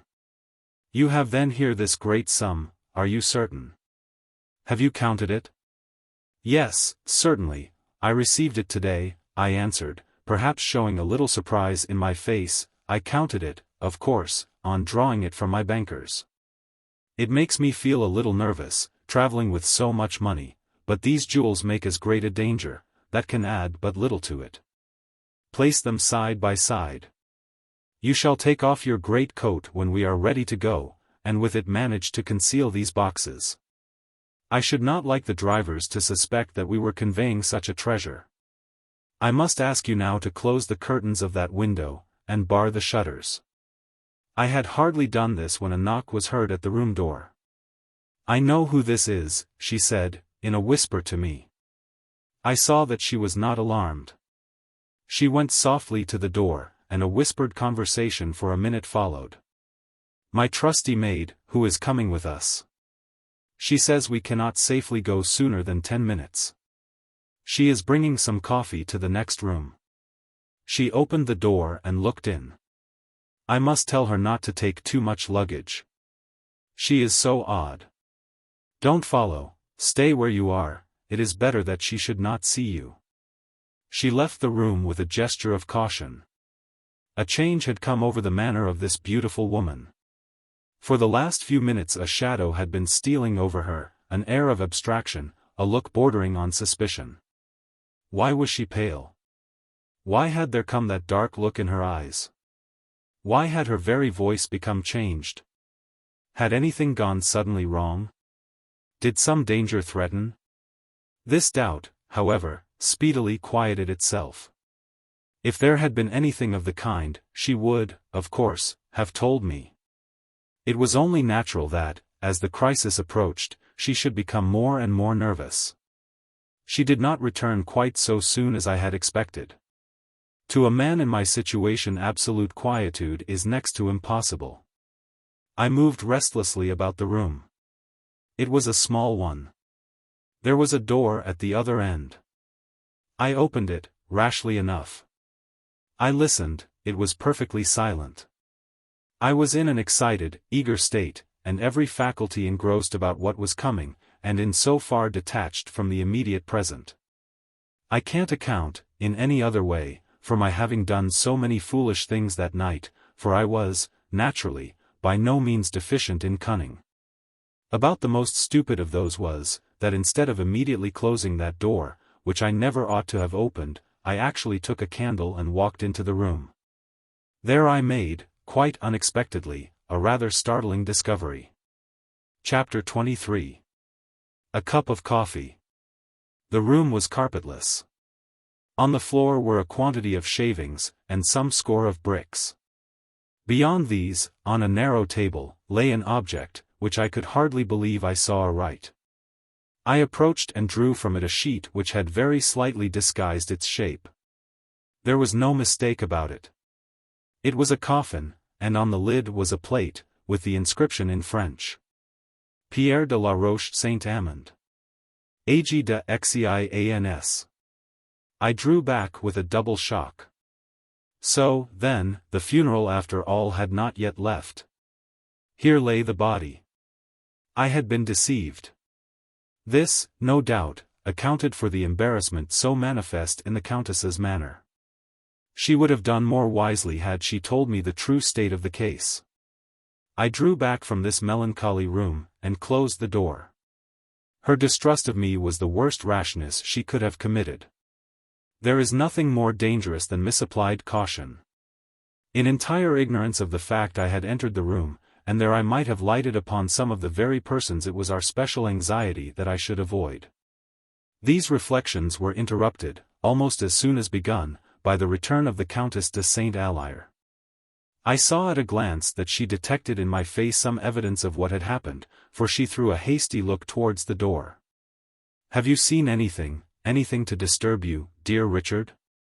Have you been out of this room?" I answered promptly, yes, and told her frankly what had happened. "Well, I did not like to make you more uneasy than necessary. Besides, it is disgusting and horrible. The body is there, but the Count had departed a quarter of an hour before I lighted the colored lamp, and prepared to receive you. The body did not arrive till 8 or 10 minutes after he had set out. He was afraid lest the people at Père Lachaise should suppose that the funeral was postponed. He knew that the remains of poor Pierre would certainly reach this tonight, although an unexpected delay has occurred, and there are reasons why he wishes the funeral completed before tomorrow. The hearse with the body must leave this in 10 minutes. So soon as it is gone, we shall be free to set out upon our wild and happy journey. The horses are to the carriage in the porte-cochere. As for this funeste horror," she shuddered very prettily, "let us think of it no more." She bolted the door of communication, and when she turned, it was with such a pretty penitence in her face and attitude, that I was ready to throw myself at her feet. "It is the last time," she said, in a sweet sad little pleading, "I shall ever practice a deception on my brave and beautiful Richard, my hero? Am I forgiven?" Here was another scene of passionate effusion, and lovers' raptures and declamations, but only murmured, lest the ears of listeners should be busy. At length, on a sudden, she raised her hand, as if to prevent my stirring, her eyes fixed on me, and her ear toward the door of the room in which the coffin was placed. And remained breathless in that attitude for a few moments. Then, with a little nod towards me, she moved on tiptoe to the door, and listened, extending her hand backward as if to warn me against advancing. And, after a little time, she returned, still on tiptoe, and whispered to me, "They are removing the coffin, come with me." I accompanied her into the room from which her maid, as she told me, had spoken to her. Coffee in some old china cups, which appeared to me quite beautiful, stood on a silver tray. And some liqueur glasses, with a flask, which turned out to be noyau, on a salver beside it. "I shall attend you. I'm to be your servant here, I am to have my own way. I shall not think myself forgiven by my darling if he refuses to indulge me in anything." She filled a cup with coffee, and handed it to me with her left hand. Her right arm she fondly passed over my shoulder, and with her fingers through my curls caressingly, she whispered, "Take this. I shall take some just now." It was excellent, and when I had done she handed me the liqueur, which I also drank.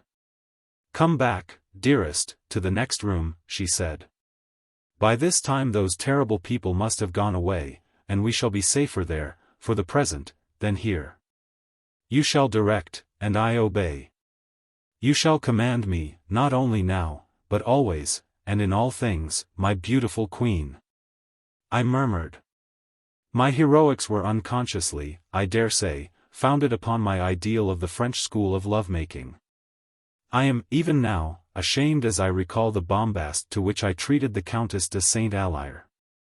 "There, you shall have another miniature glass, a fairy glass, of noyau," she said, gaily. In this volatile creature, the funereal gloom of the moment before, and the suspense of an adventure on which all her future was staked, disappeared in a moment.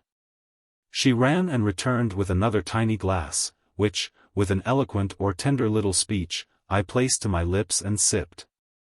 I kissed her hand, I kissed her lips, I gazed in her beautiful eyes, and kissed her again unresisting. "You call me Richard, by what name am I to call my beautiful divinity?" I asked. "You call me Eugenie, it is my name. Let us be quite real, that is, if you love as entirely as I do." "Eugenie!" I exclaimed, and broke into a new rapture upon the name. It ended by my telling her how impatient I was to set out upon our journey, and, as I spoke, suddenly an odd sensation overcame me. It was not in the slightest degree like faintness.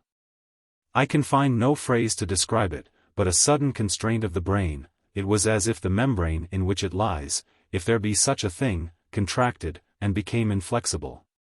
"Dear Richard! What is the matter?" she exclaimed, with terror in her looks. "Good heavens! Are you ill? I conjure you, sit down, sit in this chair." She almost forced me into one.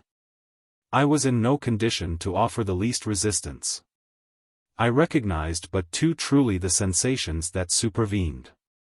I was lying back in the chair in which I sat without the power, by this time, of uttering a syllable, of closing my eyelids, of moving my eyes, of stirring a muscle. I had in a few seconds glided into precisely the state in which I had passed so many appalling hours when approaching Paris, in my night drive with the Marquis de Harmonville. Great and loud was the lady's agony.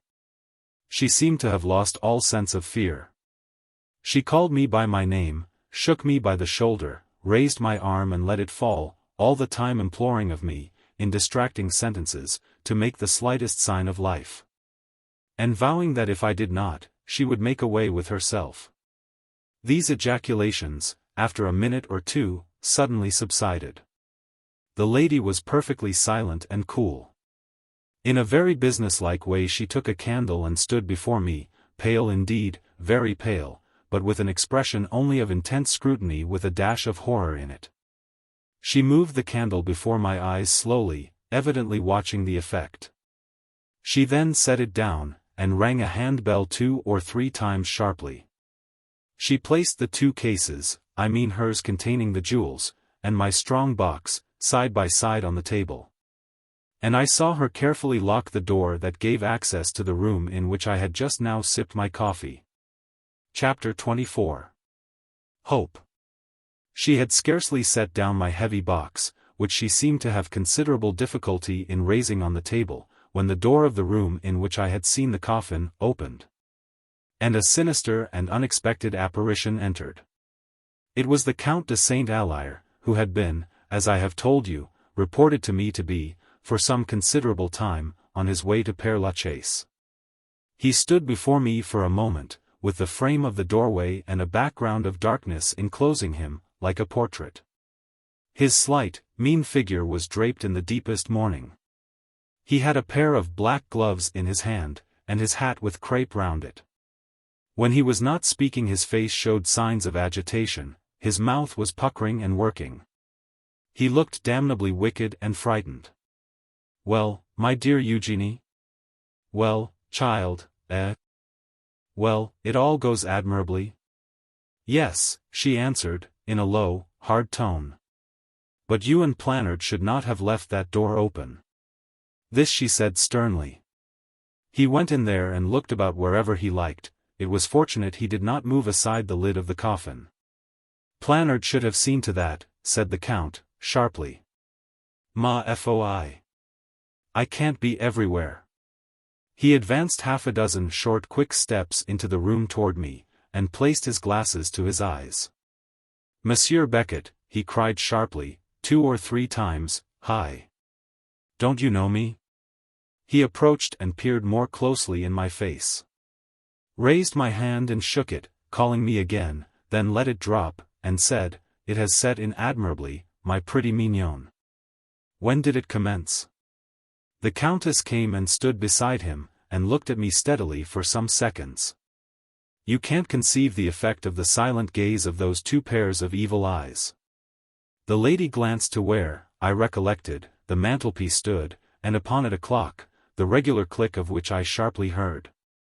4, 5, 6 minutes and a half, she said slowly, in a cold hard way. "Brava! Bravissima! My beautiful queen! My little Venus! My Joan of Arc! My heroine! My paragon of women!" He was gloating on me with an odious curiosity, smiling, as he groped backward with his thin brown fingers to find the lady's hand. But she, not, I dare say, caring for his caresses, drew back a little. "Come, ma chère, let us count these things." "What is it? Pocketbook? Or, what?" "It is that?" said the lady, pointing with a look of disgust to the box, which lay in its leather case on the table. "Oh! Let us see, let us count, let us see," he said, as he was unbuckling the straps with his tremulous fingers. "We must count them, we must see to it. I have pencil and pocketbook, but, where's the key? See this cursed lock. My! What is it? Where's the key?" He was standing before the Countess, shuffling his feet, with his hands extended and all his fingers quivering. "I have not got it. How could I?" "It is in his pocket, of course," said the lady. In another instant the fingers of the old miscreant were in my pockets. He plucked out everything they contained, and some keys among the rest. I lay in precisely the state in which I had been during my drive with the Marquis to Paris. This wretch I knew was about to rob me.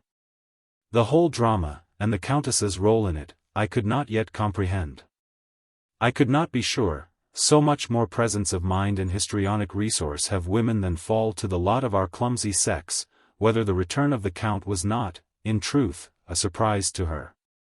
And this scrutiny of the contents of my strong box, an extempore undertaking of the Count's. But it was clearing more and more every moment, and I was destined, very soon, to comprehend minutely my appalling situation. I had not the power of turning my eyes this way or that, the smallest fraction of a hair's breadth. But let anyone, placed as I was at the end of a room, ascertain for himself by experiment how wide is the field of sight, without the slightest alteration in the line of vision. He will find that it takes in the entire breadth of a large room, and that up to a very short distance before him. And imperfectly, by a refraction, I believe, in the eye itself, to a point very near indeed. Next to nothing that passed in the room, therefore, was hidden from me. The old man had, by this time, found the key. The leather case was open. The box cramped round with iron was next unlocked. He turned out its contents upon the table. Rouleaus of 100 Napoleons each. 1, 2, 3. Yes, quick. Write down 1,000 Napoleons. 1, 2, yes, right. Another 1,000, right. And so, on and on till the gold was rapidly counted. Then came the notes. 10,000 francs. Right. 10,000 francs again, is it written? Another 10,000 francs, is it down? Smaller notes would have been better. They should have been smaller. These are horribly embarrassing. Bolt that door again, Planard would become unreasonable if he knew the amount. Why did you not tell him to get it in smaller notes? No matter now, go on, it can't be helped, right, another 10,000 francs, another. And so on, till my treasure was counted out, before my face, while I saw and heard all that passed with the sharpest distinctness, and my mental perceptions were horribly vivid. But in all other respects I was dead. He had replaced in the box every note and rouleau as he counted it, and now having ascertained the sum total, he locked it, replaced it, very methodically, in its cover. Opened a buffet in the wainscoting, and, having placed the Countess' jewel case and my strong box in it, he locked it. And immediately on completing these arrangements he began to complain, with fresh acrimony and maledictions of Planard's delay. He unbolted the door, looked in the dark room beyond, and listened. He closed the door again, and returned. The old man was in a fever of suspense. I have kept 10,000 francs for Planard, said the Count, touching his waistcoat pocket. Will that satisfy him? Asked the lady. Why, curse him, screamed the Count. Has he no conscience? I'll swear to him it's half the entire thing. He and the lady again came and looked at me anxiously for a while, in silence, and then the old Count began to grumble again about Planard, and to compare his watch with the clock. The lady seemed less impatient, she sat no longer looking at me, but across the room, so that her profile was toward me, and strangely changed, dark and witch-like it looked. My last hope died as I beheld that jaded face from which the mask had dropped. I was certain that they intended to crown their robbery by murder. Why did they not dispatch me at once? What object could there be in postponing the catastrophe which would expedite their own safety? I cannot recall, even to myself, adequately the horrors unutterable that I underwent. You must suppose a real nightmare, I mean a nightmare in which the objects and the danger are real. And the spell of corporal death appears to be protractable at the pleasure of the persons who preside at your unearthly torments. I could have no doubt as to the cause of the state in which I was. In this agony, to which I could not give the slightest expression, I saw the door of the room where the coffin had been, open slowly, and the Marquis de Harmonville entered the room. Chapter 25. Despair. A moment's hope, hope violent and fluctuating, hope that was nearly torture, and then came a dialogue, and with it the terrors of despair. Thank heaven, Planard, you have come at last, said the Count, taking him, with both hands, by the arm and clinging to it, and drawing him toward me. See, look at him. It has all gone sweetly, sweetly up to this. Shall I hold the candle for you? My friend de Harmonville, Planard, whatever he was, came to me, pulling off his gloves, which he popped into his pocket. The candle, a little this way, he said, and stooping over me he looked earnestly in my face.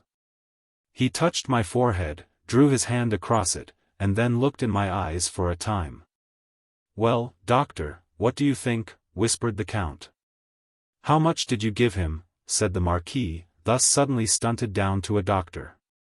70 drops, said the lady. In the hot coffee? Yes, 60 in a hot cup of coffee and 10 in the liqueur. Her voice, low and hard, seemed to me to tremble a little. It takes a long course of guilt to subjugate nature completely, and prevent those exterior signs of agitation that outlive all good. The doctor, however, was treating me as coolly as he might a subject which he was about to place on the dissecting table for a lecture. He looked into my eyes again for a while, took my wrist, and applied his fingers to the pulse. That action suspended, he said to himself. Then again he placed something that, for the moment I saw it, looked like a piece of gold beater's leaf, to my lips, holding his head so far that his own breathing could not affect it. Yes, he said in soliloquy, very low. Then he plucked my shirt breast open and applied the stethoscope, shifted it from point to point, listened with his ear to its end, as if for a very far-off sound, raised his head, and said, in like manner, softly to himself, all appreciable action of the lungs has subsided. Then turning from the sound, as I conjectured, he said, 70 drops, allowing 10 for waste, ought to hold him fast for 6 hours and a half, that is ample. The experiment I tried in the carriage was only 30 drops, and showed a highly sensitive brain. It would not do to kill him, you know. You are certain you did not exceed 70? Perfectly, said the lady. If he were to die, the evaporation would be arrested, and foreign matter, some of it poisonous, would be found in the stomach, don't you see? If you are doubtful, it would be well to use the stomach pump. Dearest Eugenie, be frank, do be frank, urged the Count. I am not doubtful, I am certain, she answered. How long ago, exactly? I told you to observe the time. I did, the minute hand was exactly there, under the point of that Cupid's foot. It will last, then, probably for 7 hours. He will recover then, the evaporation will be complete, and not one particle of the fluid will remain in the stomach. It was reassuring, at all events, to hear that there was no intention to murder me. No one who has not tried it knows the terror of the approach of death, when the mind is clear, the instincts of life unimpaired. And no excitement to disturb the appreciation of that entirely new horror. The nature and purpose of this tenderness was very, very peculiar, and as yet I had not a suspicion of it. You leave France, I suppose, said the ex-marquis. Yes, certainly, tomorrow, answered the Count. And where do you mean to go? That I have not yet settled, he answered quickly. You won't tell a friend, eh? I can't till I know. This has turned out an unprofitable affair. We shall settle that by and by. It is time we should get him lying down, said the Count, indicating me with one finger. Yes, we must proceed rapidly now. Are his nightshirt and nightcap, you understand, here? All ready, said the Count. Now, madam, said the doctor, turning to the lady, and making her, in spite of the emergency, a bow, it is time you should retire. The lady passed into the room, in which I had taken my cup of treacherous coffee, and I saw her no more. The Count took a candle, and passed through the door at the further end of the room, returning with a roll of linen in his hand. He bolted first one door, then the other. They now, in silence, proceeded to undress me rapidly. They were not many minutes in accomplishing this. What the doctor had termed my nightshirt, a long garment which reached below my feet, was now on, and a cap, that resembled a female nightcap more than anything I had ever seen upon a male head, was fitted upon mine, and tied under my chin. And now, I thought, I shall be laid in a bed, to recover how I can, and, in the meantime, the conspirators will have escaped with their booty, and pursuit be in vain. This was my best hope at the time, but it was soon clear that their plans were very different. The Count and Planard now went, together, into the room that lay straight before me. I heard them talking low, and a sound of shuffling feet, then a long rumble. It suddenly stopped, it recommenced, it continued, side by side they came in at the door, their backs toward me. They were dragging something along the floor that made a continued boom and rumble, but they interposed between me and it, so that I could not see it until they had dragged it almost beside me. And then, merciful heaven! I saw it plainly enough. It was the coffin I had seen in the next room. It lay now flat on the floor, its edge against the chair in which I sat. Plannard removed the lid. The coffin was empty. Chapter 26. Catastrophe. Those seem to be good horses, and we change on the way, said Plannard. You give the men a Napoleon or two. We must do it within 3 hours and a quarter. Now, come. I'll lift him upright, so as to place his feet in their proper berth, and you must keep them together, and draw the white shirt well down over them. In another moment I was placed, as he described, sustained in Plannard's arms, standing at the foot of the coffin, and so lowered backward, gradually, till I lay my length in it.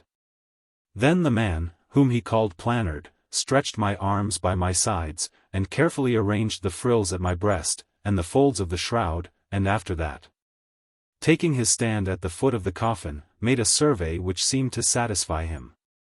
The Count, who was very methodical, took my clothes, which had just been removed, folded them rapidly together and locked them up, as I afterwards heard, in one of the 3 presses which opened by doors in the panel.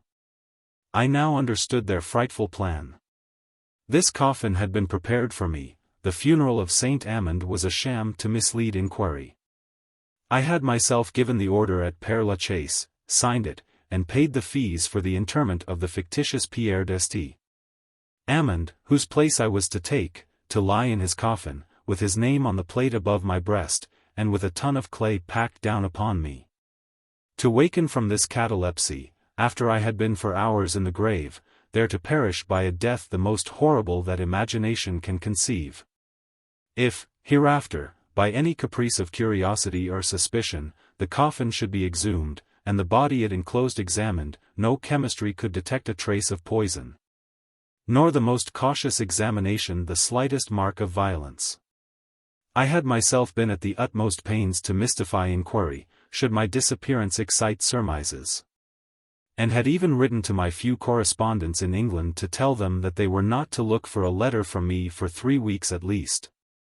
In the moment of my guilty elation death had caught me, and there was no escape. I tried to pray to God in my unearthly panic, but only thoughts of terror, judgment, and eternal anguish, crossed the distraction of my immediate doom. I must not try to recall what is indeed indescribable, the multiform horrors of my own thoughts. I will relate, simply, what befell, every detail of which remains sharp in my memory as if cut in steel. The undertaker's men are in the hall, said the Count. They must not come till this is fixed, answered Plannard. Be good enough to take hold of the lower part while I take this end. I was not left long to conjecture what was coming, for in a few seconds more something slid across, a few inches above my face, and entirely excluded the light and muffled sound, so that nothing that was not very distinct reached my ears henceforward. But very distinctly came the working of a turnscrew, and the crunching home of screws in succession. Then these vulgar sounds, no doom spoken in thunder could have been more tremendous. The rest I must relate, not as it then reached my ears, which was too imperfectly and interruptedly to supply a connected narrative, but as it was afterwards told me by other people. The coffin lid being screwed down, the 2 gentlemen arranged the room, and adjusted the coffin so that it lay perfectly straight along the boards. The Count being specially anxious that there should be no appearance of hurry or disorder in the room, which might have suggested remark and conjecture. When this was done, Dr. Plannard said he would go to the hall to summon the men who were to carry the coffin out and place it in the hearse. The Count pulled on his black gloves, and held his white handkerchief in his hand, a very impressive chief mourner. He stood a little behind the head of the coffin, awaiting the arrival of the persons who accompanied Plannard, and whose fast steps he soon heard approaching. Plannard came first. He entered the room through the apartment in which the coffin had been originally placed. His manner was changed, there was something of a swagger in it. Monsieur le Comte, he said, as he strode through the door, followed by half a dozen persons. I am sorry to have to announce to you a most unseasonable interruption. Here is Monsieur Carmagnac, a gentleman holding an office in the police department. Who says that information to the effect that large quantities of smuggled English and other goods have been distributed in this neighborhood, and that a portion of them is concealed in your house? I have ventured to assure him, of my own knowledge, that nothing can be more false than that information, and that you would be only too happy to throw open for his inspection, at a moment's notice, every room, closet, and cupboard in your house. Most assuredly, exclaimed the Count, with a stout voice, but a very white face. Thank you, my good friend, for having anticipated me.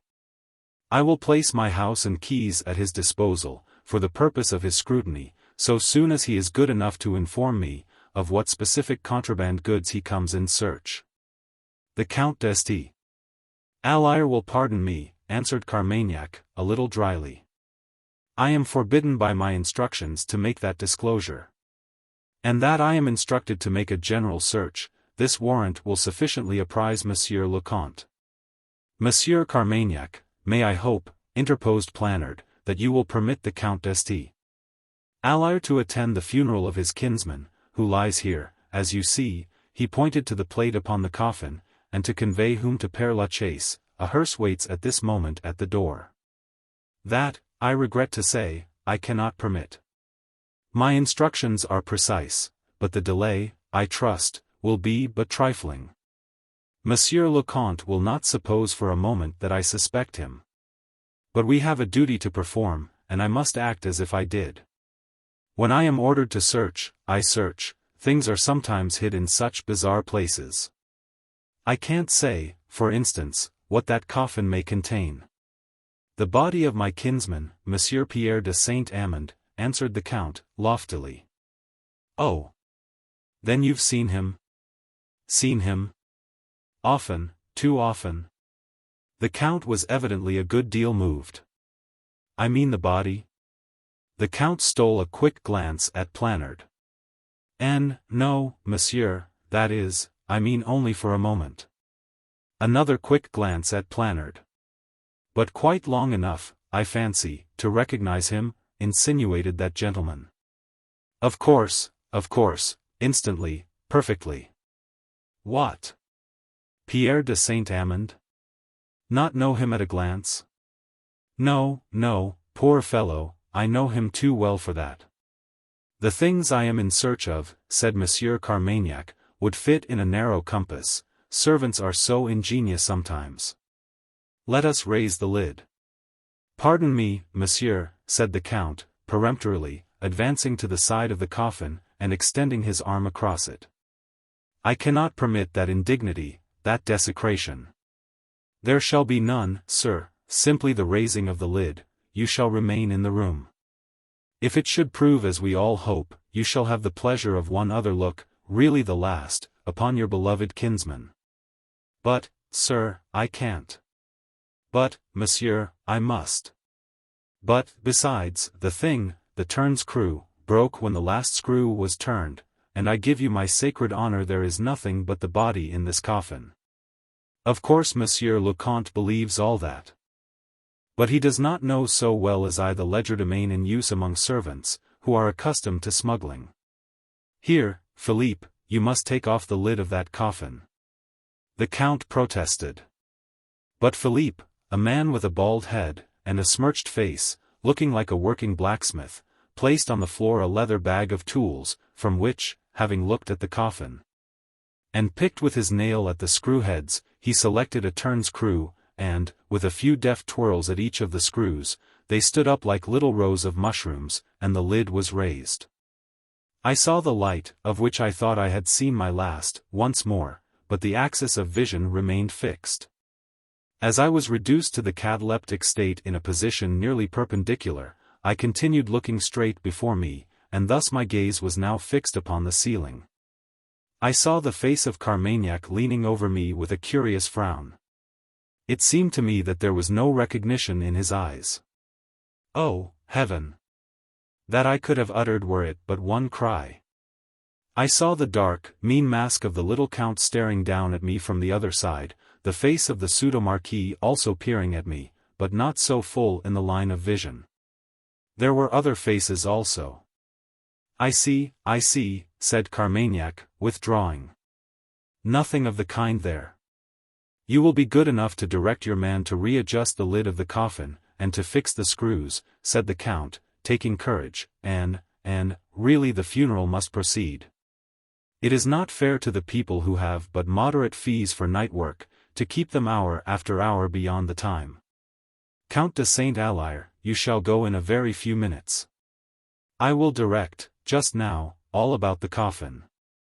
The Count looked toward the door, and there saw a gendarme. And 2 or 3 more grave and stalwart specimens of the same force were also in the room. The Count was very uncomfortably excited, it was growing insupportable. As this gentleman makes a difficulty about my attending the obsequies of my kinsman, I will ask you, Planard, to accompany the funeral in my stead. In a few minutes, answered the incorrigible Carmagnac. I must first trouble you for the key that opens that press. He pointed direct at the press, in which the clothes had just been locked up. I have no objection, said the Count, none, of course, only they have not been used for an age. I'll direct someone to look for the key.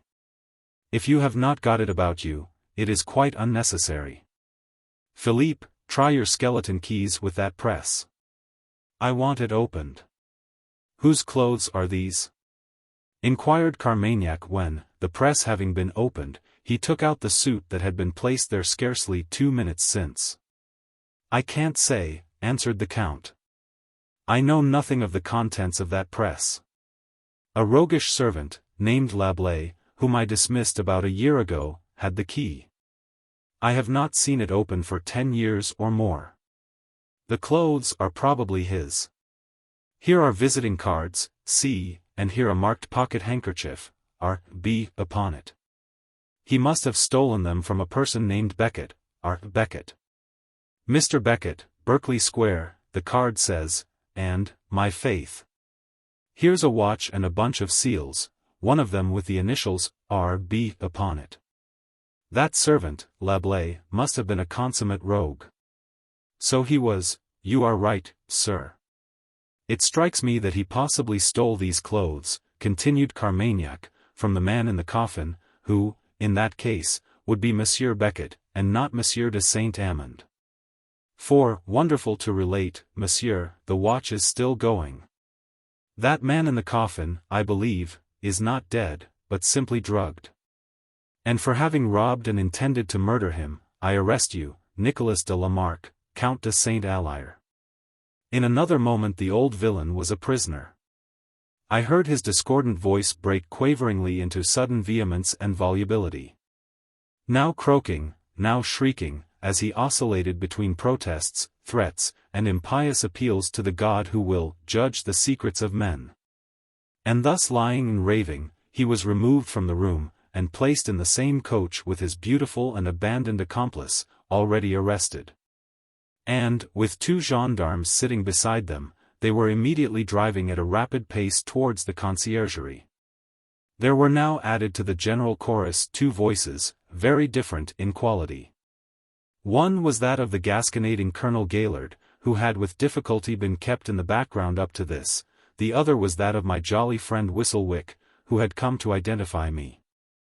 I shall tell you, just now, how this project against my property and life, so ingenious and monstrous, was exploded. I must first say a word about myself.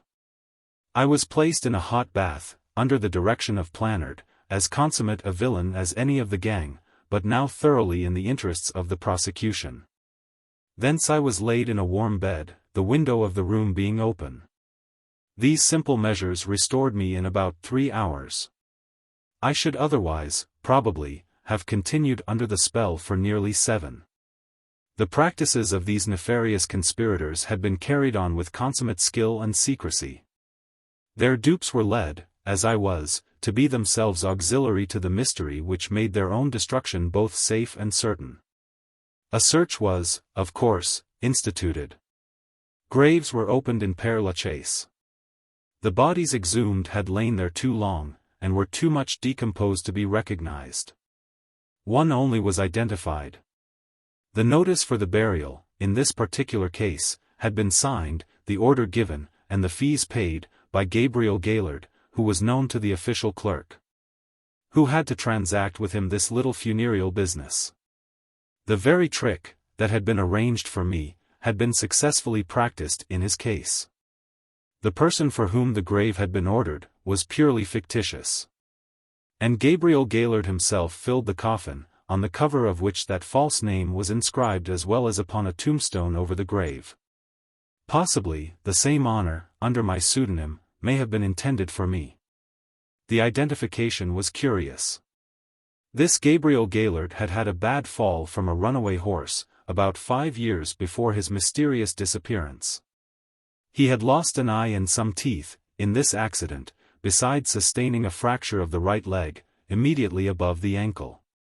He had kept the injuries to his face as profound a secret as he could. The result was, that the glass eye which had done duty for the one he had lost, remained in the socket, slightly displaced, of course, but recognizable by the artist who had supplied it. More pointedly recognizable were the teeth, peculiar in workmanship, which one of the ablest dentists in Paris had himself adapted to the chasms, the cast of which, owing to peculiarities in the accident, he happened to have preserved. This cast precisely fitted the gold plate found in the mouth of the skull. The mark, also, above the ankle, in the bone, where it had reunited, corresponded exactly with the place where the fracture had knit in the limb of Gabriel Gaylord. The colonel, his younger brother, had been furious about the disappearance of Gabriel, and still more so about that of his money, which he had long regarded as his proper keepsake. Whenever death should remove his brother from the vexations of living, he had suspected for a long time, for certain adroitly discovered reasons, that the Count de Saint Alyre and the beautiful lady, his companion, countess, or whatever else she was, had pigeoned him. To this suspicion were added some others of a still darker kind, but in their first shape, rather the exaggerated reflections of his fury, ready to believe anything, than well-defined conjectures. At length an accident had placed the colonel very nearly upon the right scent. A chance, possibly lucky for himself, had apprised the scoundrel Plannard that the conspirators, himself among the number, were in danger. The result was that he made terms for himself, became an informer, and concerted with the police this visit made to the Château de la Carque.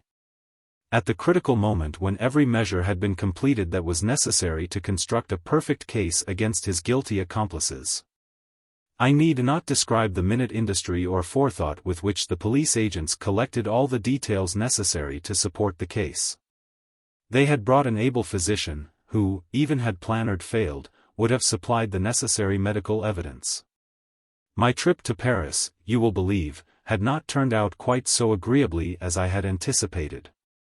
I was the principal witness for the prosecution in this cause célèbre, with all the agreements that attend that enviable position.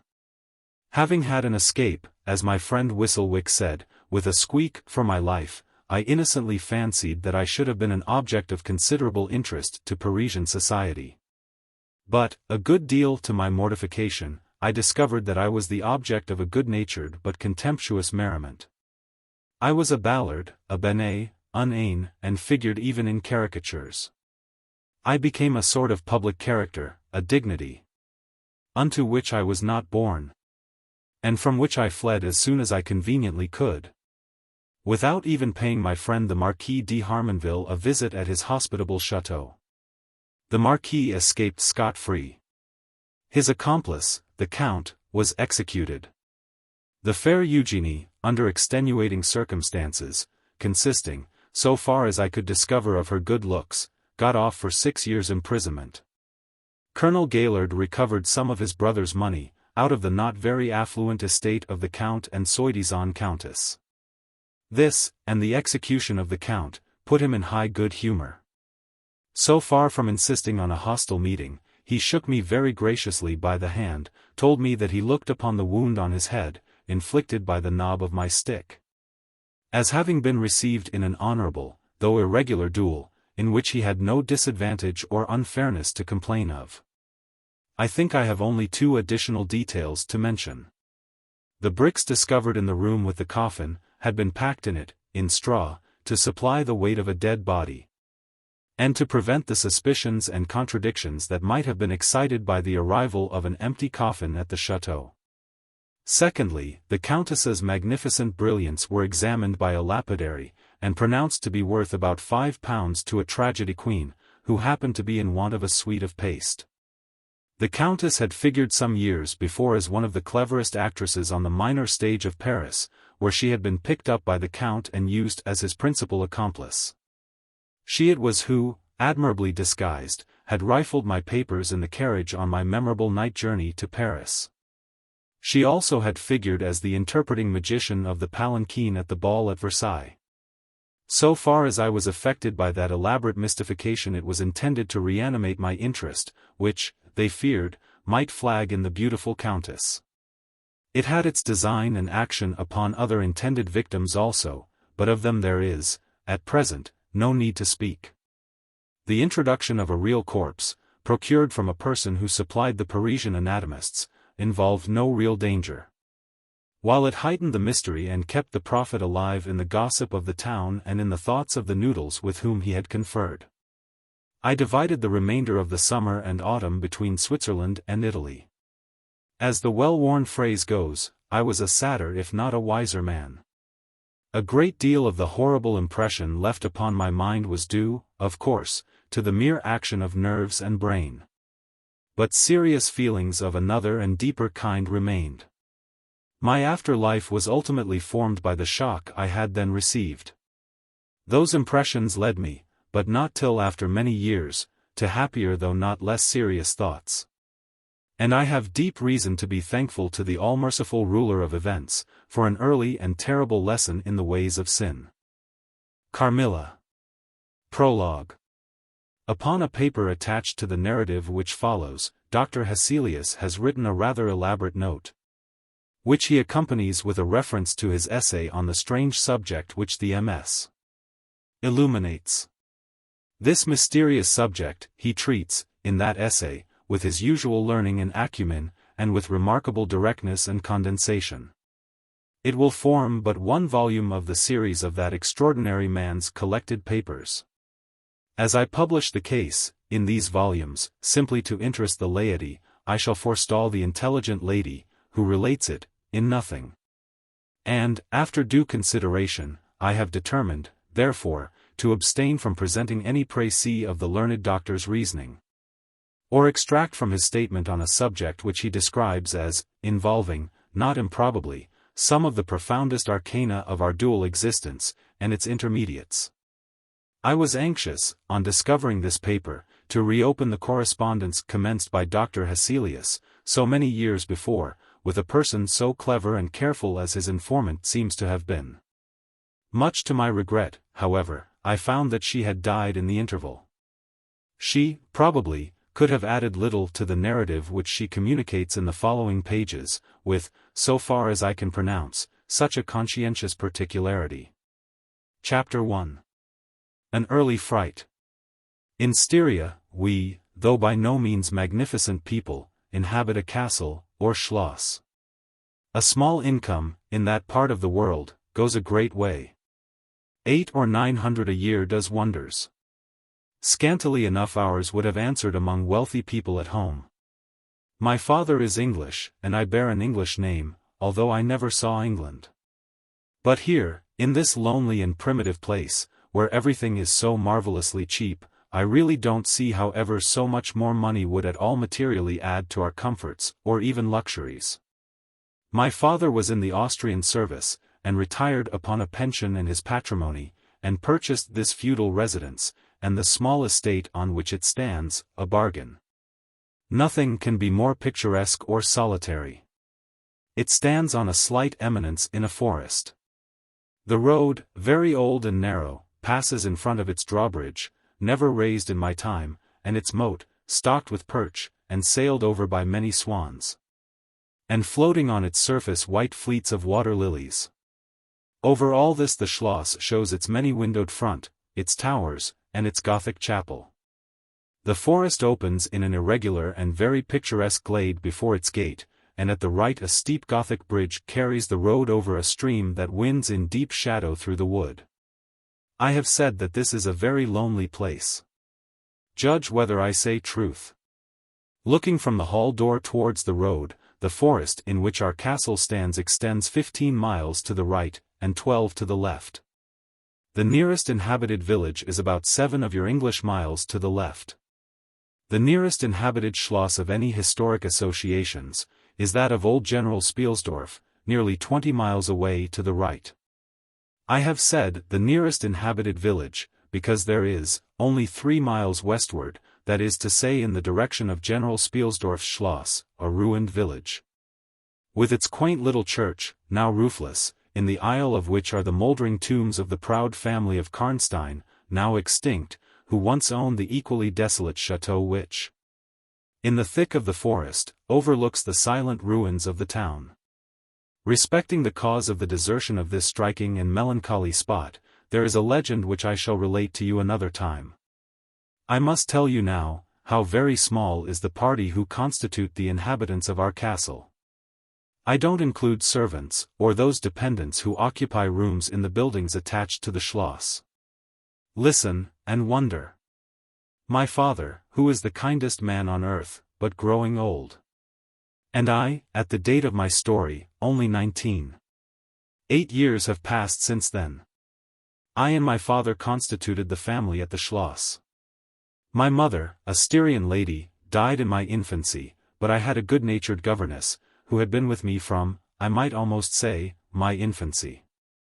I could not remember the time when her fat, benignant face was not a familiar picture in my memory. This was Madame Perrodon, a native of Bern, whose care and good nature in part supplied to me the loss of my mother, whom I do not even remember, so early I lost her. She made a third at our little dinner party. There was a fourth, Mademoiselle de La Fontaine, a lady such as you term, I believe, a finishing governess. She spoke French and German, Madame Perrodon French and broken English, to which my father and I added English, which, partly to prevent its becoming a lost language among us, and partly from patriotic motives, we spoke every day. The consequence was a babel, at which strangers used to laugh, and which I shall make no attempt to reproduce in this narrative. And there were 2 or 3 young lady friends besides, pretty nearly of my own age, who were occasional visitors, for longer or shorter terms, and these visits I sometimes returned. These were our regular social resources, but of course there were chance visits from neighbors of only 5 or 6 leagues distance. My life was, notwithstanding, rather a solitary one, I can assure you. My gouvernantes had just so much control over me as you might conjecture such sage persons would have in the case of a rather spoiled girl, whose only parent allowed her pretty nearly her own way in everything. The first occurrence in my existence, which produced a terrible impression upon my mind, which, in fact, never has been effaced, was one of the very earliest incidents of my life which I can recollect. Some people will think it so trifling that it should not be recorded here. You will see, however, by and by, why I mention it. The nursery, as it was called, though I had it all to myself, was a large room in the upper story of the castle, with a steep oak roof. I can't have been more than 6 years old, when one night I awoke, and looking round the room from my bed, failed to see the nursery maid. Neither was my nurse there, and I thought myself alone. I was not frightened, for I was one of those happy children who are studiously kept in ignorance of ghost stories, of fairy tales, and of all such lore as makes us cover up our heads when the door creaks suddenly, or the flicker of an expiring candle makes the shadow of a bedpost dance upon the wall, nearer to our faces. I was vexed and insulted at finding myself, as I conceived, neglected, and I began to whimper, preparatory to a hearty bout of roaring, when to my surprise, I saw a solemn, but very pretty face looking at me from the side of the bed. It was that of a young lady who was kneeling, with her hands under the coverlet. I looked at her with a kind of pleased wonder, and ceased whimpering. She caressed me with her hands, and lay down beside me on the bed, and drew me towards her, smiling. I felt immediately delightfully soothed, and fell asleep again. I was wakened by a sensation as if 2 needles ran into my breast very deep at the same moment, and I cried loudly. The lady started back, with her eyes fixed on me, and then slipped down upon the floor, and, as I thought, hid herself under the bed. I was now for the first time frightened, and I yelled with all my might and main. Nurse, nursery maid, housekeeper, all came running in, and hearing my story, they made light of it, soothing me all they could meanwhile. But, child as I was, I could perceive that their faces were pale with an unwonted look of anxiety, and I saw them look under the bed, and about the room, and peep under tables and pluck open cupboards. And the housekeeper whispered to the nurse, "Lay your hand along that hollow in the bed, someone did lie there, so sure as you did not, the place is still warm."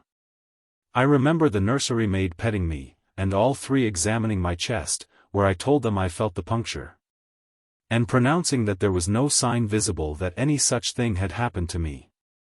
The housekeeper and the two other servants who were in charge of the nursery, remained sitting up all night, and from that time a servant always sat up in the nursery until I was about 14.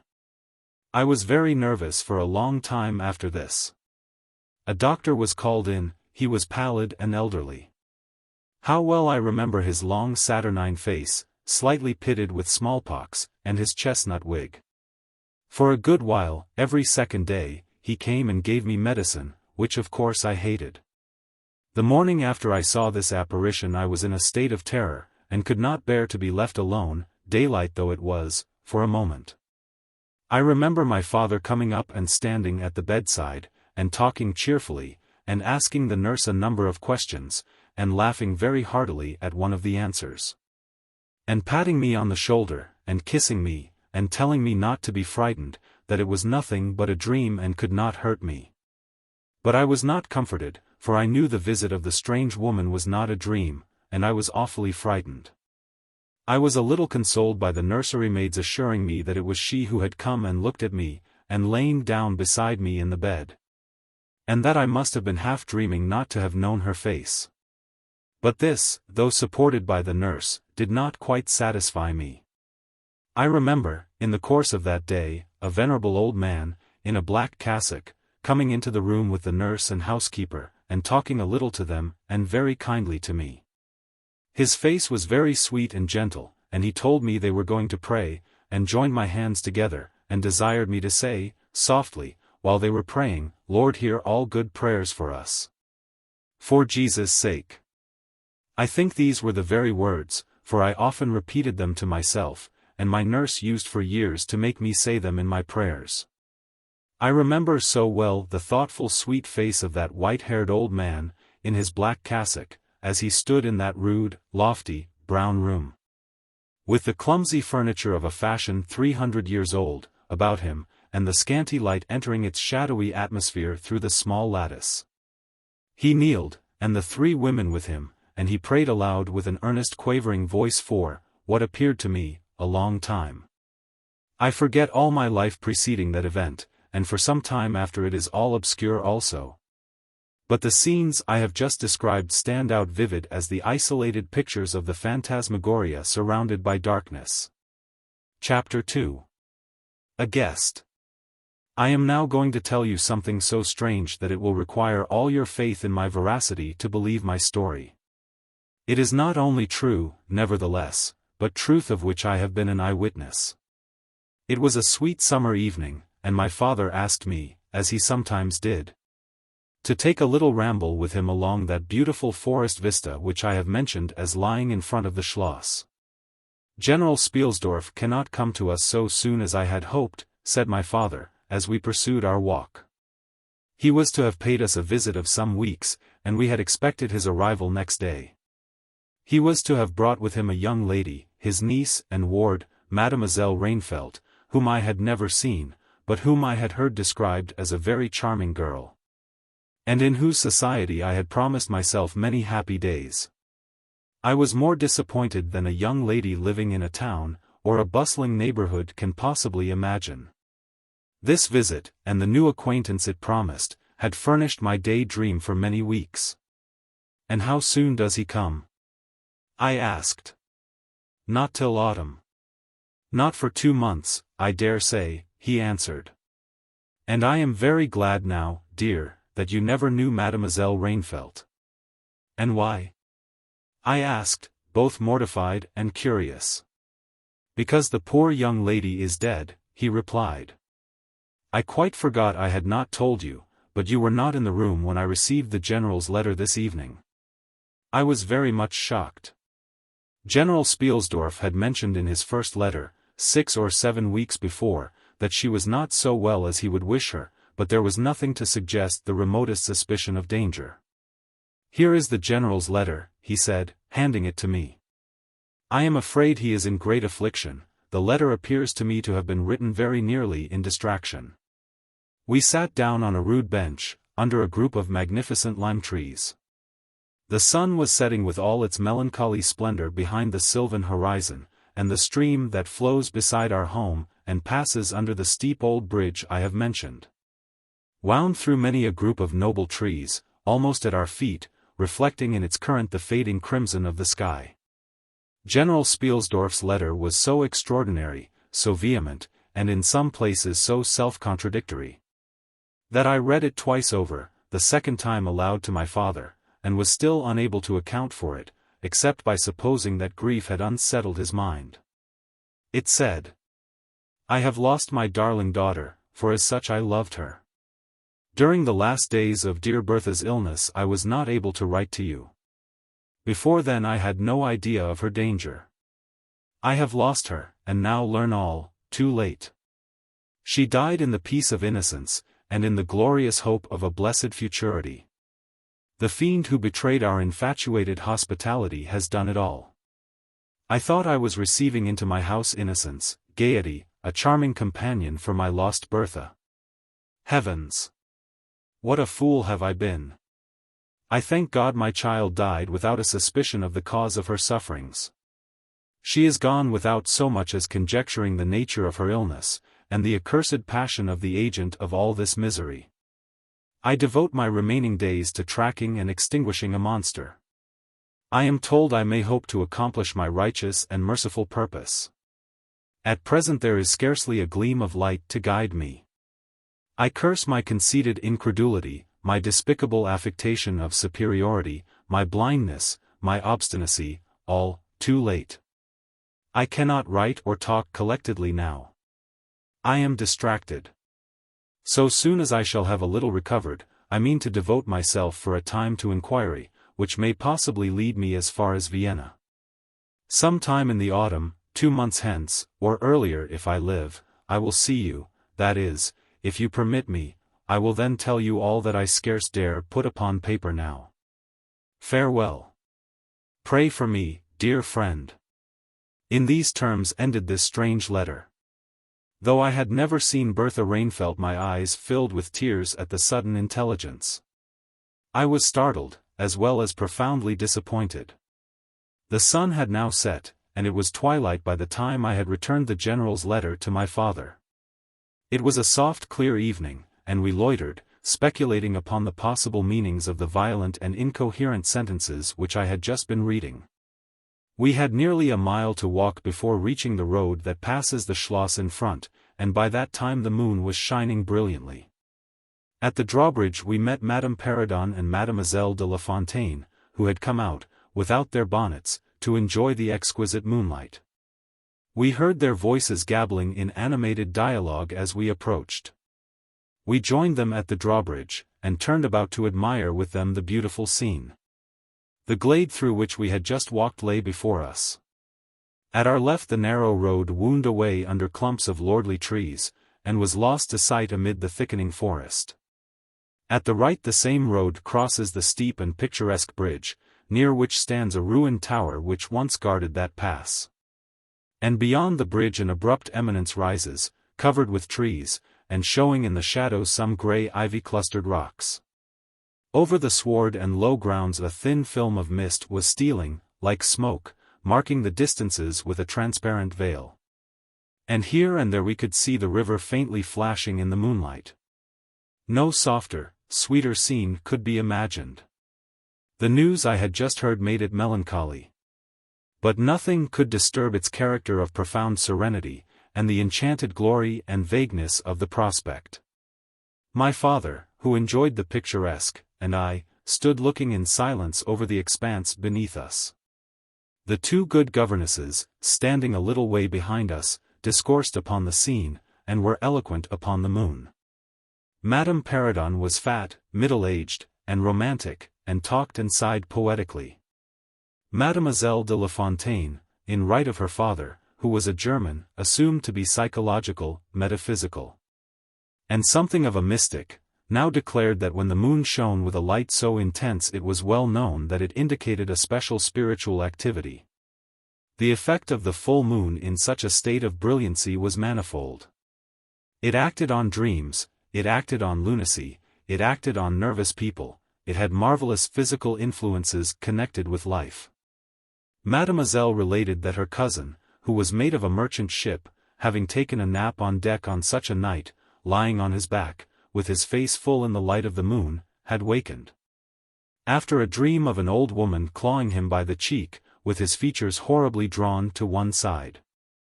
And his countenance had never quite recovered its equilibrium.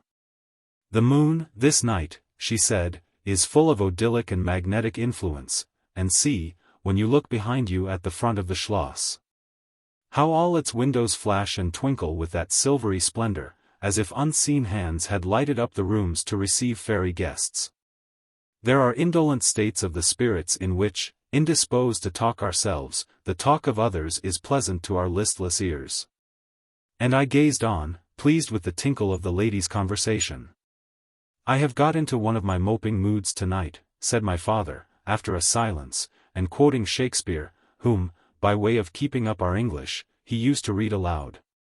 He said, "In truth I know not why I am so sad. It wearies me." You say it wearies you.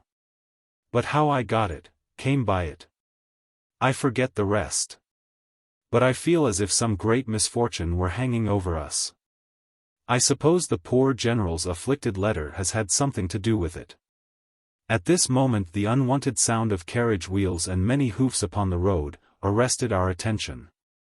They seemed to be approaching from the high ground overlooking the bridge, and very soon the equipage emerged from that point.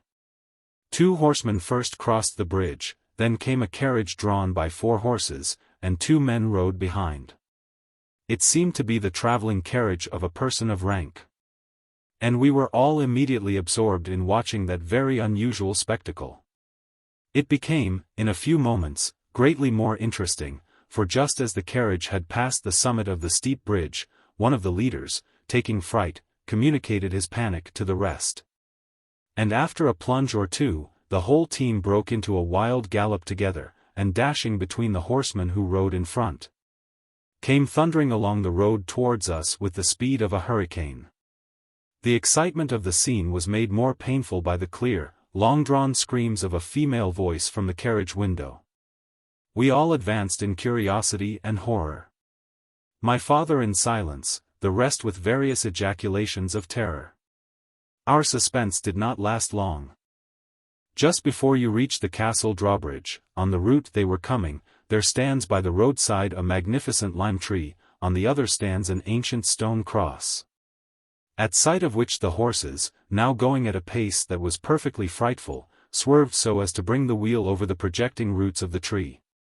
I knew what was coming.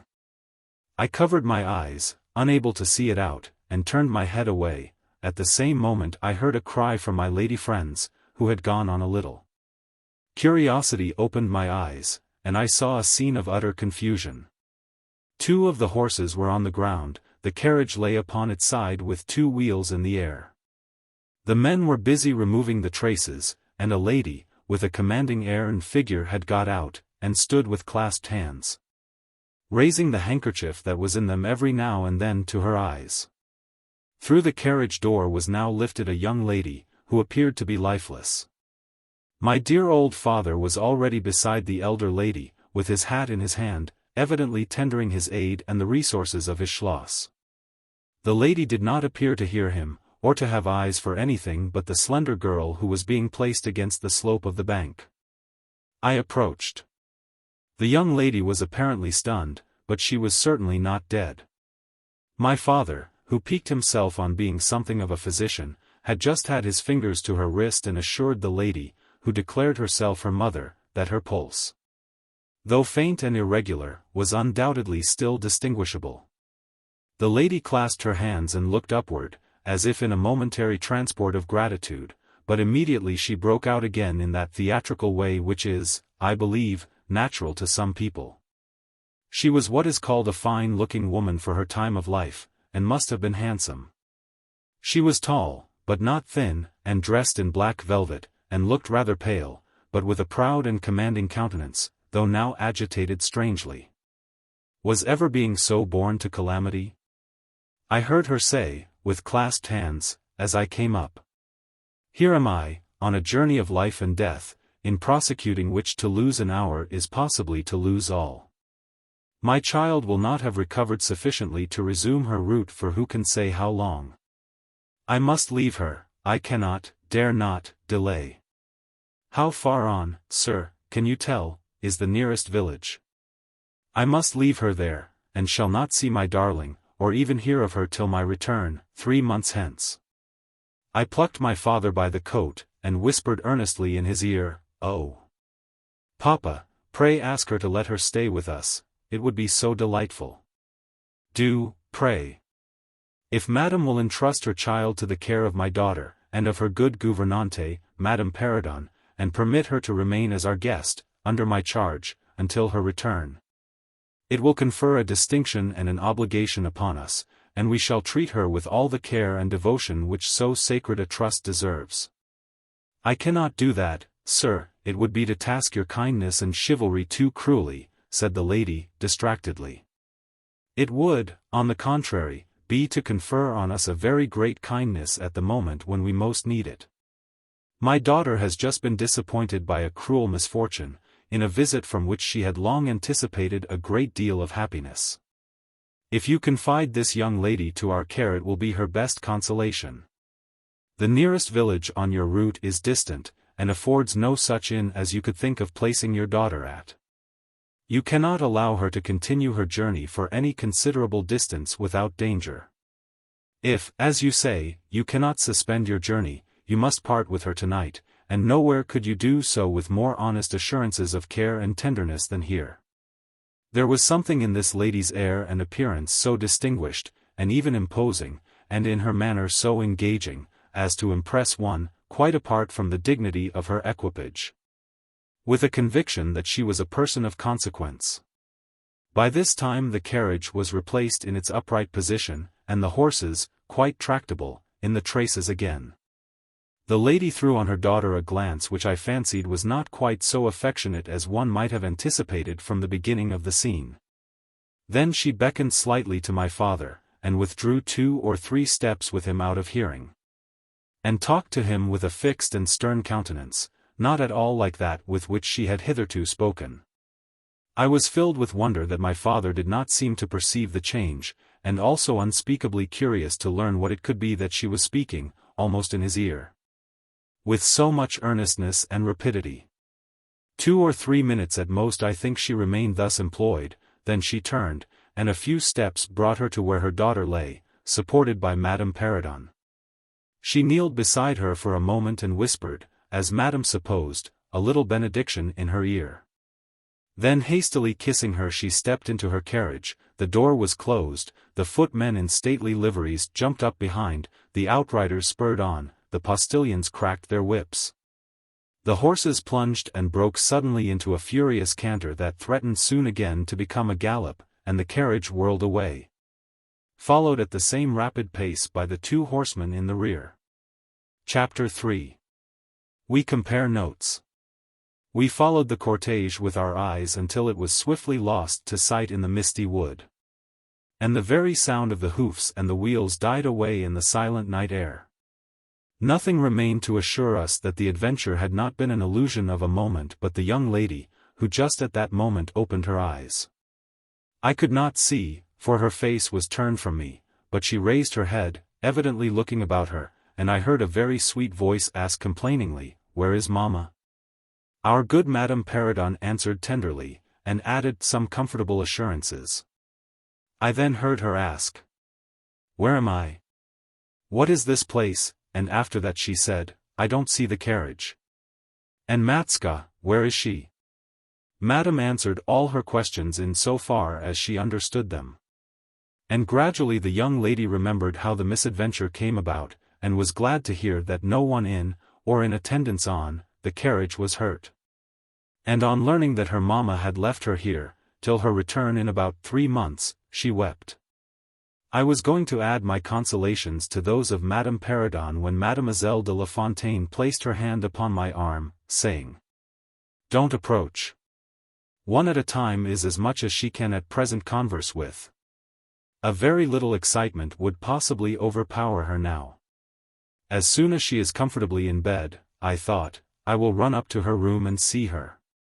My father in the meantime had sent a servant on horseback for the physician, who lived about 2 leagues away, and a bedroom was being prepared for the young lady's reception. The stranger now rose, and leaning on Madame's arm, walked slowly over the drawbridge and into the castle gate. In the hall, servants waited to receive her, and she was conducted forthwith to her room. The room we usually sat in as our drawing room is long, having 4 windows, that looked over the moat and drawbridge, upon the forest scene I have just described. It is furnished in old carved oak, with large carved cabinets, and the chairs are cushioned with crimson Utrecht velvet. The walls are covered with tapestry, and surrounded with great gold frames, the figures being as large as life, in ancient and very curious costume, and the subjects represented are hunting, hawking, and generally festive. It is not too stately to be extremely comfortable. And here we had our tea, for with his usual patriotic leanings he insisted that the national beverage should make its appearance regularly with our coffee and chocolate. We sat here this night, and with candles lighted, were talking over the adventure of the evening. Madame Perrodon and Mademoiselle de La Fontaine were both of our party. The young stranger had hardly lain down in her bed when she sank into a deep sleep, and those ladies had left her in the care of a servant. "How do you like our guest?" I asked, as soon as Madame entered. "Tell me all about her."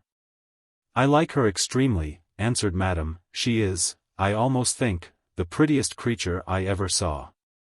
About your age, and so gentle and nice." "She is absolutely beautiful," threw in Mademoiselle, who had peeped for a moment into the stranger's room.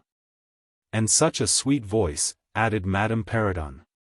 "Did you remark a woman in the carriage, after it was set up again, who did not get out?" inquired Mademoiselle, "but only looked from the window?" "No, we had not seen her." Then she described a hideous black woman, with a sort of colored turban on her head, who was gazing all the time from the carriage window, nodding and grinning derisively towards the ladies. With gleaming eyes and large white eyeballs, and her teeth set as if in fury. "Did you remark what an ill-looking pack of men the servants were?" asked Madame. "Yes," said my father, who had just come in, "ugly, hangdog-looking fellows, as ever I beheld in my life. I hope they mayn't rob the poor lady in the forest. They are clever rogues, however, they got everything to rights in a minute." "I dare say they are worn out with too long travelling," said Madame. "Besides looking wicked, their faces were so strangely lean, and dark, and sullen. I am very curious, I own. But I dare say the young lady will tell us all about it tomorrow, if she is sufficiently recovered." "I don't think she will," said my father, with a mysterious smile, and a little nod of his head, as if he knew more about it than he cared to tell us. This made me all the more inquisitive as to what had passed between him and the lady in the black velvet, in the brief but earnest interview that had immediately preceded her departure. We were scarcely alone, when I entreated him to tell me. He did not need much pressing. "There is no particular reason why I should not tell you. She expressed a reluctance to trouble us with the care of her daughter, saying she was in delicate health and nervous. But not subject to any kind of seizure, she volunteered that, nor to any illusion. Being, in fact, perfectly sane." "How very odd to say all that," I interpolated. "It was so unnecessary." "At all events it was said," he laughed, "and as you wish to know all that passed, which was indeed very little, I tell you. She then said, 'I am making a long journey of vital importance,' she emphasized the word, 'rapid and secret, I shall return for my child in 3 months. In the meantime, she will be silent as to who we are, whence we come, and whither we are traveling. That is all she said. She spoke very pure French. When she said the word secret, she paused for a few seconds, looking sternly, her eyes fixed on mine. I fancy she makes a great point of that. You saw how quickly she was gone. I hope I have not done a very foolish thing, in taking charge of the young lady. For my part, I was delighted. I was longing to see and talk to her. And only waiting till the doctor should give me leave. You, who live in towns, can have no idea how great an event the introduction of a new friend is, in such a solitude as surrounded us. The doctor did not arrive till nearly 1 o'clock.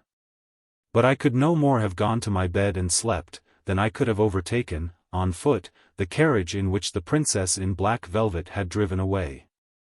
When the physician came down to the drawing-room, it was to report very favorably upon his patient.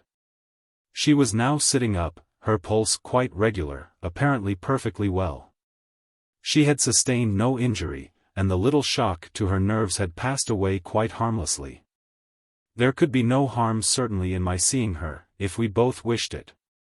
And, with this permission, I sent, forthwith, to know whether she would allow me to visit her for a few minutes in her room.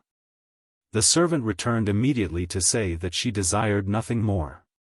You may be sure I was not long in availing myself of this permission. Our visitor lay in one of the handsomest rooms in the Schloss. It was, perhaps, a little stately. There was a sombre piece of tapestry opposite the foot of the bed, representing Cleopatra with the asps to her bosom. And other solemn classic scenes were displayed, a little faded, upon the other walls. But there was gold carving, and rich and varied color enough in the other decorations of the room, to more than redeem the gloom of the old tapestry. There were candles at the bedside. She was sitting up. Her slender pretty figure enveloped in the soft silk dressing gown, embroidered with flowers, and lined with thick quilted silk, which her mother had thrown over her feet as she lay upon the ground. What was it that, as I reached the bedside and had just begun my little greeting, struck me dumb in a moment, and made me recoil a step or two from before her? I will tell you.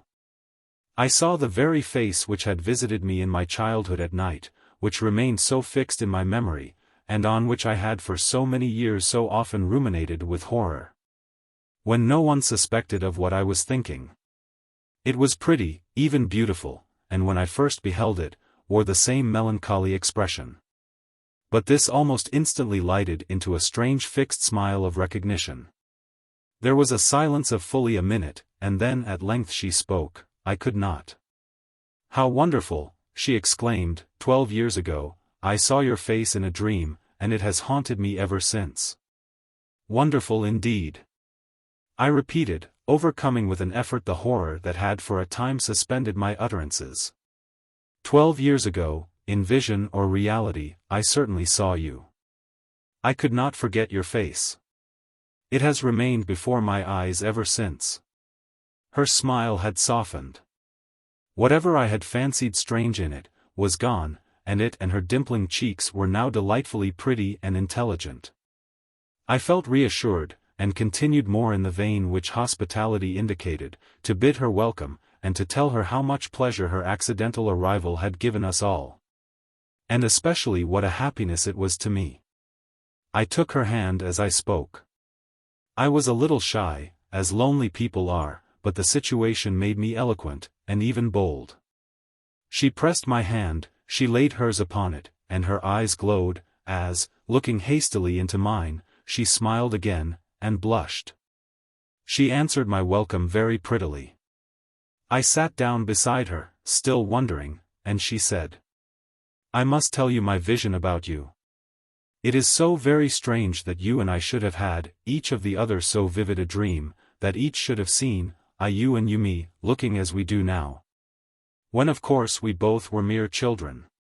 I was a child, about 6 years old, and I awoke from a confused and troubled dream, and found myself in a room, unlike my nursery, wainscoted clumsily in some dark wood. And with cupboards and bedsteads, and chairs, and benches placed about it. The beds were, I thought, all empty, and the room itself without anyone but myself in it. And I, after looking about me for some time, and admiring especially an iron candlestick, with 2 branches, which I should certainly know again, crept under one of the beds to reach the window. But as I got from under the bed, I heard someone crying, and looking up, while I was still upon my knees, I saw you, most assuredly you, as I see you now.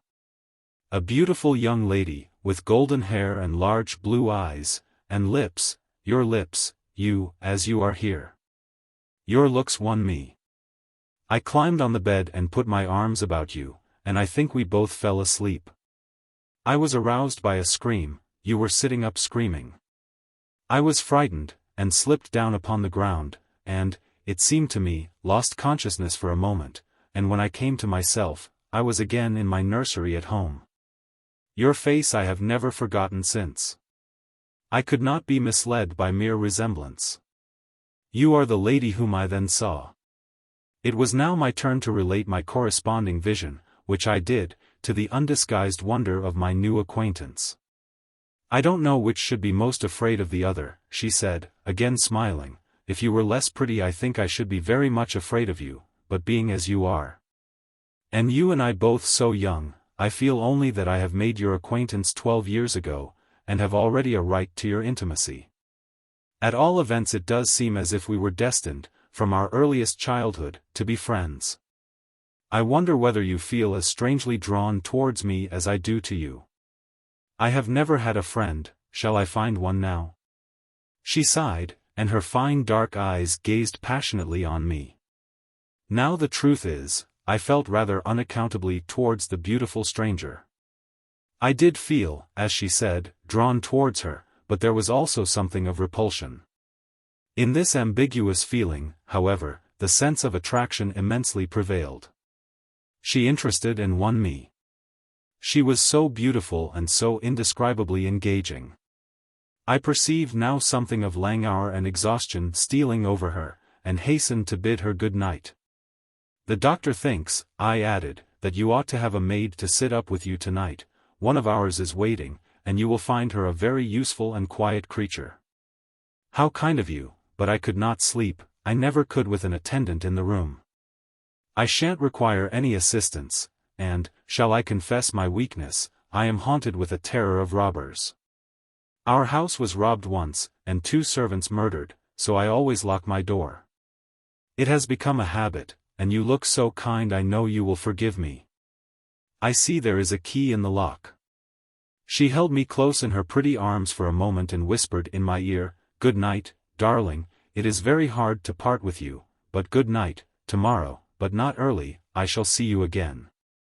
She sank back on the pillow with a sigh, and her fine eyes followed me with a fond and melancholy gaze, and she murmured again, good night, dear friend.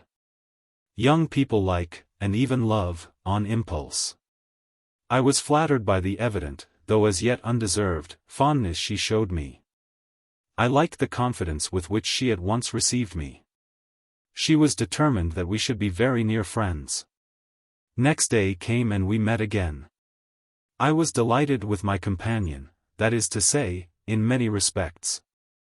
Her looks lost nothing in daylight, she was certainly the most beautiful creature I had ever seen, and the unpleasant remembrance of the face presented in my early dream had lost the effect of the first unexpected recognition. She confessed that she had experienced a similar shock on seeing me, and precisely the same faint antipathy that had mingled with my admiration of her.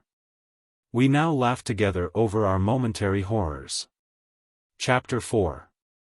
Her habits, a saunter. I told you that I was charmed with her in most particulars. There were some that did not please me so well. She was above the middle height of women. I shall begin by describing her. She was slender, and wonderfully graceful. Except that her movements were languid, very languid, indeed, there was nothing in her appearance to indicate an invalid. Her complexion was rich and brilliant. Her features were small and beautifully formed, her eyes large, dark, and lustrous. Her hair was quite wonderful, I never saw hair so magnificently thick and long when it was down about her shoulders. I have often placed my hands under it, and laughed with wonder at its weight. It was exquisitely fine and soft, and in color a rich very dark brown, with something of gold. I loved to let it down, tumbling with its own weight, as, in her room, she lay back in her chair talking, in her sweet low voice, I used to fold and braid it, and spread it out and play with it. Heavens! If I had but known all! I said there were particulars which did not please me. I have told you that her confidence won me the first night I saw her. But I found that she exercised with respect to herself, her mother, her history, everything in fact connected with her life, plans, and people, an ever-wakeful reserve. I dare say I was unreasonable, perhaps I was wrong, I dare say I ought to have respected the solemn injunction laid upon my father by the stately lady in black velvet. But curiosity is a restless and unscrupulous passion, and no one girl can endure, with patience, that hers should be baffled by another. What harm could it do anyone to tell me what I so ardently desired to know? Had she no trust in my good sense or honor? Why would she not believe me when I assured her, so solemnly, that I would not divulge one syllable of what she told me to any mortal breathing? There was a coldness, it seemed to me, beyond her years, in her smiling melancholy persistent refusal to afford me the least ray of light. I cannot say we quarreled upon this point, for she would not quarrel upon any. It was, of course, very unfair of me to press her, very ill-bred, but I really could not help it. And I might just as well have let it alone. What she did tell me amounted, in my unconscionable estimation, to nothing. It was all summed up in 3 very vague disclosures. First, her name was Carmilla. Second, her family was very ancient and noble. Third, her home lay in the direction of the west. She would not tell me the name of her family, nor their armorial bearings, nor the name of their estate, nor even that of the country they lived in. You are not to suppose that I worried her incessantly on these subjects. I watched opportunity, and rather insinuated than urged my inquiries. Once or twice, indeed, I did attack her more directly. But no matter what my tactics, utter failure was invariably the result. Reproaches and caresses were all lost upon her.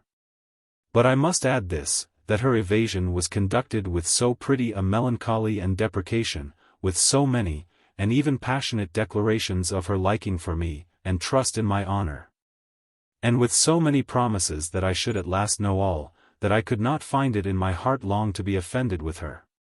She used to place her pretty arms about my neck, draw me to her, and laying her cheek to mine, murmur with her lips near my ear, "Dearest, your little heart is wounded.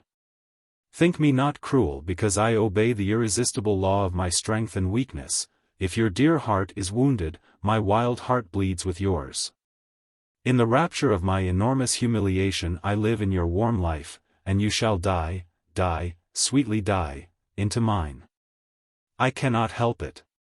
As I draw near to you, you, in your turn, will draw near to others, and learn the rapture of that cruelty, which yet is love. So, for a while, seek to know no more of me and mine, but trust me with all your loving spirit." And when she had spoken such a rhapsody, she would press me more closely in her trembling embrace, and her lips in soft kisses gently glow upon my cheek. Her agitations and her language were unintelligible to me. From these foolish embraces, which were not of very frequent occurrence, I must allow, I used to wish to extricate myself. But my energies seemed to fail me. Her murmured words sounded like a lullaby in my ear, and soothed my resistance into a trance, from which I only seemed to recover myself when she withdrew her arms. In these mysterious moods I did not like her. I experienced a strange tumultuous excitement that was pleasurable, ever and anon, mingled with a vague sense of fear and disgust. I had no distinct thoughts about her while such scenes lasted, but I was conscious of a love growing into adoration, and also of abhorrence. This I know is paradox, but I can make no other attempt to explain the feeling. I now write, after an interval of more than 10 years, with a trembling hand, with a confused and horrible recollection of certain occurrences and situations. in the ordeal through which I was unconsciously passing. Though with a vivid and very sharp remembrance of the main current of my story. But, I suspect, in all lives there are certain emotional scenes, those in which our passions have been most wildly and terribly roused, that are of all others the most vaguely and dimly remembered. Sometimes after an hour of apathy, my strange and beautiful companion would take my hand and hold it with a fond pressure, renewed again and again. Blushing softly, gazing in my face with languid and burning eyes, and breathing so fast that her dress rose and fell with the tumultuous respiration. It was like the ardor of a lover. It embarrassed me, it was hateful and yet overpowering, and with gloating eyes she drew me to her, and her hot lips traveled along my cheek in kisses. And she would whisper, almost in sobs, "You are mine, you shall be mine, you and I are one forever." Then she has thrown herself back in her chair, with her small hands over her eyes, leaving me trembling. "Are we related?" I used to ask. "What can you mean by all this? I remind you perhaps of someone whom you love, but you must not. I hate it. I don't know you, I don't know myself when you look so and talk so." She used to sigh at my vehemence, then turn away and drop my hand. Respecting these very extraordinary manifestations I strove in vain to form any satisfactory theory. I could not refer them to affectation or trick. It was unmistakably the momentary breaking out of suppressed instinct and emotion. Was she, notwithstanding her mother's volunteered denial, subject to brief visitations of insanity? Or was there here a disguise and a romance? I had read in old story books of such things. What if a boyish lover had found his way into the house, and sought to prosecute his suit in masquerade, with the assistance of a clever old adventuress? But there were many things against this hypothesis, highly interesting as it was to my vanity. I could boast of no little attentions such as masculine gallantry delights to offer. Between these passionate moments there were long intervals of commonplace, of gaiety, of brooding melancholy, during which, except that I detected her eyes so full of melancholy fire, following me, at times I might have been as nothing to her. Except in these brief periods of mysterious excitement her ways were girlish, and there was always a languor about her, quite incompatible with a masculine system in a state of health. In some respects her habits were odd. Perhaps not so singular in the opinion of a town lady like you, as they appeared to us rustic people. She used to come down very late, generally not till 1 o'clock, she would then take a cup of chocolate, but eat nothing. We then went out for a walk, which was a mere saunter, and she seemed, almost immediately, exhausted, and either returned to the Schloss or sat on one of the benches that were placed, here and there, among the trees. This was a bodily languor in which her mind did not sympathize. She was always an animated talker, and very intelligent. She sometimes alluded for a moment to her own home, or mentioned an adventure or situation, or an early recollection, which indicated a people of strange manners, and described customs of which we knew nothing. I gathered from these chance hints that her native country was much more remote than I had at first fancied. As we sat thus one afternoon under the trees a funeral passed us by. It was that of a pretty young girl, whom I had often seen, the daughter of one of the rangers of the forest. The poor man was walking behind the coffin of his darling. She was his only child, and he looked quite heartbroken. Peasants walking two and two came behind, they were singing a funeral hymn. I rose to mark my respect as they passed, and joined in the hymn they were very sweetly singing. My companion shook me a little roughly, and I turned surprised. She said brusquely, "Don't you perceive how discordant that is?" "I think it very sweet, on the contrary," I answered, vexed at the interruption, and very uncomfortable. Lest the people who composed the little procession should observe and resent what was passing. I resumed, therefore, instantly, and was again interrupted. "You pierce my ears," said Carmilla, almost angrily, and stopping her ears with her tiny fingers. "Besides, how can you tell that your religion and mine are the same? Your forms wound me, and I hate funerals. What a fuss! Why, you must die, everyone must die, and all are happier when they do. Come home. My father has gone on with the clergyman to the churchyard. I thought you knew she was to be buried today. She? I don't trouble my head about peasants. I don't know who she is, answered Carmilla, with a flash from her fine eyes. She is the poor girl who fancied she saw a ghost a fortnight ago, and has been dying ever since, till yesterday, when she expired. Tell me nothing about ghosts. I shan't sleep tonight, if you do. I hope there is no plague or fever coming. All this looks very like it, I continued. The swineherd's young wife died only a week ago, and she thought something seized her by the throat as she lay in her bed, and nearly strangled her. Papa says such horrible fancies do accompany some forms of fever. She was quite well the day before. She sank afterwards, and died before a week. Well, her funeral is over, I hope, and her hymn sung, and our ears shan't be tortured with that discord and jargon. It has made me nervous. Sit down here, beside me, sit close, hold my hand. Press it hard, hard, harder. We had moved a little back, and had come to another seat. She sat down. Her face underwent a change that alarmed and even terrified me for a moment. It darkened, and became horribly livid. Her teeth and hands were clenched, and she frowned and compressed her lips, while she stared down upon the ground at her feet, and trembled all over with a continued shudder as irrepressible as ague. All her energies seemed strained to suppress a fit, with which she was then breathlessly tugging, and at length a low convulsive cry of suffering broke from her, and gradually the hysteria subsided. There. That comes of strangling people with hymns, she said at last. Hold me still. It is passing away. And so gradually it did. And perhaps to dissipate the somber impression which the spectacle had left upon me, she became unusually animated and chatty, and so we got home. This was the first time I had seen her exhibit any definable symptoms of that delicacy of health which her mother had spoken of. It was the first time, also, I had seen her exhibit anything like temper. Both passed away like a summer cloud, and never but once afterwards did I witness on her part a momentary sign of anger.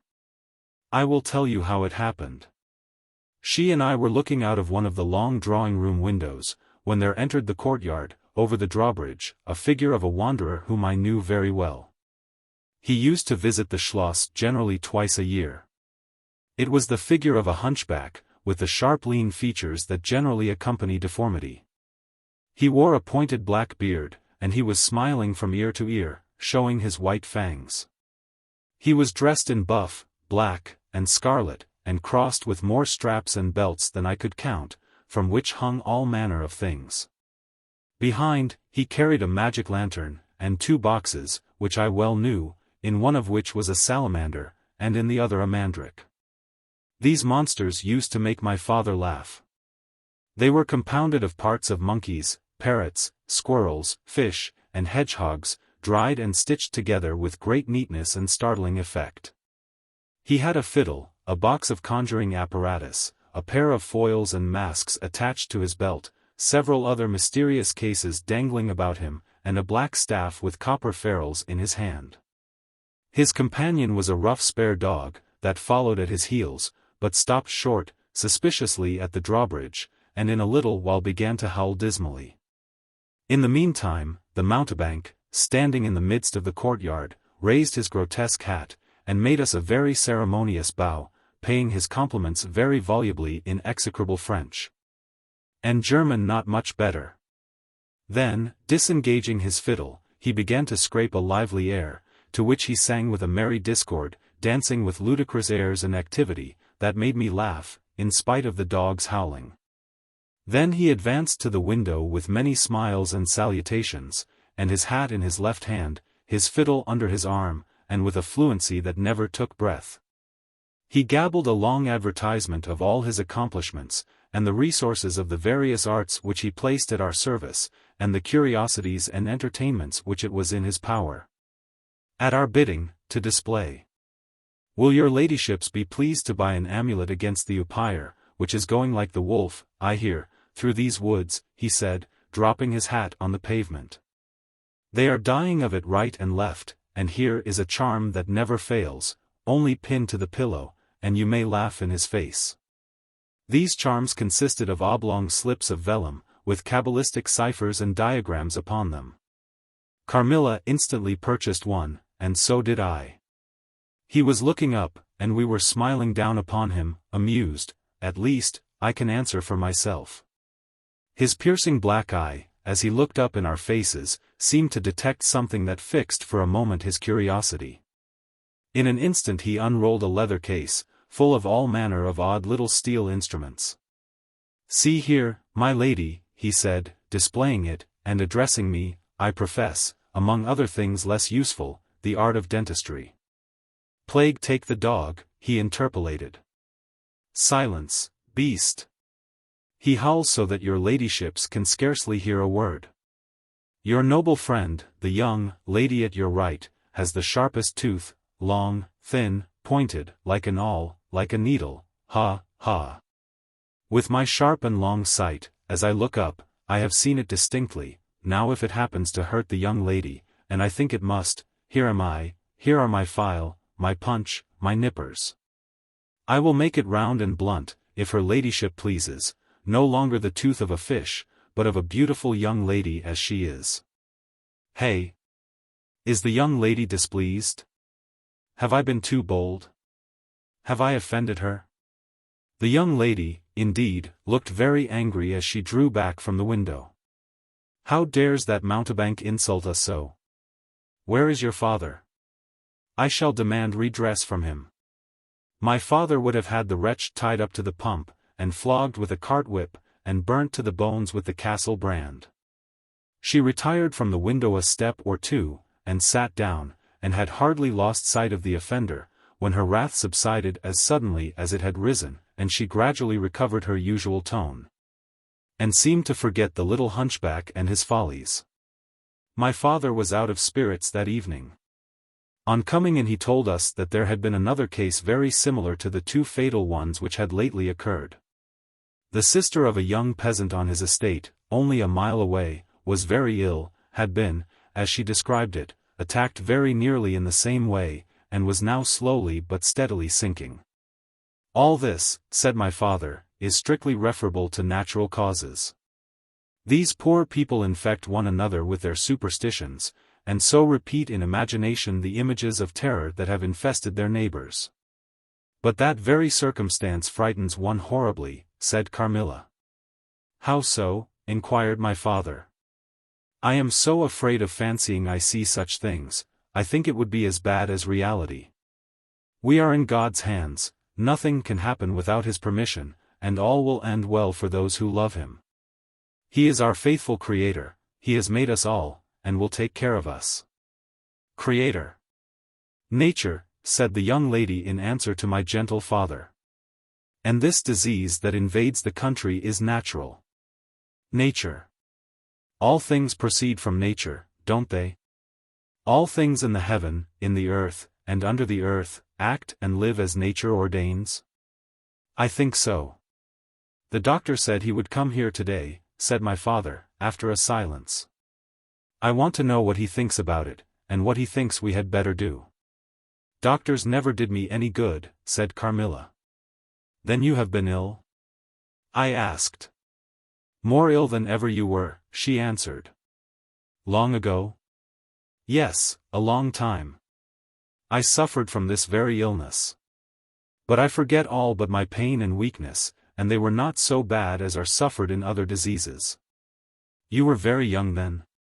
"I dare say, let us talk no more of it." "You would not wound a friend?" She looked languidly in my eyes, and passed her arm round my waist lovingly, and led me out of the room. My father was busy over some papers near the window. "Why does your papa like to frighten us?" said the pretty girl, with a sigh and a little shudder. "He doesn't, dear Carmilla, it is the very furthest thing from his mind." "Are you afraid, dearest?" "I should be very much if I fancied there was any real danger of my being attacked as those poor people were." "You are afraid to die?" "Yes, everyone is. But to die as lovers may, to die together, so that they may live together. Girls are caterpillars while they live in the world, to be finally butterflies when the summer comes. But in the meantime there are grubs and larvae, don't you see, each with their peculiar propensities, necessities and structure. So says Monsieur Buffon, in his big book, in the next room. Later in the day the doctor came, and was closeted with Papa for some time. He was a skillful man, of 60 and upwards, he wore powder, and shaved his pale face as smooth as a pumpkin. He and Papa emerged from the room together, and I heard Papa laugh, and say as they came out, "Well, I do wonder at a wise man like you. What do you say to hippogriffs and dragons?" The doctor was smiling, and made answer, shaking his head. "Nevertheless life and death are mysterious states, and we know little of the resources of either." And so they walked on, and I heard no more. I did not then know what the doctor had been broaching, but I think I guess it now. Chapter 5. A Wonderful Likeness. This evening there arrived from Gratz the grave, dark-faced son of the picture cleaner, with a horse and cart laden with 2 large packing cases, having many pictures in each. It was a journey of 10 leagues, and whenever a messenger arrived at the Schloss from our little capital of Gratz, we used to crowd about him in the hall, to hear the news. This arrival created in our secluded quarters quite a sensation. The cases remained in the hall, and the messenger was taken charge of by the servants till he had eaten his supper. Then with assistants, and armed with hammer, ripping chisel, and turns crew, he met us in the hall, where we had assembled to witness the unpacking of the cases. Carmilla sat looking listlessly on, while one after the other the old pictures, nearly all portraits, which had undergone the process of renovation, were brought to light. My mother was of an old Hungarian family, and most of these pictures, which were about to be restored to their places, had come to us through her. My father had a list in his hand, from which he read, as the artist rummaged out the corresponding numbers. I don't know that the pictures were very good, but they were, undoubtedly, very old, and some of them very curious also. They had, for the most part, the merit of being now seen by me, I may say, for the first time, for the smoke and dust of time had all but obliterated them. "There is a picture that I have not seen yet," said my father. "In one corner, at the top of it, is the name, as well as I could read, Marcia Karnstein, and the date, 1698. And I am curious to see how it has turned out." I remembered it. It was a small picture, about 1.5 feet high, and nearly square, without a frame. But it was so blackened by age that I could not make it out. The artist now produced it, with evident pride. It was quite beautiful, it was startling, it seemed to live. It was the effigy of Carmilla. "Carmilla, dear, here is an absolute miracle. Here you are, living, smiling, ready to speak, in this picture. Isn't it beautiful, Papa? And see, even the little mole on her throat." My father laughed, and said, "Certainly it is a wonderful likeness," but he looked away, and to my surprise seemed but little struck by it, and went on talking to the picture cleaner, who was also something of an artist, and discoursed with intelligence about the portraits or other works, which his art had just brought into light and color. While I was more and more lost in wonder the more I looked at the picture. "Will you let me hang this picture in my room, Papa?" I asked. "Certainly, dear," said he, smiling, "I'm very glad you think it so like. It must be prettier even than I thought it, if it is." The young lady did not acknowledge this pretty speech, did not seem to hear it. She was leaning back in her seat, her fine eyes under their long lashes gazing on me in contemplation, and she smiled in a kind of rapture. "And now you can read quite plainly the name that is written in the corner. It is not Marcia, it looks as if it was done in gold. The name is Mircalla, Countess Karnstein, and this is a little coronet over it, and underneath AD 1698. I am descended from the Karnsteins, that is, Mamma was." "Ah," said the lady, languidly, "so am I think, a very long descent, very ancient. Are there any Karnsteins living now?" "None who bear the name, I believe." The family were ruined, I believe, in some civil wars, long ago, but the ruins of the castle are only about 3 miles away. How interesting, she said, languidly. But see what beautiful moonlight. She glanced through the hall door, which stood a little open. Suppose you take a little ramble round the court, and look down at the road and river. It is so like the night you came to us, I said. She sighed, smiling. She rose, and each with her arm about the other's waist, we walked out upon the pavement. In silence, slowly we walked down to the drawbridge, where the beautiful landscape opened before us. And so you were thinking of the night I came here, she almost whispered. Are you glad I came? Delighted, dear Carmilla, I answered. And you asked for the picture you think like me, to hang in your room, she murmured with a sigh, as she drew her arm closer about my waist, and let her pretty head sink upon my shoulder. How romantic you are, Carmilla, I said. Whenever you tell me your story, it will be made up chiefly of some one great romance. She kissed me silently. I am sure, Carmilla, you have been in love, that there is, at this moment, an affair of the heart going on. I have been in love with no one, and never shall, she whispered, unless it should be with you. How beautiful she looked in the moonlight.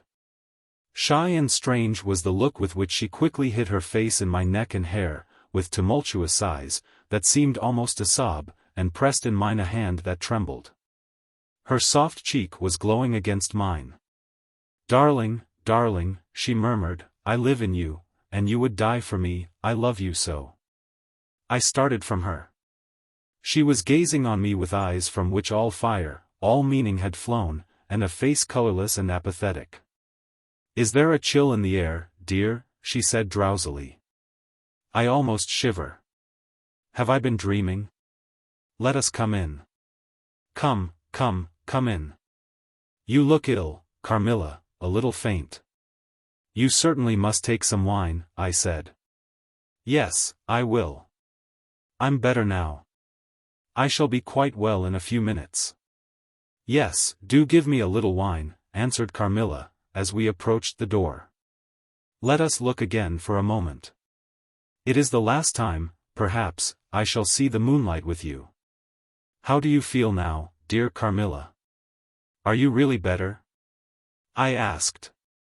I was beginning to take alarm, lest she should have been stricken with the strange epidemic that they said had invaded the country about us.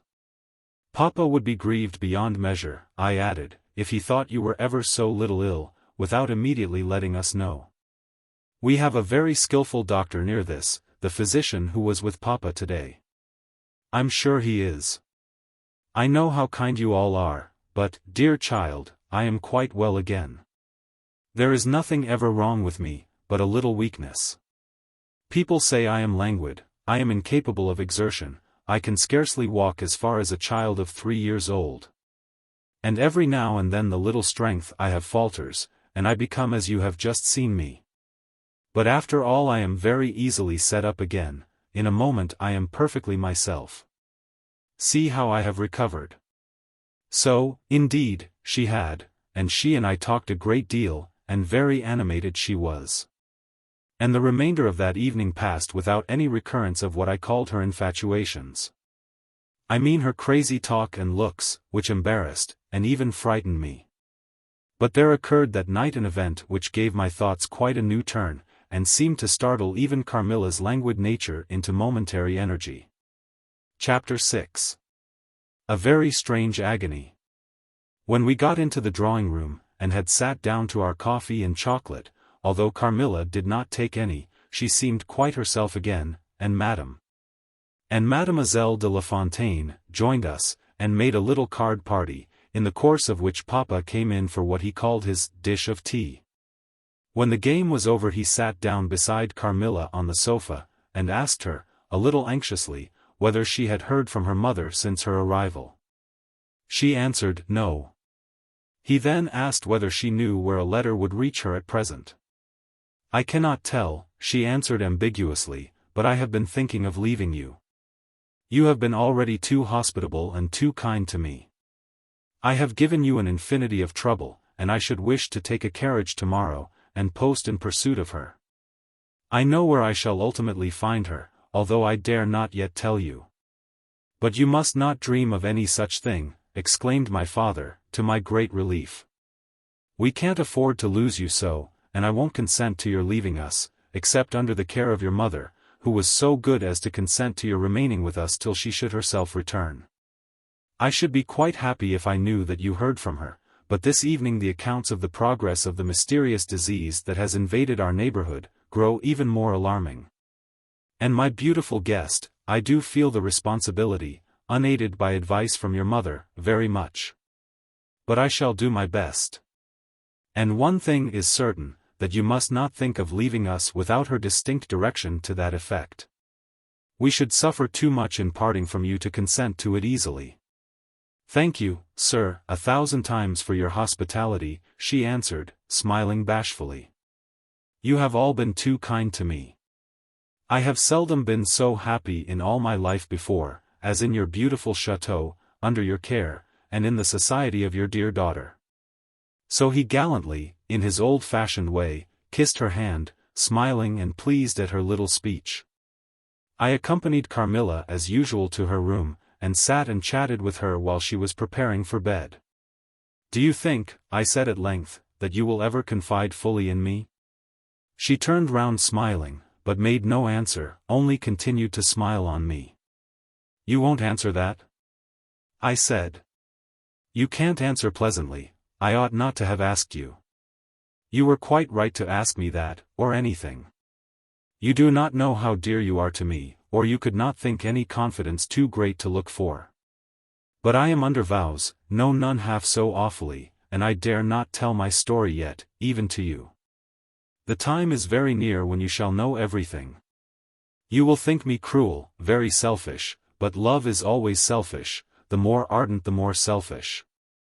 How jealous I am you cannot know. You must come with me, loving me, to death. Or else hate me and still come with me, and hating me through death and after.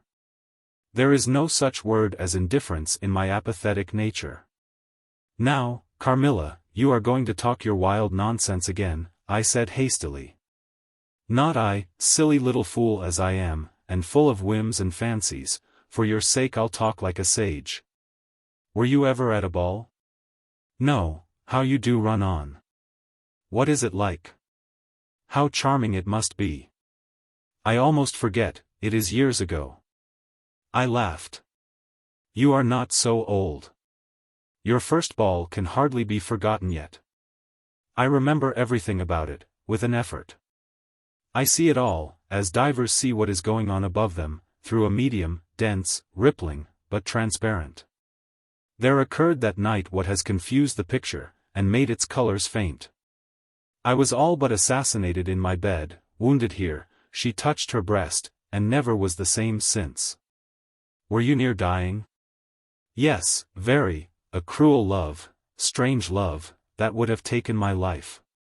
Love will have its sacrifices. No sacrifice without blood. Let us go to sleep now, I feel so lazy. How can I get up just now and lock my door?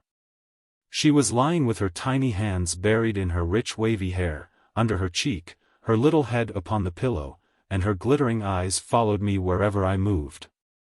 With a kind of shy smile that I could not decipher. I bid her good night, and crept from the room with an uncomfortable sensation. I often wondered whether our pretty guest ever said her prayers. I certainly had never seen her upon her knees.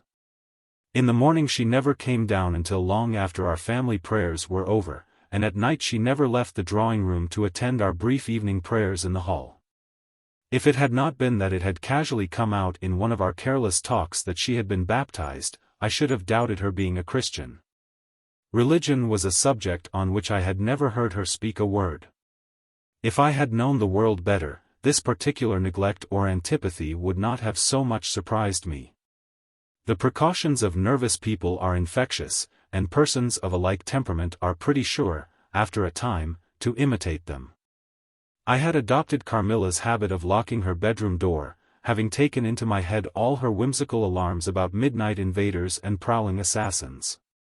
I had also adopted her precaution of making a brief search through her room, to satisfy herself that no lurking assassin or robber was ensconced. These wise measures taken, I got into my bed and fell asleep. A light was burning in my room. This was an old habit, of very early date, and which nothing could have tempted me to dispense with. Thus fortified I might take my rest in peace. But dreams come through stone walls, light up dark rooms, or darken light ones, and their persons make their exits and their entrances as they please, and laugh at locksmiths. I had a dream that night that was the beginning of a very strange agony. I cannot call it a nightmare, for I was quite conscious of being asleep. But I was equally conscious of being in my room, and lying in bed, precisely as I actually was. I saw, or fancied I saw, the room and its furniture just as I had seen it last, except that it was very dark, and I saw something moving round the foot of the bed, which at first I could not accurately distinguish. But I soon saw that it was a sooty black animal that resembled a monstrous cat. It appeared to me about 4 or 5 feet long, for it measured fully the length of the hearthrug as it passed over it. And it continued to ing and fro-ing with the lithe sinister restlessness of a beast in a cage. I could not cry out, although as you may suppose, I was terrified. Its pace was growing faster, and the room rapidly darker and darker, and at length so dark that I could no longer see anything of it but its eyes. I felt it spring lightly on the bed. The 2 broad eyes approached my face, and suddenly I felt a stinging pain as if 2 large needles darted, an inch or 2 apart, deep into my breast. I waked with a scream. The room was lighted by the candle that burnt there all through the night, and I saw a female figure standing at the foot of the bed, a little at the right side. It was in a dark loose dress, and its hair was down and covered its shoulders. A block of stone could not have been more still. There was not the slightest stir of respiration. As I stared at it, the figure appeared to have changed its place, and was now nearer the door. Then, close to it, the door opened, and it passed out. I was now relieved, and able to breathe and move. My first thought was that Carmilla had been playing me a trick, and that I had forgotten to secure my door. I hastened to it, and found it locked as usual on the inside. I was afraid to open it, I was horrified. I sprang into my bed and covered my head up in the bedclothes, and lay there more dead than alive till morning. Chapter 7. Descending. It would be vain my attempting to tell you the horror with which, even now, I recall the occurrence of that night. It was no such transitory terror as a dream leaves behind it. It seemed to deepen by time, and communicated itself to the room and the very furniture that had encompassed the apparition. I could not bear next day to be alone for a moment. I should have told Papa, but for 2 opposite reasons. At one time I thought he would laugh at my story, and I could not bear its being treated as a jest. And at another, I thought he might fancy that I had been attacked by the mysterious complaint which had invaded our neighborhood. I had myself no misgivings of the kind, and as he had been rather an invalid for some time, I was afraid of alarming him. I was comfortable enough with my good-natured companions, Madame Paradon, and the vivacious Mademoiselle La Fontaine. They both perceived that I was out of spirits and nervous, and at length I told them what lay so heavy at my heart. Mademoiselle laughed, but I fancied that Madame Paradon looked anxious. "By the by," said Mademoiselle, laughing, "the long lime-tree walk, behind Carmilla's bedroom window, is haunted." "Nonsense!" exclaimed Madame, who probably thought the theme rather inopportune. "And who tells that story, my dear?" "Martin says that he came up twice, when the old yard gate was being repaired, before sunrise, and twice saw the same female figure walking down the lime-tree avenue." "So he well might, as long as there are cows to milk in the river fields," said Madame. "I dare say, but Martin chooses to be frightened, and never did I see fool more frightened." "You must not say a word about it to Carmilla, because she can see down that walk from her room window," I interposed, "and she is, if possible, a greater coward than I. Carmilla came down rather later than usual that day. 'I was so frightened last night,' she said, so soon as we're together. And I am sure I should have seen something dreadful if it had not been for that charm I bought from the poor little hunchback whom I called such hard names. I had a dream of something black coming round my bed, and I awoke in a perfect horror, and I really thought, for some seconds, I saw a dark figure near the chimney-piece. But I felt under my pillow for my charm, and the moment my fingers touched it, the figure disappeared, and I felt quite certain, only that I had it by me. That something frightful would have made its appearance, and, perhaps, throttled me, as it did those poor people we heard of. Well, listen to me, I began, and recounted my adventure, at the recital of which she appeared horrified. And had you the charm near you? She asked, earnestly. No, I had dropped it into a china vase in the drawing-room, but I shall certainly take it with me tonight, as you have so much faith in it. At this distance of time I cannot tell you, or even understand, how I overcame my horror so effectually as to lie alone in my room that night. I remember distinctly that I pinned the charm to my pillow. I fell asleep almost immediately, and slept even more soundly than usual all night. Next night I passed as well. My sleep was delightfully deep and dreamless. But I wakened with a sense of lassitude and melancholy, which, however, did not exceed a degree that was almost luxurious. Well, I told you so, said Carmilla, when I described my quiet sleep. I had such delightful sleep myself last night. I pinned the charm to the breast of my nightdress. It was too far away the night before. I am quite sure it was all fancy, except the dreams. I used to think that evil spirits made dreams, but our doctor told me it is no such thing. Only a fever passing by, or some other malady, as they often do, he said, knocks at the door, and not being able to get in, passes on, with that alarm. And what do you think the charm is? Said I. It has been fumigated or immersed in some drug, and is an antidote against the malaria, she answered. Then it acts only on the body? Certainly. You don't suppose that evil spirits are frightened by bits of ribbon, or the perfumes of a druggist's shop? No, these complaints, wandering in the air, begin by trying the nerves, and so infect the brain, but before they can seize upon you, the antidote repels them. That I am sure is what the charm has done for us. It is nothing magical, it is simply natural. I should have been happier if I could have quite agreed with Carmilla, but I did my best, and the impression was a little losing its force. For some nights I slept profoundly. But still every morning I felt the same lassitude, and a languor weighed upon me all day. I felt myself a changed girl. A strange melancholy was stealing over me, a melancholy that I would not have interrupted. Dim thoughts of death began to open, and an idea that I was slowly sinking took gentle, and, somehow, not unwelcome, possession of me. If it was sad, the tone of mind which this induced was also sweet. Whatever it might be, my soul acquiesced in it. I would not admit that I was ill, I would not consent to tell my papa, or to have the doctor sent for. Carmilla became more devoted to me than ever, and her strange paroxysms of languid adoration more frequent. She used to gloat on me with increasing ardor the more my strength and spirits waned. This always shocked me like a momentary glare of insanity. Without knowing it, I was now in a pretty advanced stage of the strangest illness under which mortal ever suffered. There was an unaccountable fascination in its earlier symptoms that more than reconciled me to the incapacitating effect of that stage of the malady. This fascination increased for a time, until it reached a certain point, when gradually a sense of the horrible mingled itself with it, deepening, as you shall hear, until it discolored and perverted the whole state of my life. The first change I experienced was rather agreeable.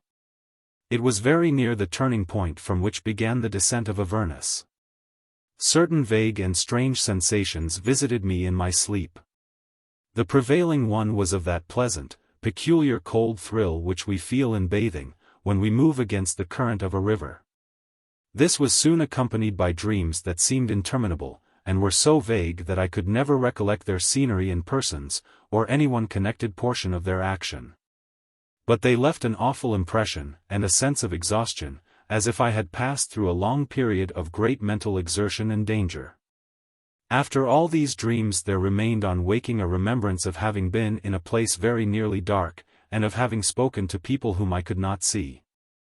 And especially of one clear voice, of a female's, very deep, that spoke as if at a distance, slowly, and producing always the same sensation of indescribable solemnity and fear. Sometimes there came a sensation as if a hand was drawn softly along my cheek and neck. Sometimes it was as if warm lips kissed me, and longer and more lovingly as they reached my throat, but there the caress fixed itself. My heart beat faster, my breathing rose and fell rapidly and full drawn. A sobbing, that rose into a sense of strangulation, supervened, and turned into a dreadful convulsion, in which my senses left me and I became unconscious. It was now 3 weeks since the commencement of this unaccountable state. My sufferings had, during the last week, told upon my appearance. I had grown pale, my eyes were dilated and darkened underneath, and the languor which I had long felt began to display itself in my countenance. My father asked me often whether I was ill. But, with an obstinacy which now seems to me unaccountable, I persisted in assuring him that I was quite well. In a sense this was true. I had no pain, I could complain of no bodily derangement. My complaint seemed to be one of the imagination, or the nerves, and, horrible as my sufferings were, I kept them, with a morbid reserve, very nearly to myself. It could not be that terrible complaint which the peasants called the upire, for I had now been suffering for 3 weeks, and they were seldom ill for much more than 3 days. When death put an end to their miseries. Carmilla complained of dreams and feverish sensations, but by no means of so alarming a kind as mine. I say that mine were extremely alarming. Had I been capable of comprehending my condition, would have invoked aid and advice on my knees. The narcotic of an unsuspected influence was acting upon me, and my perceptions were benumbed.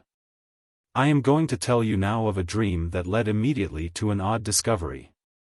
One night, instead of the voice I was accustomed to hear in the dark, I heard one, sweet and tender, and at the same time terrible, which said, "Your mother warns you to beware of the assassin."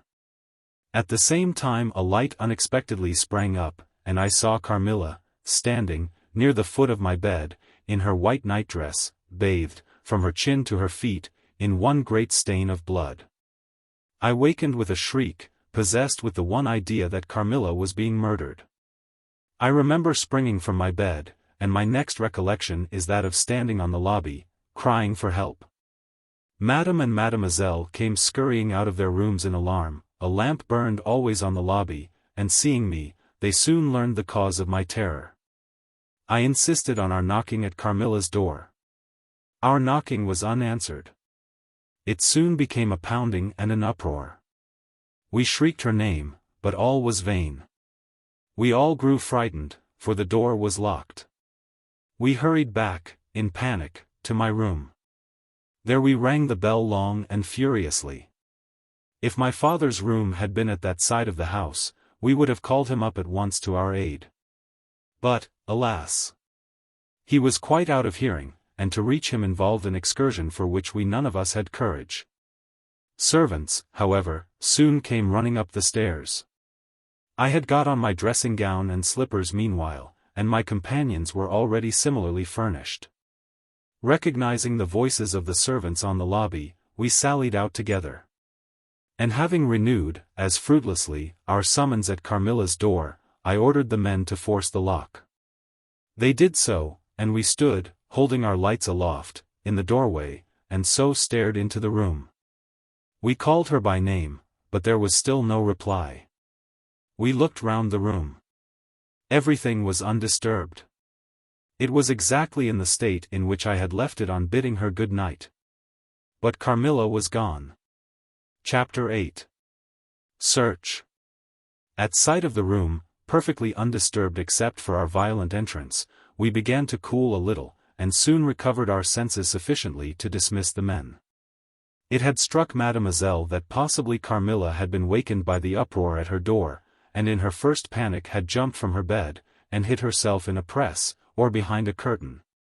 from which she could not, of course, emerge until the majordomo and his myrmidons had withdrawn. We now recommenced our search, and began to call her by name again. It was all to no purpose. Our perplexity and agitation increased. We examined the windows, but they were secured. I implored of Carmilla, if she had concealed herself, to play this cruel trick no longer, to come out, and to end our anxieties. It was all useless. I was by this time convinced that she was not in the room, nor in the dressing room, the door of which was still locked on this side. She could not have passed it. I was utterly puzzled. Had Carmilla discovered one of those secret passages which the old housekeeper said were known to exist in the Schloss, although the tradition of their exact situation had been lost? A little time would, no doubt, explain all, utterly perplexed as, for the present, we were. It was past 4 o'clock, and I preferred passing the remaining hours of darkness in Madame's room. Daylight brought no solution of the difficulty. The whole household, with my father at its head, was in a state of agitation next morning. Every part of the chateau was searched. The grounds were explored. Not a trace of the missing lady could be discovered. The stream was about to be dragged, my father was in distraction. What a tale to have to tell the poor girl's mother on her return. I, too, was almost beside myself, though my grief was quite of a different kind. The morning was passed in alarm and excitement. It was now 1 o'clock, and still no tidings.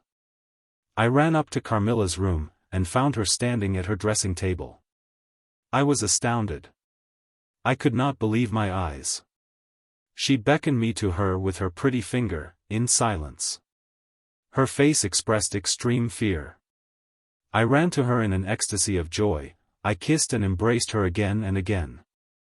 I ran to the bell and rang it vehemently, to bring others to the spot, who might at once relieve my father's anxiety. "Dear Carmilla, what has become of you all this time? We have been in agonies of anxiety about you," I exclaimed. "Where have you been? How did you come back?" "Last night has been a night of wonders," she said. "For mercy's sake, explain all you can." "It was past 2 last night," she said, "when I went to sleep as usual in my bed, with my doors locked, that of the dressing room, and that opening upon the gallery.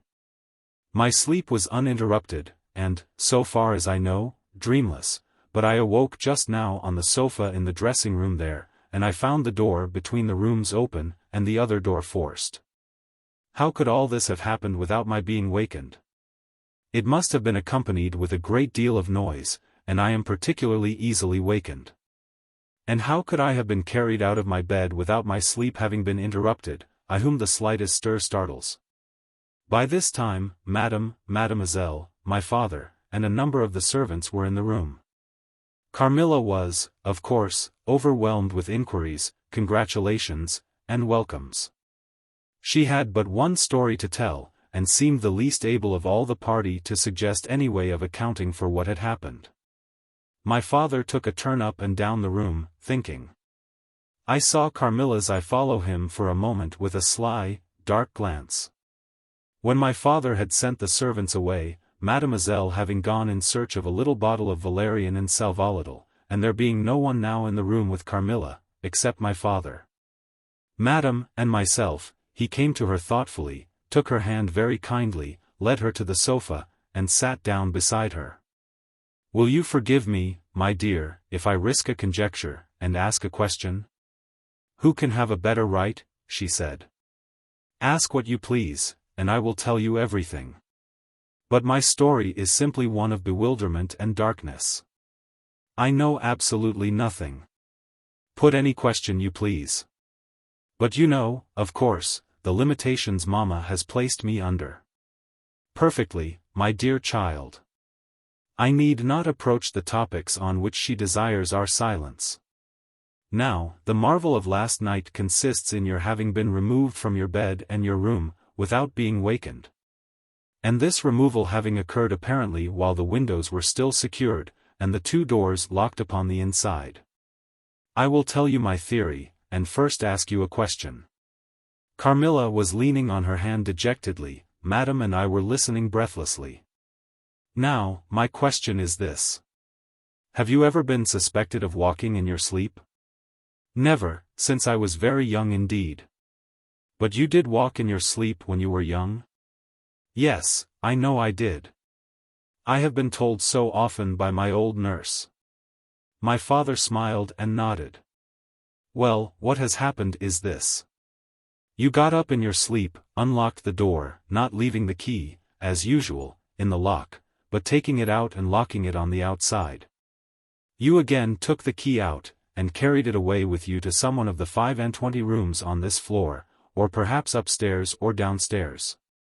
There are so many rooms and closets, so much heavy furniture, and such accumulations of lumber, that it would require a week to search this old house thoroughly. Do you see, now, what I mean? I do, but not all, she answered. And how, Papa, do you account for her finding herself on the sofa in the dressing room, which we had searched so carefully? She came there after you had searched it, still in her sleep, and at last awoke spontaneously, and was as much surprised to find herself where she was as anyone else. I wish all mysteries were as easily and innocently explained as yours, Carmilla, he said, laughing. And so we may congratulate ourselves on the certainty that the most natural explanation of the occurrence is one that involves no drugging, no tampering with locks, no burglars, or poisoners. Or witches, nothing that need alarm Carmilla, or anyone else, for our safety. Carmilla was looking charmingly. Nothing could be more beautiful than her tints. Her beauty was, I think, enhanced by that graceful languor that was peculiar to her. I think my father was silently contrasting her looks with mine, for he said, I wish my poor Laura was looking more like herself, and he sighed. So our alarms were happily ended, and Carmilla restored to her friends. Chapter 9. The Doctor. As Carmilla would not hear of an attendant sleeping in her room, my father arranged that a servant should sleep outside her door, so that she could not attempt to make another such excursion without being arrested at her own door. That night passed quietly, and next morning early, the doctor, whom my father had sent for without telling me a word about it, arrived to see me. Madam accompanied me to the library. And there the grave little doctor, with white hair and spectacles, whom I mentioned before, was waiting to receive me. I told him my story, and as I proceeded he grew graver and graver. We were standing, he and I, in the recess of one of the windows, facing one another. When my statement was over, he leaned with his shoulders against the wall, and with his eyes fixed on me earnestly, with an interest in which was a dash of horror. After a minute's reflection, he asked Madam if he could see my father. He was sent for accordingly, and as he entered, smiling, he said, I dare say, Doctor, you are going to tell me that I am an old fool for having brought you here. I hope I am. But his smile faded into shadow as the doctor, with a very grave face, beckoned him to him. He and the doctor talked for some time in the same recess where I had just conferred with the physician. It seemed an earnest and argumentative conversation. The room is very large, and I and Madam stood together, burning with curiosity, at the further end.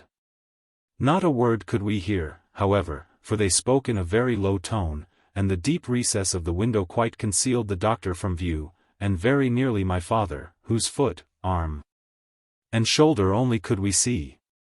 And the voices were, I suppose, all the less audible for the sort of closet which the thick wall and window formed. After a time my father's face looked into the room. It was pale, thoughtful, and, I fancied, agitated. Laura, dear, come here for a moment. Madam, we shan't trouble you, the doctor says, at present. Accordingly I approached, for the first time a little alarmed, for, although I felt very weak, I did not feel ill, and strength, one always fancies, is a thing that may be picked up when we please. My father held out his hand to me, as I drew near, but he was looking at the doctor, and he said, It certainly is very odd. I don't understand it quite. Laura, come here, dear. Now attend to Dr. Spielsberg, and recollect yourself. You mentioned a sensation like that of 2 needles piercing the skin, somewhere about your neck, on the night when you experienced your first horrible dream. Is there still any soreness? None at all, I answered. Can you indicate with your finger about the point at which you think this occurred? Very little below my throat, here, I answered. I wore a morning dress, which covered the place I pointed to. Now you can satisfy yourself, said the doctor. You won't mind your papa's lowering your dress a very little. It is necessary, to detect a symptom of the complaint under which you have been suffering. I acquiesced. It was only an inch or 2 below the edge of my collar. God bless me. So it is, exclaimed my father, growing pale.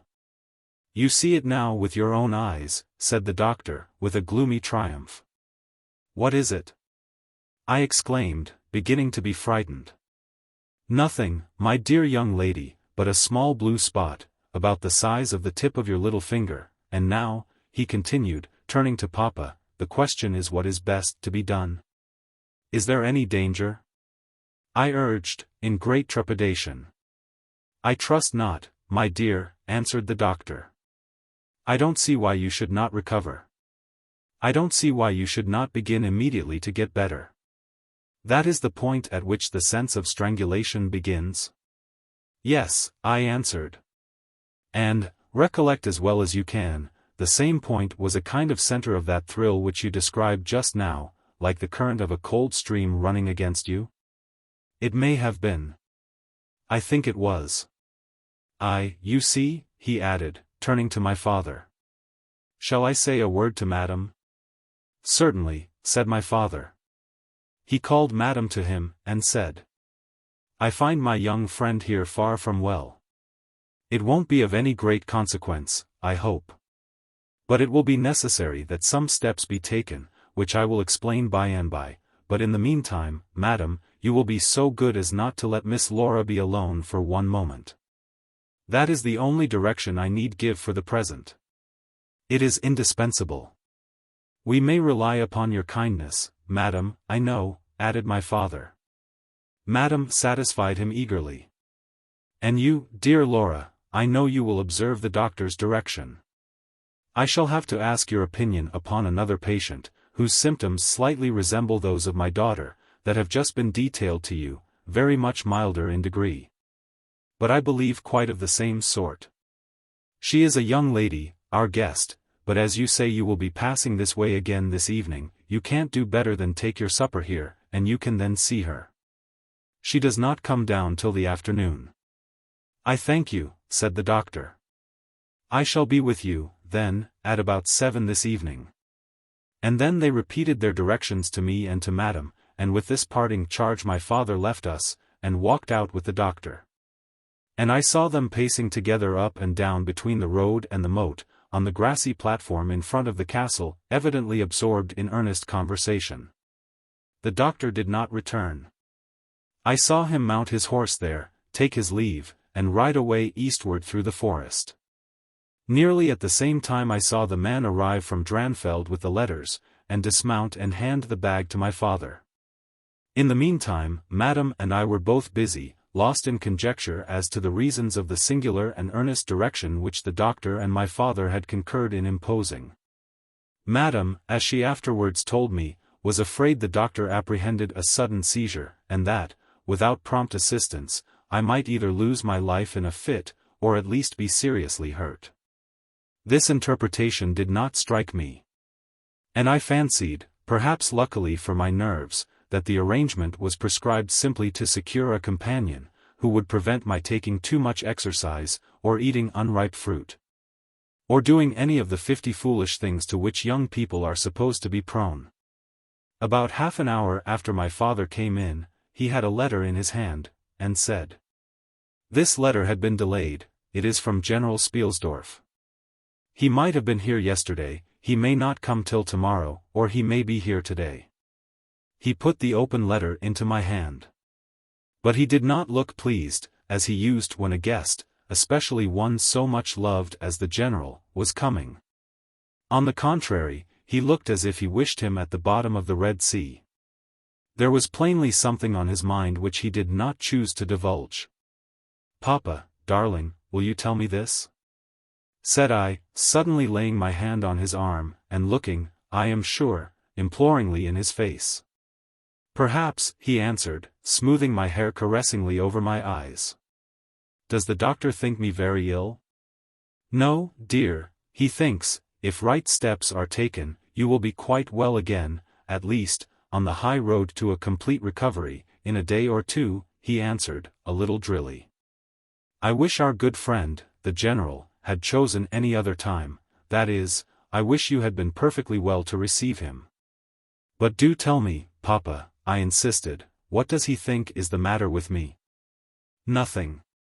You must not plague me with questions," he answered, with more irritation than I ever remember him to have displayed before. And seeing that I looked wounded, I suppose, he kissed me, and added, "You shall know all about it in a day or two, that is, all that I know. In the meantime you are not to trouble your head about it." He turned and left the room, but came back before I had done wondering and puzzling over the oddity of all this. It was merely to say that he was going to Karnstein, and had ordered the carriage to be ready at 12, and that I and Madame should accompany him. He was going to see the priest who lived near those picturesque grounds, upon business, and as Carmilla had never seen them, she could follow, when she came down, with Mademoiselle, who would bring materials for what you call a picnic, which might be laid for us in the ruined castle. At 12 o'clock, accordingly, I was ready, and not long after, my father, Madame and I set out upon our projected drive. Passing the drawbridge we turned to the right, and follow the road over the steep Gothic bridge, westward, to reach the deserted village and ruined castle of Karnstein. No sylvan drive can be fancied prettier. The ground breaks into gentle hills and hollows, all clothed with beautiful wood, totally destitute of the comparative formality which artificial planting and early culture and pruning impart. The irregularities of the ground often lead the road out of its course, and cause it to wind beautifully round the sides of broken hollows and the steeper sides of the hills. Among varieties of ground almost inexhaustible. Turning one of these points, we suddenly encountered our old friend, the General, riding towards us, attended by a mounted servant. His portmanteaus were following in a hired wagon, such as we term a cart. The General dismounted as we pulled up, and, after the usual greetings, was easily persuaded to accept the vacant seat in the carriage, and send his horse on with his servant to the Schloss. Chapter 10. Bereaved. It was about 10 months since we had last seen him, but that time had sufficed to make an alteration of years in his appearance. He had grown thinner. Something of gloom and anxiety had taken the place of that cordial serenity which used to characterize his features. His dark blue eyes, always penetrating, now gleamed with a sterner light from under his shaggy grey eyebrows. It was not such a change as grief alone usually induces, and angrier passions seem to have had their share in bringing it about. We had not long resumed our drive, when the General began to talk, with his usual soldierly directness, of the bereavement, as he termed it, which he had sustained in the death of his beloved niece and ward. And he then broke out in a tone of intense bitterness and fury, inveighing against the hellish arts to which she had fallen a victim, and expressing, with more exasperation than piety, his wonder that heaven should tolerate so monstrous an indulgence of the lusts and malignity of hell. My father, who saw at once that something very extraordinary had befallen, asked him, if not too painful to him, to detail the circumstances which he thought justified the strong terms in which he expressed himself. "I should tell you all with pleasure," said the General, "but you would not believe me." "Why should I not?" he asked. "Because," he answered testily, "you believe in nothing but what consists with your own prejudices and illusions. I remember when I was like you, but I have learned better." "Try me," said my father, "I am not such a dogmatist as you suppose. Besides which, I very well know that you generally require proof for what you believe, and am, therefore, very strongly predisposed to respect your conclusions. You are right in supposing that I have not been led lightly into a belief in the marvelous, for what I have experienced is marvelous, and I have been forced by extraordinary evidence to credit that which ran counter diametrically to all my theories. I have been made the dupe of a preternatural conspiracy. Notwithstanding his professions of confidence in the general's penetration, I saw my father, at this point, glance at the general, with, as I thought, a marked suspicion of his sanity. The general did not see it, luckily. He was looking gloomily and curiously into the glades and vistas of the woods that were opening before us. "You are going to the ruins of Karnstein?" he said. "Yes, it is a lucky coincidence. Do you know I was going to ask you to bring me there to inspect them? I have a special object in exploring. There is a ruined chapel, ain't there, with a great many tombs of that extinct family?" "So there are, highly interesting," said my father. "I hope you are thinking of claiming the title and estates?" My father said this gaily, but the general did not recollect the laugh, or even the smile, which courtesy exacts for a friend's joke. On the contrary, he looked grave and even fierce, ruminating on a matter that stirred his anger and horror. "Something very different," he said, gruffly. "I mean to unearth some of those fine people. I hope, by God's blessing, to accomplish a pious sacrilege here, which will relieve our earth of certain monsters, and enable honest people to sleep in their beds without being assailed by murderers. I have strange things to tell you, my dear friend, such as I myself would have scouted as incredible a few months since." My father looked at him again, but this time not with a glance of suspicion, with an eye, rather, of keen intelligence and alarm. "The house of Karnstein," he said, "has been long extinct, 100 years at least. My dear wife was maternally descended from the Karnsteins. But the name and title have long ceased to exist. The castle is a ruin, the very village is deserted, it is 50 years since the smoke of a chimney was seen there, not a roof left." "Quite true. I have heard a great deal about that since I last saw you, a great deal that will astonish you. But I had better relate everything in the order in which it occurred," said the general. "You saw my dear ward, my child, I may call her. No creature could have been more beautiful, and only 3 months ago none more blooming. Yes, poor thing. When I saw her last she certainly was quite lovely," said my father. "I was grieved and shocked more than I can tell you, my dear friend. I knew what a blow it was to you." He took the general's hand, and they exchanged a kind pressure. Tears gathered in the old soldier's eyes. He did not seek to conceal them. He said, "We have been very old friends. I knew you would feel for me, childless as I am." She had become an object of very near interest to me, and repaid my care by an affection that cheered my home and made my life happy. That is all gone.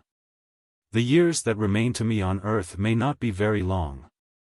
But by God's mercy I hope to accomplish a service to mankind before I die, and to subserve the vengeance of heaven upon the fiends who have murdered my poor child in the spring of her hopes and beauty. "You said, just now, that you intended relating everything as it occurred," said my father. "Pray do. I assure you that it is not mere curiosity that prompts me." By this time we had reached the point at which the Drunstall road, by which the general had come, diverges from the road which we were traveling to Karnstein. "How far is it to the ruins?" inquired the general, looking anxiously forward. "About half a league," answered my father. "Pray let us hear the story you were so good as to promise." Chapter 11. The story. "With all my heart," said the general, with an effort, and after a short pause in which to arrange his subject, he commenced one of the strangest narratives I ever heard.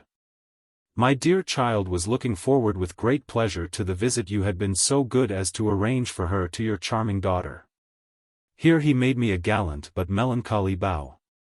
"In the meantime we had an invitation to my old friend the Count Carlsfeld, whose Schloss is about 6 leagues to the other side of Karnstein.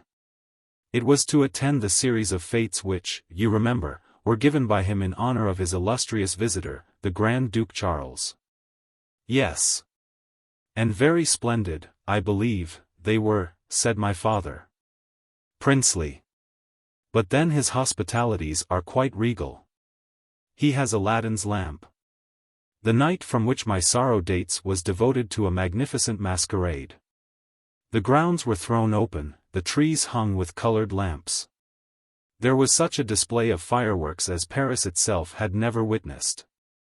And such music, you know, is my weakness, such ravishing music. The finest instrumental band, perhaps, in the world, and the finest singers who could be collected from all the great operas in Europe. As you wandered through these fantastically illuminated grounds, the moonlighted chateau throwing a rosy light from its long rows of windows, you would suddenly hear these ravishing voices stealing from the silence of some grove, or rising from boats upon the lake. I felt myself, as I looked and listened, carried back into the romance and poetry of my early youth. When the fireworks were ended, and the ball beginning, we returned to the noble suite of rooms that were thrown open to the dancers. A masked ball, you know, is a beautiful sight. But so brilliant a spectacle of the kind I never saw before. It was a very aristocratic assembly. I was myself almost the only nobody present. My dear child was looking quite beautiful. She wore no mask. Her excitement and delight added an unspeakable charm to her features, always lovely. I remarked a young lady, dressed magnificently, but wearing a mask, who appeared to me to be observing my ward with extraordinary interest. I had seen her, earlier in the evening, in the great hall, and again, for a few minutes, walking near us, on the terrace under the castle windows, similarly employed. A lady, also masked, richly and gravely dressed, and with a stately air, like a person of rank, accompanied her as a chaperone. Had the young lady not worn a mask, I could, of course, have been much more certain upon the question whether she was really watching my poor darling. I am now well assured that she was. We were now in one of the salons. My poor dear child had been dancing, and was resting a little in one of the chairs near the door. I was standing near.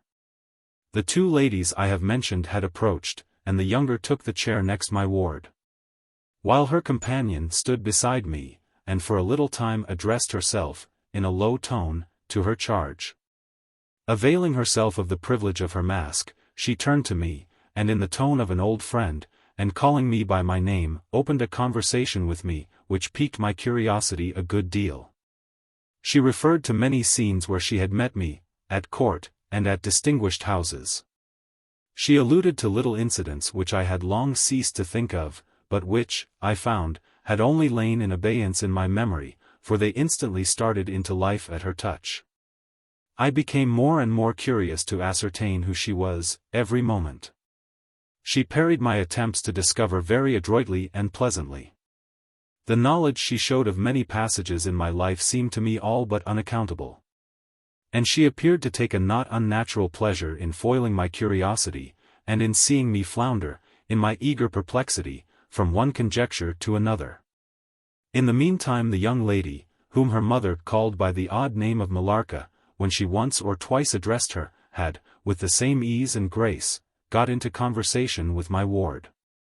She introduced herself by saying that her mother was a very old acquaintance of mine. She spoke of the agreeable audacity which a mask rendered practicable. She talked like a friend. She admired her dress, and insinuated very prettily her admiration of her beauty. She amused her with laughing criticisms upon the people who crowded the ballroom, and laughed at my poor child's fun. She was very witty and lively when she pleased, and after a time they had grown very good friends, and the young stranger lowered her mask, displaying a remarkably beautiful face. I had never seen it before, neither had my dear child. But though it was new to us, the features were so engaging, as well as lovely, that it was impossible not to feel the attraction powerfully. My poor girl did so. I never saw anyone more taken with another at first sight, unless, indeed, it was the stranger herself, who seemed quite to have lost her heart to her. In the meantime, availing myself of the license of a masquerade, I put not a few questions to the elder lady. "You have puzzled me utterly," I said, laughing. "Is that not enough? Won't you, now, consent to stand on equal terms, and do me the kindness to remove your mask?" Can any request be more unreasonable? She replied. Ask a lady to yield an advantage. Beside, how do you know you should recognize me? Years make changes. As you see, I said, with a bow, and, I suppose, a rather melancholy little laugh. As philosophers tell us, she said. And how do you know that a sight of my face would help you?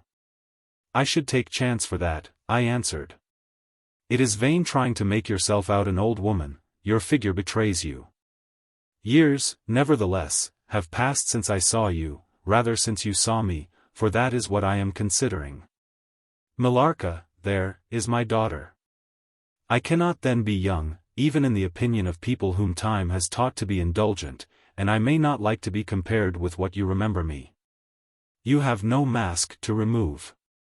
You can offer me nothing in exchange. My petition is to your pity, to remove it. And mine to yours, to let it stay where it is, she replied. Well, then, at least you will tell me whether you are French or German, you speak both languages so perfectly. I don't think I shall tell you that, General. You intend a surprise, and are meditating the particular point of attack. At all events, you won't deny this, I said, that being honored by your permission to converse, I ought to know how to address you. Shall I say Madame la Comtesse? She laughed, and she would, no doubt, have met me with another evasion, if, indeed, I can treat any occurrence in an interview every circumstance of which was prearranged, as I now believe. With the profoundest cunning, as liable to be modified by accident. As to that, she began. But she was interrupted, almost as she opened her lips, by a gentleman, dressed in black, who looked particularly elegant and distinguished, with this drawback. That his face was the most deadly pale I ever saw, except in death. He was in no masquerade, in the plain evening dress of a gentleman. And he said, without a smile, but with a courtly and unusually low bow. Will Madame la Comtesse permit me to say a very few words which may interest her? The lady turned quickly to him, and touched her lip in token of silence. She then said to me, Keep my place for me, General, I shall return when I have said a few words. And with this injunction, playfully given, she walked a little aside with the gentleman in black, and talked for some minutes, apparently very earnestly. They then walked away slowly together in the crowd, and I lost them for some minutes. I spent the interval in cudgelling my brains for a conjecture as to the identity of the lady who seemed to remember me so kindly.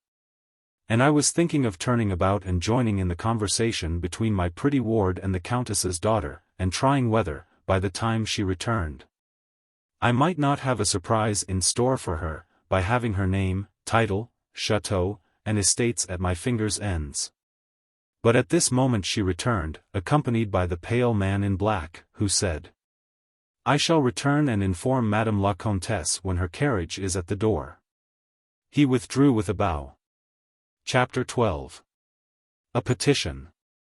Then we are to lose Madame la Comtesse, but I hope only for a few hours, I said, with a low bow. It may be that only, or it may be a few weeks. It was very unlucky his speaking to me just now as he did. Do you now know me? I assured her I did not. You shall know me, she said, but not at present. We are older and better friends than, perhaps, you suspect. I cannot yet declare myself. I shall in 3 weeks pass your beautiful Schloss, about which I have been making inquiries. I shall then look in upon you for an hour or two, and renew a friendship which I never think of without 1,000 pleasant recollections. This moment a piece of news has reached me like a thunderbolt. I must set out now, and travel by a devious route, nearly 100 miles, with all the dispatch I can possibly make. My perplexities multiply. I am only deterred by the compulsory reserve I practice as to my name from making a very singular request of you. My poor child has not quite recovered her strength. Her horse fell with her, at a hunt which she had ridden out to witness, her nerves have not yet recovered the shock. And our physician says that she must on no account exert herself for some time to come. We came here, in consequence, by very easy stages, hardly 6 leagues a day. I must now travel day and night, on a mission of life and death, a mission the critical and momentous nature of which I shall be able to explain to you when we meet, as I hope we shall. In a few weeks, without the necessity of any concealment. She went on to make her petition, and it was in the tone of a person from whom such a request amounted to conferring, rather than seeking a favor. This was only in manner, and, as it seemed, quite unconsciously. Then the terms in which it was expressed, nothing could be more deprecatory. It was simply that I would consent to take charge of her daughter during her absence. This was, all things considered, a strange, not to say, an audacious request. She in some sort disarmed me, by stating and admitting everything that could be urged against it, and throwing herself entirely upon my chivalry.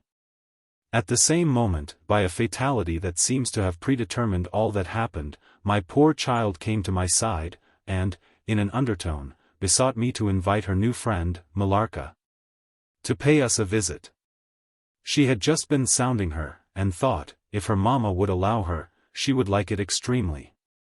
At another time I should have told her to wait a little, until, at least, we knew who they were. But I had not a moment to think in. The two ladies assailed me together, and I must confess the refined and beautiful face of the young lady, about which there was something extremely engaging, as well as the elegance and fire of high birth, determined me. And, quite overpowered, I submitted, and undertook, too easily, the care of the young lady, whom her mother called Millarca. The Countess beckoned to her daughter, who listened with grave attention while she told her, in general terms, how suddenly and peremptorily she had been summoned. And also of the arrangement she had made for her under my care, adding that I was one of her earliest and most valued friends. I made, of course, such speeches as the case seemed to call for, and found myself, on reflection, in a position which I did not half like. The gentleman in black returned, and very ceremoniously conducted the lady from the room. The demeanor of this gentleman was such as to impress me with the conviction that the Countess was a lady of very much more importance than her modest title alone might have led me to assume. Her last charge to me was that no attempt was to be made to learn more about her than I might have already guessed, until her return. Our distinguished host, whose guest she was, knew her reasons. But here, she said, neither I nor my daughter could safely remain for more than a day. I removed my mask imprudently for a moment, about an hour ago, and, too late, I fancied you saw me. So I resolved to seek an opportunity of talking a little to you. Had I found that you had seen me, I should have thrown myself on your high sense of honor to keep my secret for some weeks. As it is, I am satisfied that you did not see me, but if you now suspect, or, on reflection, should suspect, who I am, I commit myself, in like manner, entirely to your honor. My daughter will observe the same secrecy, and I well know that you will, from time to time, remind her, lest she should thoughtlessly disclose it. She whispered a few words to her daughter, kissed her hurriedly twice, and went away, accompanied by the pale gentleman in black, and disappeared in the crowd. In the next room, said Millarca, there is a window that looks upon the hall door. I should like to see the last of Mamma, and to kiss my hand to her. We assented, of course, and accompanied her to the window. We looked out, and saw a handsome old-fashioned carriage, with a troop of couriers and footmen. We saw the slim figure of the pale gentleman in black, as he held a thick velvet cloak, and placed it about her shoulders and threw the hood over her head. She nodded to him, and just touched his hand with hers. He bowed low repeatedly as the door closed, and the carriage began to move. She is gone, said Millarca, with a sigh. She is gone, I repeated to myself, for the first time, in the hurried moments that had elapsed since my consent, reflecting upon the folly of my act. She did not look up, said the young lady, plaintively. The Countess had taken off her mask, perhaps, and did not care to show her face, I said. And she could not know that you were in the window. She sighed, and looked in my face. She was so beautiful that I relented. I was sorry I had for a moment repented of my hospitality, and I determined to make her amends for the unavowed churlishness of my reception. The young lady, replacing her mask, joined my ward in persuading me to return to the grounds, where the concert was soon to be renewed. We did so, and walked up and down the terrace that lies under the castle windows. Millarca became very intimate with us, and amused us with lively descriptions and stories of most of the great people whom we saw upon the terrace. I liked her more and more every minute. Her gossip, without being ill-natured, was extremely diverting to me, who had been so long out of the great world. I thought what life she would give to our sometimes lonely evenings at home. This ball was not over until the morning sun had almost reached the horizon. It pleased the Grand Duke to dance till then, so loyal people could not go away, or think of bed. We had just got through a crowded saloon, when my ward asked me what had become of Millarca. I thought she had been by her side, and she fancied she was by mine. The fact was, we had lost her. All my efforts to find her were vain. I feared that she had mistaken, in the confusion of a momentary separation from us, other people for her new friends, and had, possibly, pursued and lost them in the extensive grounds which were thrown open to us.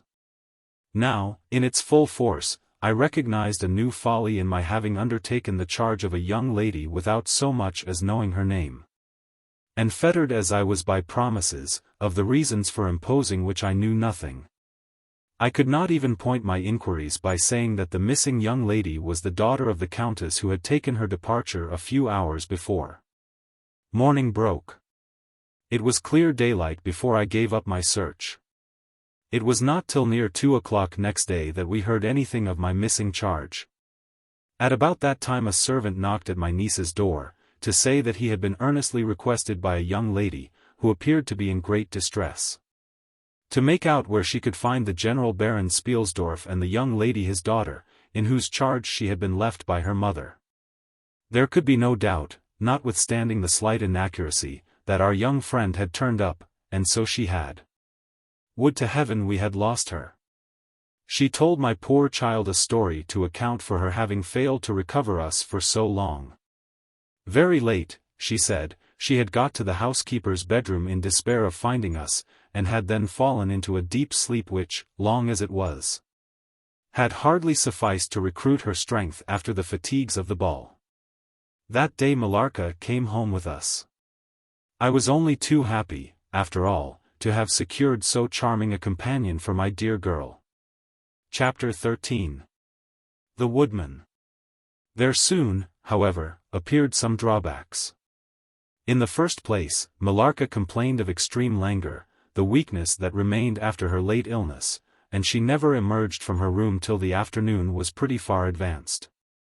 In the next place, it was accidentally discovered, although she always locked her door on the inside, and never disturbed the key from its place till she admitted the maid to assist at her toilet, that she was undoubtedly sometimes absent from her room in the very early morning, and at various times later in the day, before she wished it to be understood that she was stirring. She was repeatedly seen from the windows of the Schloss, in the first faint grey of the morning, walking through the trees, in an easterly direction, and looking like a person in a trance. This convinced me that she walked in her sleep. But this hypothesis did not solve the puzzle. How did she pass out from her room, leaving the door locked on the inside? How did she escape from the house without unbarring door or window? In the midst of my perplexities, an anxiety of a far more urgent kind presented itself. My dear child began to lose her looks and health, and that in a manner so mysterious, and even horrible, that I became thoroughly frightened. She was at first visited by appalling dreams.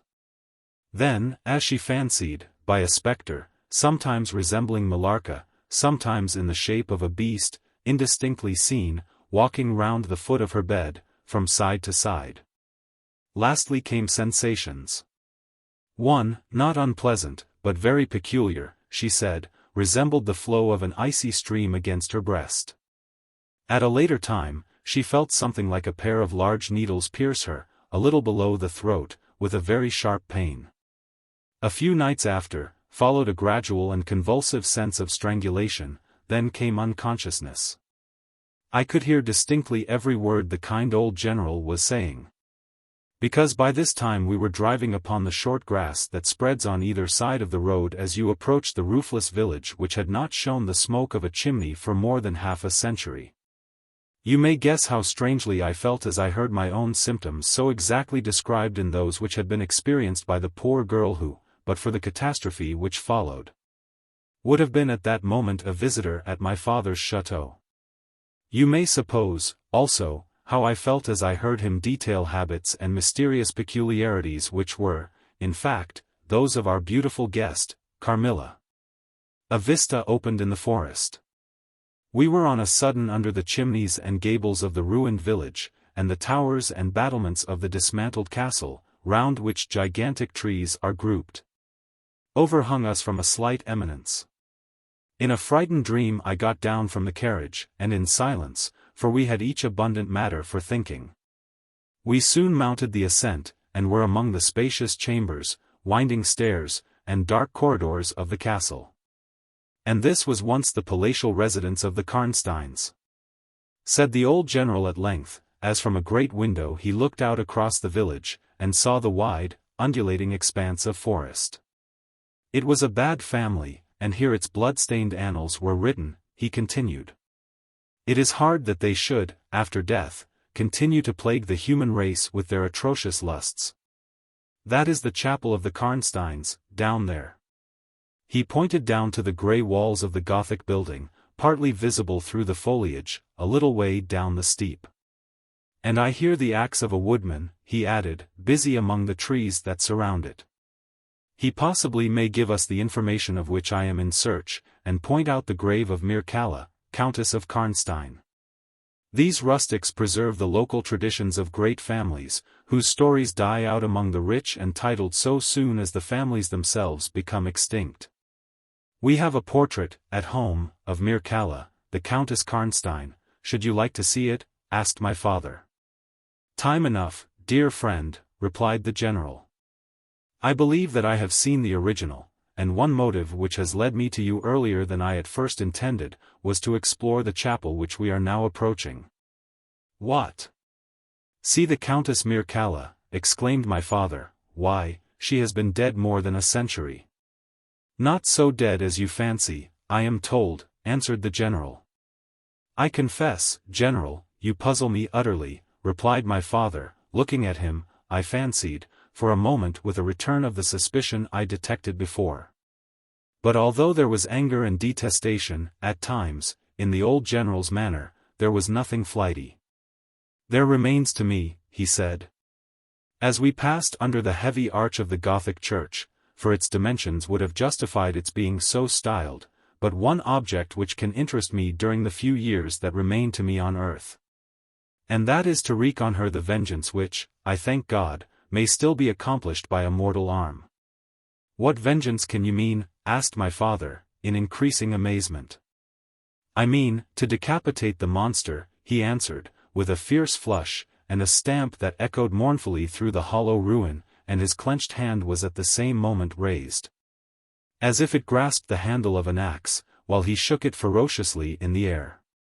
What? Exclaimed my father, more than ever bewildered. To strike her head off. Cut her head off. Aye, with a hatchet, with a spade, or with anything that can cleave through her murderous throat. You shall hear, he answered, trembling with rage. And hurrying forward he said, that beam will answer for a seat, your dear child is fatigued, let her be seated, and I will, in a few sentences, close my dreadful story. The squared block of wood, which lay on the grass-grown pavement of the chapel, formed a bench on which I was very glad to seat myself, and in the meantime the general called to the woodman, who had been removing some boughs which leaned upon the old walls. And, axe in hand, the hardy old fellow stood before us. He could not tell us anything of these monuments. But there was an old man, he said, a ranger of this forest, at present sojourning in the house of the priest, about 2 miles away, who could point out every monument of the old Karnstein family. And, for a trifle, he undertook to bring him back with him, if we would lend him one of our horses, in little more than half an hour. Have you been long employed about this forest? Asked my father of the old man. "I have been a woodman here," he answered in his patois, "under the forester, all my days. So has my father before me, and so on, as many generations as I can count up. I could show you the very house in the village here, in which my ancestors lived." "How came the village to be deserted?" asked the general. "It was troubled by revenants, sir. Several were tracked to their graves, there detected by the usual tests, and extinguished in the usual way, by decapitation, by the stake, and by burning. But not until many of the villagers were killed. But after all these proceedings according to law," he continued, "so many graves opened, and so many vampires deprived of their horrible animation, the village was not relieved. But a Moravian nobleman, who happened to be traveling this way, heard how matters were, and being skilled, as many people are in his country, in such affairs, he offered to deliver the village from its tormentor. He did so thus: there being a bright moon that night, he ascended, shortly after sunset, the towers of the chapel here, from whence he could distinctly see the churchyard beneath him. You can see it from that window. From this point he watched until he saw the vampire come out of his grave, and place near it the linen clothes in which he had been folded, and then glide away towards the village to plague its inhabitants. The stranger, having seen all this, came down from the steeple, took the linen wrappings of the vampire, and carried them up to the top of the tower, which he again mounted. When the vampire returned from his prowlings and missed his clothes, he cried furiously to the Moravian, whom he saw at the summit of the tower, and who, in reply, beckoned him to ascend and take them. Whereupon the vampire, accepting his invitation, began to climb the steeple, and so soon as he had reached the battlements, the Moravian, with a stroke of his sword, clove his skull in twain, hurling him down to the churchyard, whither, descending by the winding stairs, the stranger followed and cut his head off, and next day delivered it and the body to the villagers, who duly impaled and burnt them. This Moravian nobleman had authority from the then head of the family to remove the tomb of Mircalla, Countess Karnstein, which he did effectually, so that in a little while its site was quite forgotten. "Can you point out where it stood?" asked the general, eagerly. The forester shook his head and smiled. "Not a soul living could tell you that now," he said. "Besides, they say her body was removed, but no one is sure of that either." Having thus spoken, as time pressed, he dropped his axe and departed, leaving us to hear the remainder of the general's strange story. Chapter 14. The meeting. "My beloved child," he resumed, "was now growing rapidly worse. The physician who attended her had failed to produce the slightest impression upon her disease, for such I then supposed it to be. He saw my alarm, and suggested a consultation. I called in an abler physician, from Gratz. Several days elapsed before he arrived. He was a good and pious, as well as a learned man. Having seen my poor ward together, they withdrew to my library to confer and discuss.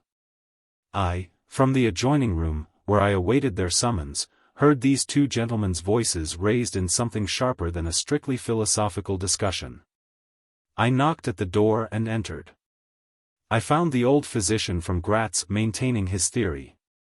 His rival was combating it with undisguised ridicule, accompanied with bursts of laughter. This unseemly manifestation subsided and the altercation ended on my entrance. "Sir," said my first physician, "my learned brother seems to think that you want a conjurer, and not a doctor." "Pardon me," said the old physician from Gratz, looking displeased, "I shall state my own view of the case in my own way another time. I grieve, Monsieur le General, that by my skill and science I can be of no use. Before I go I shall do myself the honor to suggest something to you." He seemed thoughtful, and sat down at a table and began to write. Profoundly disappointed, I made my bow, and as I turned to go, the other doctor pointed over his shoulder to his companion who was writing, and then, with a shrug, significantly touched his forehead. This consultation, then, left me precisely where I was. I walked out into the grounds, all but distracted. The doctor from Gratz, in 10 or 15 minutes, overtook me. He apologized for having followed me, but said that he could not conscientiously take his leave without a few words more. He told me that he could not be mistaken. No natural disease exhibited the same symptoms, and that death was already very near. There remained, however, a day, or possibly two, of life. If the fatal seizure were at once arrested, with great care and skill her strength might possibly return. But all hung now upon the confines of the irrevocable. One more assault might extinguish the last spark of vitality which is, every moment, ready to die. "And what is the nature of the seizure you speak of?" I entreated. "I have stated all fully in this note, which I place in your hands upon the distinct condition that you send for the nearest clergyman, and open my letter in his presence. And on no account read it till he is with you. You would despise it else, and it is a matter of life and death. Should the priest fail you, then, indeed, you may read it." He asked me, before taking his leave finally, whether I would wish to see a man curiously learned upon the very subject, which, after I had read his letter, would probably interest me above all others, and he urged me earnestly to invite him to visit him there. And so took his leave. The ecclesiastic was absent, and I read the letter by myself. At another time, or in another case, it might have excited my ridicule. But into what quackeries will not people rush for a last chance, where all accustomed means have failed, and the life of a beloved object is at stake? Nothing, you will say, could be more absurd than the learned man's letter. It was monstrous enough to have consigned him to a madhouse. He said that the patient was suffering from the visits of a vampire. The punctures which she described as having occurred near the throat, were, he insisted, the insertion of those two long, thin, and sharp teeth which, it is well known, are peculiar to vampires. And there could be no doubt, he added, as to the well-defined presence of the small livid mark which all concurred in describing as that induced by the demon's lips. And every symptom described by the sufferer was in exact conformity with those recorded in every case of a similar visitation. Being myself wholly skeptical as to the existence of any such portent as the vampire, the supernatural theory of the good doctor furnished, in my opinion, but another instance of learning and intelligence oddly associated with some one hallucination. I was so miserable, however, that, rather than try nothing, I acted upon the instructions of the letter. I concealed myself in the dark dressing-room, that opened upon the poor patient's room, in which a candle was burning, and watched there till she was fast asleep. I stood at the door, peeping through the small crevice, my sword laid on the table beside me, as my directions prescribed, until, a little after 1, I saw a large black object, very ill-defined, crawl, as it seemed to me, over the foot of the bed, and swiftly spread itself up to the poor girl's throat, where it swelled, in a moment, into a great, palpitating mass. For a few moments I had stood petrified. I now sprang forward, with my sword in my hand. The black creature suddenly contracted toward the foot of the bed, glided over it, and, standing on the floor about a yard below the foot of the bed, with a glare of skulking ferocity and horror fixed on me, I saw Millarca. Speculating I know not what, I struck at her instantly with my sword, but I saw her standing near the door, unscathed. Horrified, I pursued, and struck again. She was gone. And my sword flew to shivers against the door. I can't describe to you all that passed on that horrible night. The whole house was up and stirring. The spectre Millarca was gone. But her victim was sinking fast, and before the morning dawned, she died. The old general was agitated. We did not speak to him. My father walked to some little distance, and began reading the inscriptions on the tombstones, and thus occupied, he strolled into the door of a side chapel to prosecute his researches. The general leaned against the wall, dried his eyes, and sighed heavily. I was relieved on hearing the voices of Carmilla and Madame, who were at that moment approaching. The voices died away. In this solitude, having just listened to so strange a story, connected, as it was, with the great and titled dead, whose monuments were mouldering among the dust and ivy round us, and every incident of which bore so awfully upon my own mysterious case, in this haunted spot, darkened by the towering foliage that rose on every side. Dense and high above its noiseless walls, a horror began to steal over me, and my heart sank as I thought that my friends were, after all, not about to enter and disturb this triste and ominous scene. The old general's eyes were fixed on the ground, as he leaned with his hand upon the basement of a shattered monument. Under a narrow, arched doorway, surmounted by one of those demoniacal grotesques in which the cynical and ghastly fancy of old Gothic carving delights, I saw very gladly the beautiful face and figure of Carmilla enter the shadowy chapel.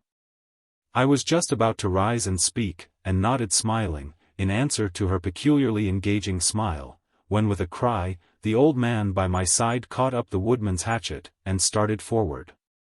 On seeing him a brutalized change came over her features. It was an instantaneous and horrible transformation, as she made a crouching step backwards. Before I could utter a scream, he struck at her with all his force, but she dived under his blow, and unscathed, caught him in her tiny grasp by the wrist.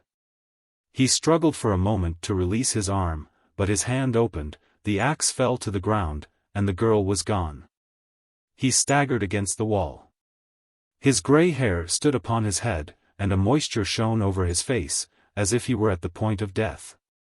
The frightful scene had passed in a moment. The first thing I recollect after, is Madame standing before me, and impatiently repeating again and again, the question, "Where is Mademoiselle Carmilla?"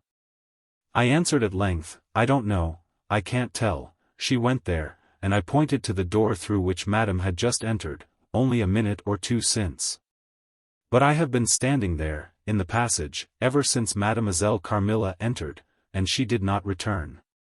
She then began to call, "Carmilla," through every door and passage and from the windows, but no answer came. She called herself Carmilla, asked the general, still agitated. "Carmilla, yes," I answered. He said, "that is Millarca.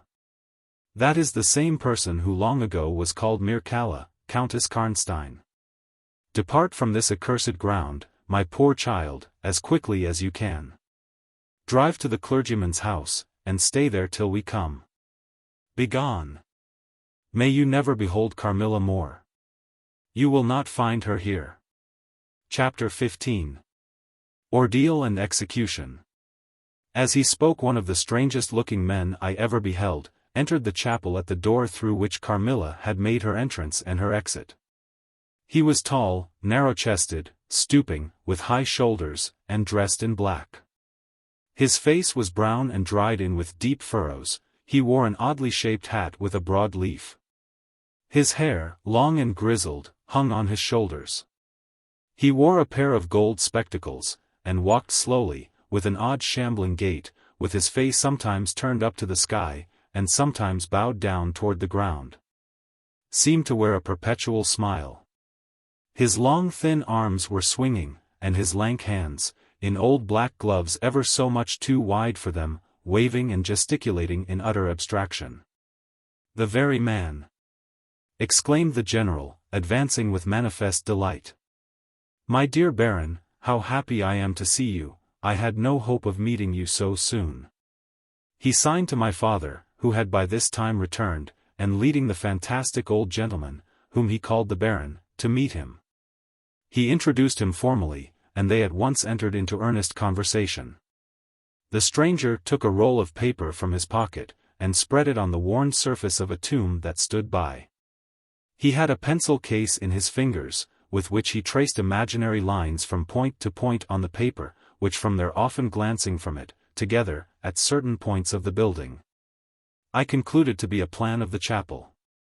He accompanied, what I may term, his lecture, with occasional readings from a dirty little book, whose yellow leaves were closely written over. They sauntered together down the side aisle, opposite to the spot where I was standing, conversing as they went. Then they begun measuring distances by paces, and finally they all stood together, facing a piece of the side wall, which they began to examine with great minuteness. Pulling off the ivy that clung over it, and rapping the plaster with the ends of their sticks, scraping here, and knocking there. At length they ascertained the existence of a broad marble tablet, with letters carved in relief upon it. With the assistance of the woodman, who soon returned, a monumental inscription, and carved escutcheon, were disclosed. They proved to be those of the long-lost monument of Mircalla, Countess Karnstein. The old general, though not I fear given to the praying mood, raised his hands and eyes to heaven, in mute thanksgiving for some moments. "Tomorrow," I heard him say, "the commissioner will be here, and the inquisition will be held according to law." Then turning to the old man with the gold spectacles, whom I have described, he shook him warmly by both hands and said, "Baron, how can I thank you? How can we all thank you? You will have delivered this region from a plague that has scourged its inhabitants for more than a century. The horrible enemy, thank God, is at last tracked." My father led the stranger aside, and the general followed. I knew that he had led them out of hearing, that he might relate my case, and I saw them glance often quickly at me, as the discussion proceeded.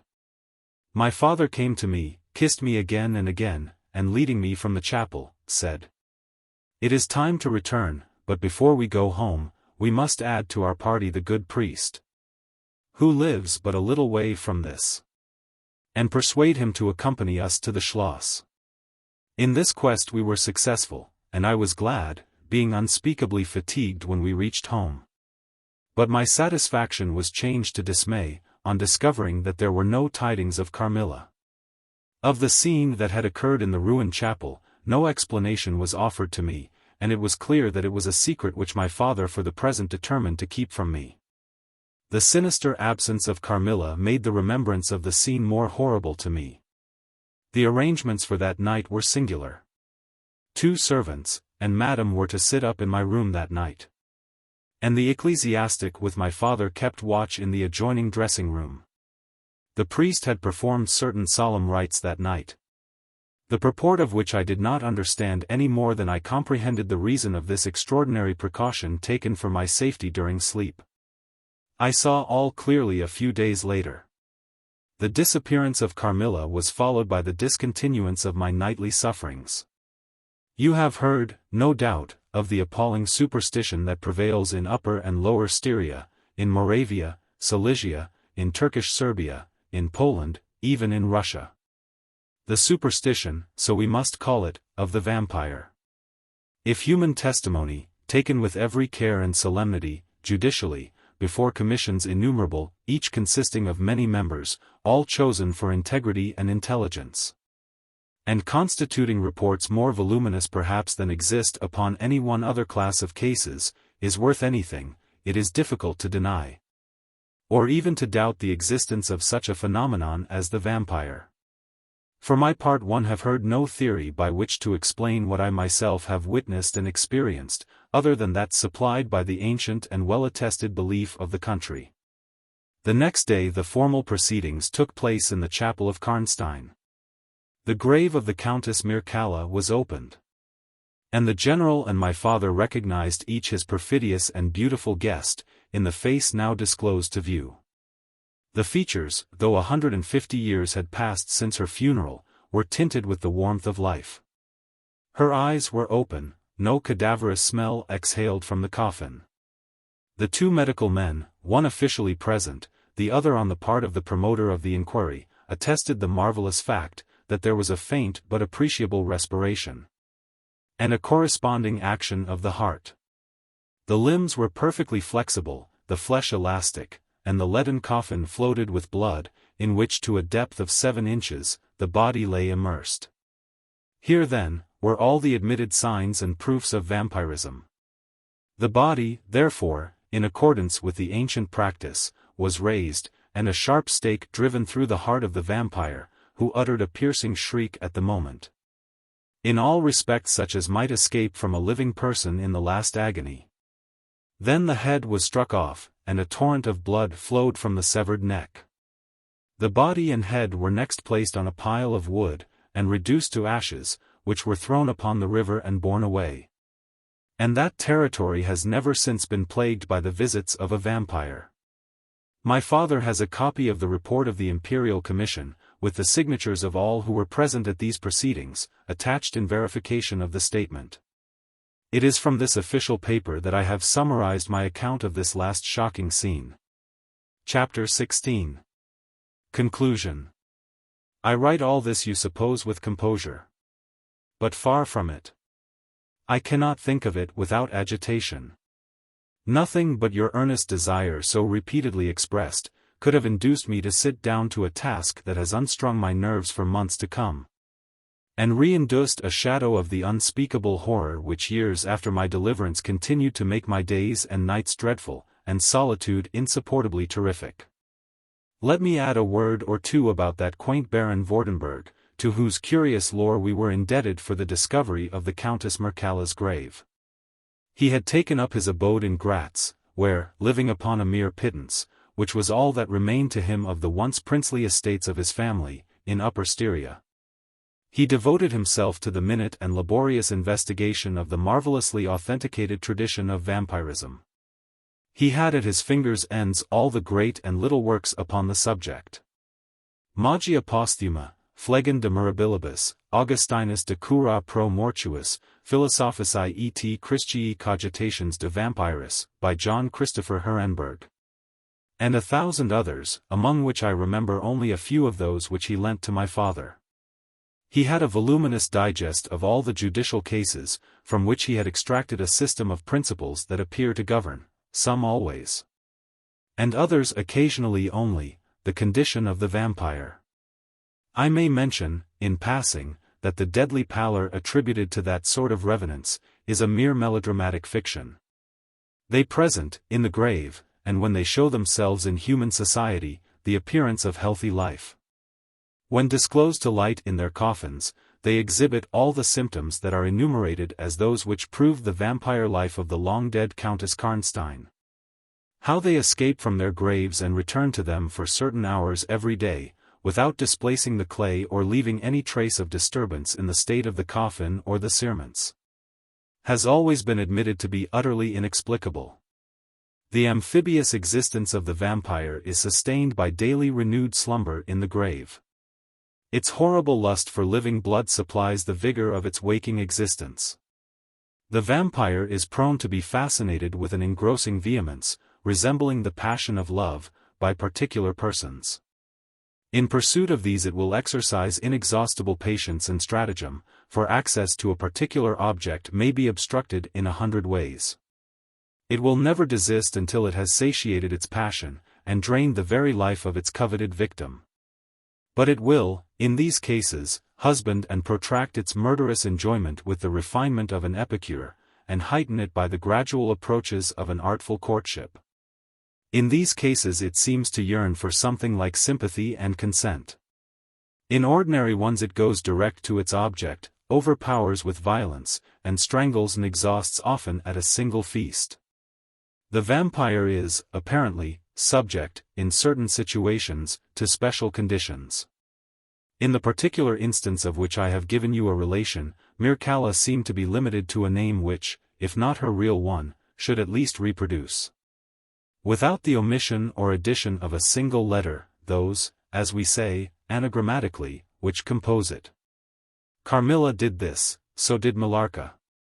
My father related to the Baron Vordenberg, who remained with us for 2 or 3 weeks after the expulsion of Carmilla, the story about the Moravian nobleman and the vampire at Karnstein churchyard. And then he asked the Baron how he had discovered the exact position of the long-concealed tomb of the Countess Millarca. The Baron's grotesque features puckered up into a mysterious smile. He looked down, still smiling on his worn spectacle case, and fumbled with it. Then looking up, he said, "I have many journals, and other papers, written by that remarkable man.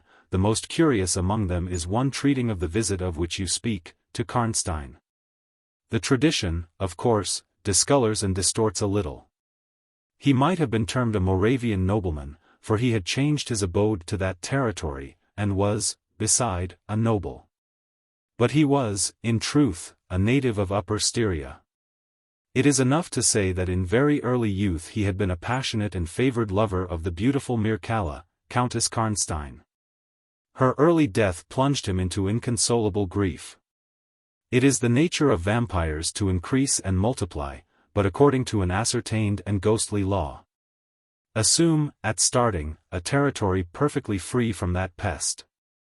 How does it begin, and how does it multiply itself? I will tell you. A person, more or less wicked, puts an end to himself. A suicide, under certain circumstances, becomes a vampire. That spectre visits living people in their slumbers, they die, and almost invariably, in the grave, develop into vampires.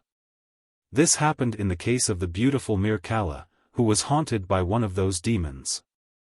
My ancestor, Vordenberg, whose title I still bear, soon discovered this, and in the course of the studies to which he devoted himself, learned a great deal more. Among other things, he concluded that suspicion of vampirism would probably fall, sooner or later, upon the dead countess, who in life had been his idol. He conceived a horror, be she what she might, of her remains being profaned by the outrage of a posthumous execution. He has left a curious paper to prove that the vampire, on its expulsion from its amphibious existence, is projected into a far more horrible life. And he resolved to save his once beloved Mircalla from this. He adopted the stratagem of a journey here, a pretended removal of her remains, and a real obliteration of her monument. When age had stolen upon him, and from the veil of years he looked back on the scenes he was leaving, he considered, in a different spirit, what he had done, and a horror took possession of him. He made the tracings and notes which have guided me to the very spot, and drew up a confession of the deception that he had practiced. If he had intended any further action in this matter, death prevented him, and the hand of a remote descendant has, too late for many, directed the pursuit to the lair of the beast. We talked a little more, and among other things he said was this. One sign of the vampire is the power of the hand. The slender hand of Mircalla closed like a vice of steel on the general's wrist when he raised the hatchet to strike. But its power is not confined to its grasp. It leaves a numbness in the limb it seizes, which is slowly, if ever, recovered from. The following spring my father took me on a tour through Italy. We remained away for more than a year. It was long before the terror of recent events subsided, and to this hour the image of Carmilla returns to memory with ambiguous alternations, sometimes the playful, languid, beautiful girl. Sometimes the writhing fiend I saw in the ruined church, and often from a reverie I have started, fancying I heard the light step of Carmilla at the drawing-room door.